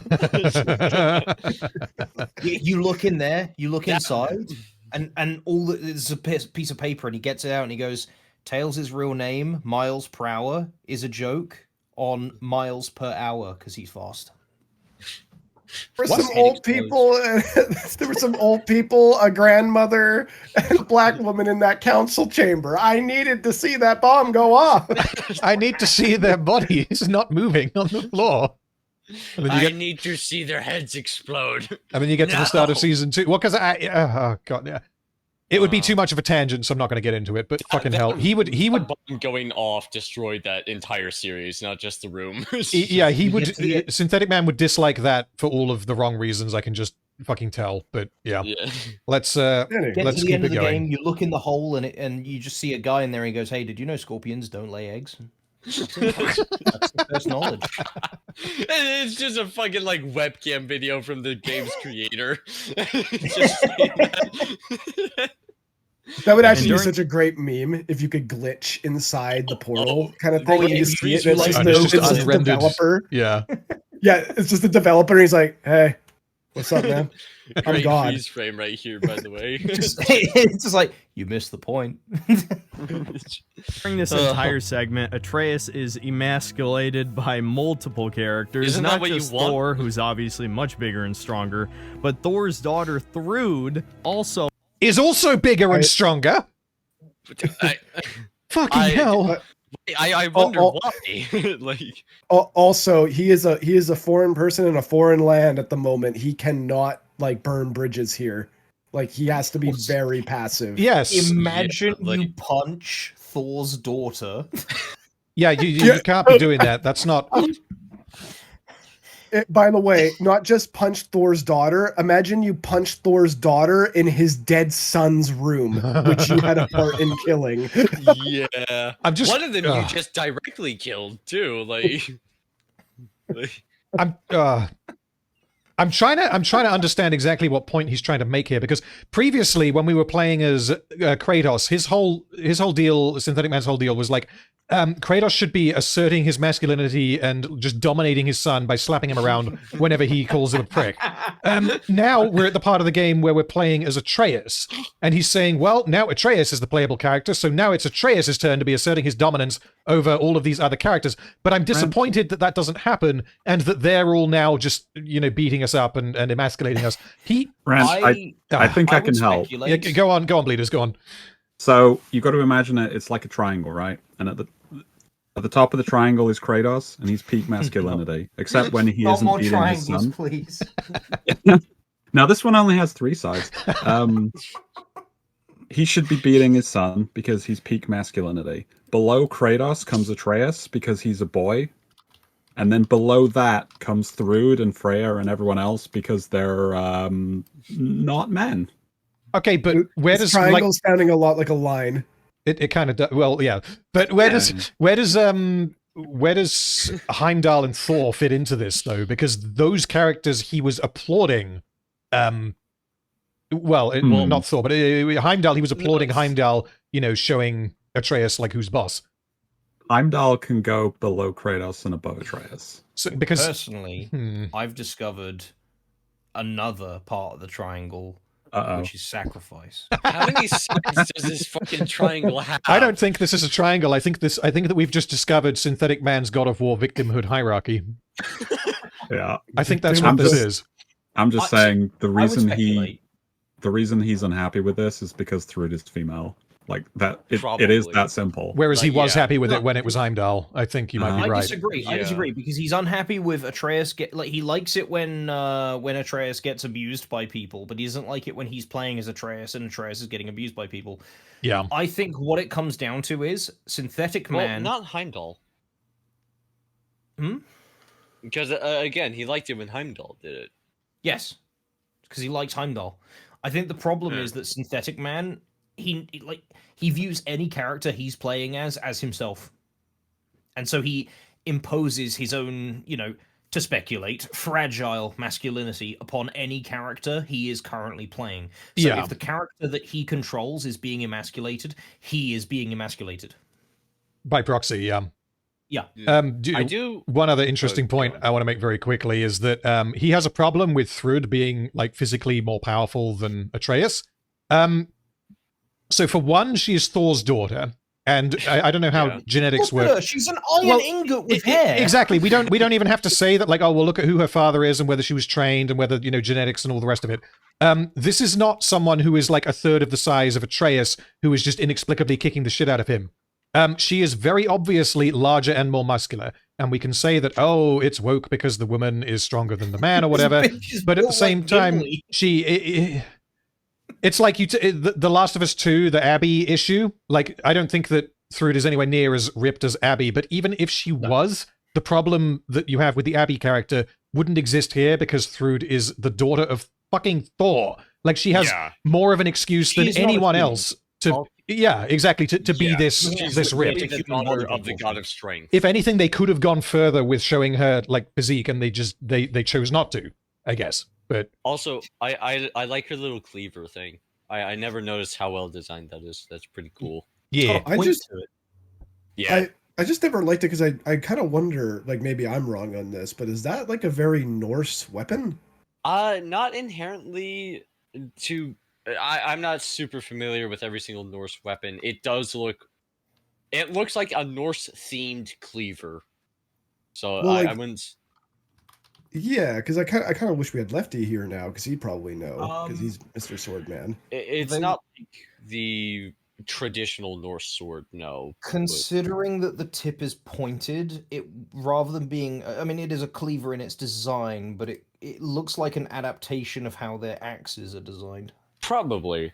Oh fuck yeah. Okay, so it's probably because Thor's hammer in mythology is so short in the shaft because Loki actively stole like some of the materials, so they could only make a short hammer thing. Maybe her thing was supposed to be an axe, and then just to honor her father, she had it designed similarly, so it's like a very short handle. Maybe, but that's just speculation. Yeah, I am under the. You know what? No, I think it was a fucking knife from the kitchen, because that's where she belongs, and she's just being rebellious. I will say, to the best of my knowledge, and I'm a lot more brushed up on, sort of English medieval weapons. I don't think there is a cleaver type weapon in Viking, history. You got to wonder what would the advantage be, because you don't have very much reach, and it's not the same as an axe. Because like an axe is going to have more power in it, but it has less of the bladed edge of it is smaller, which wouldn't apply to a cleaver. As far as a one-handed cutting weapon goes, as well, you'd prefer to have a dagger, which they had. They had daggers and short swords. Those would be better purely because, firstly, they have two blades, and secondly, when it comes to the purpose of a cleaver is to chop something, and the reason cleavers are used with meat is because meat doesn't fight back. Cleavers are not very good at applying force from in a combat situation. That's why you have heavier weapons like axes, because you need to cut through a layer of armor in order to get to the person underneath, whereas cleavers, because they lack the weight to really like hammer down on someone, is why chopping weapons tend to be big, or they're much more maneuverable, like a short sword. A short sword you can get in, and it has a point as well, which, to her credit, her cleaver has a point. It's just not very good. I think it would be better if there was a spike on the top, because then it aligns with the wrist. Potentially. Overall, it's a weapon. I don't think it's well designed. Does it make like a combat weapon? Does it make more sense given that she is superhumanly strong? Yeah, that is a factor. It would be a good weapon if she were purely fighting against non-god enemies, but we've seen that Atreus, Kratos, any other deity-type creature that she could be fighting is going to be tough enough to take the hits as if they were armored, and the armor that a lot of the characters are wearing is special magic armor. Well, what if her weapon's special magic to help? Well, if the weapon is magic, then the design doesn't matter. Yeah, we're getting a bit off topic. Yeah. You'd purely have to focus on the ergonomics of it, which I would still prefer to have a short sword. Yeah, sure. But anyways, I think we should continue. Yeah, let's keep it going. Is bigger and stronger than him. In Sif, even though she does literally nothing, is also much bigger than him. So Atreus just looks small and weak. He's a teenage boy. Yeah, it's almost as if he's growing or something. Like, what is this point? I mean, he's bigger than he was in the last game. Sif doesn't do a huge amount. I will grant him that. But to say that she does nothing is flatly wrong. She is very important in the climax of the game. She's kind of a baddie as well. We're trying to go for sort of a Peter Parker underdog type of thing, but I just don't like Atreus at all. Oh my god! Fucking Peter Parker? Going for the I'm gonna engage my retard interpretator here, and just so the idea of like Atreus being the underdog in Asgard, like that is something that makes sense because he fucking is the underdog in Asgard. Yeah. Everyone who's there is far more familiar with the environment that they're in. We can probably assume that they're also far more knowledgeable about the Nine Realms in general, because Atreus has only learned about them through Kratos, who also doesn't really know about them, except through them exploring it in 2018. Everyone there is physically larger and physically stronger than him. I don't think we see a single character in Asgard who is more physically capable than, who is less physically capable than Atreus. And him just concluding on that by saying, well, okay, this is what they're doing. He has observed that this is what they're doing, but I don't like it because I don't like Atreus, is what he has said. Yeah. How insightful. I also feel like it comes down to the fact that, I mean, he's likening this all to God of War 1. In God of War, the original trilogy of God of War games, yeah, you would never have Kratos just hanging around with, his sworn enemies, chilling with them, and them all being stronger than him. And so this isn't hyper-violence masculinity, so it's a problem, Yeah, it's very different to the original games, and this game is very different to what Synthetic Man wanted from what he bought, but he's just like skill issue, honestly. Like, so long as it's done well, it doesn't matter. Yeah, it's fine for him to not enjoy the game because it isn't what he wanted it to be, but his criticisms are fucking dumb. Yeah, well, he can't fathom that could be a criticism.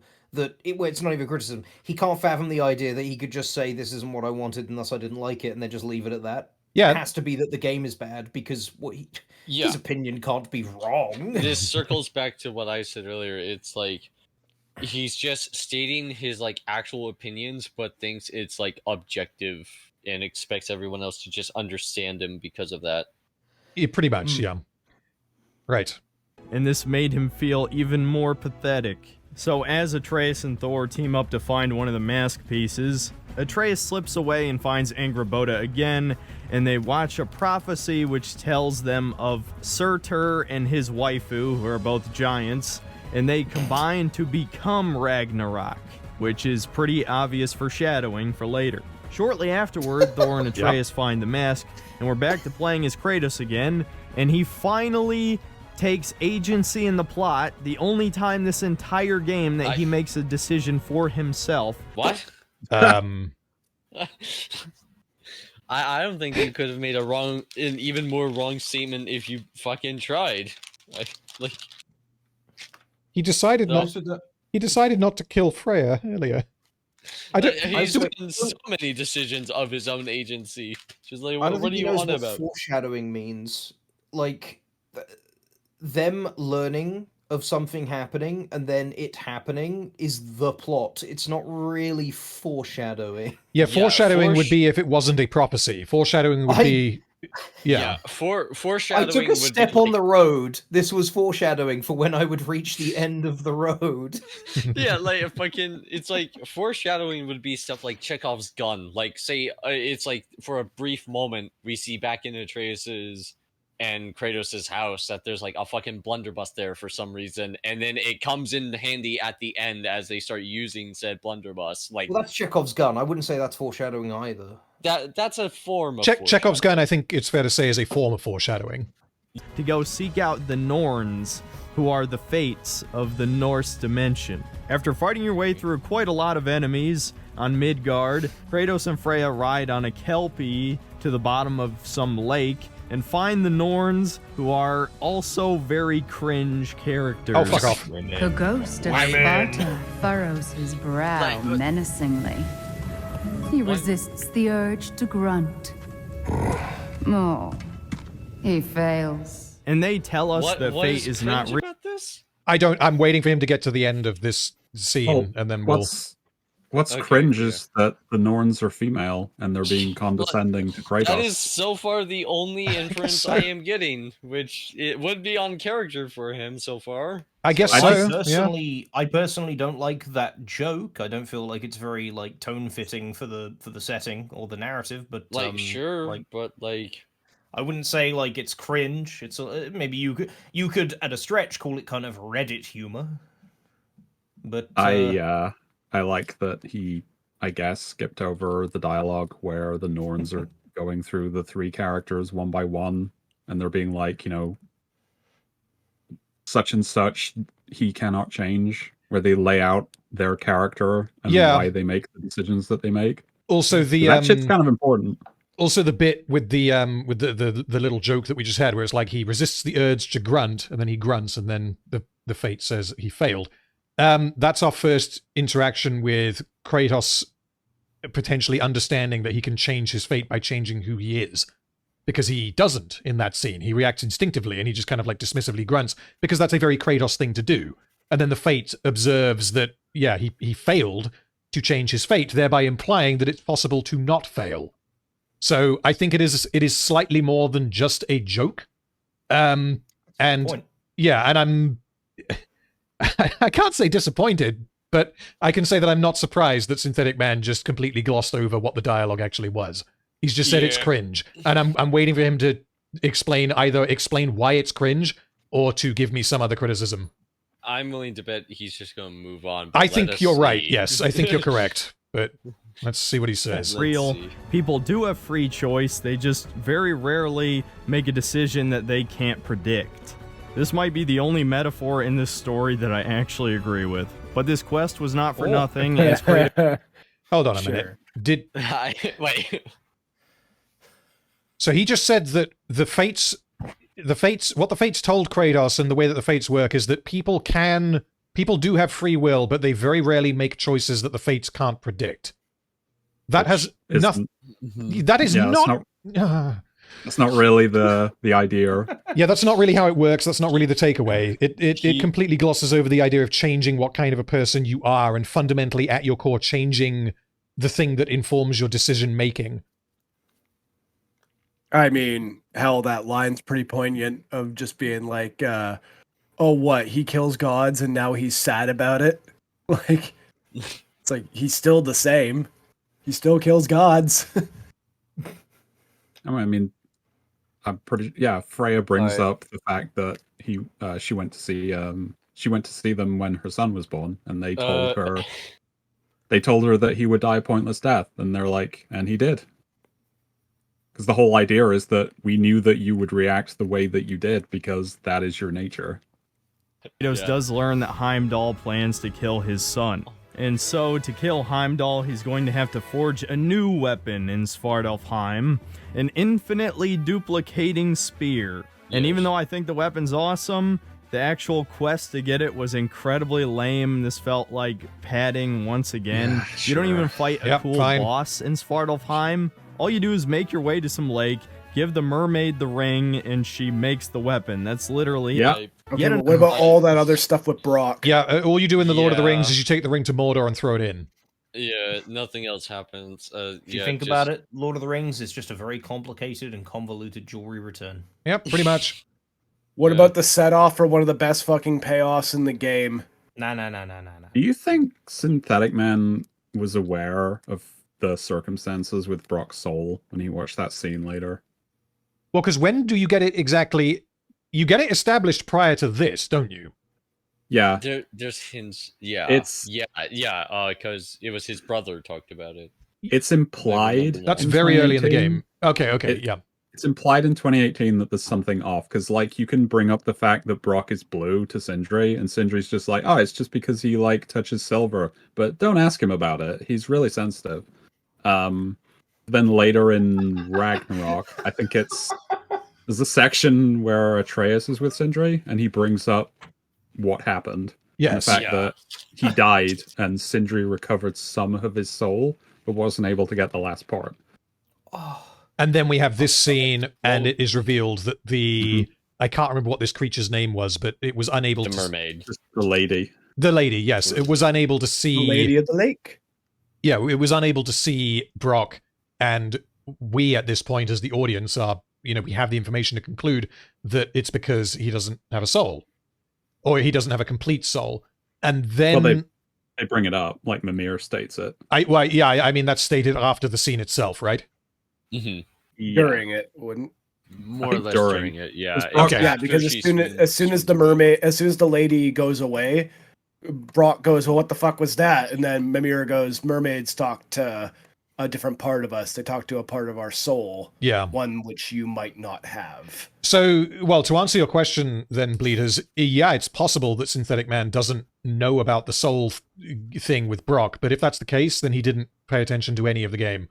Which is on brand. I mean, you possibly you gotta remember, if you listen to the dialogue, you're part of the problem. I guess so. Exactly. You should only wait for the next scene of children beating. Sorry, I cackled like a fucking demon earlier. Just you mentioning the line about like, he touches silver, just reminded me of the people who are a fan of the character from League of Legends Rise once started rubbing silver on themselves to become blue. What? What? Because they like Rise so much, and they did it in protest so that he would get a buff. What the fuck? I just, sorry, I have so many questions. Just the idea of like, oh, well, I'm a fan of this character in a video game. Let me crack open my silver bar and just rub it on my skin. Oh my god, somebody get them a wellness check after Arcane. Jesus Christ. Oh god, yeah. That's a good point. Oh god. Okay. To be honest with you, I was so relieved when it wasn't Rise, considering the rest of season 2. God, fair let's enough. continue. Oh, thank fuck! Just damage him more, please. Oh, leave my boy alone. Just Another missed opportunity As I from this chewed game on to my do something silver really piece. cool. For all the parallels to Marvel movies that you're about to see in a second, I'm surprised they didn't just rip off of Infinity War here and make something over the top. Then Big Kratos. battle What the equal fuck Marvel. does this have to do with Marvel? I don't know. They made a weapon. Woke agenda. They made a randoms, weapon that is see? specifically designed to kill a thing, but that's not even the case in Infinity War, right? No, it's just he needs a new hammer in general, which he wants to use against Thanos, but it's not like it's the only thing that could kill Thanos. It's just even Mjolnir. Honestly, I can't remember Infinity War well enough, but even if the reason why Thor goes to make Stormbreaker in the first place is so that he has a weapon that is powerful enough to kill Thanos, that is the most superficial comparison that you could possibly make. I mean, if you think about it, this is exactly the same as them reforging Andoril. Kratos and Odin have a verbal confrontation. Once again, the old Kratos would never talk to Zeus. He would just try and kill him as soon as he saw him. What? But he did talk to Zeus. He did talk to Zeus several times. He screamed up the mountain, "Daddy, I'm home!" Like, the other thing as well is it's like Odin says in this scene, Atreus is in Asgard where he's safe and sound and will remain that way as long as I return. Yeah. Yeah, maybe if you read the little subtitles that you left on in your game, you'd fucking get a bit of a context clue.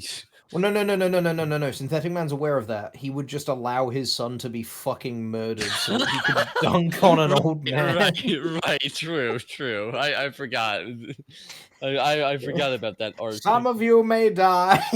Well, I mean, if the Asgardians beat Atreus to death, that just saves Kratos the task of having to do it himself, right? So, but then he's mad that he wasn't able to do it himself, so he kills all of the Norse gods. You beat my son, and now I can't beat him, so I will beat all of your sons.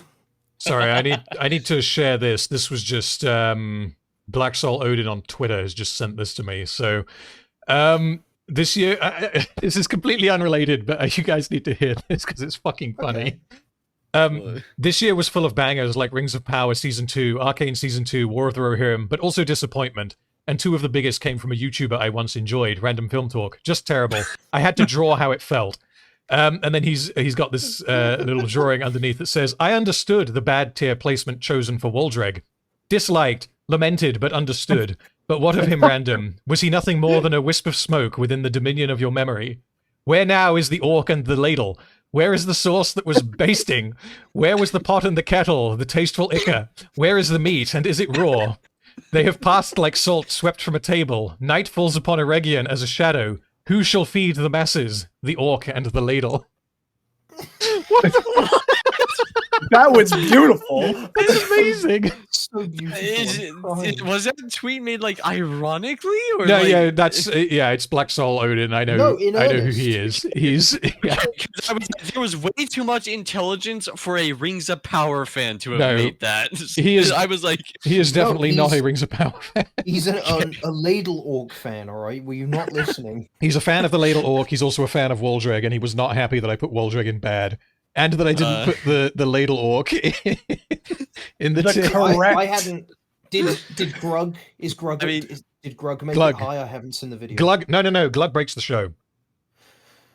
He does? He does. He breaks the show because of his final couple of scenes. Did any of them rank higher than Wheelie Boy though? That's the real question. Oh no. I haven't finished your series. What becomes of Glug? Wait, you haven't seen, so you don't know what happens in episode 8? I don't know. Well, what I think we are meant to infer... Okay? No, Glug is not okay. He dies. Glug changes his mind off screen and decides to betray Adar in favor of Sauron. And then he basically Julius Caesar's He did Adar. always have a penchant for doing that. He did, yeah. He then Julius Caesar's Adar in the exact same way that Adar killed Sauron in the beginning of season 1. I mean, if it's going to work once, it is very much like poetry, and it does indeed rhyme. And the problem then is that the song is shit. yeah, and then as soon as he has killed Adar, instead of being like, right, my job is done, time to go home to Glugwife and Glugling, he says, what orders, Lord Sauron? And Sauron says, get back in there and keep killing all of those elves. And he's like, okay. And then later he goes to Sauron and then later on he goes back up to Sauron and he's like, yeah, the dwarves are here, we're kind of fucked. And then Sauron stabs him in the neck and he dies. I mean, I feel like it's nice of him to spare him a slow death of being eaten by ravenous dwarves, I suppose. Yeah, well, yeah, turned into strong gravy over 1,000 years. I am really looking forward to Glug's son, and in the sequel series, the vengeance story. I hate to say it, but I feel like even before that, Glug kind of broke the show because they tried to use him to be like, yeah, see the orcs, they're sympathetic, right? I'm like, no. Yeah, they're evil. No, Glug is sympathetic. He's unique. Yeah, the point that the writers were trying to make with Glug is broken because, like you say, that's not how anything works. But if you just restrict it to the character of Glug, him having a family and having a little Glugling that he wants to provide for, that isn't broken. It just means that Glug isn't like the other orcs for some reason, I guess. Glug, like Destroy All Humans 2, he was born with functional testicles. I say we continue with the yes, story. That was a little tangent about Rings of Power, but let's keep going. And this scene was just painful to watch. I feel like the game can't decide whether or not Kratos wants war. He refused peace at the beginning of the game, yet we're constantly told he wants to avoid bloodshed. Oh, sorry, yeah, he wants to avoid bloodshed, which is why he's not attacking Odin right now. And also, Odin has just threatened him by saying that he has his fucking son.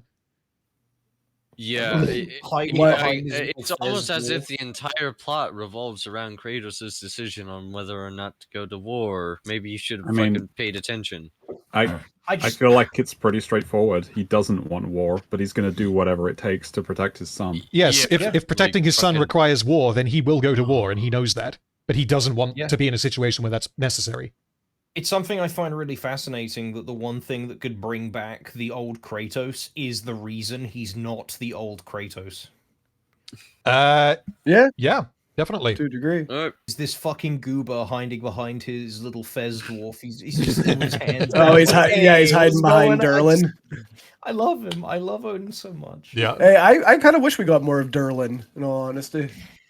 Except Odin, which is pretty much impossible. That's just stupid and naive to believe that would even happen. Him on the shoulders. Not to mention Odin. Thanks for being my human calls shield, him buddy. A cuck in this scene. Oh, sorry, I need to rewind that. You just called him a cuck? What? What? Hold on. Sorry, I got so distracted by the actual good content. I forgot to listen to the bad stuff. He refused peace at the beginning of the game, yet we're constantly told he wants to avoid bloodshed, doesn't want to kill anybody except Odin, which is pretty much impossible. That's just stupid and naive to believe that would even happen. Not to mention, Odin straight up calls him a cuck in this scene, dude. Boy, hold on. He's everything I expected. So clever, kind. You sure he's yours? And the writer. I mean, okay. Yeah. And this is one of the things that everyone likes about Odin. Is Odin, like, even when he's being diplomatic, he's always doing these little subtle, underhanded jibes at you. Yeah. Like my favorite one in that scene. Like, my favorite one in that scene is easily, oh my god, do they not have metaphors where you come from? Or should I say, did they? It's just like, yeah, like, I mean, Synthetic Man isn't wrong in his observation that Odin essentially just cracked a joke about Kratos being cucked. But that's the end of the sentence. Yeah, it's not like it's actually meant to be a genuine inference about his character, where it's the game devs going, oh yeah, Kratos, he is a cock, by the way. No, it's just fucking take that really great scene and just reduce it to, he called the guy a fucking cock. It's crazy. Yeah, like fucking... Well, yeah, but that's like what Odin would do. That's exactly what he would do. I wonder if he's gonna pick up on something else that Odin talks about in that scene. Well, I don't think so, because we've just moved on to the next scene, I think. Yeah, do you think Synthetic Man is like the type of guy who would think that the gas at gas stations is stored in the little light fixtures over the gas pumps? Like, what? I don't think he goes outside. Oh, you guys didn't see that. I hope he doesn't have a license. Yeah. Yeah, we don't want him to be driving, otherwise he'll see an ethnic grandma and be like, you know what? He thinks the speed signs outside of elementary schools are kill counts he needs to hit. Bleeders, before I press play, because I have no doubt that he's not going to address whatever you were about to. Well, so Odin asks Kratos basically like, have you ever been worshipped? Because he makes the point of being like, we have responsibilities of God. Well, I have responsibilities of gods. You know, what god have you ever really, what function have you ever really played? Do you have any idea of the level of responsibility that I have? Has anyone ever worshipped you? And I'm wondering if he's going to talk about that, because that was kind of a thing I remember people being unhappy about. About Odin saying that to Kratos, or about the game believing it to be true? To Kratos, the have you ever had someone worship you? Have you ever had someone love you? Can you imagine it? No. Like that one little jab he does. Yeah, something like that. Well, because the question isn't, is that true? The question is that something that Odin would believe and that Odin would say to Kratos, right? Mm-hmm. But totally. Yeah, I guess Synthetic Man has nothing to say on that topic. I'd assume he's trying to make Kratos feel like his son doesn't actually love him. Or he's that's like, probably a part of it. to Yeah, gauge a response out of them Yeah, too. I'm sure there are more layers to it, but I could definitely see that. Like he'd want to drive a wedge between the two of them. Yeah, that's definitely part of it. But let's see if he dials back to that scene. But I don't think he will. Obviously didn't play the old games. I know they did the research on some of these stories, or a different writer entirely wrote the stories while you're riding on the sled or in the boats that reference the previous games, but they clearly forgot that in God of War 2, Kratos did have worshippers. Yeah. Spartans worshipped him while he was a god, and yet he says nothing here, acting like Odin was correct. Does he act like Odin was correct, or does he just not engage with it? I mean, the thing about it as well is it's like Kratos does not regard his time as being the god of war as a positive thing. Like, I imagine... As if that needs saying. Yeah. Like, well, I think it does for Synthetic Man. But apparently. I imagine that he has a lot of respect for the Spartans. I mean, he does. We know he does. Like, he named Atreus after one of them. But I don't think that he would consider the person he is now as being someone who has received worship as a god, because like he was a different person back then, and he does not consider that person that he was as something that he wants to be again. Yeah, and given that he is no longer that person, or that he is trying his best not to be that person, it would mean that any worship that he did receive previously in God of War 2, I think it was that he just said, that he wouldn't consider that to be legitimate praise, because it's like, you know, if you do something bad in real life and then someone praises you for it and you get rewarded for doing something bad, you then learn later on that you probably shouldn't have done that. You're not going to feel good about the fact that you were praised for doing it. Yeah, also Odin specifically talks about if he knows what it feels like to feel loved, and who's to say those Spartans didn't, like, were just like using him more or less as a crux in battle or something. So the same way he used Ares and got himself in the situation to begin with. But I think what's really interesting is that, like, Kratos, why would Kratos even answer? Like, sure. I think Synthetic Man again is imparting his own fragility onto the character, because if Synthetic Man were Kratos, he'd go, "Yeah, I got loved. I had people worship me." Whereas, like, Kratos has nothing to prove to this guy. Being worshipped, being loved by your worshippers, these are not things that are valuable to Kratos, so he would not engage with it in the first place. He's certainly not going to get in a fucking pissing match. And because Kratos doesn't want to start a war, he's not going to start arguing. Yeah, he's not interested in even really talking to Odin, let alone the thing arguing. is, as well, is like, let's say he did say that. Like, I imagine Odin's follow-up would be, oh yeah, and what was the circumstances under which they were worshipping you? Because it's like, he's got the clip in there from the beginning of God of War 2. Kratos was basically just having the Spartans just fucking go around and topple entire city-states.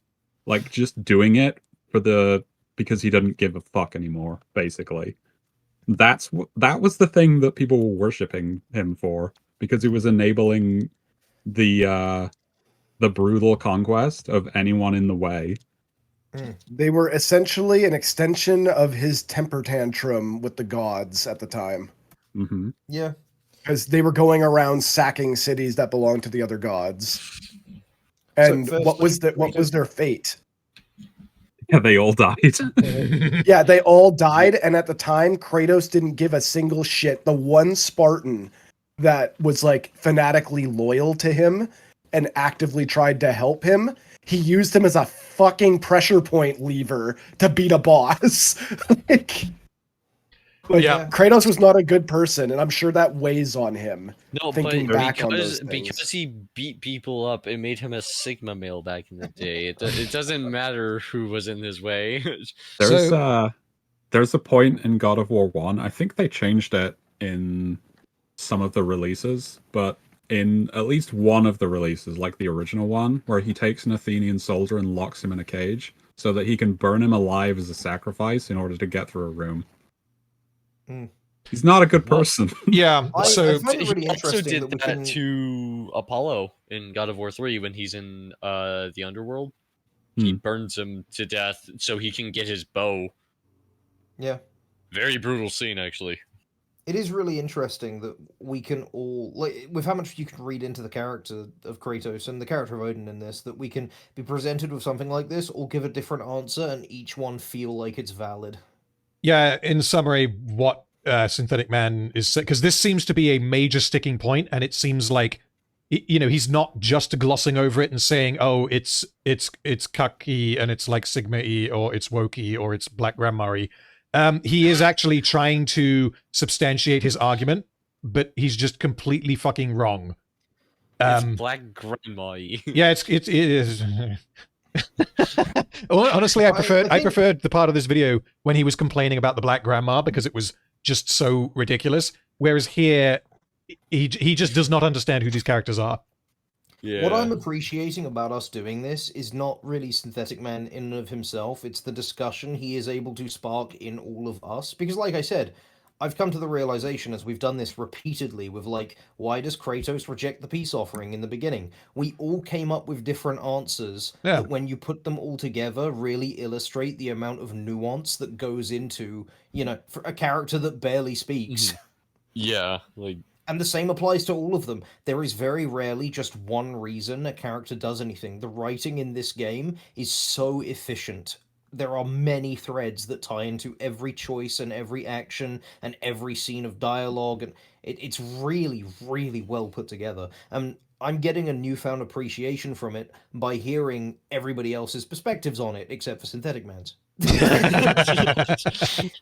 Well, speaking of Synthetic Man's perspective...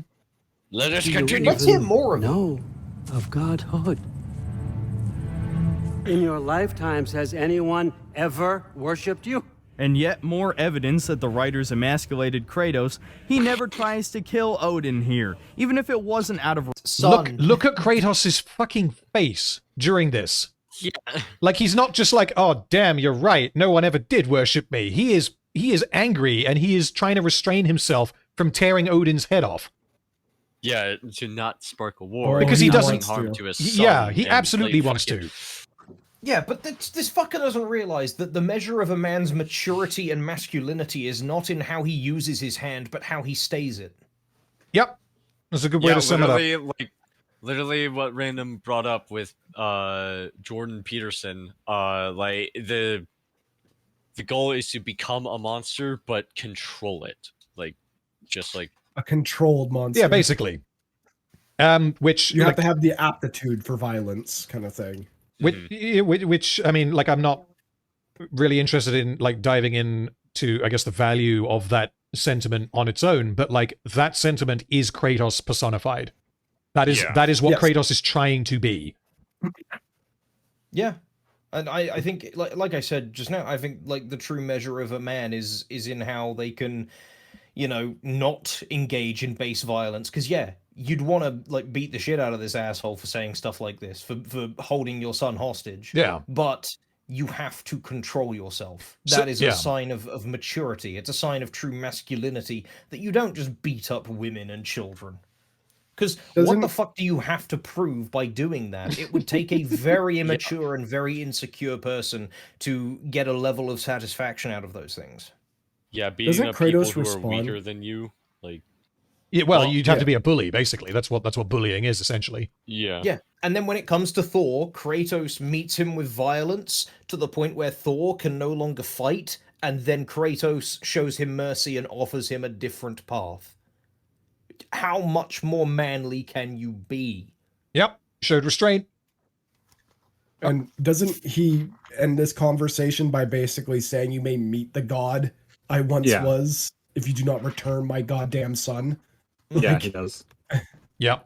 It's just like, yeah, he's very, like, Odin is very good at pushing buttons. Like, yeah, it's honestly, yeah, again, like you were saying, Kai, like newfound appreciation for this game and for this scene, is because Odin is trying throughout this scene to provoke Kratos, and Kratos is trying his best to not be provoked.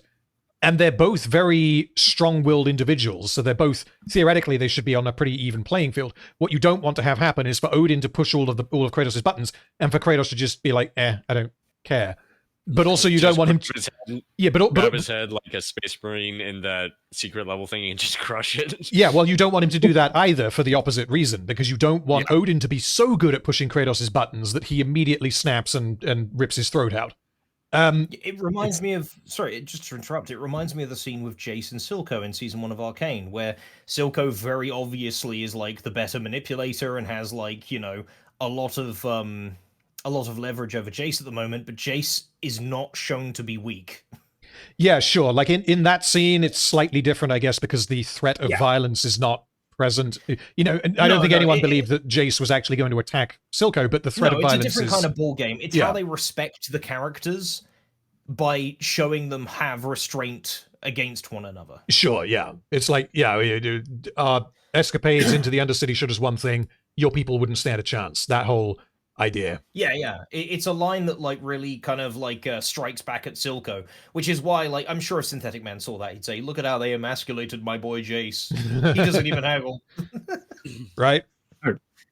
I really like the part where Silco reaches into his jacket. Yeah, he's like making it look like he's pulling a weapon, but then he pulls out his list of demands, and then he smirks at Jace with like a touch of respect to it, because Jace just doesn't flinch while he's doing this at all. Yeah, which again, there's multiple ways to read that. It's like, is Jace actually so inexperienced that he doesn't really consider it to be a threat? Or is he so confident that he knows Silco better than Silco knows himself, kind of thing? Yeah. Hey, we get one of the best payoffs there too, is when he's at the statue of Vander, and they all Undercity characters say about Jace, the boy didn't even haggle. Oh yeah, like, so good. It's such a great little callback. What could have been, but we do need to continue with Ragnarok. Yep. Yeah, there's a lot of great dialogue, and you can read a lot into it. It's very good. Absolutely. And this applies here extensively. This scene is my favorite in the whole of 2018 and Ragnarok. Which it would be. If he killed Odin, the plot would be over and he would win. No. I'm not saying he should. We would. Thor would just go, well, we spend so long talking about the nuance of that scene, and it's like, okay, we really got to make through the video. Like 5 seconds later, he says something so ridiculously retarded that we just need to stop to talk about it. Like, Jesus Christ. What happens? How do you think Thor would react to hearing go through it point How do by you think point. Atreus would react? Go through it point by point. Even assuming that Kratos would be able to just immediately pulverize Odin. Let's say that they start fighting. I don't think he necessarily would, no. But let's just say that Kratos just pulverizes Odin now. What happens next? Well, easy. Fucking Thor Atreus is dead. now the king. Yeah, so Thor would then replace Odin. Thor would have no attempt at redemption. He would have no hope of redemption. Atreus is dead immediately because Thor already doesn't like him and already wants to kill him in revenge. And arguably the only thing preventing that was Odin And if telling he him not to. doesn't, Heimdall will. Exactly. If he doesn't, Heimdall will absolutely kill Atreus. And then we also have a drunken, enraged man in charge of the Einhujar, which is like Asgard's legions. Yeah, so if Kratos were to kill Odin at this point, then it would obviously diverge from the prophecy that the Fates told us earlier in the game, which would actually fit with this game's whole concept of what fate is, because Kratos killing Odin here would be so out of character for him that it would mean that he has fundamentally changed as a person, and therefore he would change his fate.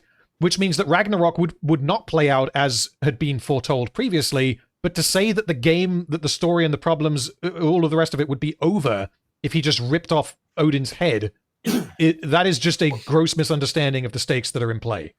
But I think... The other thing is that Kratos doesn't have his allies yet, so Kratos is dead. Yes. Maybe? Given that Odin can kill him, not Odin, Thor can kill him. Yes, Kratos is almost certainly dead. Being in charge of the entire pantheon and having all of those resources and like that army at his back and hunting down Kratos specifically, Kratos is dead. And if Kratos somehow survives, and if Atreus somehow escapes from Thor, what do you think Atreus is going to think of Kratos? What the fuck, Dad? That relationship is over. That relationship is over, even if they both survive. Like, what the fuck? Yeah, but you see, they're gonna have to kill Thrud as well. Oh yeah, of course. Here's the thing. I think that's what Synthetic Man wanted. I think he wanted it That's to his be good this ending. just a massive interconnected realm genocidal bloodbath. So you think that Synthetic Man, the way Synthetic Man wanted this story to go, is for Kratos to revert to his old ways finally, to slap his son and say, "You must join me and we'll rule the galaxy." Just tear through the whole pantheon and kill everyone. Burn it all to the ground. He wants that shot from the end of God of War 3, just tornadoes and typhoons, whirlpools and lightning and fire. Just that's the good end. You got to remember, at least if that happened, no one called him a cuck.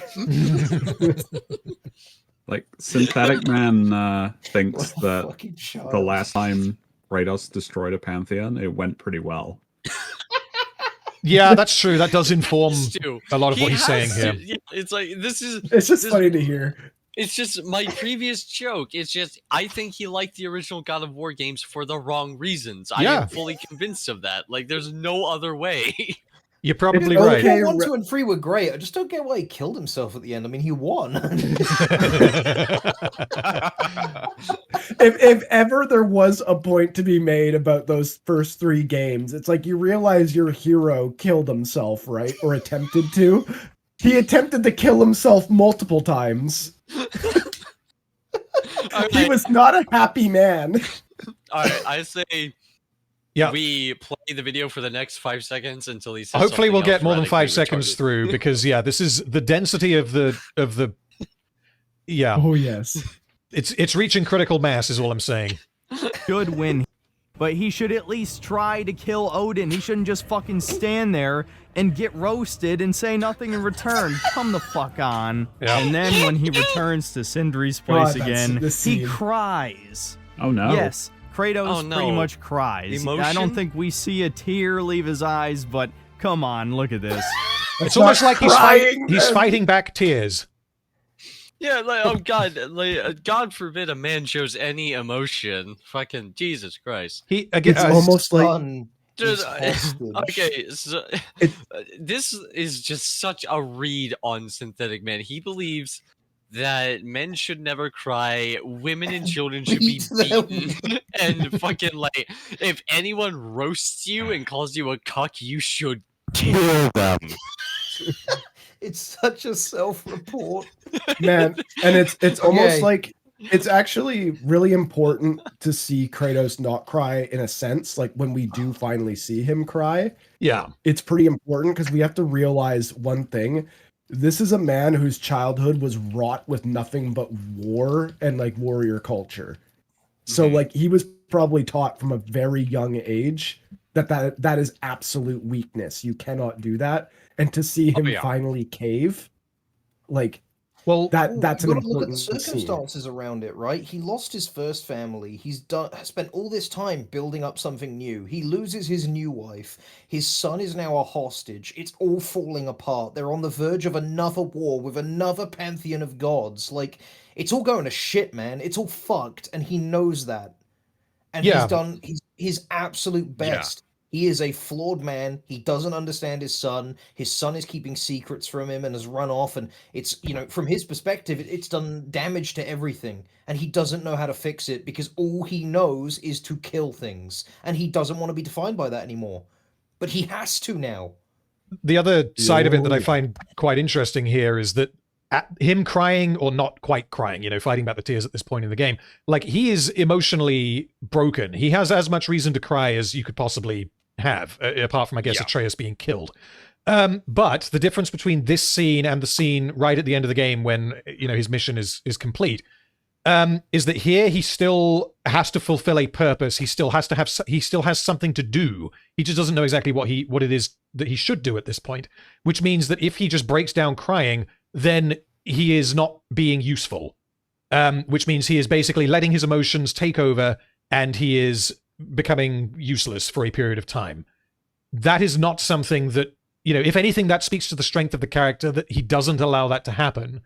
And he essentially waits until the end of the story of 2018 and Ragnarok to allow himself to become that emotionally overwhelmed, because it doesn't actually matter at the very end that he becomes, quote unquote, useless because he is overwhelmed by emotion, because he doesn't imminently have to do something to save his son's life and to decide the fate of this entire setting. I mean, part of that as well is it's just like Kratos considers his past self a monster, and he is kind of terrified of becoming that again. Yeah. Part of the reason why he looks so upset at the end of the game is because he's, you know, like it says, he has a path ahead of him that he never could have anticipated for himself, because he thought he was locked into that. And I think it's indicative that he nearly breaks down in tears right after he threatens to become that man again as well. Good point, yes. There is a particular scene in Valhalla I really want you to see now, and I won't be for a while, but when you see it, you'll be like, God damn. How long is Valhalla, roughly? Depends how good you are. Without spoiling it, Jangles, is it the little conversation he has with himself? Yes. Where he talks in the mirror and he says, "You're stupid. I hate you." Yes. That would be the conversation in front of the throne being the toilet. Yeah, it's where he's shitting and he talks to himself. That's the one. And then he has a vision of his wife. This is actually the second Gay. vision. I didn't name the previous one because honestly none of the three visions matter at all. They're completely pointless. There's only one purpose they serve to the story. Kratos settled. The ultimate Giga Chad settled. Wait, Faye's good looking though. Faye is not ugly.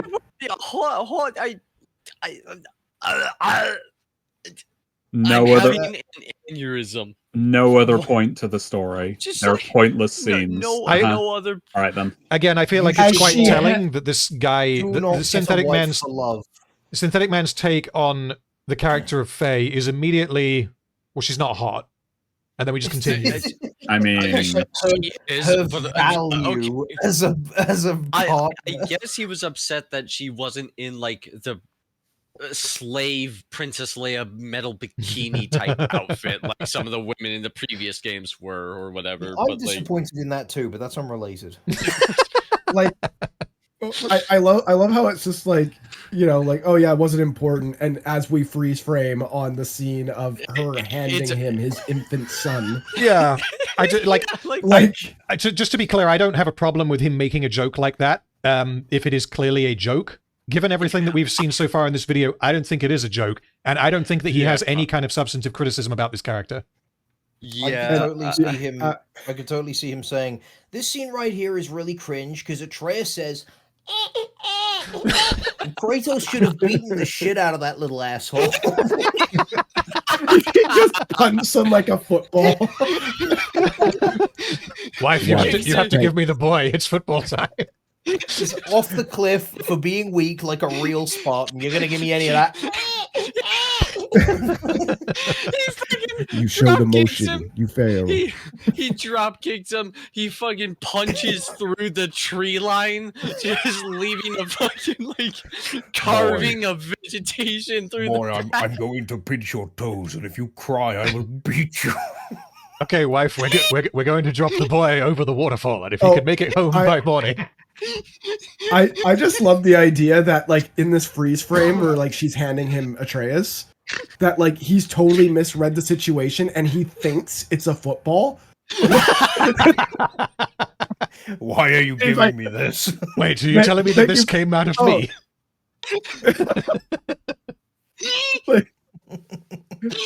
And it's oh, thank you for the gift, wife, and just kicks it. And he's what a good ball. And she's just sitting there horrified.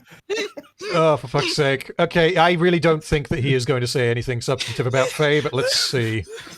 Prove me wrong. You can't. Now we play as Atreus again, and he makes his way to Helheim to find the next piece. And spoilers, the piece isn't there. And no, they don't explain it either. Sorry, Cletus, were you going to say something? I don't even know if it's worth doing so. It's just the Faye scenes were pointless, prove me wrong. It's what about all of the times in which she says things that are directly thematically relevant? Which is all of the scenes. I don't think he understands what thematic means. We are more than our mistakes. It's the thing of it was never explained why the mask piece isn't there. Yes, it fucking was. Oh shit! I just realized Random doesn't even have full context for the Faye scenes yet. I haven't played the Faye side quest. I think I got the. I mean, I'm guessing that I will have got the same information that Synthetic Man got, but no, I definitely did not do the Faye side quest. No, you're missing a particular payoff in Vanaheim that Synthetic Man knows. I don't know. I'm not sure if he knows, but I'm wondering if you know, because to talk about the character of Faye, because there's a particular payoff to that where it's Faye isn't as she's not. She has a bit of gray to her in a sense. She's a good person, like everyone says, but she had a bit of a streak to her in her younger days. Okay, she's very on Kratos, the black guy. She did what? And there's a very cool reveal with that in Vanaheim when you finally see it, kind of thing, and it's just oh shit! Suddenly things make sense on why Thor said certain things. The thing with Faye that I find really fascinating, and it's not something that really ever gets conclusively answered, so it's still not entirely sure what the answer is supposed to be, but the thing that I find fascinating is the question of how much did Faye know when she met Kratos, and how much did that influence her actions? Because she saw all of the prophecies. She saw all of the all of the prophecies that showed Atreus and Kratos making their journey. It's why she specifically told them, scatter my ashes from the highest peak in all the realms, right? It's why she hand-marked certain trees for her pyre to deliberately sabotage the protection stave, such that Kratos will be forced to embark, whether he wants to or not. So it's I see these scenes in Ragnarok where she's talking about things like, if we have the power to help, then we have a responsibility to, essentially. And I have to wonder how much of that is her genuine belief and how much of that is because she needs to influence Kratos in a direction where he'll be able to embark on the journey that he needs to in order to have the prophecy play out in the way in which it's supposed to. I'm sorry. I'm just chuckling to myself because you mentioned the protect and save. I'm just imagining Kratos punting Atreus into one of the trees that was the protective save by complete accident and speedrunning the game a decade earlier than it was supposed to be. Well, Yeah, like basically I think the second thing that you said, Bleeders, is what my take on Faye was. Bearing in mind I don't have the context of the additional side quest, because the whole reason why she said that like she wanted to be have her ashes taken to the tallest mountain was because she knew that would then set well, Loki, I guess, set Loki, Atreus on the path that ends up happening. As for like how much she knew was going to happen and how that interacted with the way that you can change your fate and your destiny in this game, I don't really think that I've worked that out yet. But I feel like Faye was very calculating for the greater good. She knew what she wanted them to do, and she hid information and kept secrets in order to allow that to happen. Yeah, I mean, kind of. It's kind of the thing that makes me wonder. It's like, when she met Kratos, was that circumstance, or was she there specifically because that was going to be her role in this? Because she was told that you will create Loki and he will defeat Odin or something. Mm-hmm. I wonder how Kratos feels about that. Yeah, well, exactly. That's the thing. Yeah. That's why I find those scenes with Faye to be so fascinating. Did she actually love Kratos? Or was it just a means to an end? That bag so closely. Yeah, I wonder if he's thinking about that right now. Probably. And especially when he says things to Atreus like, "We do not know what your mother wanted." And it's just like, ooh, yeah, that like line might bite a little deeper. She hid a lot, and she did it for the specific reason of getting Kratos to do the things that she wanted him to do.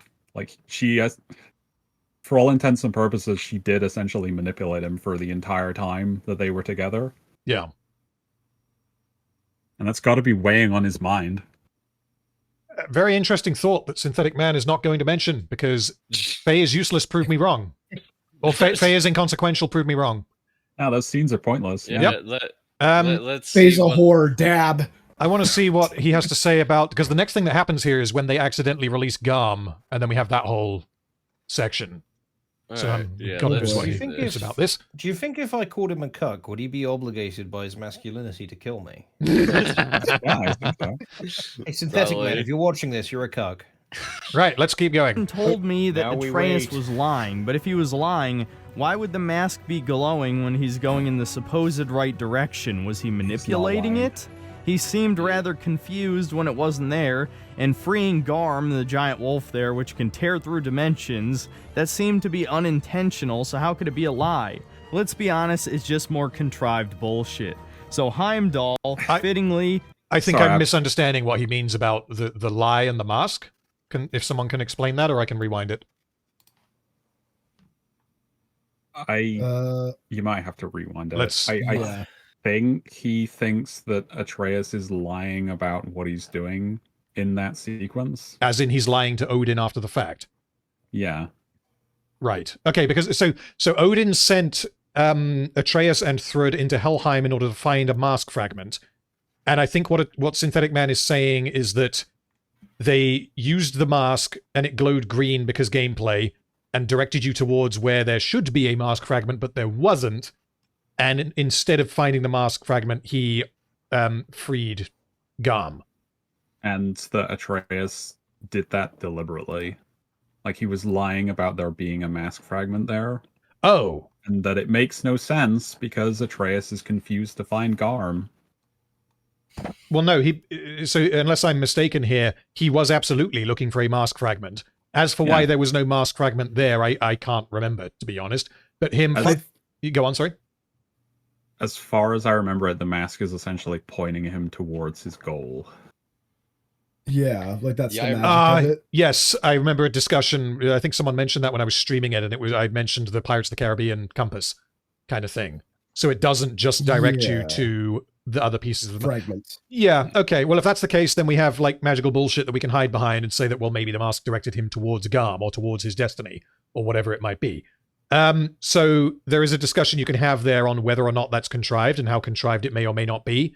But I mean, to just immediately say that it is contrived and then not elaborate, I think is probably an oversimplification, but it's a bit strange to me that the mask could point to things that aren't other pieces of the mask.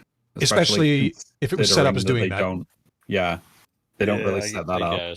Let's. Let him say it again just to make sure that we're right about what he said. Prove me wrong. You can't. Now we play as Atreus again, and he makes his way to Helheim to find the next piece. And spoilers, the piece isn't there, and no, they don't explain it either.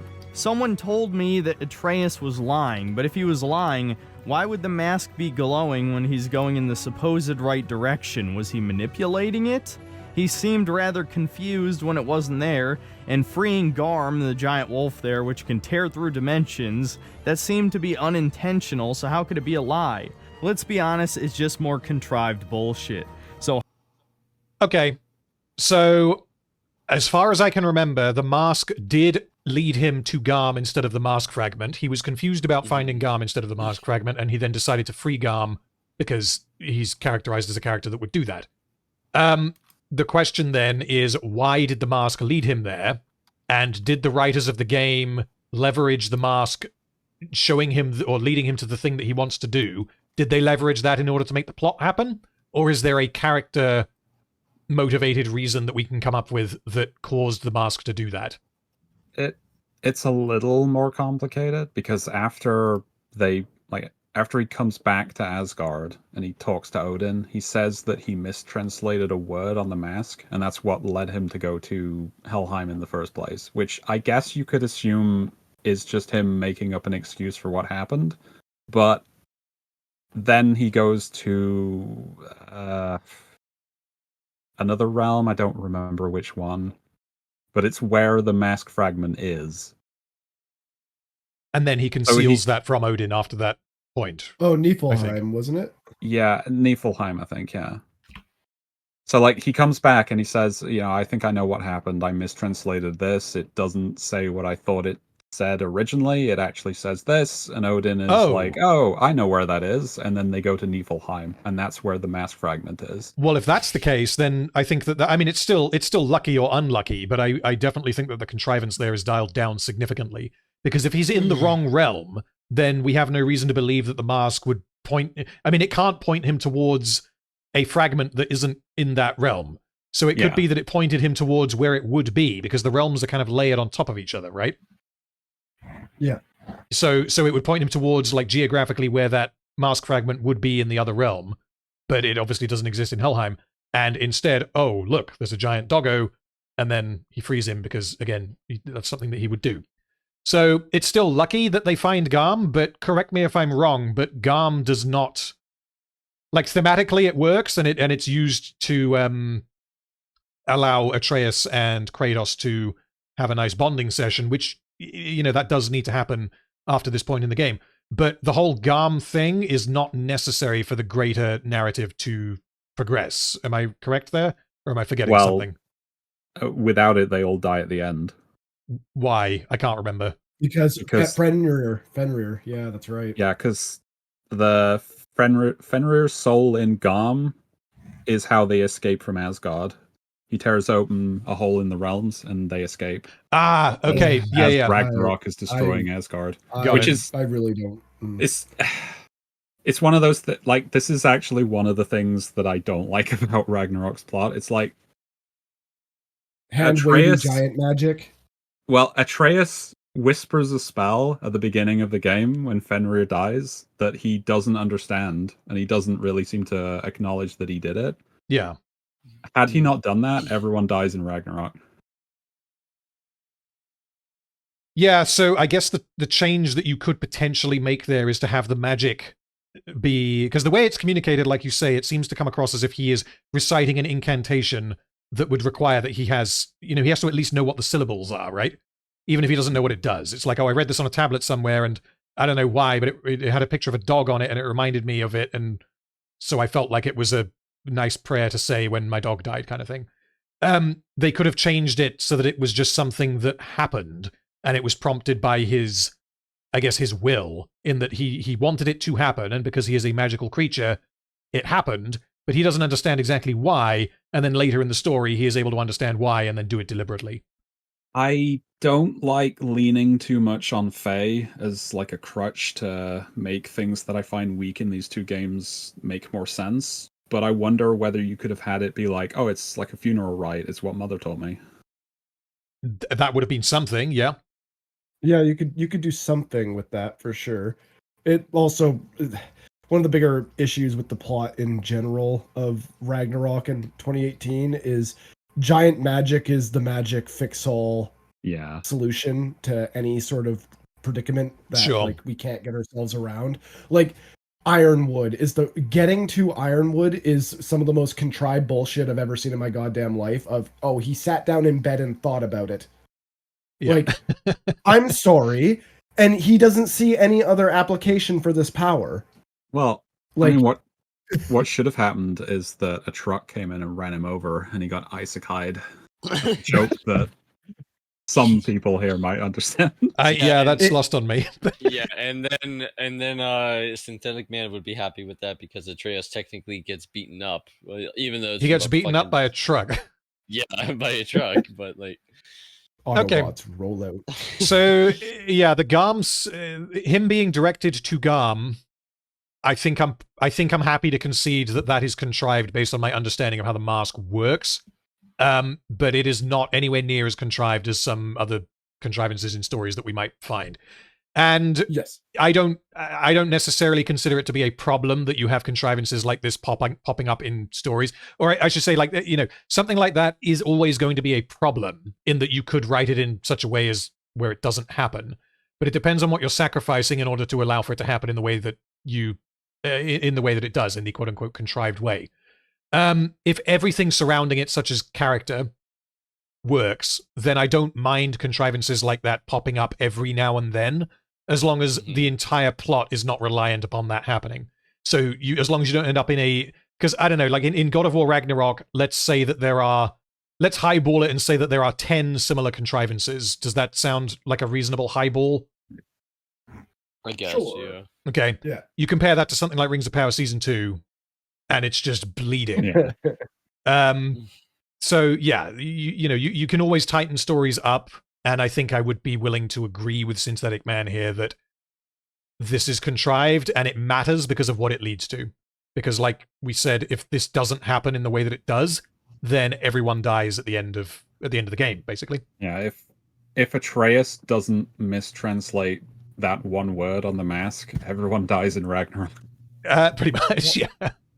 What the fuck? I leave for 5 minutes and we're agreeing with Synthetic Man? What the yeah, fuck pretty happened? much. We will move on though, so that it will be a mystery to you, Kai, until we see the VOD. Yeah, it was a fucking miracle. He actually made a sort of good point. Yes, I mean, I think this is like one of the most overtly weak parts of the story.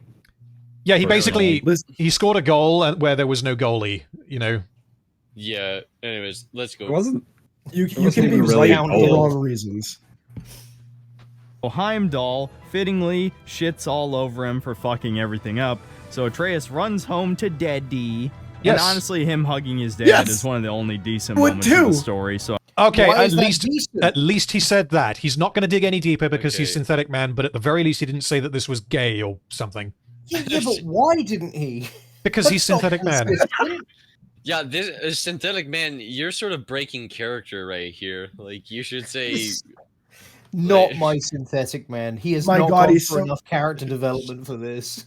My God, he's so bad at reading characters, he broke his own character. Yeah, like, what the fuck?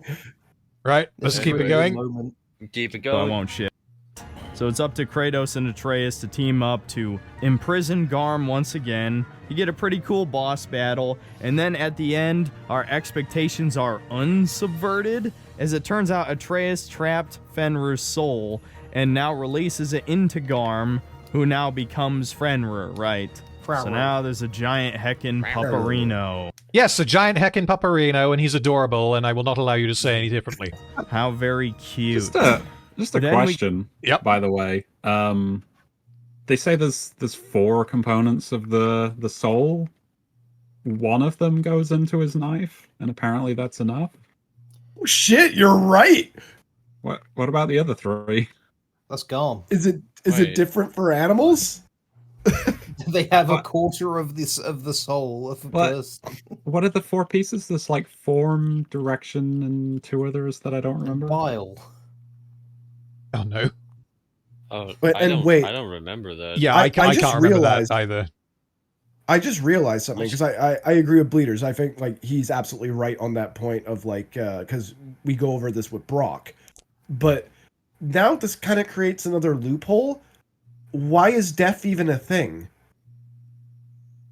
Atreus can just run up to anybody, suck their soul out, and then put it in something. Well, that wasn't really a thing they could do. That wasn't like a known thing. Yeah, but now it's confirmed. Now it is. He did it with Fenrir. He should be like, oh my god, Dad, I discovered immortality. Like, apparently the 4 parts are form, mind, direction, and luck. Full. Okay, but like that's what I'm kind of wondering though now with like, yeah, with this whole soul business. Why can't Atreus stab Mimir and put him in a proper body? Okay. Surely it would only take a quarter of his soul. Well, okay, so first of all, we're assuming that it works the same way for animals as it does for people, and I don't exactly know how reasonable that is. In the case of Fenrir, when he was a dog, he was in the process of dying, and Atreus then did the spell and put him in the dagger. Whether you can translate that and say that he could just stab Mimir's head. Well, actually, that's already magical. So if he could just stab someone and then put them in something else, if that's how it works, I don't think that we have enough reason to believe that that's the case. And as for him does it with Odin. He does what? Does it with Odin. Odin is dying at that point in time, isn't he? No, he's just really weak. He he wasn't mortally injured. He also put Odin in one of the little ball thingies that were meant to hold souls too. Who just joined? Sure. Hyperbolic Ninja. I don't think this does as much damage as you're implying because only Atreus can do it, and it has to have the specific circumstances of like, you know. If only Atreus could do this, then why would the Giants make a whole system about it? Well, the Giants were the ones who made the system. Atreus is the only one who figures out the system because the Giants were very reclusive, and he had to be taught by one of the Giants how it worked. Also, that makes the Giants idiots then. Well, doesn't that also mean Atreus could now teach Kratos how to do this? If it relies on giant magic, then no. Yeah, so... The other... teach Angrboda. She's also a giant, though. Yeah. But my point being is that there's more people, and her grandma is alive as well. Like, no, you don't want to be teaching her. Yeah, well, I think she already kind of knows. Sure. She took souls out. Who could learn this. I still don't think it does like significant damage because I mean, you know, death being less than consequential at some points has been a factor of the narrative already, such as Kratos dying and going to hell and then just several leaving. times. It happens like once per game in the originals, doesn't it? Like he dies and he's like, oh, gotta climb up again. Literally too angry to die and just fucking kills his way out of hell. He leaves. That motherfucker is in and out of hell so frequently. Hades just installed a revolving door for him. But like, okay, so like, understand my issue with it being is like, okay, so now that this is discovered, and we know for a fact that you can transfer souls into other bodies, it should be addressed. If they don't address it in the next game, then yeah. But... He could have saved Brock. Was he aware of this before? Oh, he was, yeah. Yes. Well, was he able Brock to get was to already Brock in missing. Time? Yeah, there's a specific procedure that he did with both Odin and his dog, I think. Yeah, he couldn't have saved. I don't think he could have saved Brock because Brock had just taken a mortal wound and he died too quickly. Yeah. Yeah. Whereas in the case of Fenrir, he was. Yeah, whereas Fenrir was already on his way out. He was going to die. And in the case of Odin, as far as I could remember, he was weakened or he was injured and he was dying. But in the case of Brock, he dies in like 10 seconds. He gets like stabbed in the heart and he's dead. Yeah, I feel like if I like shoved a hand grenade in Kratos' mouth and blew his head up, there's not a lot you could do with his soul at that point. Oh, please, it'd probably just reform and he'd get back up again, pissed off. No. He's sad now. He's not angry. He doesn't have his powers. Ninja, if you are there, there is a Watch Together link, because we have to use Watch Together, which I will paste for you now. That being said, like, with this thing, considering we don't know entirely the mechanics of how this works, I'm totally willing. I'm just throwing out the idea here, kind of thing, because like this is a mechanic that I they think introduced. it could serve some more fleshing out in this game, but considering the only other significant deaths, it's either not a factor because he couldn't get to them in time, or he does it. I don't think there's any damage to this game, but it is something that if they do another game after this, they would, like, you know, Kratos meets Jesus, they will need to have the mechanics of this laid out pretty clearly so that there aren't. Considering I was going to say very quickly, it's important to remember that Brock's soul was not intact; it was already incomplete. Which may well be a variable that means that Atreus can't do his magic because he doesn't detect it as a soul or something. Didn't he outright tell like his brother, like while Atreus was in the room, that it's like it's okay and that he should just let his soul go and not? But he was trying to give him comfort there. Sure. Yeah. I guarantee you, right? If he knew that there was a way to save him, he would not be saying that noble shit. Save me, you little prick! Like, it's okay. Don't mourn me. It's all right. And then it's like, well, actually, we could save you. It's like, please, help, please.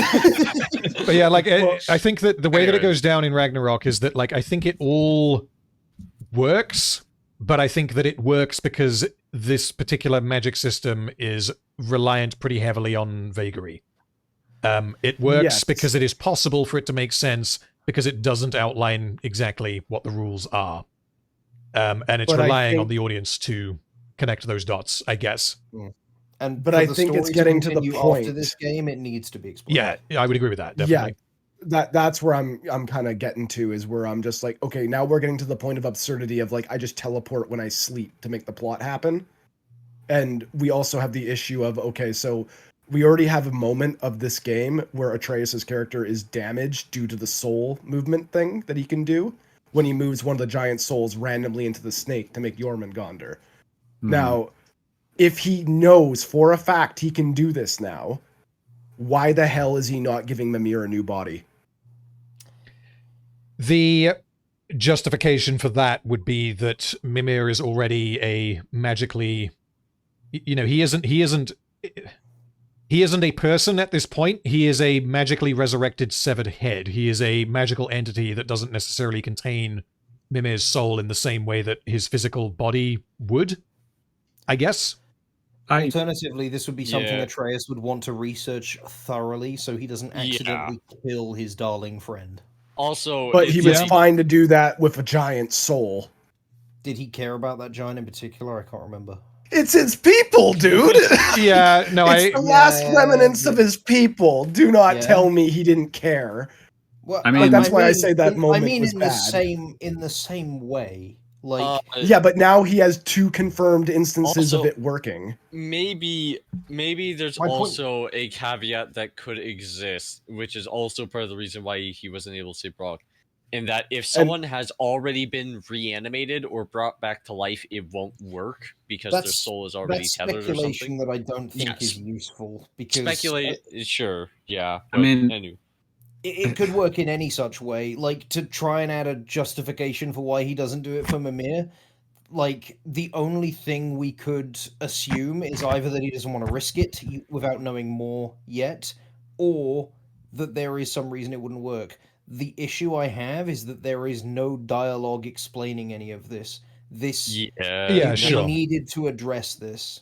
Yeah, this is what I mean of like we're getting to a point where it can't be nebulous anymore because we're starting to go, hey, wait a minute, can't you do this? Well, until we know for certain that he could or couldn't and what the limitations are, I wouldn't be comfortable saying it damages Atreus' character.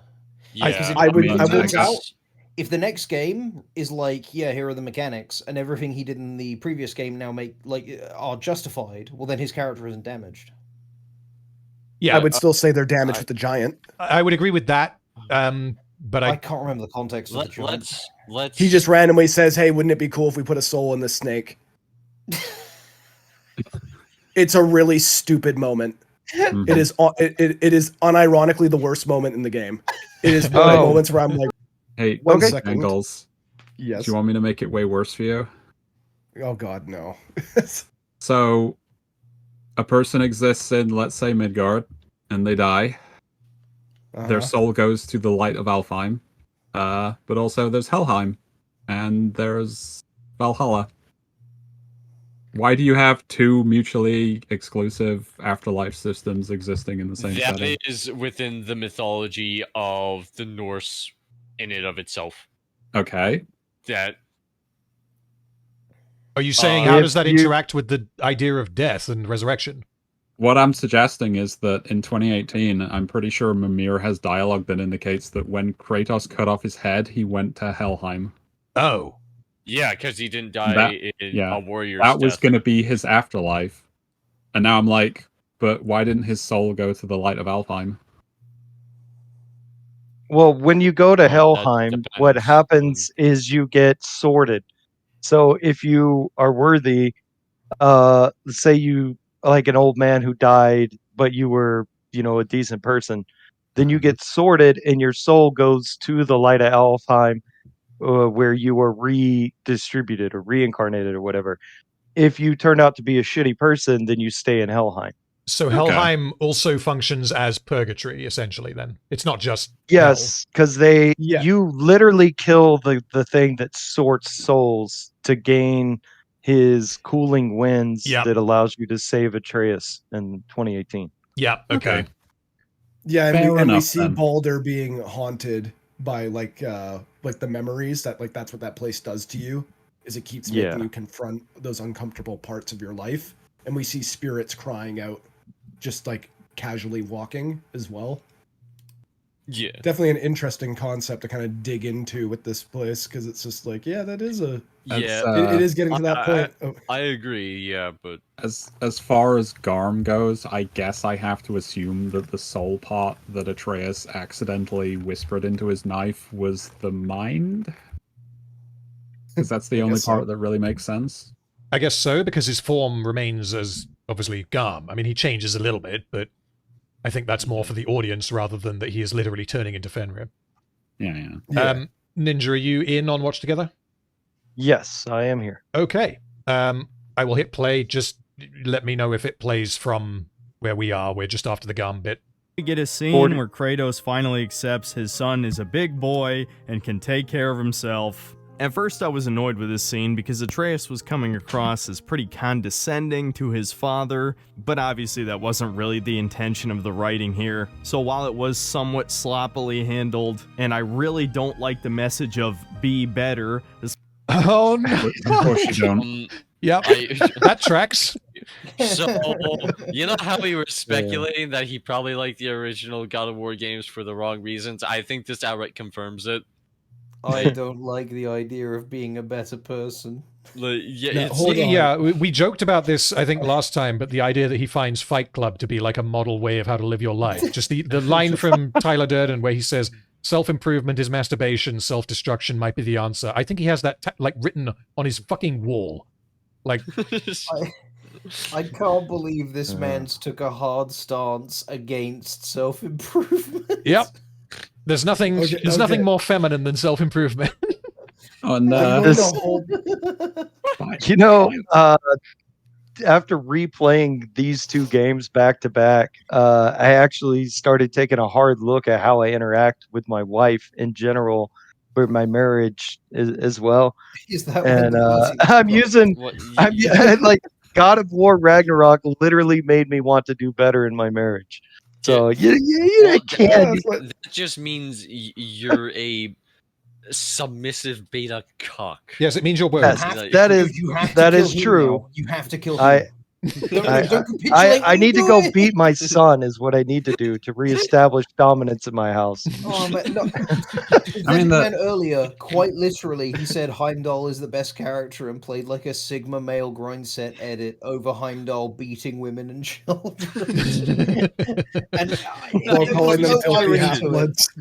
He's repeatedly said you should beat your kids. It's the only way.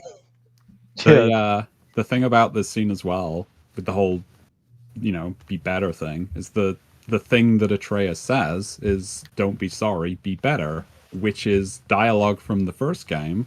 Yep. When Kratos is teaching him to hunt deer. I fucking love all the callbacks to that. It was so good. Yeah. It's one of the first things that is said in the game. It's not even necessarily just for the callback. It's Atreus demonstrating to Kratos that the lessons that he has taught him have mattered. Yeah. And he appreciates them. Especially the implications in the story that you should never kill your enemies, right? All your enemies can be forgiven, even though this is not something anybody actually follows in real life. Try and find a leftist who doesn't think a conservative is a Nazi. How many of your enemies have you killed? Sorry. Man? I need to hear that again. Yeah, let's Hold on. Somewhat sloppily handled, and I really don't like the message of be better, especially the implications in the story that you should never kill your enemies, right? All your enemies can be forgiven, even though this is not something anybody actually follows in real life. Try and find a leftist who doesn't think a conservative is a Nazi. Good fucking luck. And they're certainly not looking to forgive him anytime soon. But me. Okay. It's just what the fuck? How did you tie that into leftist bad? Okay, so how did you pull that off? Let's say that the leftists think that all of the conservatives are Nazis. Every single leftist. Let's say that is reality. Maybe the message of Ragnarok is that they should be better. Yeah, like what the? It's like is it just me or I feel like.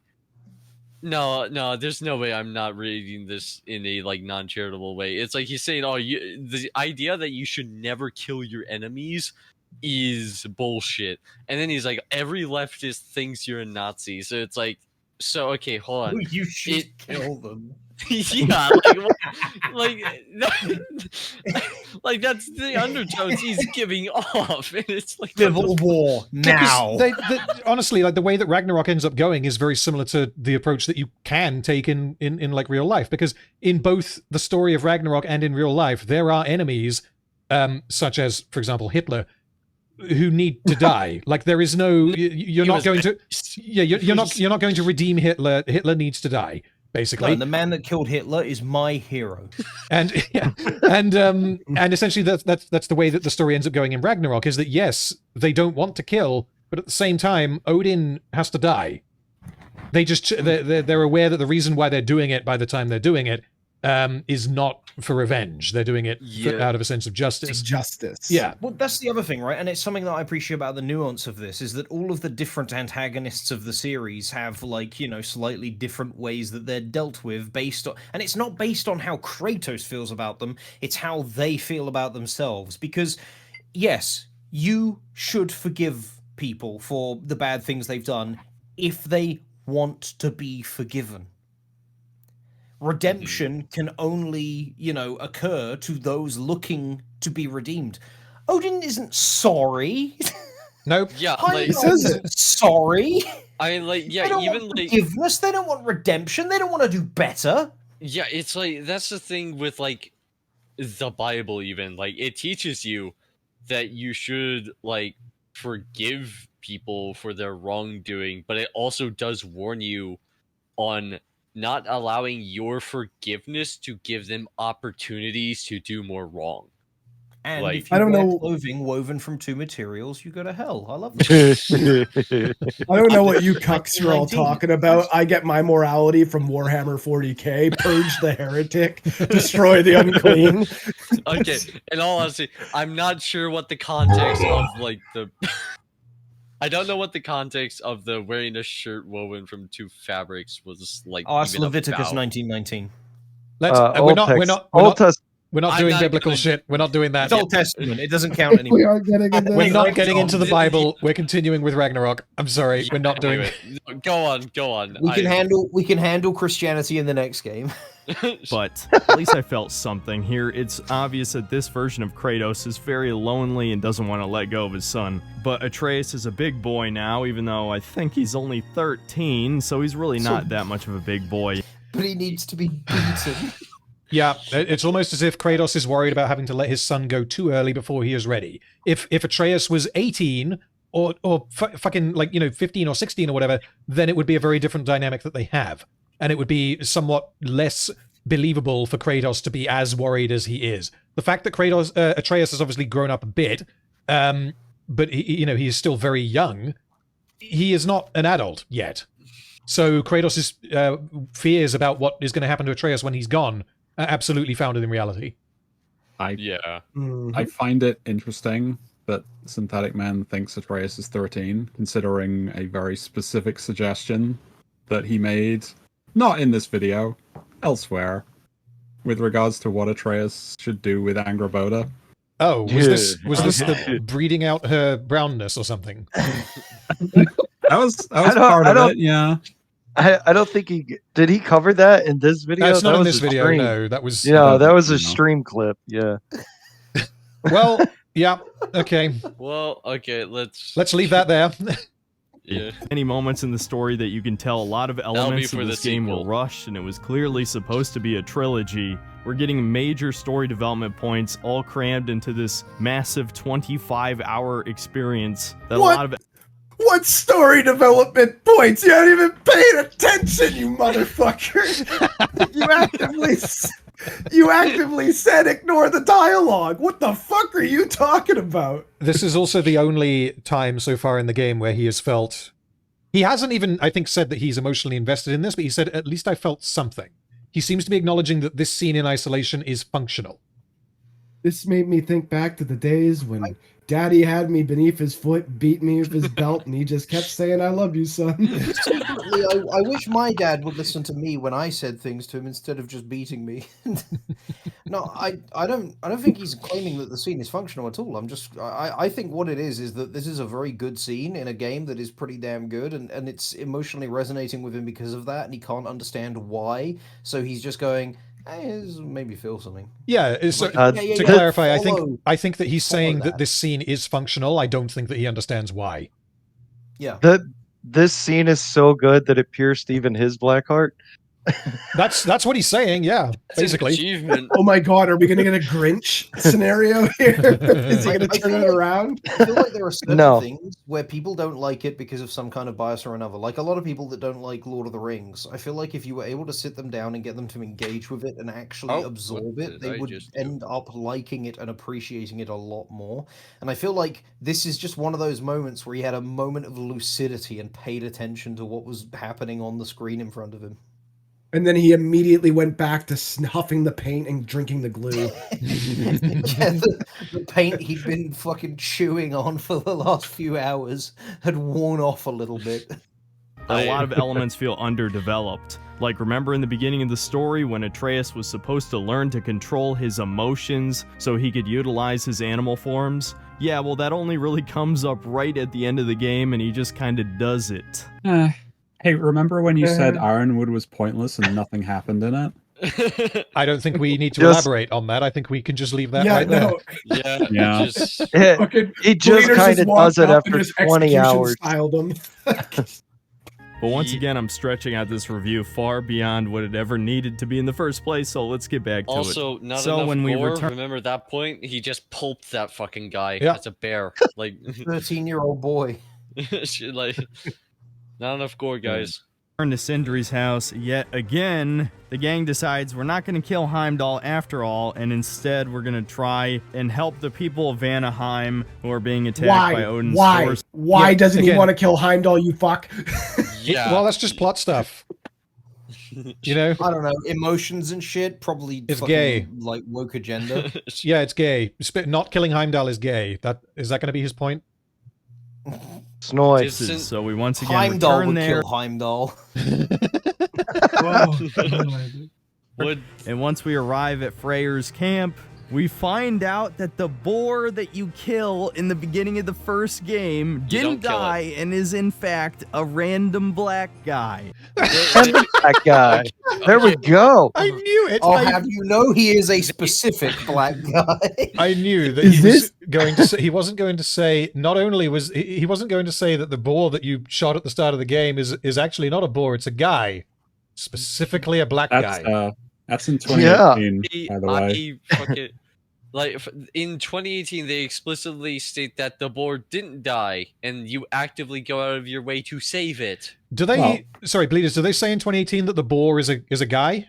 Yes. Yes, one of my oldest friends. Guy. Well, no, I know that Freya says he's one of her oldest friends, but you can take that in 2018 as to mean that she has friends who are boars. Well, Mimir talks about it being a shapeshifter, not specifically a guy, but he is a shapeshifter, and one of her advisors. It's a line from Mimir in the game. I can double check, but I'm pretty sure that if you go back into Freya's hut or whatever, she will talk about who it is. Okay. But you never see him, which means that this game decided that he was brown, and therefore it's woke. Well, he's a shapeshifter, so he decided he's brown, which is even more woke. That's true.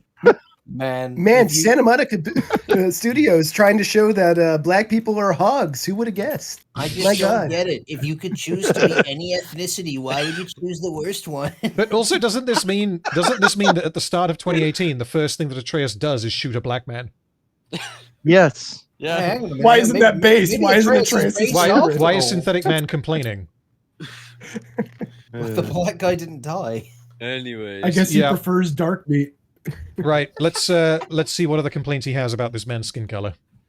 I'm not making this shit up. Oh, now he focuses on What is the point of this character? Someone tell me why this character exists. You can't. So after I don't know, can we?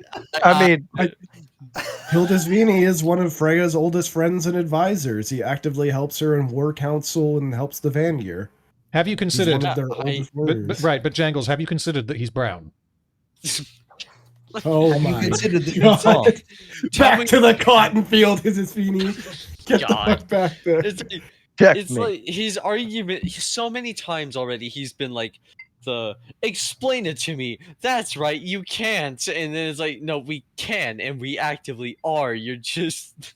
Well, I would like to think that he can explain it to himself if he actually played the game. Like there are things in the game that I missed because that happens when you play games, and it also happens when you stream games, which is what he did. But it genuinely seems like he did not actually play the game. No, I mean, he did. He played it. He just intentionally didn't listen to the dialogue because he decided immediately that it was woke, Snoy, Sony movie game, and that it doesn't deserve attention. So a lot of the times he would talk over the actual dialogue. It reminds me of like Pillar of Garbage with his Glass Onion videos, where it was like, namely the one he made about Critical Drinker. That's the one I saw, where it's like he gets the things that happen in the movie so fundamentally wrong just so he can be a contrarian to Critical Drinker. So you can try and dunk on him, I guess. Yeah, that it makes me like pause for a moment and I go, did you even watch the fucking movie? I mean, you clearly had to have because you've made like 7 videos on it. But it's like, there's a scene where a hydrogen explosion goes off in all of the main characters' faces, and we see the exterior shot where it's blowing up the entire building and all the infrastructure on it, and it cuts back inside the room where it happened. Everything's on fire, everything's destroyed, and the characters all survive, and they're covered in black soot like a Looney Tunes cartoon. Drinker called that out and said, well, that's stupid, they should be dead. And then Pillar of Garbage's response is, we don't know what caused the explosion because it's not a real thing. They explicitly state it is hydrogen, and compare it to the Hindenburg several times through the movie. I actually was able to get his attention in the comments, and I asked him about that. I sent screenshots of it, and I said, bro, you said hydrogen isn't real. What the fuck were you on about? And he said, oh no, you see, hydrogen's a gas form at room temperature. The version Miles made is a solid crystal. Therefore, it's not real, so we have to just go off of what is shown and said in the movie. And I said, but they call it hydrogen in the movie several times. It clearly explodes like hydrogen does. It being a solid is just Ryan Johnson being a fucking idiot and not knowing how hydrogen works. And also, it counteracts your point of Miles being a fucking idiot, because if Miles making a solid form of hydrogen is a scientific miracle, yet we're supposed to believe that he's a complete fucking idiot who can't do anything for the purpose of the plot to work. Like, sorry, I went on another autistic rant. That's okay, I checked, by the way. Freya does refer to the boar as Helsvini? Hildesvini, I think it was. Yeah. Okay. Says that he's a friend from back home, and back home he could take any form that he wants. But right. Here he's trapped as a boar, and talks about how, you know, the longer that he's here, the more his like true nature is being lost in the animal kind of thing. Okay, interesting idea. I'm just imagining an alternative version in 2018 where Freya comes out of the bushes and they're just eating him. Oh no! Would you like some boar? And she's like, "Oh my god!" And they're like, "What?" No. Oh my No, she, god! like- I mean, I guess if he's already dead, yeah. She like sinks back into the bushes like Homer Simpson. After meeting some more heckin' pupperinos and gaining the ability to manipulate the sun and moon, we encounter Heimdall once again. And even though I said earlier it's probably my favorite boss fight in the game, it is kind of dumb when you think about it. His ability is to read people's minds, right? So the gimmick of the boss is you have to use the spear and detonate it on the ground to be able to hit him. But if he can read your mind, why doesn't he know when you're about to detonate the spears and simply just jump out of So the thing is, the point of the spear, as Brock says, is to overpopulate his senses. Like he can read your mind, but he's still limited by his own physical capacity to avoid the attacks, right? Isn't it that he sees the future rather than outright just read your mind? I think he reads minds. I think they specify in the game that he reads your intentions. Yes, oh, exactly. Okay, there yeah. you go. Like, so he can There tell was you. a scene with Thor, right? Yeah. Thor Sick threatens him man. without saying anything. I think So like I think the idea, as far as the spear goes, is he can read Kratos' intention to detonate it, but there's so fucking many of them all over the place that he isn't capable of just avoiding all of them. Yeah, that Yes. makes sense. Yeah.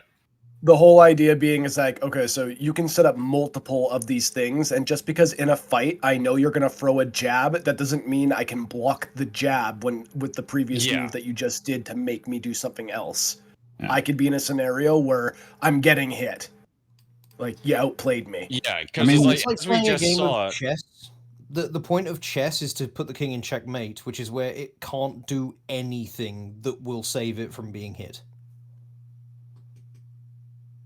The thing with the Heimdall fight as well, like there's parts of this where I guess you could suggest that he can't necessarily know what's going to happen, right? Like he can read Kratos' intention that he's going to activate the spear or whatever when he catches one in his hand, and then you can detonate it, but he isn't necessarily going to know that that's what the outcome is, I suppose. He wouldn't know that. Even if he learns that that's how it works, like you say, there's just going to be too many variables. He's not going to be able to keep track of them all. Yeah, and as the fight progresses, like you're able to just kind of fight him normally, because as Kratos is able to land hits on him, it just kind of throws him off. Like he's essentially never had to deal with this before. Yeah. You hit me. You actually hit me. Yeah. Right, let's keep it going. By the way, the ones on the ground. Maybe because he has to meet you directly in the eyes, and so he can't also watch the spears on the ground. But if that's the case, why can't you use any other method of ranged attack to hit him? Like maybe when you call the axe back to you, it hits him in the back of the head or something? In any case, I'm fine with that. Eventually you do. Well, sure, but I mean, like the difference between the axe and the spear is that there is one axe, whereas there is, I mean, I don't know if there's meant to be an infinite number of spears, but at this point in the game, there's at least 5 or 6. Yeah. Depending on how many I'm just upgrades you saying, have. like, it would be a cool mechanic in the fight is if you were fast enough and clever enough, you could do stuff like that. Like, okay, That's whip true, out the axe, I throw the axe, recall it, whip out the blades of chaos, and like overpopulate them that way, and then the axe comes back as. My only issue with that would be shit at that him. it would undercut the idea of making the spear to be the thing that beats him. Yeah. Yeah. I feel You like just have to make it a hell of a lot harder. Like the spear would be like a way more convenient way of doing it, I guess. I feel like the idea behind the spear and how you use it is solid, but I feel like it would take, you know, Heimdall in combat mechanic. Heimdall's mechanics need to be more intelligent to really sell the idea that you have to outsmart him, because he does just kind of let you set up spears around him and blow them up. Yeah. He doesn't learn. As the fight progresses, though, you can start using your other weapons against him. Yep. Because he starts getting flustered and like he's off balance. But yeah, I like that. I feel like, you know, for your first initial hit, I kind of like the idea that you need to kind of like dodge and weave around him and fill the entire arena with spears. So there is literally nowhere for him to go. Maybe the first phase should just be you hit him once. But getting that one hit in should actually be really difficult. Yeah, that's why I mean, you have to fill up the entire arena. They kind of do that with the QTE thing, where it's just like at first he dodges all your hits, then Kratos makes him block, and then he actually lands a hit. Yeah. I think they had a very cool idea of what they wanted and then ran into implementation problems. So they solved what they couldn't do technically with the cutscenes. You know what I mean? Because the idea is there and is solid, but I mean, how would you actually utilize that to be where there's no issues at all? Okay, another idea then, to take some inspiration from Dragon Ball. At one point in Dragon Ball, Piccolo is fighting Android 17, and he can't hit him. So he keeps firing blasts, and 18 is like, 17, not 18. And 17 is like, why is he just firing a bunch of blasts at me? He's not hitting me, he's just shooting loads. And eventually 17 stops, and Piccolo's still shooting. None of them are hitting him, he's just standing there, and he's like, he's just missing. And then he realizes he's really fast, he's dodging all of his attacks before this. Piccolo has been setting up these blasts, they stop in the air around him, and now 17 is completely surrounded by them. And then Piccolo closes them all together, and there's no way out. You could do that with the spears, where you could freeze them in the air, and then have them all turn towards Heimdall and coalesce into one point. Yeah, that seems like it would be really tricky to do is with the actual game engine. But I mean, there's tons of cool ideas. I don't think so. I have to consult with Finn, but I've made stuff like that for games of my own. It would, off the top of my head, like I feel like if this was as a game, they're having to make certain concessions in order to make the boss fight, feel like a God of War boss fight. But if you were going to be telling this in the God of War TV show or whatever, then you could absolutely do something like what Kai just said, and it would make more narrative sense, because then you don't have to make those concessions. God of War TV show.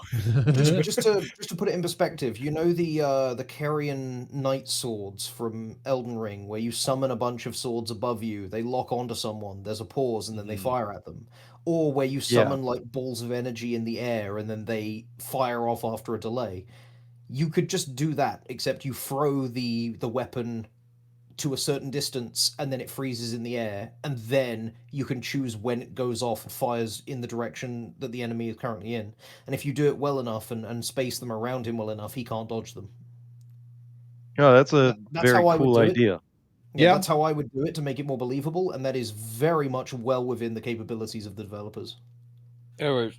Yeah, let's keep it going and see what else he has to say. Kill him, and it's very unsatisfying. I was hoping Kratos would... No, I'm sorry. I got immediately have to pause that there. I love that pause screen. Look at his face. It's unsatisfying. I'm actually going to screenshot that and probably use that as the thumbnail. Yes. Oh, no, hold on. The thumbnail I need to use is the one of Ratatoska upside down on him, like, what is happening? Wait, oh yeah, the blowjob one. Use that as an emote. Use the two together. I could. You could use the one I made you, which was. Oh no, I'm not using that. No, I can't use that. You coward. But the criticism that this fight is not satisfying. You're wrong. I mean, if you were unsatisfied by it, then you weren't paying attention. Dude, I think we're all getting different screenshots. I think mine's the best one. Look at that. Yeah.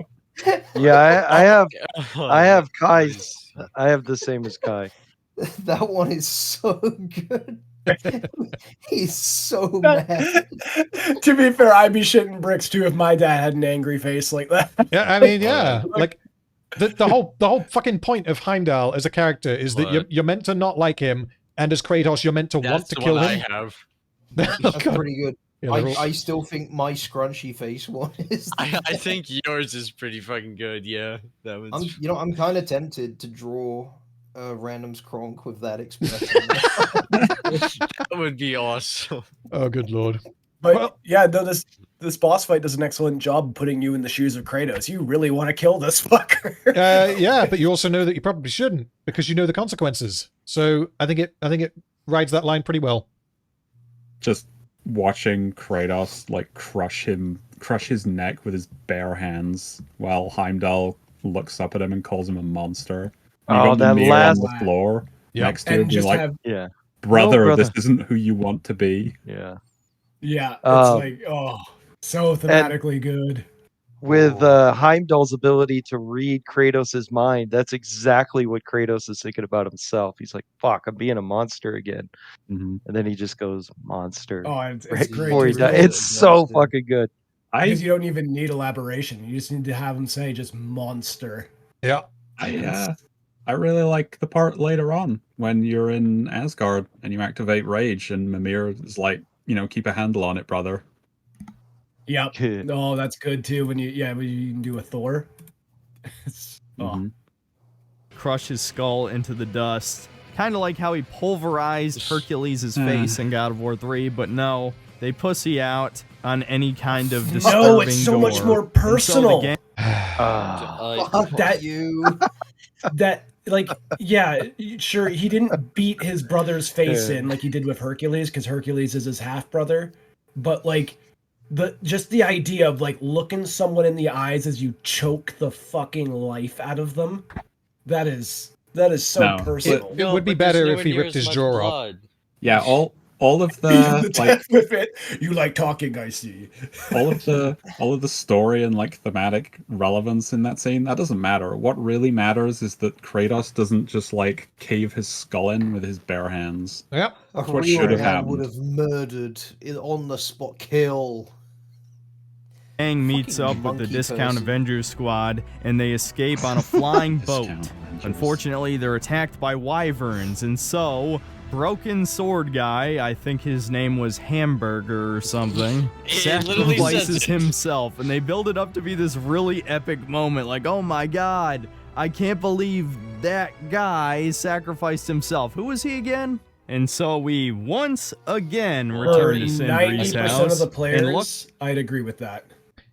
90% of the people who played that probably don't know who Bjerger is. Yep, that was pretty much. I didn't know, but I didn't need to know. Like, you get everything you need to know from the context of the scene. Like, he's like, you know what? Fuck.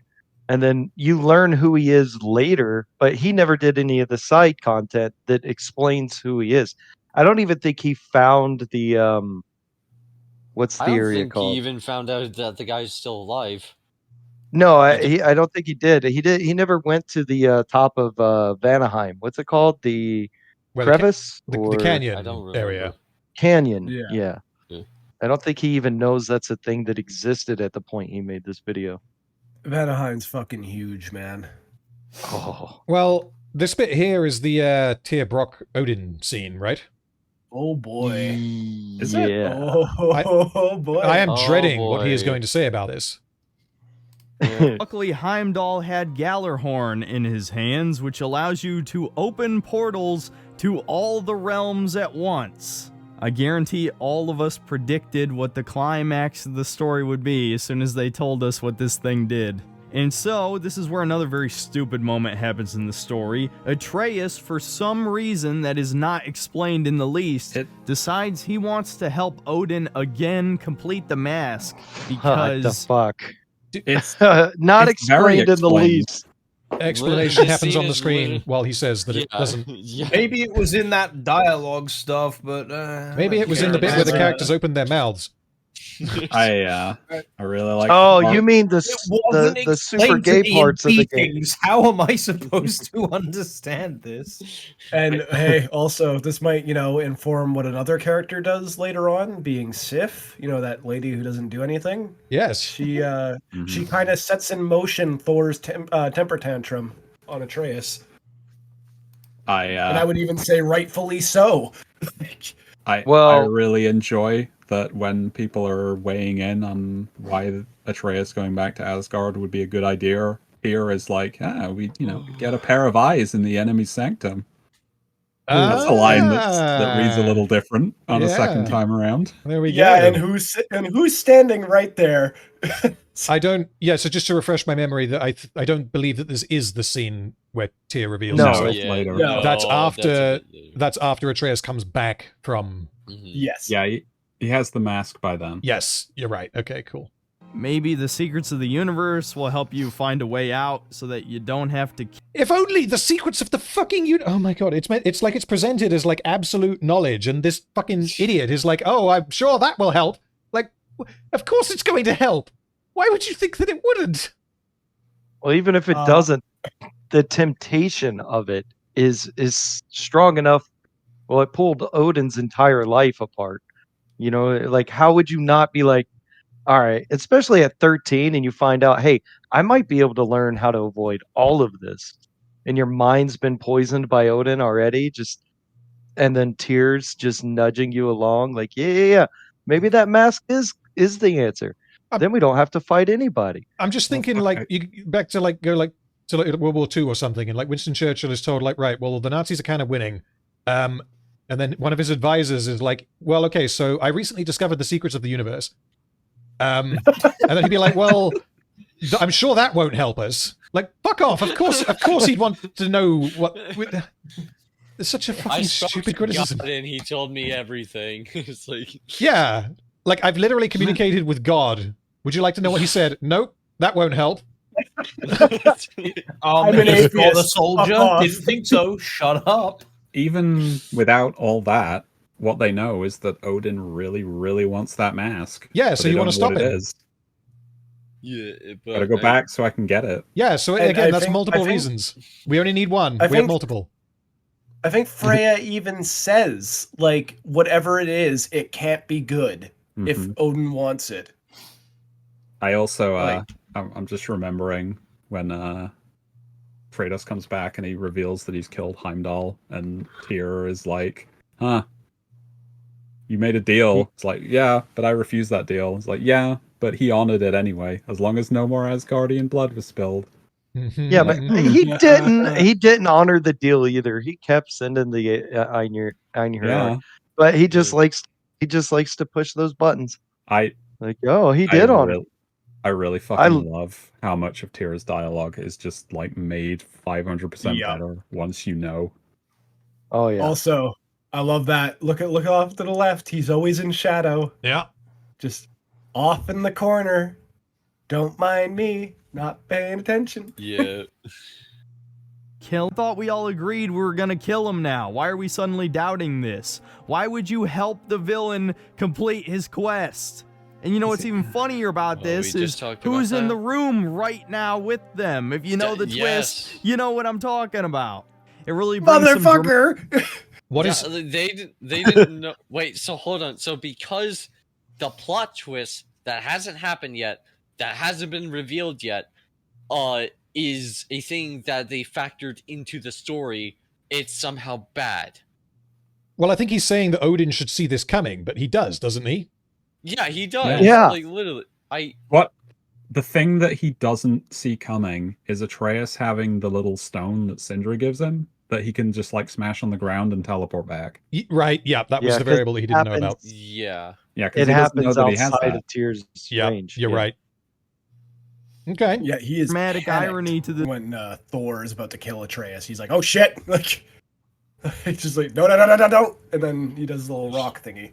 Yeah, because it's like at that point he's got the mask. He's won. He just needs his idiot fucking son to just not be an idiot for like 5 seconds. What the fuck are you doing?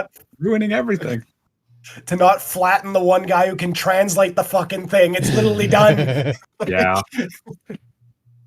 Dramatic irony to this scene on a second watch. And so Atreus journeys to Asgard again, and we soon find out that Thor is a depressed alcoholic who knows his daughter and wife are disappointed in him, and he just wants his daddy's love. I mean, you can say it like that all you want, but if only we had like really, really strong foundational character information that would lead us to accept that maybe Thor would behave in this manner. No, listen, he's upset because his 2 sons were killed, and that's like emasculine and soy or something. It's projection. Man. Synthetic Man wants his daddy's love because his daddy beats him. This video is actually a case study on the character of Synthetic Man, and I think the dialogue is fantastic. You're just not reading far enough into it. You think that this video is a cry for help? And it's almost like Thor from the beginning of his life has been treated like a tool, and he's just been a weapon for genocide. And then when he finally gets some fucking happiness in his life, his 2 sons are murdered. Yeah. Hey, remember all that dialogue that you don't listen to? Because if you listen to the dialogue, it's the problem. Maybe you might have noticed that Odin treats Thor like absolute shit. Random, you have to title this video, Synthetic Man's Cry for Help is not very good. That might be a good idea. Or it was not, I thought you were going to go with like a Pokemon reference and be Synthetic like, it's not Man's very Cry effective. for Help is a masterpiece. Oh God. Right. God, this fucking sucks. And they try and make it entertaining by having a bar fight scene, but guess what? It just takes away some of your combat mechanics. That's the opposite of The bar fun. fight's great. You should give me special mechanics just for this encounter. What? Anyway, I have criticisms of the bar fight section, but it's not because it doesn't have as many abilities.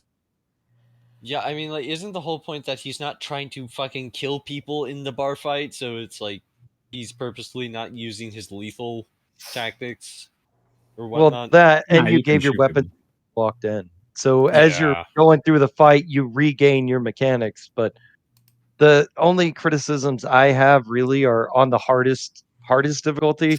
I died like fucking, I don't know, 12 times in there because it just you get hit once and you're dead. But I don't know. Thematically I like the bar fight. Atreus and Thor make their way to Niflheim. You get the mask without anything really special happening in this realm. And then Odin shows up, but so does Sif and a couple Valkyries, and Sif manages to convince doesn't do anything. To try oh my God, what is she gonna do? Try and kill Atreus since Kratos killed Heimdall. Hold on. That is not what she does. Freeze frame that I just got. Hold on. She is trying to convince Thor that they should not listen to Odin anymore. Is this where she gives the line about him throwing their sons at the mountain like brittle? What is it? Oh, like brittle knives at a mountain face or something. Yeah, there guys, you go. Check out.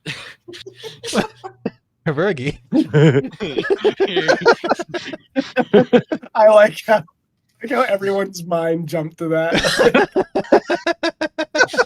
That's gonna be an email. Me when the new Popo Pop releases. Right, so I need to wind it back by 10 seconds or so because I remember what happened in this scene. I didn't hear what he said happened. So 1 sec. But Odin shows mechanics just for this encounter.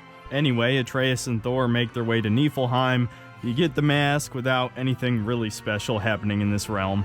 And then Odin shows up, but so does Sif and a couple Valkyries, and Sif manages to convince Thor to try and kill Atreus.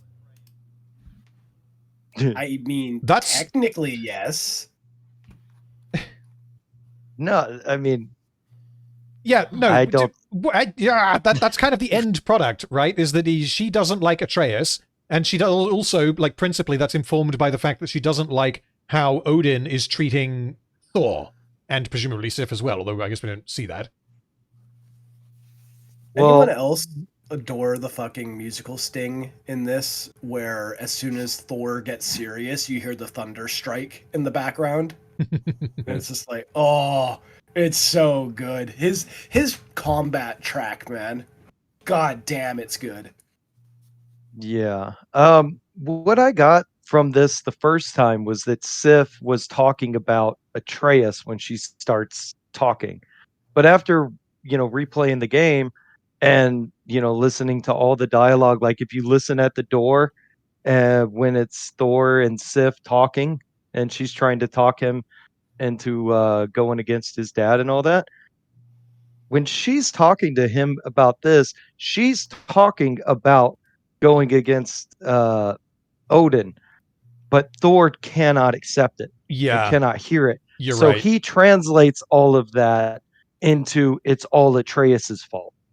And then he goes against, but at no point does Sif actually say that he should kill this little kid. You're right. Even though she's mad at him, she's never really been like, we need to murder Atreus. In fact, she's the whole reason that Atreus gets saved during the fight later on in Asgard. Yep. Where Thrud is going to kill him. Unbased female does not advocate for the beating of the child. So it's almost like Sif is a very important character, even though she doesn't... I will concede that she doesn't do much, but what she does is very important. Yeah. Right. She looks good in a dress. That's enough for me. I guess so. Maybe that was enough for Synthetic Man. He hasn't said that she was ugly, so I guess well, she's white, blonde hair, and I think blue eyes. Oh, she has eyes? Oh, yeah, my eyes are up here. I mean, I'm not exactly a child anymore, but if Sif wants to beat me, I'm willing. I'm game. All right, let's keep it going. Since Kratos killed Heimdall, but he uses his get out of jail free card that Sindri conveniently thought to give him before he returned it. Yep, it was convenient, of course. Yep, got it. Nothing. Yep, it just happened. Asgard again. And now the good guys have the mask. Except one problem. Brock, of all characters, notices that fuck you. That Tyr is calling Atreus Loki. And so it turns out Tyr was Odin the whole time and he kills Brock. But Kratos manages to get the mask out of his hands just in time, so it was completely pointless. What? Fuck off. Sorry, which part of it was pointless? The fact that he was disguised as Tyr. All of it. It was all pointless. Yeah, because he didn't actually succeed in doing anything, apparently. But because the mask, they have it.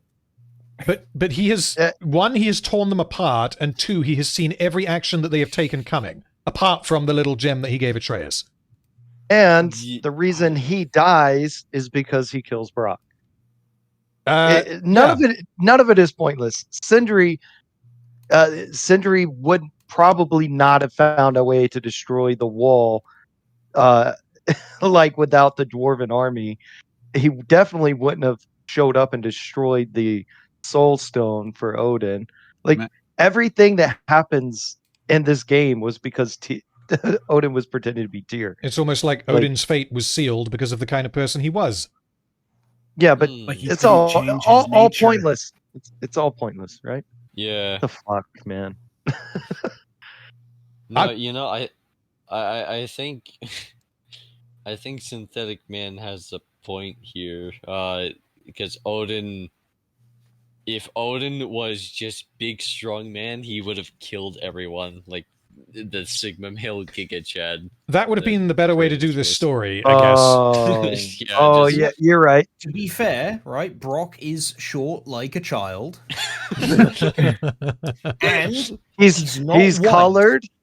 Yeah. He's a colored person, so there you go. Winning some base points, all right? So Synthetic Man should have liked this scene because a small colored person was killed. It just wasn't his preferred color, that's all. Dude, lately I feel like Synthetic Man's been really out of character, and I don't like where the plot's going with him, Right, well, let's see where it does go. Well, I guess completely, but I don't care about Brock at all. Okay. I'll be honest. Okay. Once again, the writers are trying to build this up as a huge emotional moment, but if you don't like any of the characters, this scene's gonna completely fall flat, and it gets even worse when you realize, because Odin didn't get the mask, the game is now dragged out for another 3 hours. Well, in fact, I cut out a 30-minute segment where Kratos and Atreus fuck off in Midgard while Sindri becomes consumed with rage. It's a complete waste of time, and yet another out-of-character moment for Kratos. Or Kratos, how? He hasn't shown the footage from that segment. I can't remember off the top of my head which moment he's referring to here. Well, I think it's the one where it's like Sindri does like the funeral thing for Brock, and he's like really mad at them because he sort of somewhat blames them for his brother's death. Well, no, because that happens that doesn't happen in Midgard, does it? I don't think. No, I don't remember. He's just cleaning his body and such. Yeah. Oh, that section. Sorry, I remember that bit. What the fuck is out of character for Kratos for that bit? Well, I think he's talking about where they go hunting. Yeah, and he's just like, we're done here, and they walk away, and then he's like, yeah, we go hunting, and then that whole situation. But I don't understand how any of that is out of character. Guys, I know, I get it. It's out of character for Kratos because in God of War 3, he tore Helios's head off and used it as a lamp. That might be it. Might be it. What? I think that's just literally it. It's that, it's out of character for Kratos because he's different than what he was in the first 3 games. Well, what should have happened is when you have what I would consider one of the best scenes in the game, where Sindri is covered in grime and rust and dirt and his brother's blood, and he's saying to Atreus, "You want sorry? This is what sorry looks like." Kratos should have just backhanded him through the ceiling. Make me armor, cunt. Then he should have beaten Atreus. Yeah. He forges a bat out of fucking Brock. Oh no. He's like, he always had a thick skull. I figured he'd make a good hammer. He always wanted to be a bat.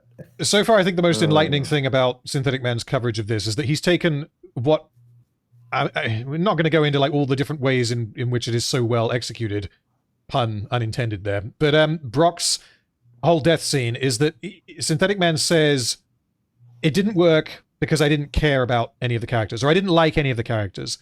And why didn't he like any of the characters? Well, it's because he wasn't paying any attention. He wasn't reading the subtitles. He wasn't listening to the dialogue.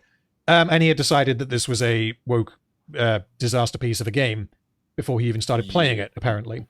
Which means we can basically summarize it as saying that this emotional beat didn't land because Synthetic Man wasn't paying attention. Yeah, we already talked about this scene extensively when we first watched it, I believe. To how it was coming up and how cool it was, in the gradual reveal. Yeah, I mean, when I streamed it, there's obviously you have the shock factor immediately, but then I think I had to keep pausing the game because I was realizing different layers to it and just how well pulled off it was. It's brilliant. Yeah, one of the things I think I mentioned to you, it's the fact this is the first time that we see Sindri teleport. Yes, it is. Yep.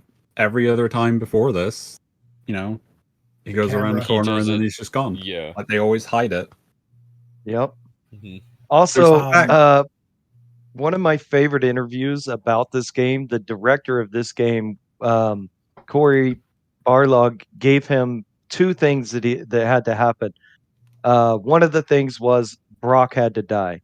And the director goes, "Why Brock?" And he goes, "Well, Brock's like the family dog. It's going to hit you the hardest if Brock dies, because he's the most lovable character." And he goes, "How is Brock the most lovable character?" And then he's like, as we were writing it, we realized, oh fuck, he's right. Brock is the most lovable character because he's honest. He's never bullshitted anybody on anything. He just says whatever he wants, no matter who it's going to affect. He's got the best kind of autism. Yeah, Kratos says, "I like him. He's honest." Yeah. Yeah. I think Brock is generally presented as being more likable than Sindri, and I think that the way that they use that to kind of heighten the tragedy is genuinely excellent. Yeah. Because Sindri's kind of fussy and picky, and he doesn't like germs, and he tells Kratos, "Can you wipe your feet before you step in my house?" kind of stuff. And he's kind of awkward and stuff like that. And then we see him and he's just completely ruined. And it's the way in which he was the kind of comic relief character before now that's being used to demonstrate just how broken he is. Yeah, if it had been the other way around, then Brock's reaction to Sindri's death would probably be I mean, we could probably all guess what it would be. It would be like just a continuation of the way that he already behaved, but he would be angrier than normal. Yeah. Which wouldn't be as sharp of a turn. Something else that I like about it being Brock is that it also feels like out of everyone present, Brock is the one that deserved it the least. And it's the death that not only emotionally, but like for unironic parts of the lore and such like that, his death hits the hardest. He doesn't get an afterlife. Also that, he's tragic in his death. Like there's so many layers to why this is important. Like, not only does it serve to show you just how far and like how horribly hurt Sindri is at this moment, but it's to remind the player and Kratos and Atreus that you've kind of taken Sindri for granted. Look at what you've taken from him. Look at the way you've treated him. Like when you really think about it, you constantly take and take and take. And now look at him. No, sorry, go on. No, that's it. Yeah, can we just go watch that scene? Mention about Synthetic Man is that, you know, he skips over the fucking sled ride conversations. He doesn't pay any attention to these things. He, you know, it could be intentional, like calling the guy Hamburger, but I genuinely don't think he bothers to learn anyone's names or anything. It's the same thing I said about Lord of the Rings earlier. If you don't like this, because I'm not a huge fan of 2018 and Ragnarok, you know, and I'm still not, but I appreciate them, and I can recognize that what they do pretty fucking well. And I've even, over the course of doing this, come to realize that they do, you know, the games do their job better than I had even given them credit for. You can't not engage with something and then say it's bad. You have to try and meet it on its own terms. Yeah, it's endlessly frustrating that he's just like, nah, I didn't get it. I didn't give it a chance. I don't get it's bad. It is frustrating, but at least sorry, Bleeders, and then I'll be quick. It is very clear why he has the view of the game that he does. He did not pay attention. He knows he didn't pay attention, and he's chatting shit, basically. So, one of the things I was just gonna say, because, you know, what Jangles was saying, when Sindri starts going off and he's like, you know, I gave you everything, my skills, my home, my treasures, my friendship, and you just kept taking. Like, that to me feels like that's something that's, I feel like, been on Sindri's mind this entire time. And up until now, he's let it slide, right? Because Kratos and Atreus are his family, as it were. But I can understand him actually having some resentment, Matt. And now that this has happened, he's just letting it all out. Because, like, the reality is Kratos doesn't treat him with the respect that he deserves. Like, it's funny when Kratos arrives at his house and Sindri's like, I'll just wait here while you wipe your feet. And Kratos just grunts and walks in. Because, you know, it's Kratos. Of course he's not going to wipe his feet. But on the other hand, it's like, my dude, it would take you like 5 seconds. This guy is offering you shelter from Odin, you know. Yeah, it's the total dick move to just track mud into somebody's house. Yeah. You showed just as much respect to fucking Thor when he walked in your goddamn house. You poured him a drink and got him cups and everything. Like, why doesn't Sindri deserve this respect of just wiping your fucking feet? And the other thing as well, just because in Synthetic Men's video where he says it's a complete waste of time, Sindri is forging a weapon. So he teleports away with Brock, and the next time we see him, he's making a sword. And the thing about how the dwarf blacksmithing works is that it's basically magic. I mean, it is magic. Like, I think there's dialogue at one point, and someone is like, they made me a suit of armor out of dog barks or something. Like, the way that it's generally presented is you bring your axe or your blades to them, they tap them with the hammer once, and now they're just better. And I'm like, he does that in the first one. What'd you do to it? It's better. Yeah. Or they'll you know, they'll tap it with a hammer or they'll just breathe on it or something, and it's just like it's basically magic. So when I see him like spending quite some time forging this weapon, first the fact that he decided to do that in the first place probably tells you something about what his character is going to be for the rest of the game.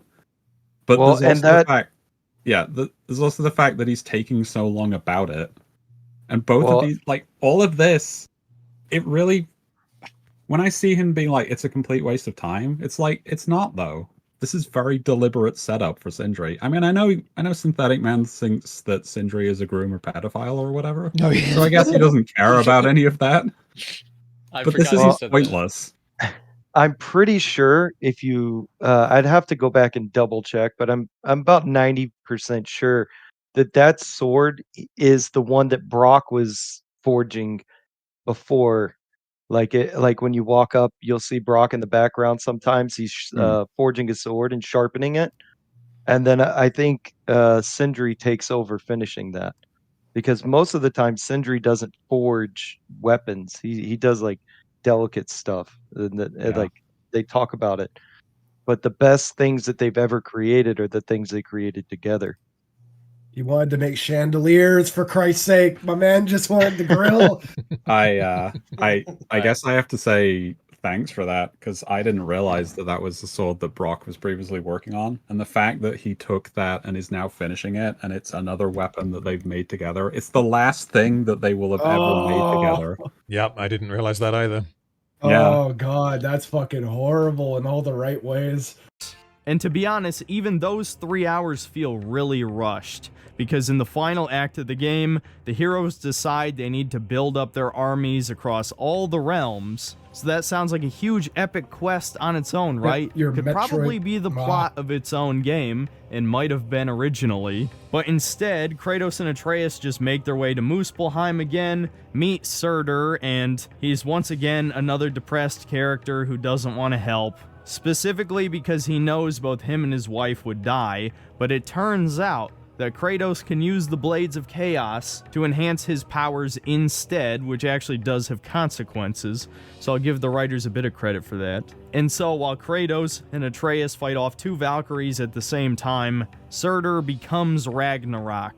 But it seems he's not quite ready to start the siege, so Kratos and Atreus return to Midgard, and all of the allies gather and spend one last night in a little camp outside of the Yggdrasil portal room from the first game. Atreus, who I once again remind you is a teenage boy, requests to sleep with his daddy. Oh, fuck off. Dude, they are going to war in which they might die. Well, they both think that Kratos is going to die. Yeah, like... Yeah. Hey, I'll do you one better. Irrelevant of having a prophecy of my dad's going to die, if this is me in this scenario and I'm a 30-year-old man, I would like to spend the night with my father. Yes. Because there's the possibility that, my dad might not be around after tomorrow. This literally may be the last night that they get to spend with each other. One time, and we are given the final flashback or vision of Faye, Kratos' wife, and it's a completely pointless scene. And then the next pointless. Pointless. Completely pointless. Well, pointless. if you think the game is pointless, then all the scenes are pointless. So he didn't need to spend an hour. He could have made this video in 45 seconds. Hey guys, the game sucks. It's pointless. Don't play it. It's pointless. I didn't like any of the characters. Shit of him saying that it's pointless when characters express how much they care for each other, and you get all of these cool details about who these characters are, and it informs you about their relationships and such.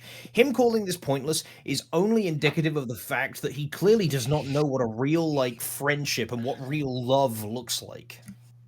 No, and but you don't. I'm angry. I'm furious with him. But I feel awful for Synthetic Man. I genuinely don't think he has real human connections in his life. The scene in question is the one on the boat, right? No. The Faye flashback? No, the one he just showed is the one with the trees. Okay. It's the last one you get. Right. Let's keep it going. Right before the final battle, Kratos and Freya give a rousing speech, probably the worst I've ever seen. I mean, holy shit, there's so much wrong with this scene. I don't even know where to begin. Okay, well, he's about to explain it, but yes. Please begin. The scene was fantastic. Please begin. Let's hear what he has to say. And please begin.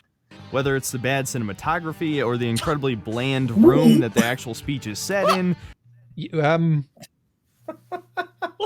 Are you kidding me? Does your mansion have better than gold filigree?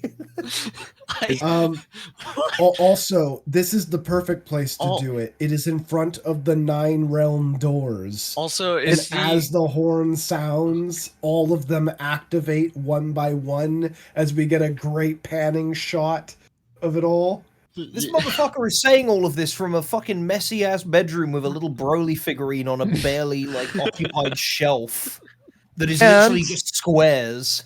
And it's at his mom's house. In his mom's house. Dude, this motherfucker cannot talk to me about decor. Well, okay, it has bad cinematography, but he hasn't quantified why, so I'm going to say that it's good cinematography and not quantify why. The camera's pretty fucking dynamic. Yeah, especially given that it has to maintain a relatively close perspective because that's the aesthetic style of the game. The room itself, I mean, he said that it's boring. I'm going to say that it's not, and then we're going to continue. Yeah. To the writing, which is not inspiring in the least. What? I can hide no longer.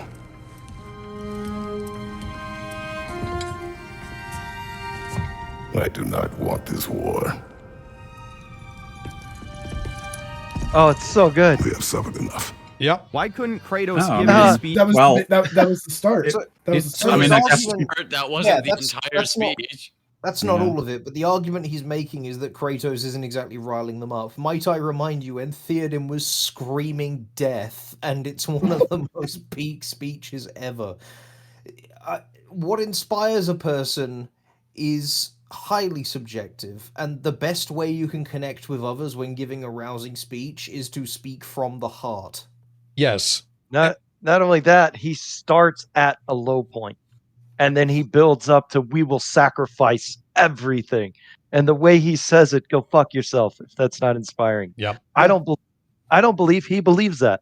He cut it manipulatively. He wrote it into his script that was uninspiring, and then he played a clip of the beginning where, like you say, he starts off at a low point.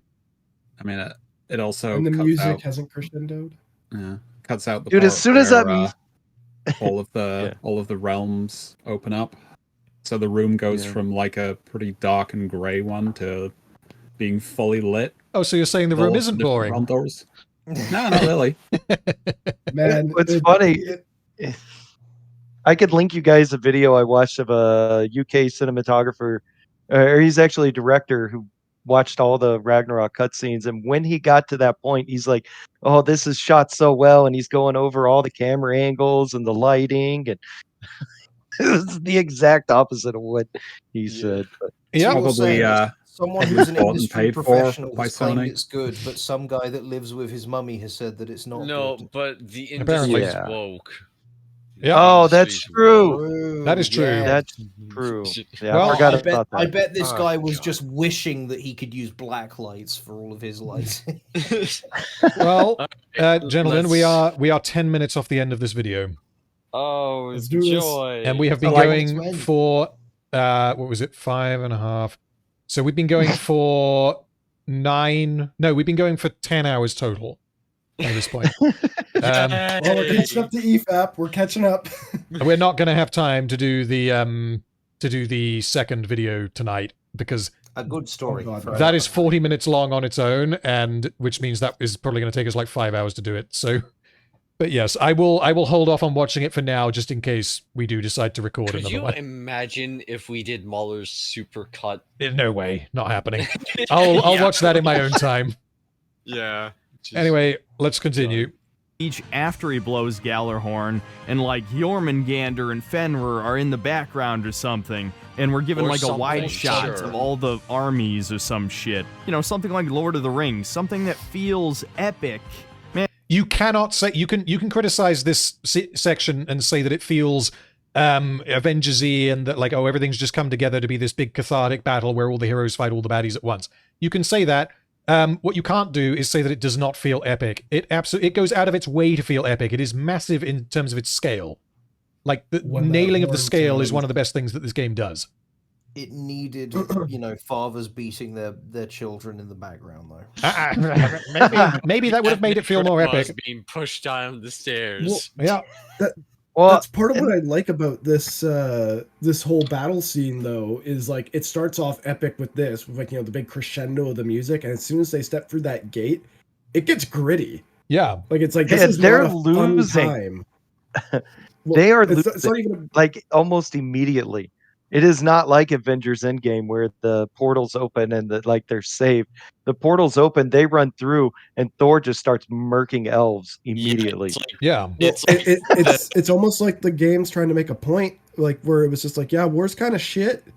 It's this thing that none of us wanted. This is pretty bad. It's come to this. Yeah, all the portals open, and then it's like the opening to Saving Private Ryan. It's just fucking... Yeah. That's the... I'm gonna fucking rewrite Kratos's like big speech to everyone so that it's a big speech about how we're gonna fucking tackle Synthetic Man's video and see if it still comes out as sounding epic. Alright, let's keep going. Yeah. And this is just lame. You can't tell me Sony Santa Monica looked at this and thought, yeah, this is fine, this is cool, this will get the players amped up for the finale. Play the music, and so motherfucker. anyway, he blows the horn, they travel to Asgard, and we get our huge Avengers. He caught it. He's so manipulative with his editing. He's editing around his script. It's You see, Kratos blowing the horn is gay propaganda for him sucking cock. Oh dear. Because he does the fucker lip expression. Therefore, it's woke. It's bad. Take the L. Endgame moment, and all of our buddies from the two games show up and wage war against Asgard. And it's supposed to be a really cool moment, but honestly, it's not. But I know. Yeah, and the reason why you don't think that it is because you don't give a shit about anything that's happening in the game. And the reason you didn't give a shit is because you weren't paying fucking attention to anything. Imagine if you just showed the end, cutscenes to someone that had never played either of the games or knew anything about the first, the original games, and you showed them, that big speech, and they'd just be like, That's what this is. This is the same effect. He just doesn't get it because he hasn't engaged with it. Yeah, it's like the showing someone the "but I can carry you" scene from Lord of the Rings when they don't know anything about Tolkien to begin with. I'm not even sure that I'd agree with that, because I'd say that scene and this whole section of Ragnarok, if you watch it without context, I think that it's still absolutely that they would work. You're not going to have all of the context, obviously, so it's not going to work as well. Narratively or for any of the specific characters, but for a sort of a general vibe of what you're getting, it absolutely is going to feel like it is trying to be emotionally impactful and epic. Oh yeah, no, you can understand what it's going for. Yeah. You can understand what it's going for, but it's like it would come across like a platitude to most people.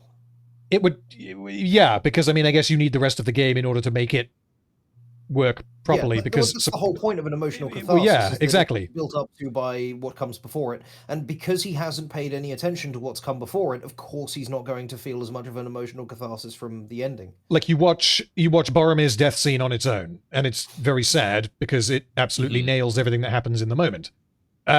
Where that on its own is like, it's a sad scene, well done. But the reason why it is so effective is because of all the work that was done in the rest of that movie and in the extended scenes in the Two Towers. So, honestly, the entire Boromir section of that of Fellowship might be talking about the extended edition, because the extended edition includes scenes that I think are crucial for it. But yes. That entire section, and Aragorn saving him in the fight with Lurtz, and then the final conversation they have together, might be one of my favorite pieces of cinema. Period. Yeah. It's so good. That and the ending to Terminator 2 are the only two things that can really destroy me and bring me to tears. I know people are going to say people are something I could never do. Oh, don't! It hurts. I'll be back. Anyways, that's it. Let's keep it going. I'm going to say I fucking hate everything, especially since I'm sure plenty of people played this, thought this was cool.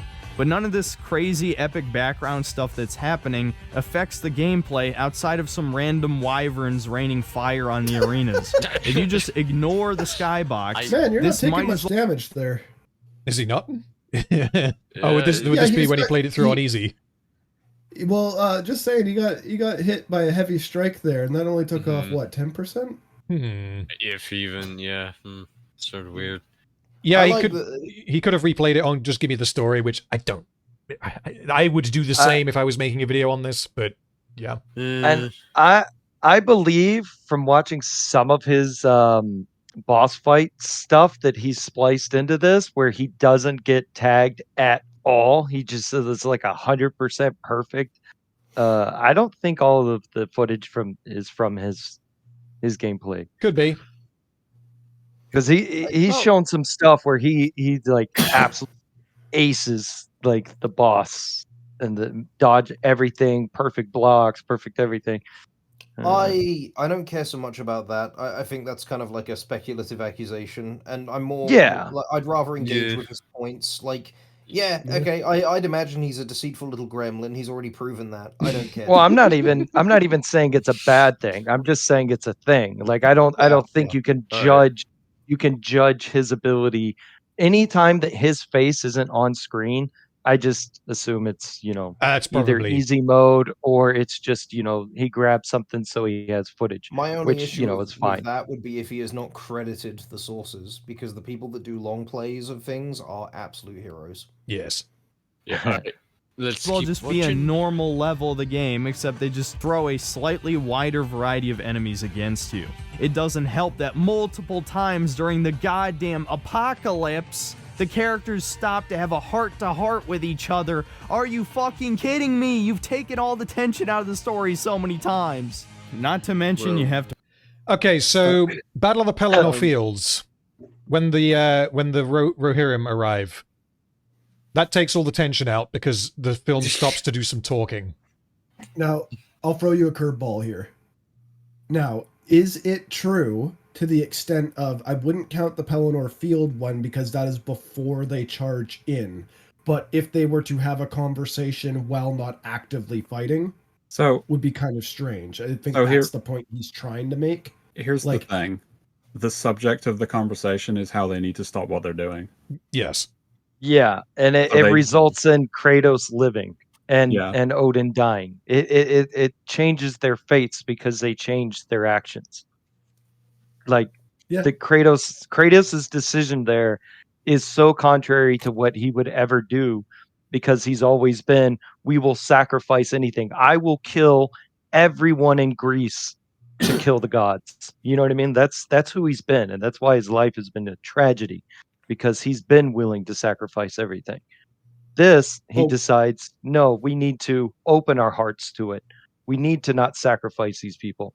So the conversation here is both thematically important and like story-wise, the plot doesn't happen the way it happens if they don't stop to have a conversation.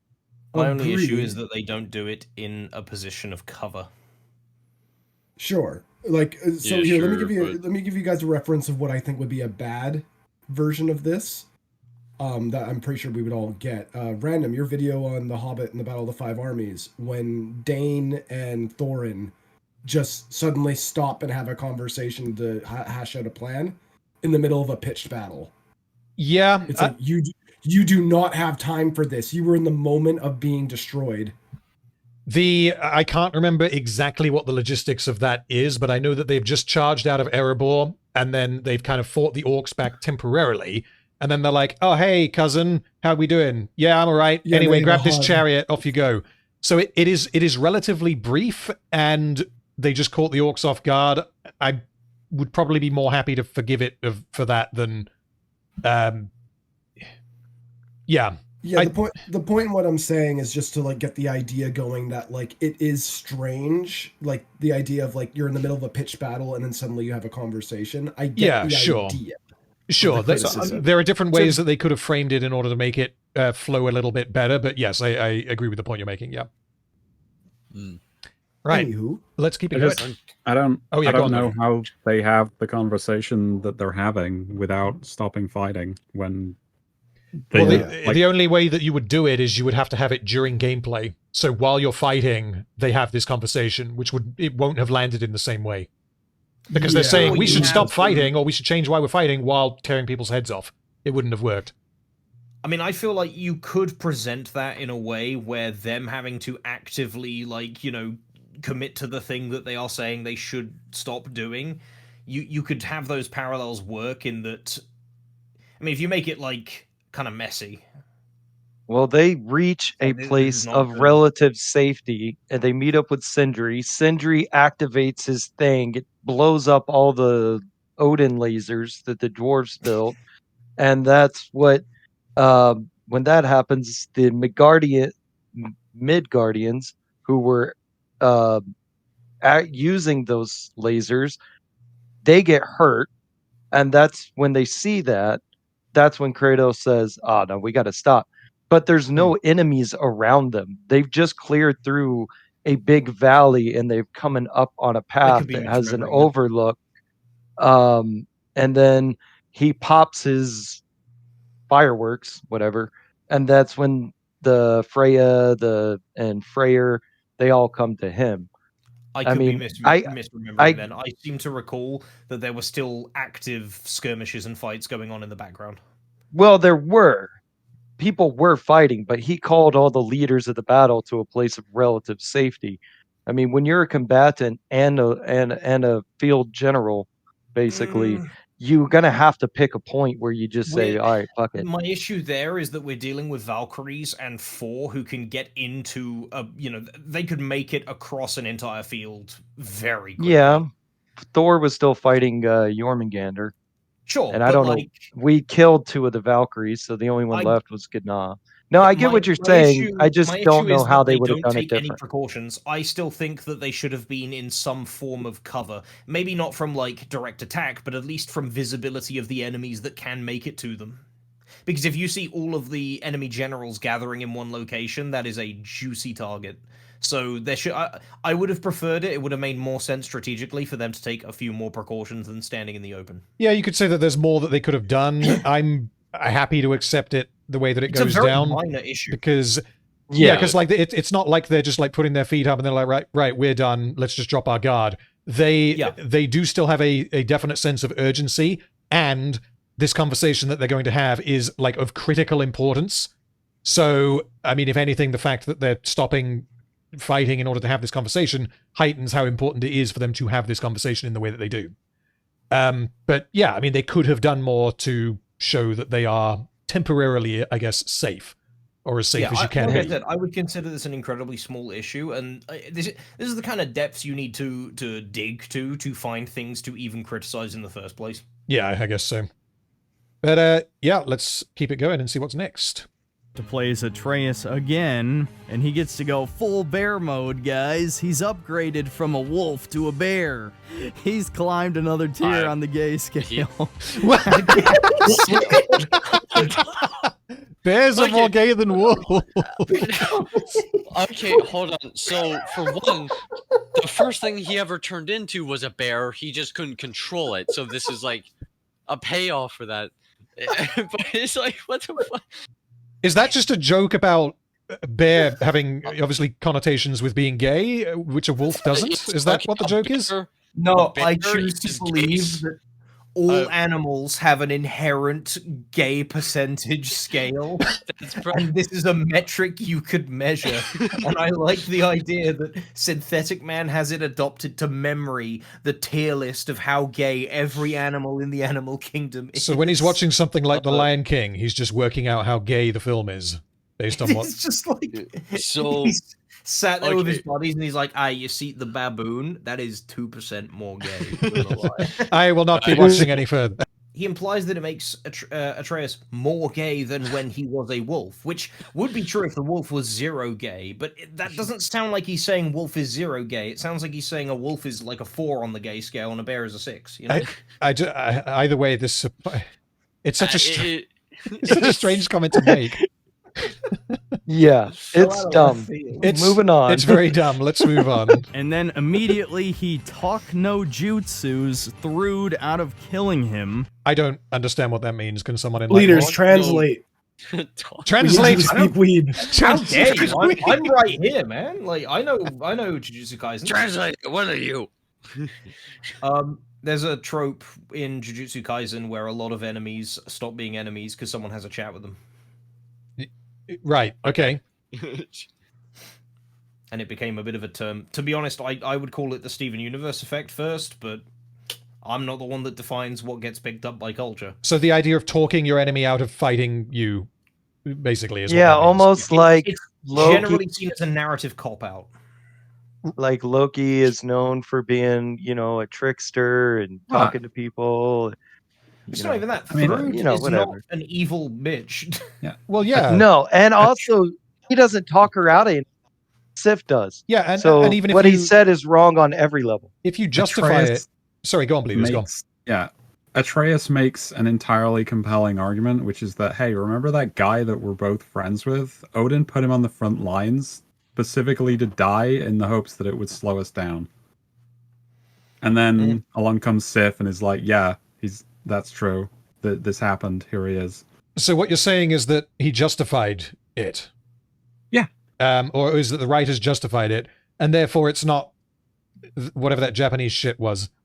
Talk no jutsu. Yeah, that. It's not that because they justified it. Basically. He's climbed another tier on the gay scale. And then immediately he talk no jutsus Thrud out of killing him, blaming Odin for everything, and it works. And so all the good... It's the fucking truth! Yeah, like... and he cut out the part where Sif came along and is like, yeah, it's true. Yeah, it wouldn't... Yeah, it doesn't work. Yeah, It correct me if doesn't I'm wrong, work. it wouldn't have worked had Sif not also been there, right? Probably not. Right. She says, friends don't bring the end of the world to the doorstep, Loki. Like, it doesn't work. Yeah. Sif is the one who brings, what's his name? The blonde-haired kid over. And she's like, no, he's right. Because Sif doesn't believe that Odin did what Loki says. Or Atreus. However you want to call him. I like to imagine that I pull a gun on Synthetic Man, he begs me not to shoot him, and I go, alright, I won't shoot you. And he goes, fucking faggot, talk You're like 2.5% gayer than a bear, bro, Lamar. Well, it's just, he cannot give credit to any of the women in the story for actually having a point.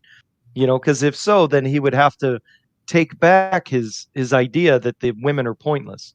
That they're only in there for diversity. Sif does nothing, except for that thing he cut out that she does. You've got Sif... Except for all of the things, yeah. Sif, Thrud, Angrboda, and Freya. Those are the... Am I missing someone? Those are the... Those are the main ones. No, Atreus doesn't count. He's gay, not... I mean, Sigrun, I guess? I guess I don't even think he include registered Sigrun, Sigrun as an entity. Did you include Faye? Oh, yeah, sorry, yes, we would include Oh, Faye in yeah, that. she was also pointless. So he thinks that that's all why of those we forgot characters are about her. pointless. The exception would be Freya, and he thinks that she's Girlboss woke. Yeah, So she's there- a Mary Sue. Yeah, there is no concession that he is going to make about any of the female characters in this game. No. I mean, he's already said Angrboda does nothing in this story, which, Synthetic Man, he really likes to project a lot about people's sexuality. Do you think he's trying to hide something? I don't know. He likes traps. Does he? Also, He's, he is a but- faggot. Well, I mean, are traps gay? That's the age-old question. Yes, take it from an actual gay person right here, hand raised. Yes. Listen, I will reveal the truth of it right now. If The you truth know- is that traps are... I was joking. I also think traps are gay. That was a EFAP reference. Yeah, but no, seriously, if you are into them knowing what they actually are, it's one thing if you don't know and then you find out. That's an entirely different story. If you know and you go in knowing that it's gay. I have a question. Yes. If you meet someone and you're like, hell yeah, let's get it on, and then you find out and you're like, I mean, I'm already here, so you do it out of the sake of convenience. Is that gay? I'd say yes. No. What? Obviously, the answer is yes. I mean, why are we talking about this? We've got to finish the video. We've got 8 minutes left. I'm pressing play. Good guys team up. Kratos finally has his second showdown against Thor, After beating him, he actually manages to convince him not to fight anymore for the sake of their children. Let me guess, old Kratos wouldn't do that. He'd fucking rip his dick off and force feed it to him. Well, basically, yeah, what we've got here is that I didn't pay attention to the previous 24 hours of this game, so I'm not going to understand the 25th hour. They should have both agreed to beat their kids together. I mean, I guess so. Hades music. This game series is known for letting you kill gods. That's like one of the main points of playing these games. Again, the power fantasy, but whatever. Kratos is a changed man. He's power fantasy. You beat him. Okay, you do beat him, and also Synthetic Man. The point into submission. The point of God of War Ragnarok is not that you kill Thor. It is not that you are able to beat Thor. That is not the story that they are telling. Jesus Christ. On the back of the box, you get to kill Thor. Yeah. Super mature now, guys. This is what you got to read between the lines when it comes to Synthetic Man's dialogue, which is why I think it's so well written. It's not what he said. It's not, the point of God of War is to kill gods. What he's actually saying is, what I want from God of War is to kill gods, because that's what it used to be. And even then, I wouldn't say the point of the old God of War games was to kill gods. No, you could say that was a large part of the appeal. I could understand that, but that's not what this is. And you can criticize it and say, well, it's not what I wanted it to be. That's absolutely fine. But this idiot has made a 64-minute video saying this is not what I wanted it to be in a whole bunch of idiot words. To try and make it seem like bad. Yeah, well, that's just it. He's taking his own personal feelings on it because it's not what he wanted, and trying to use that and trying to grasp at anything to prove that makes the game bad. But the thing is, there's a lot of contention around reinterpretations of things, especially with the trope of here's a character you love, except now he's sad, miserable, and pathetic, and then kills himself. See Indiana Jones, see The Last Jedi. Hey, Indiana Jones saved Hitler. Okay, he didn't kill himself. I'm not touching that. So I can understand going in guarded, which is how I felt with 2018. But this, here's the thing. It's okay to have a reinterpretation, to have a different idea, a different story for a character, so long as you justify it. And I, as a non-enjoyer of these games, I say that these games justify Kratos' change, and they justify their story they're trying to tell because it is told with talent, skill, and quality. It is not to my appeal. I like the old games. I like the almost glorification of rampant destruction because it's something that's quite rare and it's something fun to engage in, even though it's not something I would do in my spare time in real life. And I feel like we've lost an appreciation for that. But that does not mean this game is bad at all. And it doesn't mean that they shouldn't reinvent characters and take them on very extreme changes, so long as they can justify it and they do it well. That's all that matters. I think part of it comes down to, can I take Kratos as he was at the end of God of War 3 and as he is at the beginning of 2018 and see the through line from one to the other? And for the most part, I'm like, yeah, pretty much. Yeah, I agree. And to be honest with you, it's a really interesting writing experiment. I think he should have drank some green milk and but that's a personal preference thing, That's suckled off of Thor's big. No. And of course, as soon as Thor agrees to lay down his arms, Odin stabs him in the back, literally, and kills him. And so now we have our final boss battle, with Kratos, Atreus, and Freya all teaming up to lay waste to him. And it's an absolute button mash fest. All I did was spam runic attacks the entire time, and did surprisingly well, beat him in one try. It really feels like a step down from every other final boss in the series. Try him on a harder difficulty than very easy. Ninja, how difficult would you say that this boss is on the higher difficulties? Because when I played it, I definitely found it to be... I found that the Thor fight was like the more challenging of the two, and it was almost like the Thor fight was the climax of the game in terms of its complexity, I guess. And then this fight, to me, felt more like it was a case of, we got to kill Odin, so enjoy yourself. Like, it wasn't meant to be a test of your mechanical skill. I think it's a thematic, reason for him not being the strongest, because he's never presented as being, the strongest warrior of Asgard. He's, a mage. He's a master of magic. He uses a crap ton of magic against you. But like the build I was using for my playthrough on the hardest difficulty, all of the regular bosses just get melted because I set everything up to be basically infinite rage. Right. So I just melt through the story bosses. The only ones that give a challenge were like the harder berserker bosses and Gna. Odin isn't meant to be the hardest boss in the game. He's supposed to be, he's a mage. He uses magic against you. He uses a bunch of things that you got to figure out mechanics of, like the jumping over the crevice and stuff like that. And then it's more of like a set piece of like a cathartic beatdown. It's the opportunity to get your, well, I was about to say to get your revenge, even though it's obviously thematically not what's going on. But they've it's similar to what they did with Heimdall, in that you fucking despise this character and you want to gouge his eyes out.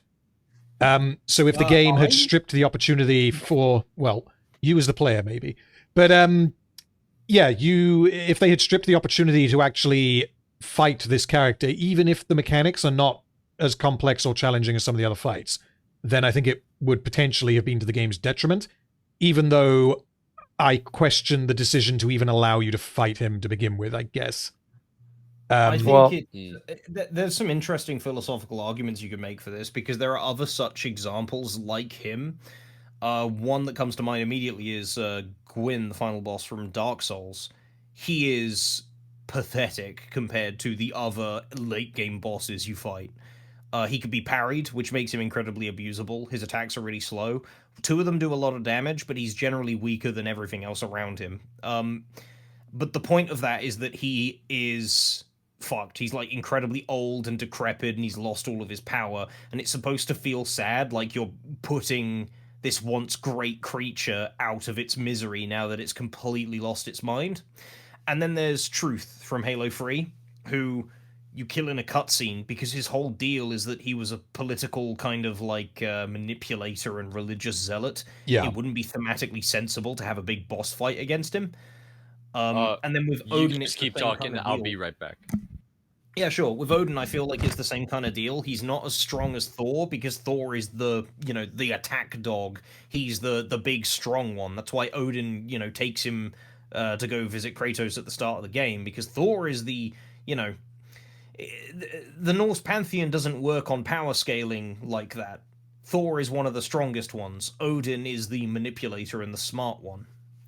And so I think it makes sense that Odin would be weaker from a narrative point of view, and the argument would be, well, is that compelling from like a gameplay point of view? And which of the two need to be sacrificed for the other? And I think it entirely comes down to like what you want to do with it. You could do it either way and someone's going to be unhappy. Yeah, my preference, I think, would have been for them to not have you physically fight Odin in this manner. But given that they did it, I think that the way that they did it was probably the better way, probably the better option. What the worst outcome, as far as I'm concerned, would probably have been if they had ramped Odin up and made him the most challenging story boss fight. Because that wouldn't have been appropriate in universe, and it would have felt like, oh, for fuck's sake, we're doing this again seconds after you've just beaten Thor. Yeah. And I mean, I think I think like, so if you had him die in like a cutscene or something, or well, you have him be defeated in a cutscene. I know he doesn't die in the boss fight itself, but my issue with Halo 3 is that Truth being killed in a cutscene feels really quick and jarring and unsatisfying. Okay. So I think what they did here when you set up the main antagonist of a game about killing things to be a guy that should really be defeated by outsmarting him rather than just beating him to death, you lock yourself into a very unsatisfactory ending for that character. Right. Well, what do we got? Yeah, 8 minutes left. Let's see, because he's basically at the end of the story here, and I'm wondering what kind of conclusion he's possibly going to be able to give. Even the fight against Baldur felt more epic than this, because there's really no sense of scale. You're just fighting him in a basement, and he shoots magic spells at you. I mean... Oh, and somehow, I almost forgot, at the end of the first phase against Odin, Freya gives the cringiest line in the game. You have no hold on me anymore. Wow. So brave. How good you Stunning and fucking brave, dude. Yeah, it's a woman, so therefore it's stunning and brave. If only there were character... You can criticize the line itself, but the meaning behind the line and the character that they have built up to this point, he's just completely ejecting because she's stunning and brave. She's deciding to essentially spend what she considers to be his final moments, showing that everything that he took from her, she's got it back. And her gloat almost gets everybody killed. Yeah, that too. Like, it's... Did I miss anything? No. We're still on the Odin fight. Yep. Okay. Not woke at all, guys. Not woke at all. Great thing to come back to. Nothing's changed. Yeah. You always sought knowledge well. Now, I'm going to teach you what it's like to lose everything. Bow to your queen. Really? My God, this comes across as some kind of feminist torture fantasy. What the fuck? And of course, if only he abused and tortured her for fucking years. What do you mean? Yeah, if only the character had a reason to do that. No, if I only remember when my instead of mom stood up to my dad for beating her all those years, and I thought, what a fucking feminist. if only instead of Freya, it was Kratos, and he was just like caving his skull in. Yeah, that would have been better. That would be awesome. Here's one criticism that I have of the game. I'm not sure Kratos would have just sat back idly and let her just do that speech. I think he would. Counterpoint, You know, I so- would, because he's probably thinking this is her fight. Well, yeah, I mean, I promised you I would It's- never take the choice of life and death from you again. yeah, okay, I concede. Yep, that's I was trying to be generous, but as soon as I I don't think feel Kratos strongly about that. cares if Odin dies. Kratos would care if his inaction was going to lead to harm to himself. Well, not even necessarily himself, but specifically harm to Atreus. He is not going to jump in the way of Freya, because if what Freya does here like backfires on her, then it's kind of on her essentially. What I was thinking is, has anybody beaten Gná? I mean, Like, he holds her down. He does the same thing he does to all the Valkyries when, like, you grab them and you hold them by the wings. Yeah. And you, like, make sure they can't attack you while you talk to them before ripping their, heads off or whatever it is. What does he do? He rips their wings off, right? Yes, And yeah. he kills them. In 2018, he rips their wings off. Yeah. So I don't know. Like, I was just thinking, like, I feel like he would put hands, to help hold Odin. But whenever you guys said it, it wasn't that, I get it. Yeah, fair enough. Okay. I had an Moving on. epiphany. I think I know why bears are gayer than wolves in his book. Wolves are the alpha. We just keep coming back. I'm glad we cleared that dragging up. us back to furry hell. Wolves are what? Okay, well, yeah. I mean, wolves. I guess you could consider them the alpha, but bears are bigger and more powerful than wolves. I tried to save us. I'm sorry. I tried. It doesn't make sense, but neither does anything else Synthetic Man says. So it's just a theory. It's possible. The part that I'm with this, not to take away from the very important Beowulf's gay conversation, the part of this that I'm a little more iffy about is that Odin just left the noose that he hung himself with just on a tree. Ding ding. And Freya just kind of found it and is like, "Oh, that looks useful. I'll take that." Why would Odin, of all people, leave a magical item that would be so useful in harming him out on that fucking tree? Which tree? Because I don't remember this. The tree to the Norns. So, like, in Norse legend, Odin hung himself to meet with the Norns.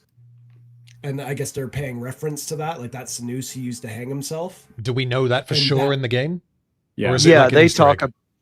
He hung himself for, 9 days? And there's dialogue from Mimir. I can't remember if it's this game or 2018. It might be 2018, where he said that they got so tired of him that they pushed him back to life. Right. Okay. So how it plays out in this game is after you go and see the Norns and you pop back up on the Kelpie, the island is just there with the tree, and they ride past, and Freya's like, "Huh, that'll be useful." Right. Yeah. Okay. So that's where she gets it from, and it's explicitly that noose that she uses here. Yeah. She says something about using it to craft a binding spell or whatever. Okay. Yeah. In that case, that's fair enough. I think it basically because this payoff could potentially have happened through other means, but symbolically having it be the noose, I guess that works. It just requires that Odin leaves the noose there for some reason. So, yeah. Which I don't think he would. Yeah. I think he's far too careful. Yeah. Of course, when you finally beat him, instead of killing him, Kratos lets his son decide, and he decides to trap Odin's soul inside of one of the giant marbles. Get the Hades music out of this video. Chad, Sindri comes in and smashes like a Chad. The marble. Yep. Yeah. Yep. Chad. So when Sindri does this, you're meant to be thinking, yes, Sindri, be a Chad. Yeah, he's based. He's definitely not a ruined individual. Yeah. Isn't that Brock's He has hammer as redeemed well? himself. He is no longer a pedophile groomer. He is now Dude, what a redemption he arc. Killed a defenseless old man. Yeah, Sindri had the best redemption arc in the game. Yeah, he's gone from being a creepy pedo vibe guy to being a Chad. He's reached the apex. It is incredible the kinds of positions you end up taking when you are a fuckwit. I'm just honestly, I'm just surprised that Synthetic Man doesn't consider this to be out of character for Sindri. I don't think he even knows who Out of Sindri character, is. it doesn't matter so long as you're being a Sigma Chad. Yeah, he doesn't. Yeah, I think that kind of hits the nail on the head. Synthetic Man doesn't care about character consistency. He only cares about whether or not the characters are acting like Chads. Yeah. All you have to do is beat an elderly person, and he is immediately alleviated of all plot concern. Yep. Again, beat ethnic grandmas. It solves everything.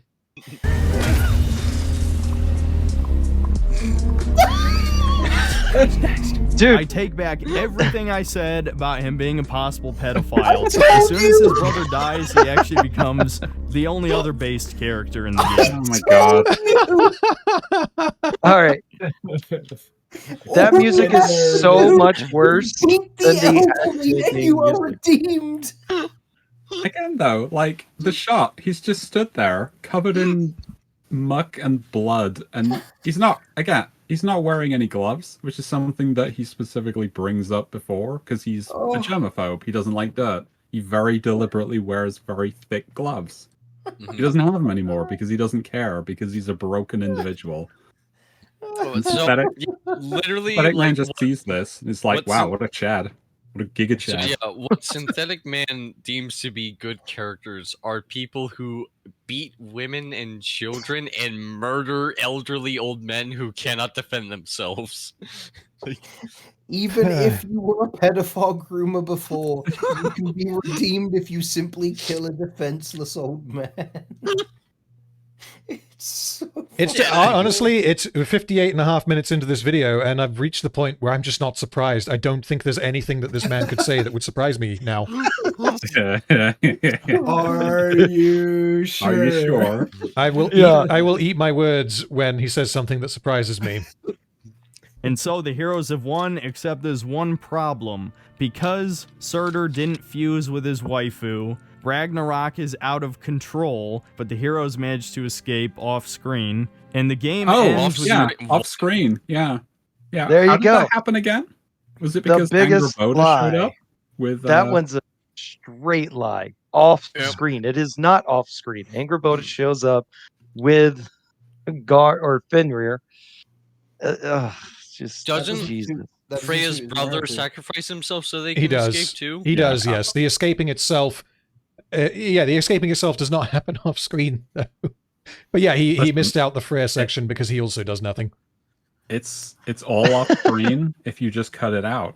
That's true. If it wasn't off-screen before, but it is now. Off-screen in this video. Yes. So technically he wasn't lying. Yeah. Okay. He made it happen off-screen. Traveling to the top of some mountain where Atreus tells his father that he needs to go off on his own quest with Angrboda to go find the rest of the giants. And in the only other touching moment in the game, Kratos finally lets go of... Hold on, but he cries here, right? Almost. Yeah. But he has a problem with crying. That's not masculine.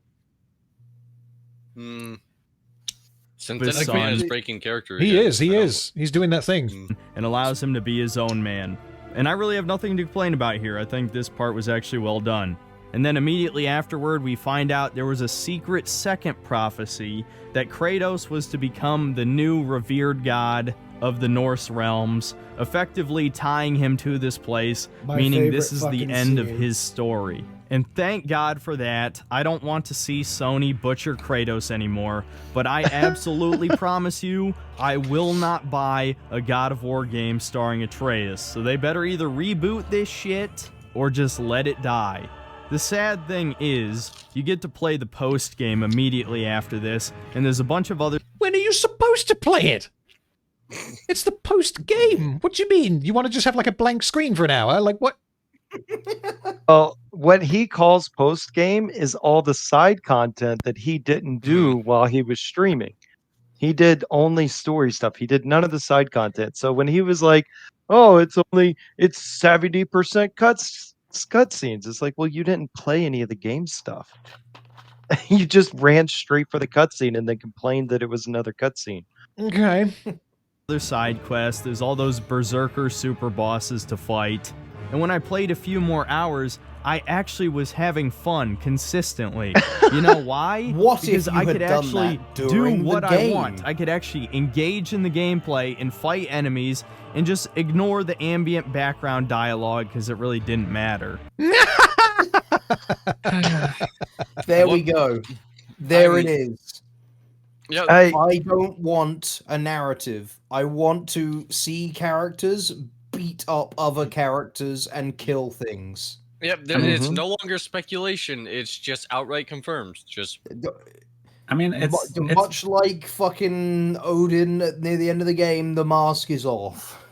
It's perfectly fine if you want some more mechanical-based experience with like minimal story. I don't know why he buy a game with a prominent story component to it, but like.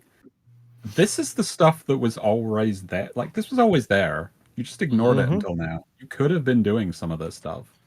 And one of the coolest parts... This stuff was supposed to pace out the game. Yeah. One of the coolest parts about this is, depending on who you take with you, you get different dialogue on side missions. So, random, you took Atreus with you to free the Hoskafa, or whatever it's called. I did, yes. The sky jellyfish. So you get like very touching father-son dialogue with that. If you take Freya, you get completely different dialogue. Like it's not even similar dialogue. It's a completely different story dialogue. Yeah, I hadn't even considered that when I was actually playing it, because I guess I didn't appreciate how open I guess how your choices in terms of like who you bring with you can affect the story content of the game in that way. Because the bits with the giant jellyfish, with Atreus specifically, are like very thematically relevant to what ends up happening between the two of them, and also feeds into the whole like inevitability of Kratos is going to die. And if you don't have that, I mean, maybe they accomplished something equally worthwhile with Freya, but if you were to do that after the game with Freya, I feel like it wouldn't be anywhere near as impactful. But maybe it is. I don't know. It depends on what dialogue they actually have in there.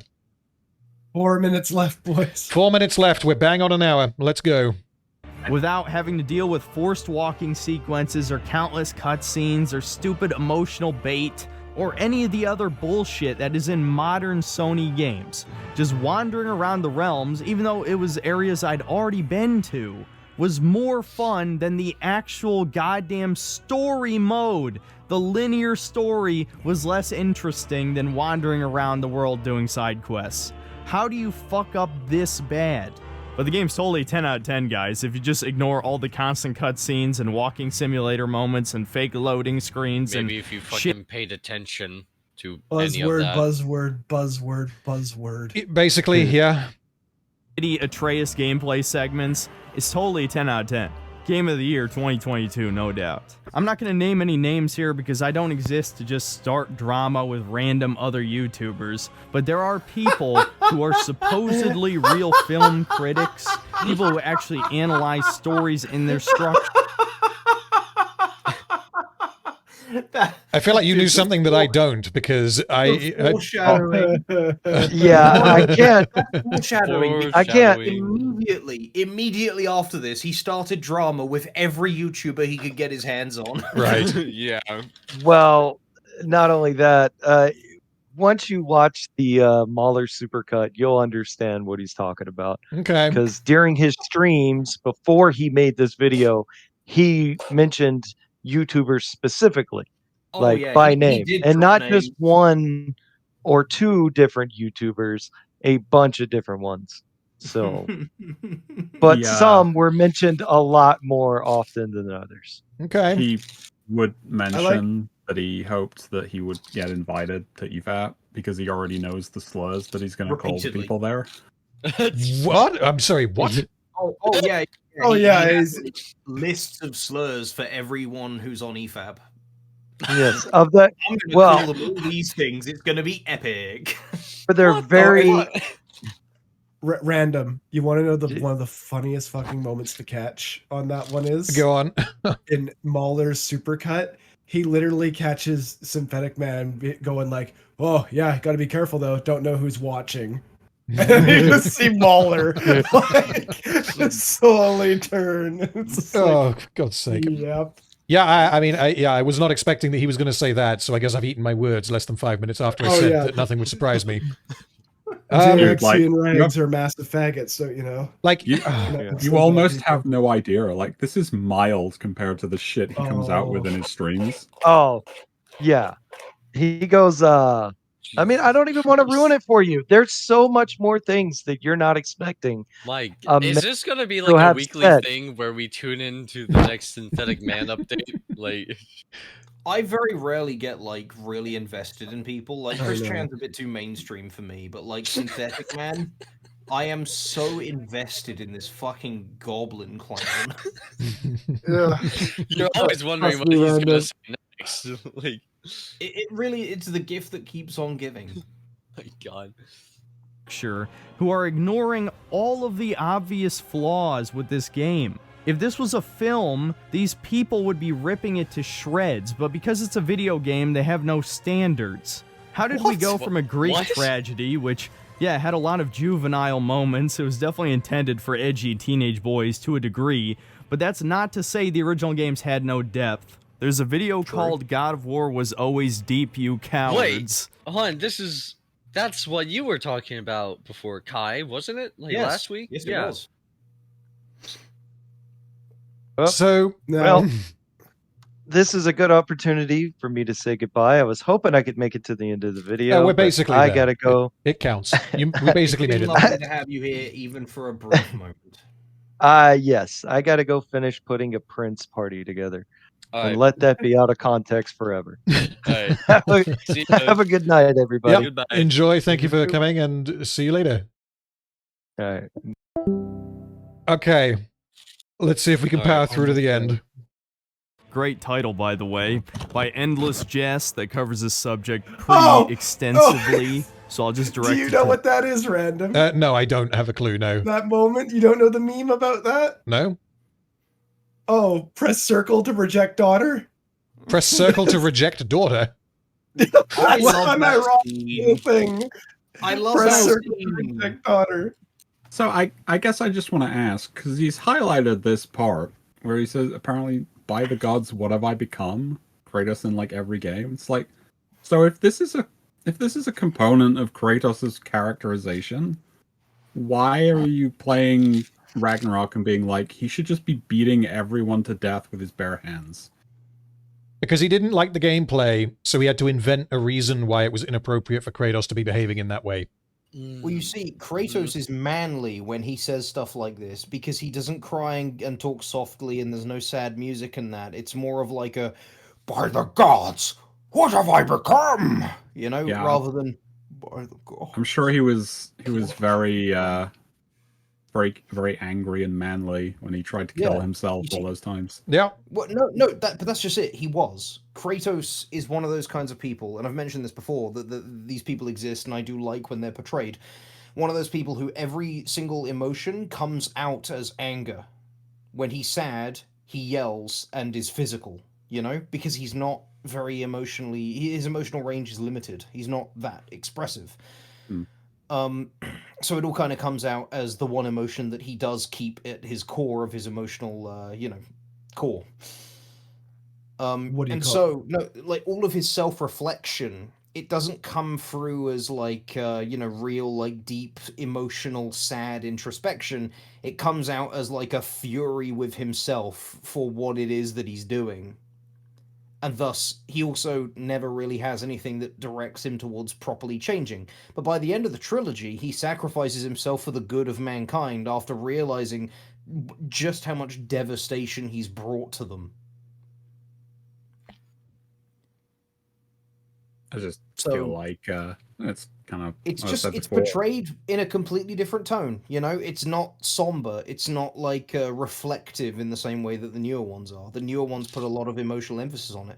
It's part of what I personally find a bit distasteful about the newer ones. It's done really well, but I don't like...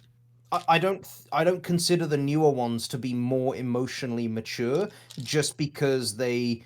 It's like the video essayist effect, you know, like Just Right or what have you, where they seem more intelligent and mature because they have the soft voice and they sound like a wounded animal and they play the sad music in the background. They go, if only we could capture this feeling that Spider-Man 2 gave me, you know, that sort of thing. Yeah, and then meanwhile, drinkers like just pissing in the toilet, shugging Jack Daniels, is going, yeah, that movie was fucking shit, lads, I tell you what.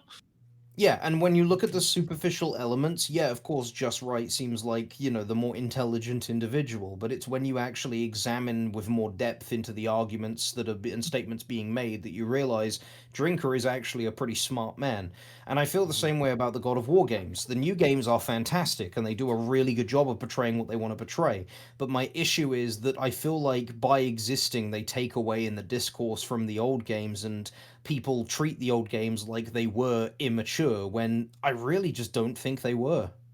They had all of the same components as the newer games. They were just presented through more of a sort of aggressive and glorified light.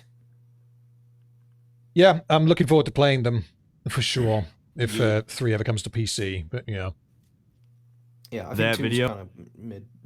Well, instead of extending this one even further to now this infantile, pseudo-mature Marvel movie for man-children, people who refuse to actually grow up and have real responsibilities. What? What? The irony of that coming from you, for one. The irony of this has come like what 30 seconds after he said that he doesn't like starting beef with other YouTubers, and then he's just described them all. Everyone who likes this likes their man children who are dishonest and they don't have any responsibilities. What the fuck? I love that, like, he basically took what I said and bastardized it into utter fucking derangement. Pretty much. Like, I understand what the new games are doing. I just don't like that their tone, you know, kind of like implies that they're more mature, and that's reflective in the discourse. And he's like, people who like the new ones are fucking babies. Pseudo emotional bullshit. These are the really woke gay liberal babies. Like, Is that being getting a wife and having children, right? Being an anti-natalist does not make you mature. It just makes you a depressed nihilist like everyone else. What the fuck does that have to do with anything? What? I'm not even gonna... That being getting a wife and having children, right? Being an anti-natalist does not make you mature. What? I don't even know what the fucking anti-natalist is. Like, what? This reminded me of Karl Marx.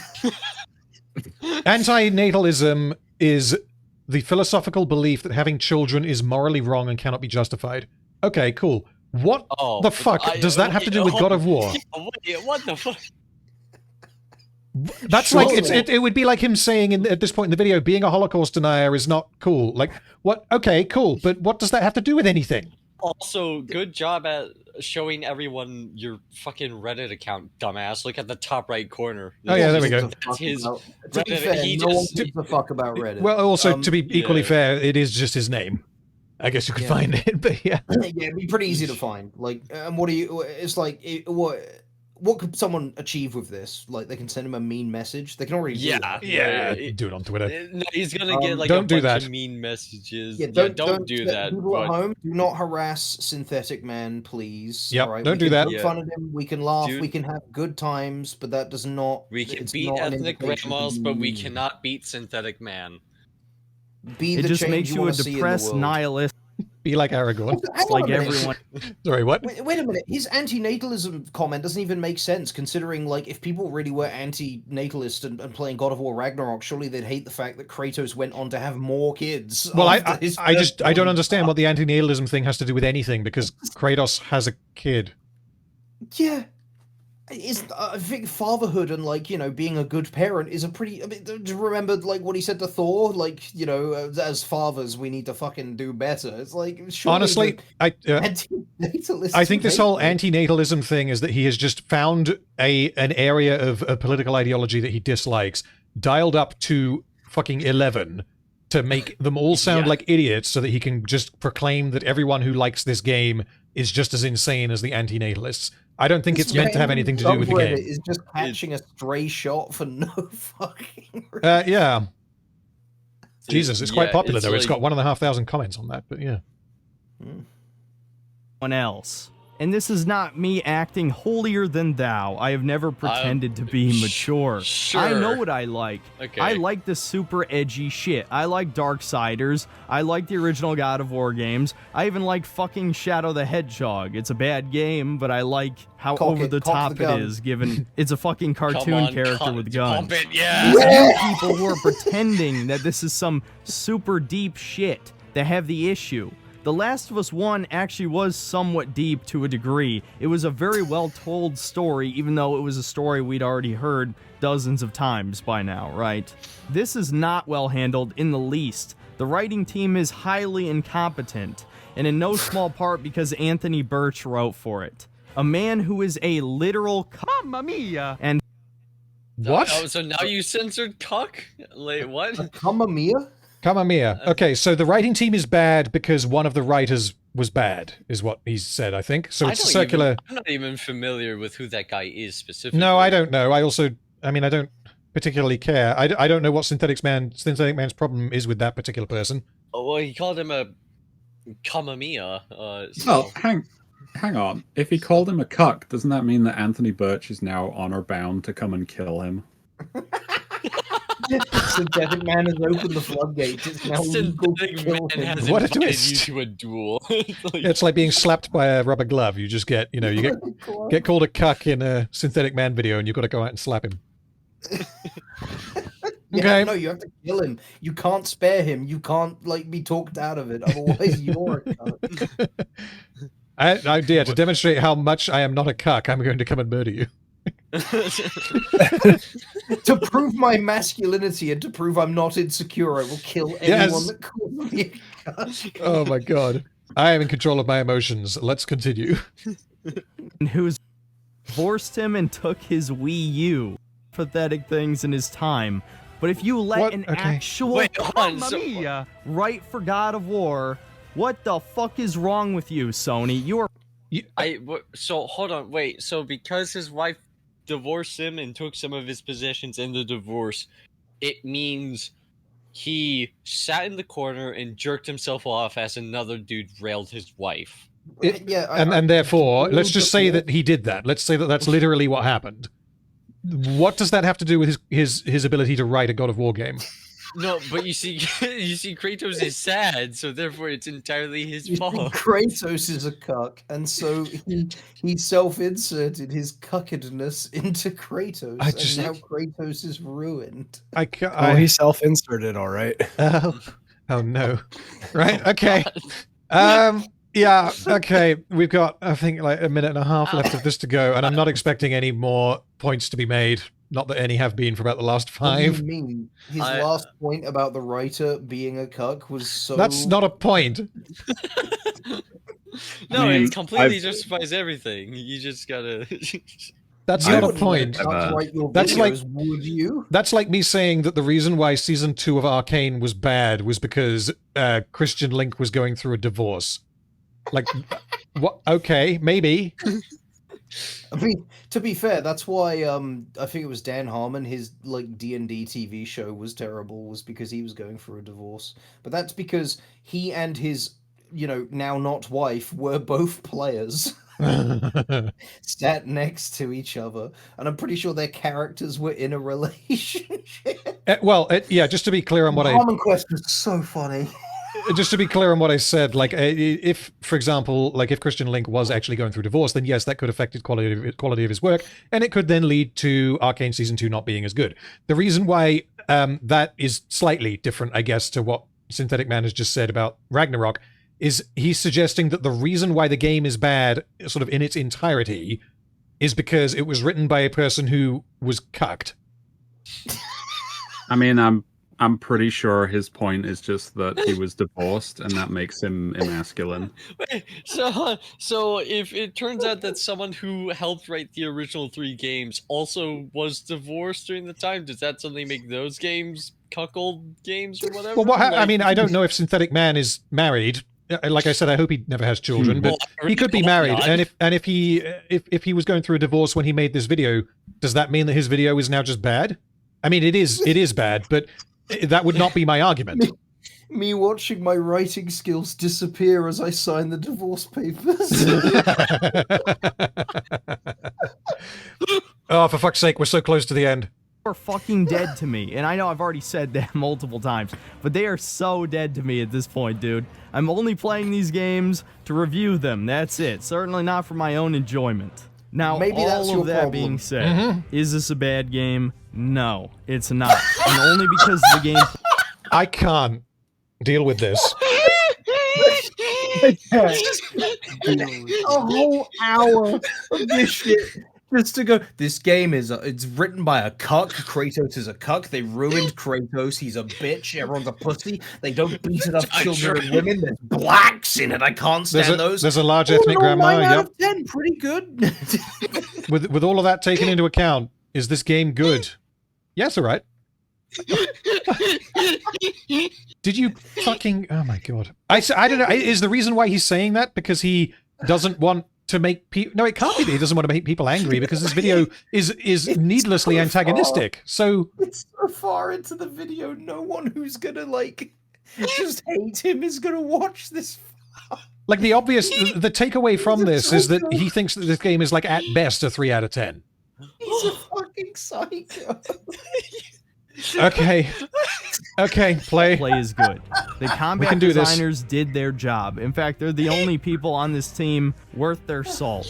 They actually made this dumpster fire fun, at least for the 20% of the time that the game's quite good, but it's also a dumpster fire. What the fuck? You're actually fighting things. Game's pretty the other good 80% for a was either stupid game. incredibly boring. This game is rather entertaining for a cuck game.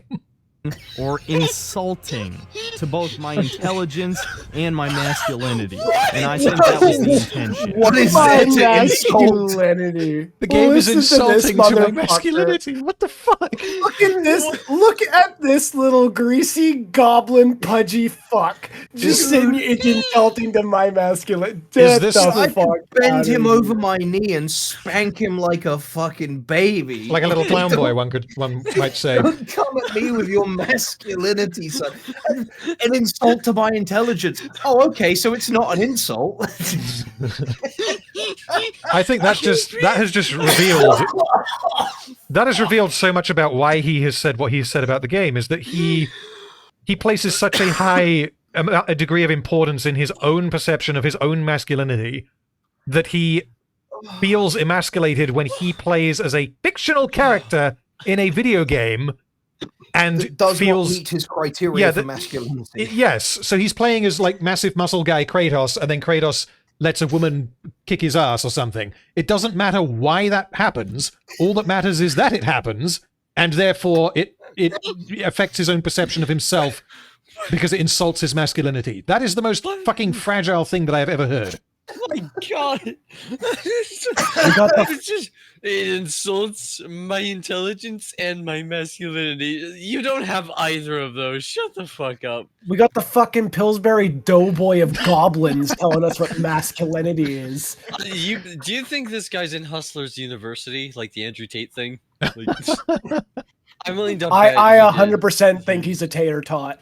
Absolutely. I've not heard that term before, but I like it. That's a new one. I just made it up now. If it was a thing before, then credit to whoever did it. But I just. Oh fuck. Okay, so God of War is quite good, but it's also deeply offensive to his intelligence and his masculinity. We're not done yet, motherfucker. You got a minute to go. Okay, come on. We can do it. We can do it. I've said it once and I'll say it again. Games are not made for gamers anymore. And they're slowly trying to not make them for men anymore either, at least not catering to men's tastes. They're trying to make games, quote unquote, for everyone. There is no such thing. You can. Yeah, I can agree with the principle, but I don't agree with that principle applied to God of War. Yeah, there's no such thing as everyone. Well, I'm being unduly charitable. I think he means that No. No. Like he said, there's no such thing. After saying they're making it for everyone. Yeah, I think what he clearly means. I think is the that wider audience. It's not possible to make something to appeal to literally every. I'm sure that's what he means. The problem is that he words it like a fucking retard. Oh yeah, he does. I mean, yes, that's a large part of the problem with this video. Endlessly entertaining to me. Yep. Okay. Nearly there. No, I can agree that there has been a cultural shift as far as the types of video games that are being made, and the idea of overindulging in inclusivity is actually excluding a lot of the people that would have a genuine interest in these things. See the changes they're making to Dungeons & Dragons 5th edition, where they're simplifying the rules to the point of not even needing fucking rules anymore, where you have to pay $60 to buy a book to tell you that you can do whatever you want and not actually have any substantive rules in it. See Tasha's Cauldron of Everything. But the problem is that, like, your argument for that is only going to damage that position in the quote-unquote culture war, for as fucking cringe as I find that term to be, if the rest of your video is retarded. This man is on my team in regards to this point, and I feel gross for that because he is. I want to switch teams. I want off the boat. Get me off the ride, please. Someone will watch this and hear me say something similar to what he says, and then think that I'm a cosmic fucktard like him. Yeah, it's like that's just the thing when it comes to like any type of cultural or political issue. It's like there are so many raging fucking retards everywhere that are spouting shit. So then when normal people have similar views and like say that stuff, it's just everyone is going to immediately think, well, there was that one guy jerking himself off while chugging glue that also said that one, so I don't think I trust this guy. And it could be something as fucking simple. I swear to God, that wasn't glue. Yeah, it happens both ways. You know, you see like the screaming lefties going, Trump is gonna rape us all individually, and it's like, wow, is that what all lefties are like? And then you see this guy, and you're like, wow, is that what all righties are like? Yeah, I'm against characters being like tokens, like when a black character is introduced into a game with the sole purpose of just being the black one, which and this guy he thinks that. But he's actually just racist. And it makes me look bad. He's the reason I get called a Nazi all the time. Yeah, it's really funny because I criticize that stuff, especially when it comes to like queer characters in specific, and then it's like, oh, you're just homophobic, and I'm like, well, okay, my boyfriend would probably disagree with you on that, but all right. It's like, my brother in Christ, my best friend is a gay. Well, that argument just isn't gonna hold up in general because it's like, oh yeah, you all see that.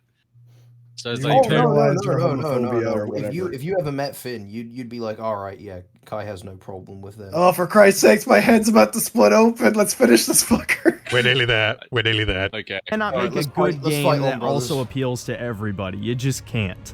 You can make a mediocre game that does that, and many exist. But a good game caters to a specific audience. And unfortunately, they do not want the God of War audience. Fuck this game, and fuck all the Sony fanboys who think it's a masterpiece. That word has now lost all meaning. I hate to say it, but Elden Ring is probably Game of the Year this year. Despite having one of the most critical videos of it, I think it's considerably better than this game. That's about it. I'll see you next time, guys. If I like this game, but I don't have a PlayStation, am I still a Sony fanboy? 100%, yeah. Oh, okay. Yeah, fair enough. I also like this game, and I don't have a PlayStation. So I guess I'm just a Sony pony now. PlayStations. I liked the PS2. Okay. I also like the idea of it just being like, oh hey, like you can't have a game that appeals to virtually everyone, and I'm like, well, Mario. There are some people that don't like Mario. It depends on the game, because if you don't like platformers, then you're not going to get anything out of Mario. But that's kind of what I mean, though, is Mario is so broad that my it's mom, just like he kind of applies to everybody. Despises Mario. She hates it. Sure. I'm saying generally. Okay. I'm not saying you can't. I'm not saying literally. No, I know. You can have broad appeal, sure, and it can work, but I think it is important to create things that are niche as well. Oh yeah, absolutely. But the idea that if it has broad appeal, it can't be good is retarded. If it's attempting to appeal to so take for example, you can't make a good strategy game that tries to appeal to people that don't like strategy games. Sure. Those two ideas and pursuits are incongruent. Didn't Halo Wars do that? Yeah, arguably. I don't think it did very well, or did it? I like Halo, sequel, but it's not well balanced. I really like Halo Wars. Well, that's what I mean, though. It's like there is a market for that kind of thing, but like broadly speaking, is what I'm talking about. Yeah, but it's a strategy game made for people who don't like strategy games. But the people who don't like strategy games aren't going to like Halo Wars. That's just it's quite neutered as far as a strategy game goes, is my understanding. Rather simplistic, yes. Yeah. I mean, I guess it has to be because you have to play with clown sticks. Sure. It's similar to like the issue with, or one of many issues with like War of the Rohirrim, in that you got the Lord of the Rings and you got, on the other hand, anime. Like, that's a bold choice. And I don't know why you thought that would work. And it didn't really work. But like the artistic style of that film is kind of the least of its problems. But yeah, like you're going to alienate a lot of Lord of the Rings fans by having it be anime, and you're going to alienate anime fans who are maybe not interested in the Lord of the Rings, which I'd imagine that the number of people that applies to is less. But yeah, I guess I applaud them for trying to do it. It just didn't really work. I feel like that sort of thing could be done well, because at the end of the day, those are superficial elements. Sure. They're not going to affect the quality necessarily, but they're definitely going to affect the success. Sure, but if it were like take Arcane for example, most people thought Arcane was going to suck. Yes. And Arcane season 1 was very, very good, and when word got out, it exploded. I think the same thing could be true of an anime Lord of the Rings. That's true. Yeah, could have been. Possibly, yeah. Anime is a medium, not necessarily like a like it's going to be silly and stupid and like running around blowing up planets, kind of thing like that. Like it can be grounded. Yeah, my stance on this, it's the same as my stance in general. Like, whatever you're gonna do, it doesn't matter. There isn't really I don't believe in a bad idea. I just believe in bad execution. There have been things that I thought, wow, that sounds absolutely dog shit, and then it turns out it's fucking amazing. Or you I don't get know. like a Pedophile simulator sounds like a bad idea. idea and a bad concept. when we're talking about like creating art. Sure, but like, so I take the point. Yeah, another game I'd use then. I think if you went out of your way to come up with a bad idea, you could probably do it. But I take your point that if you're being genuine and you're actually trying to come up with a good idea, if you're going out of your way to come up with something bad and like you make something that is bad because of that, then surely you've succeeded. Yes, but that would mean that the art that you've created is bad. No, because the point of it was to be bad. You see, you're still covered in shit, but the ironic statement has been made. Yes. And there you go in the comments. This is the adult God of War right here. You see, do well at being bad. Are you bad, or have you done well? You see, because the chef admitted that he undercooked your steak, it suddenly makes it well done. That's not the same. Well, I need to go and eat something. I do too. I have the biggest of headaches. I made a mistake working out and then doing this. Gentlemen, this has been a delightful experience. Yeah.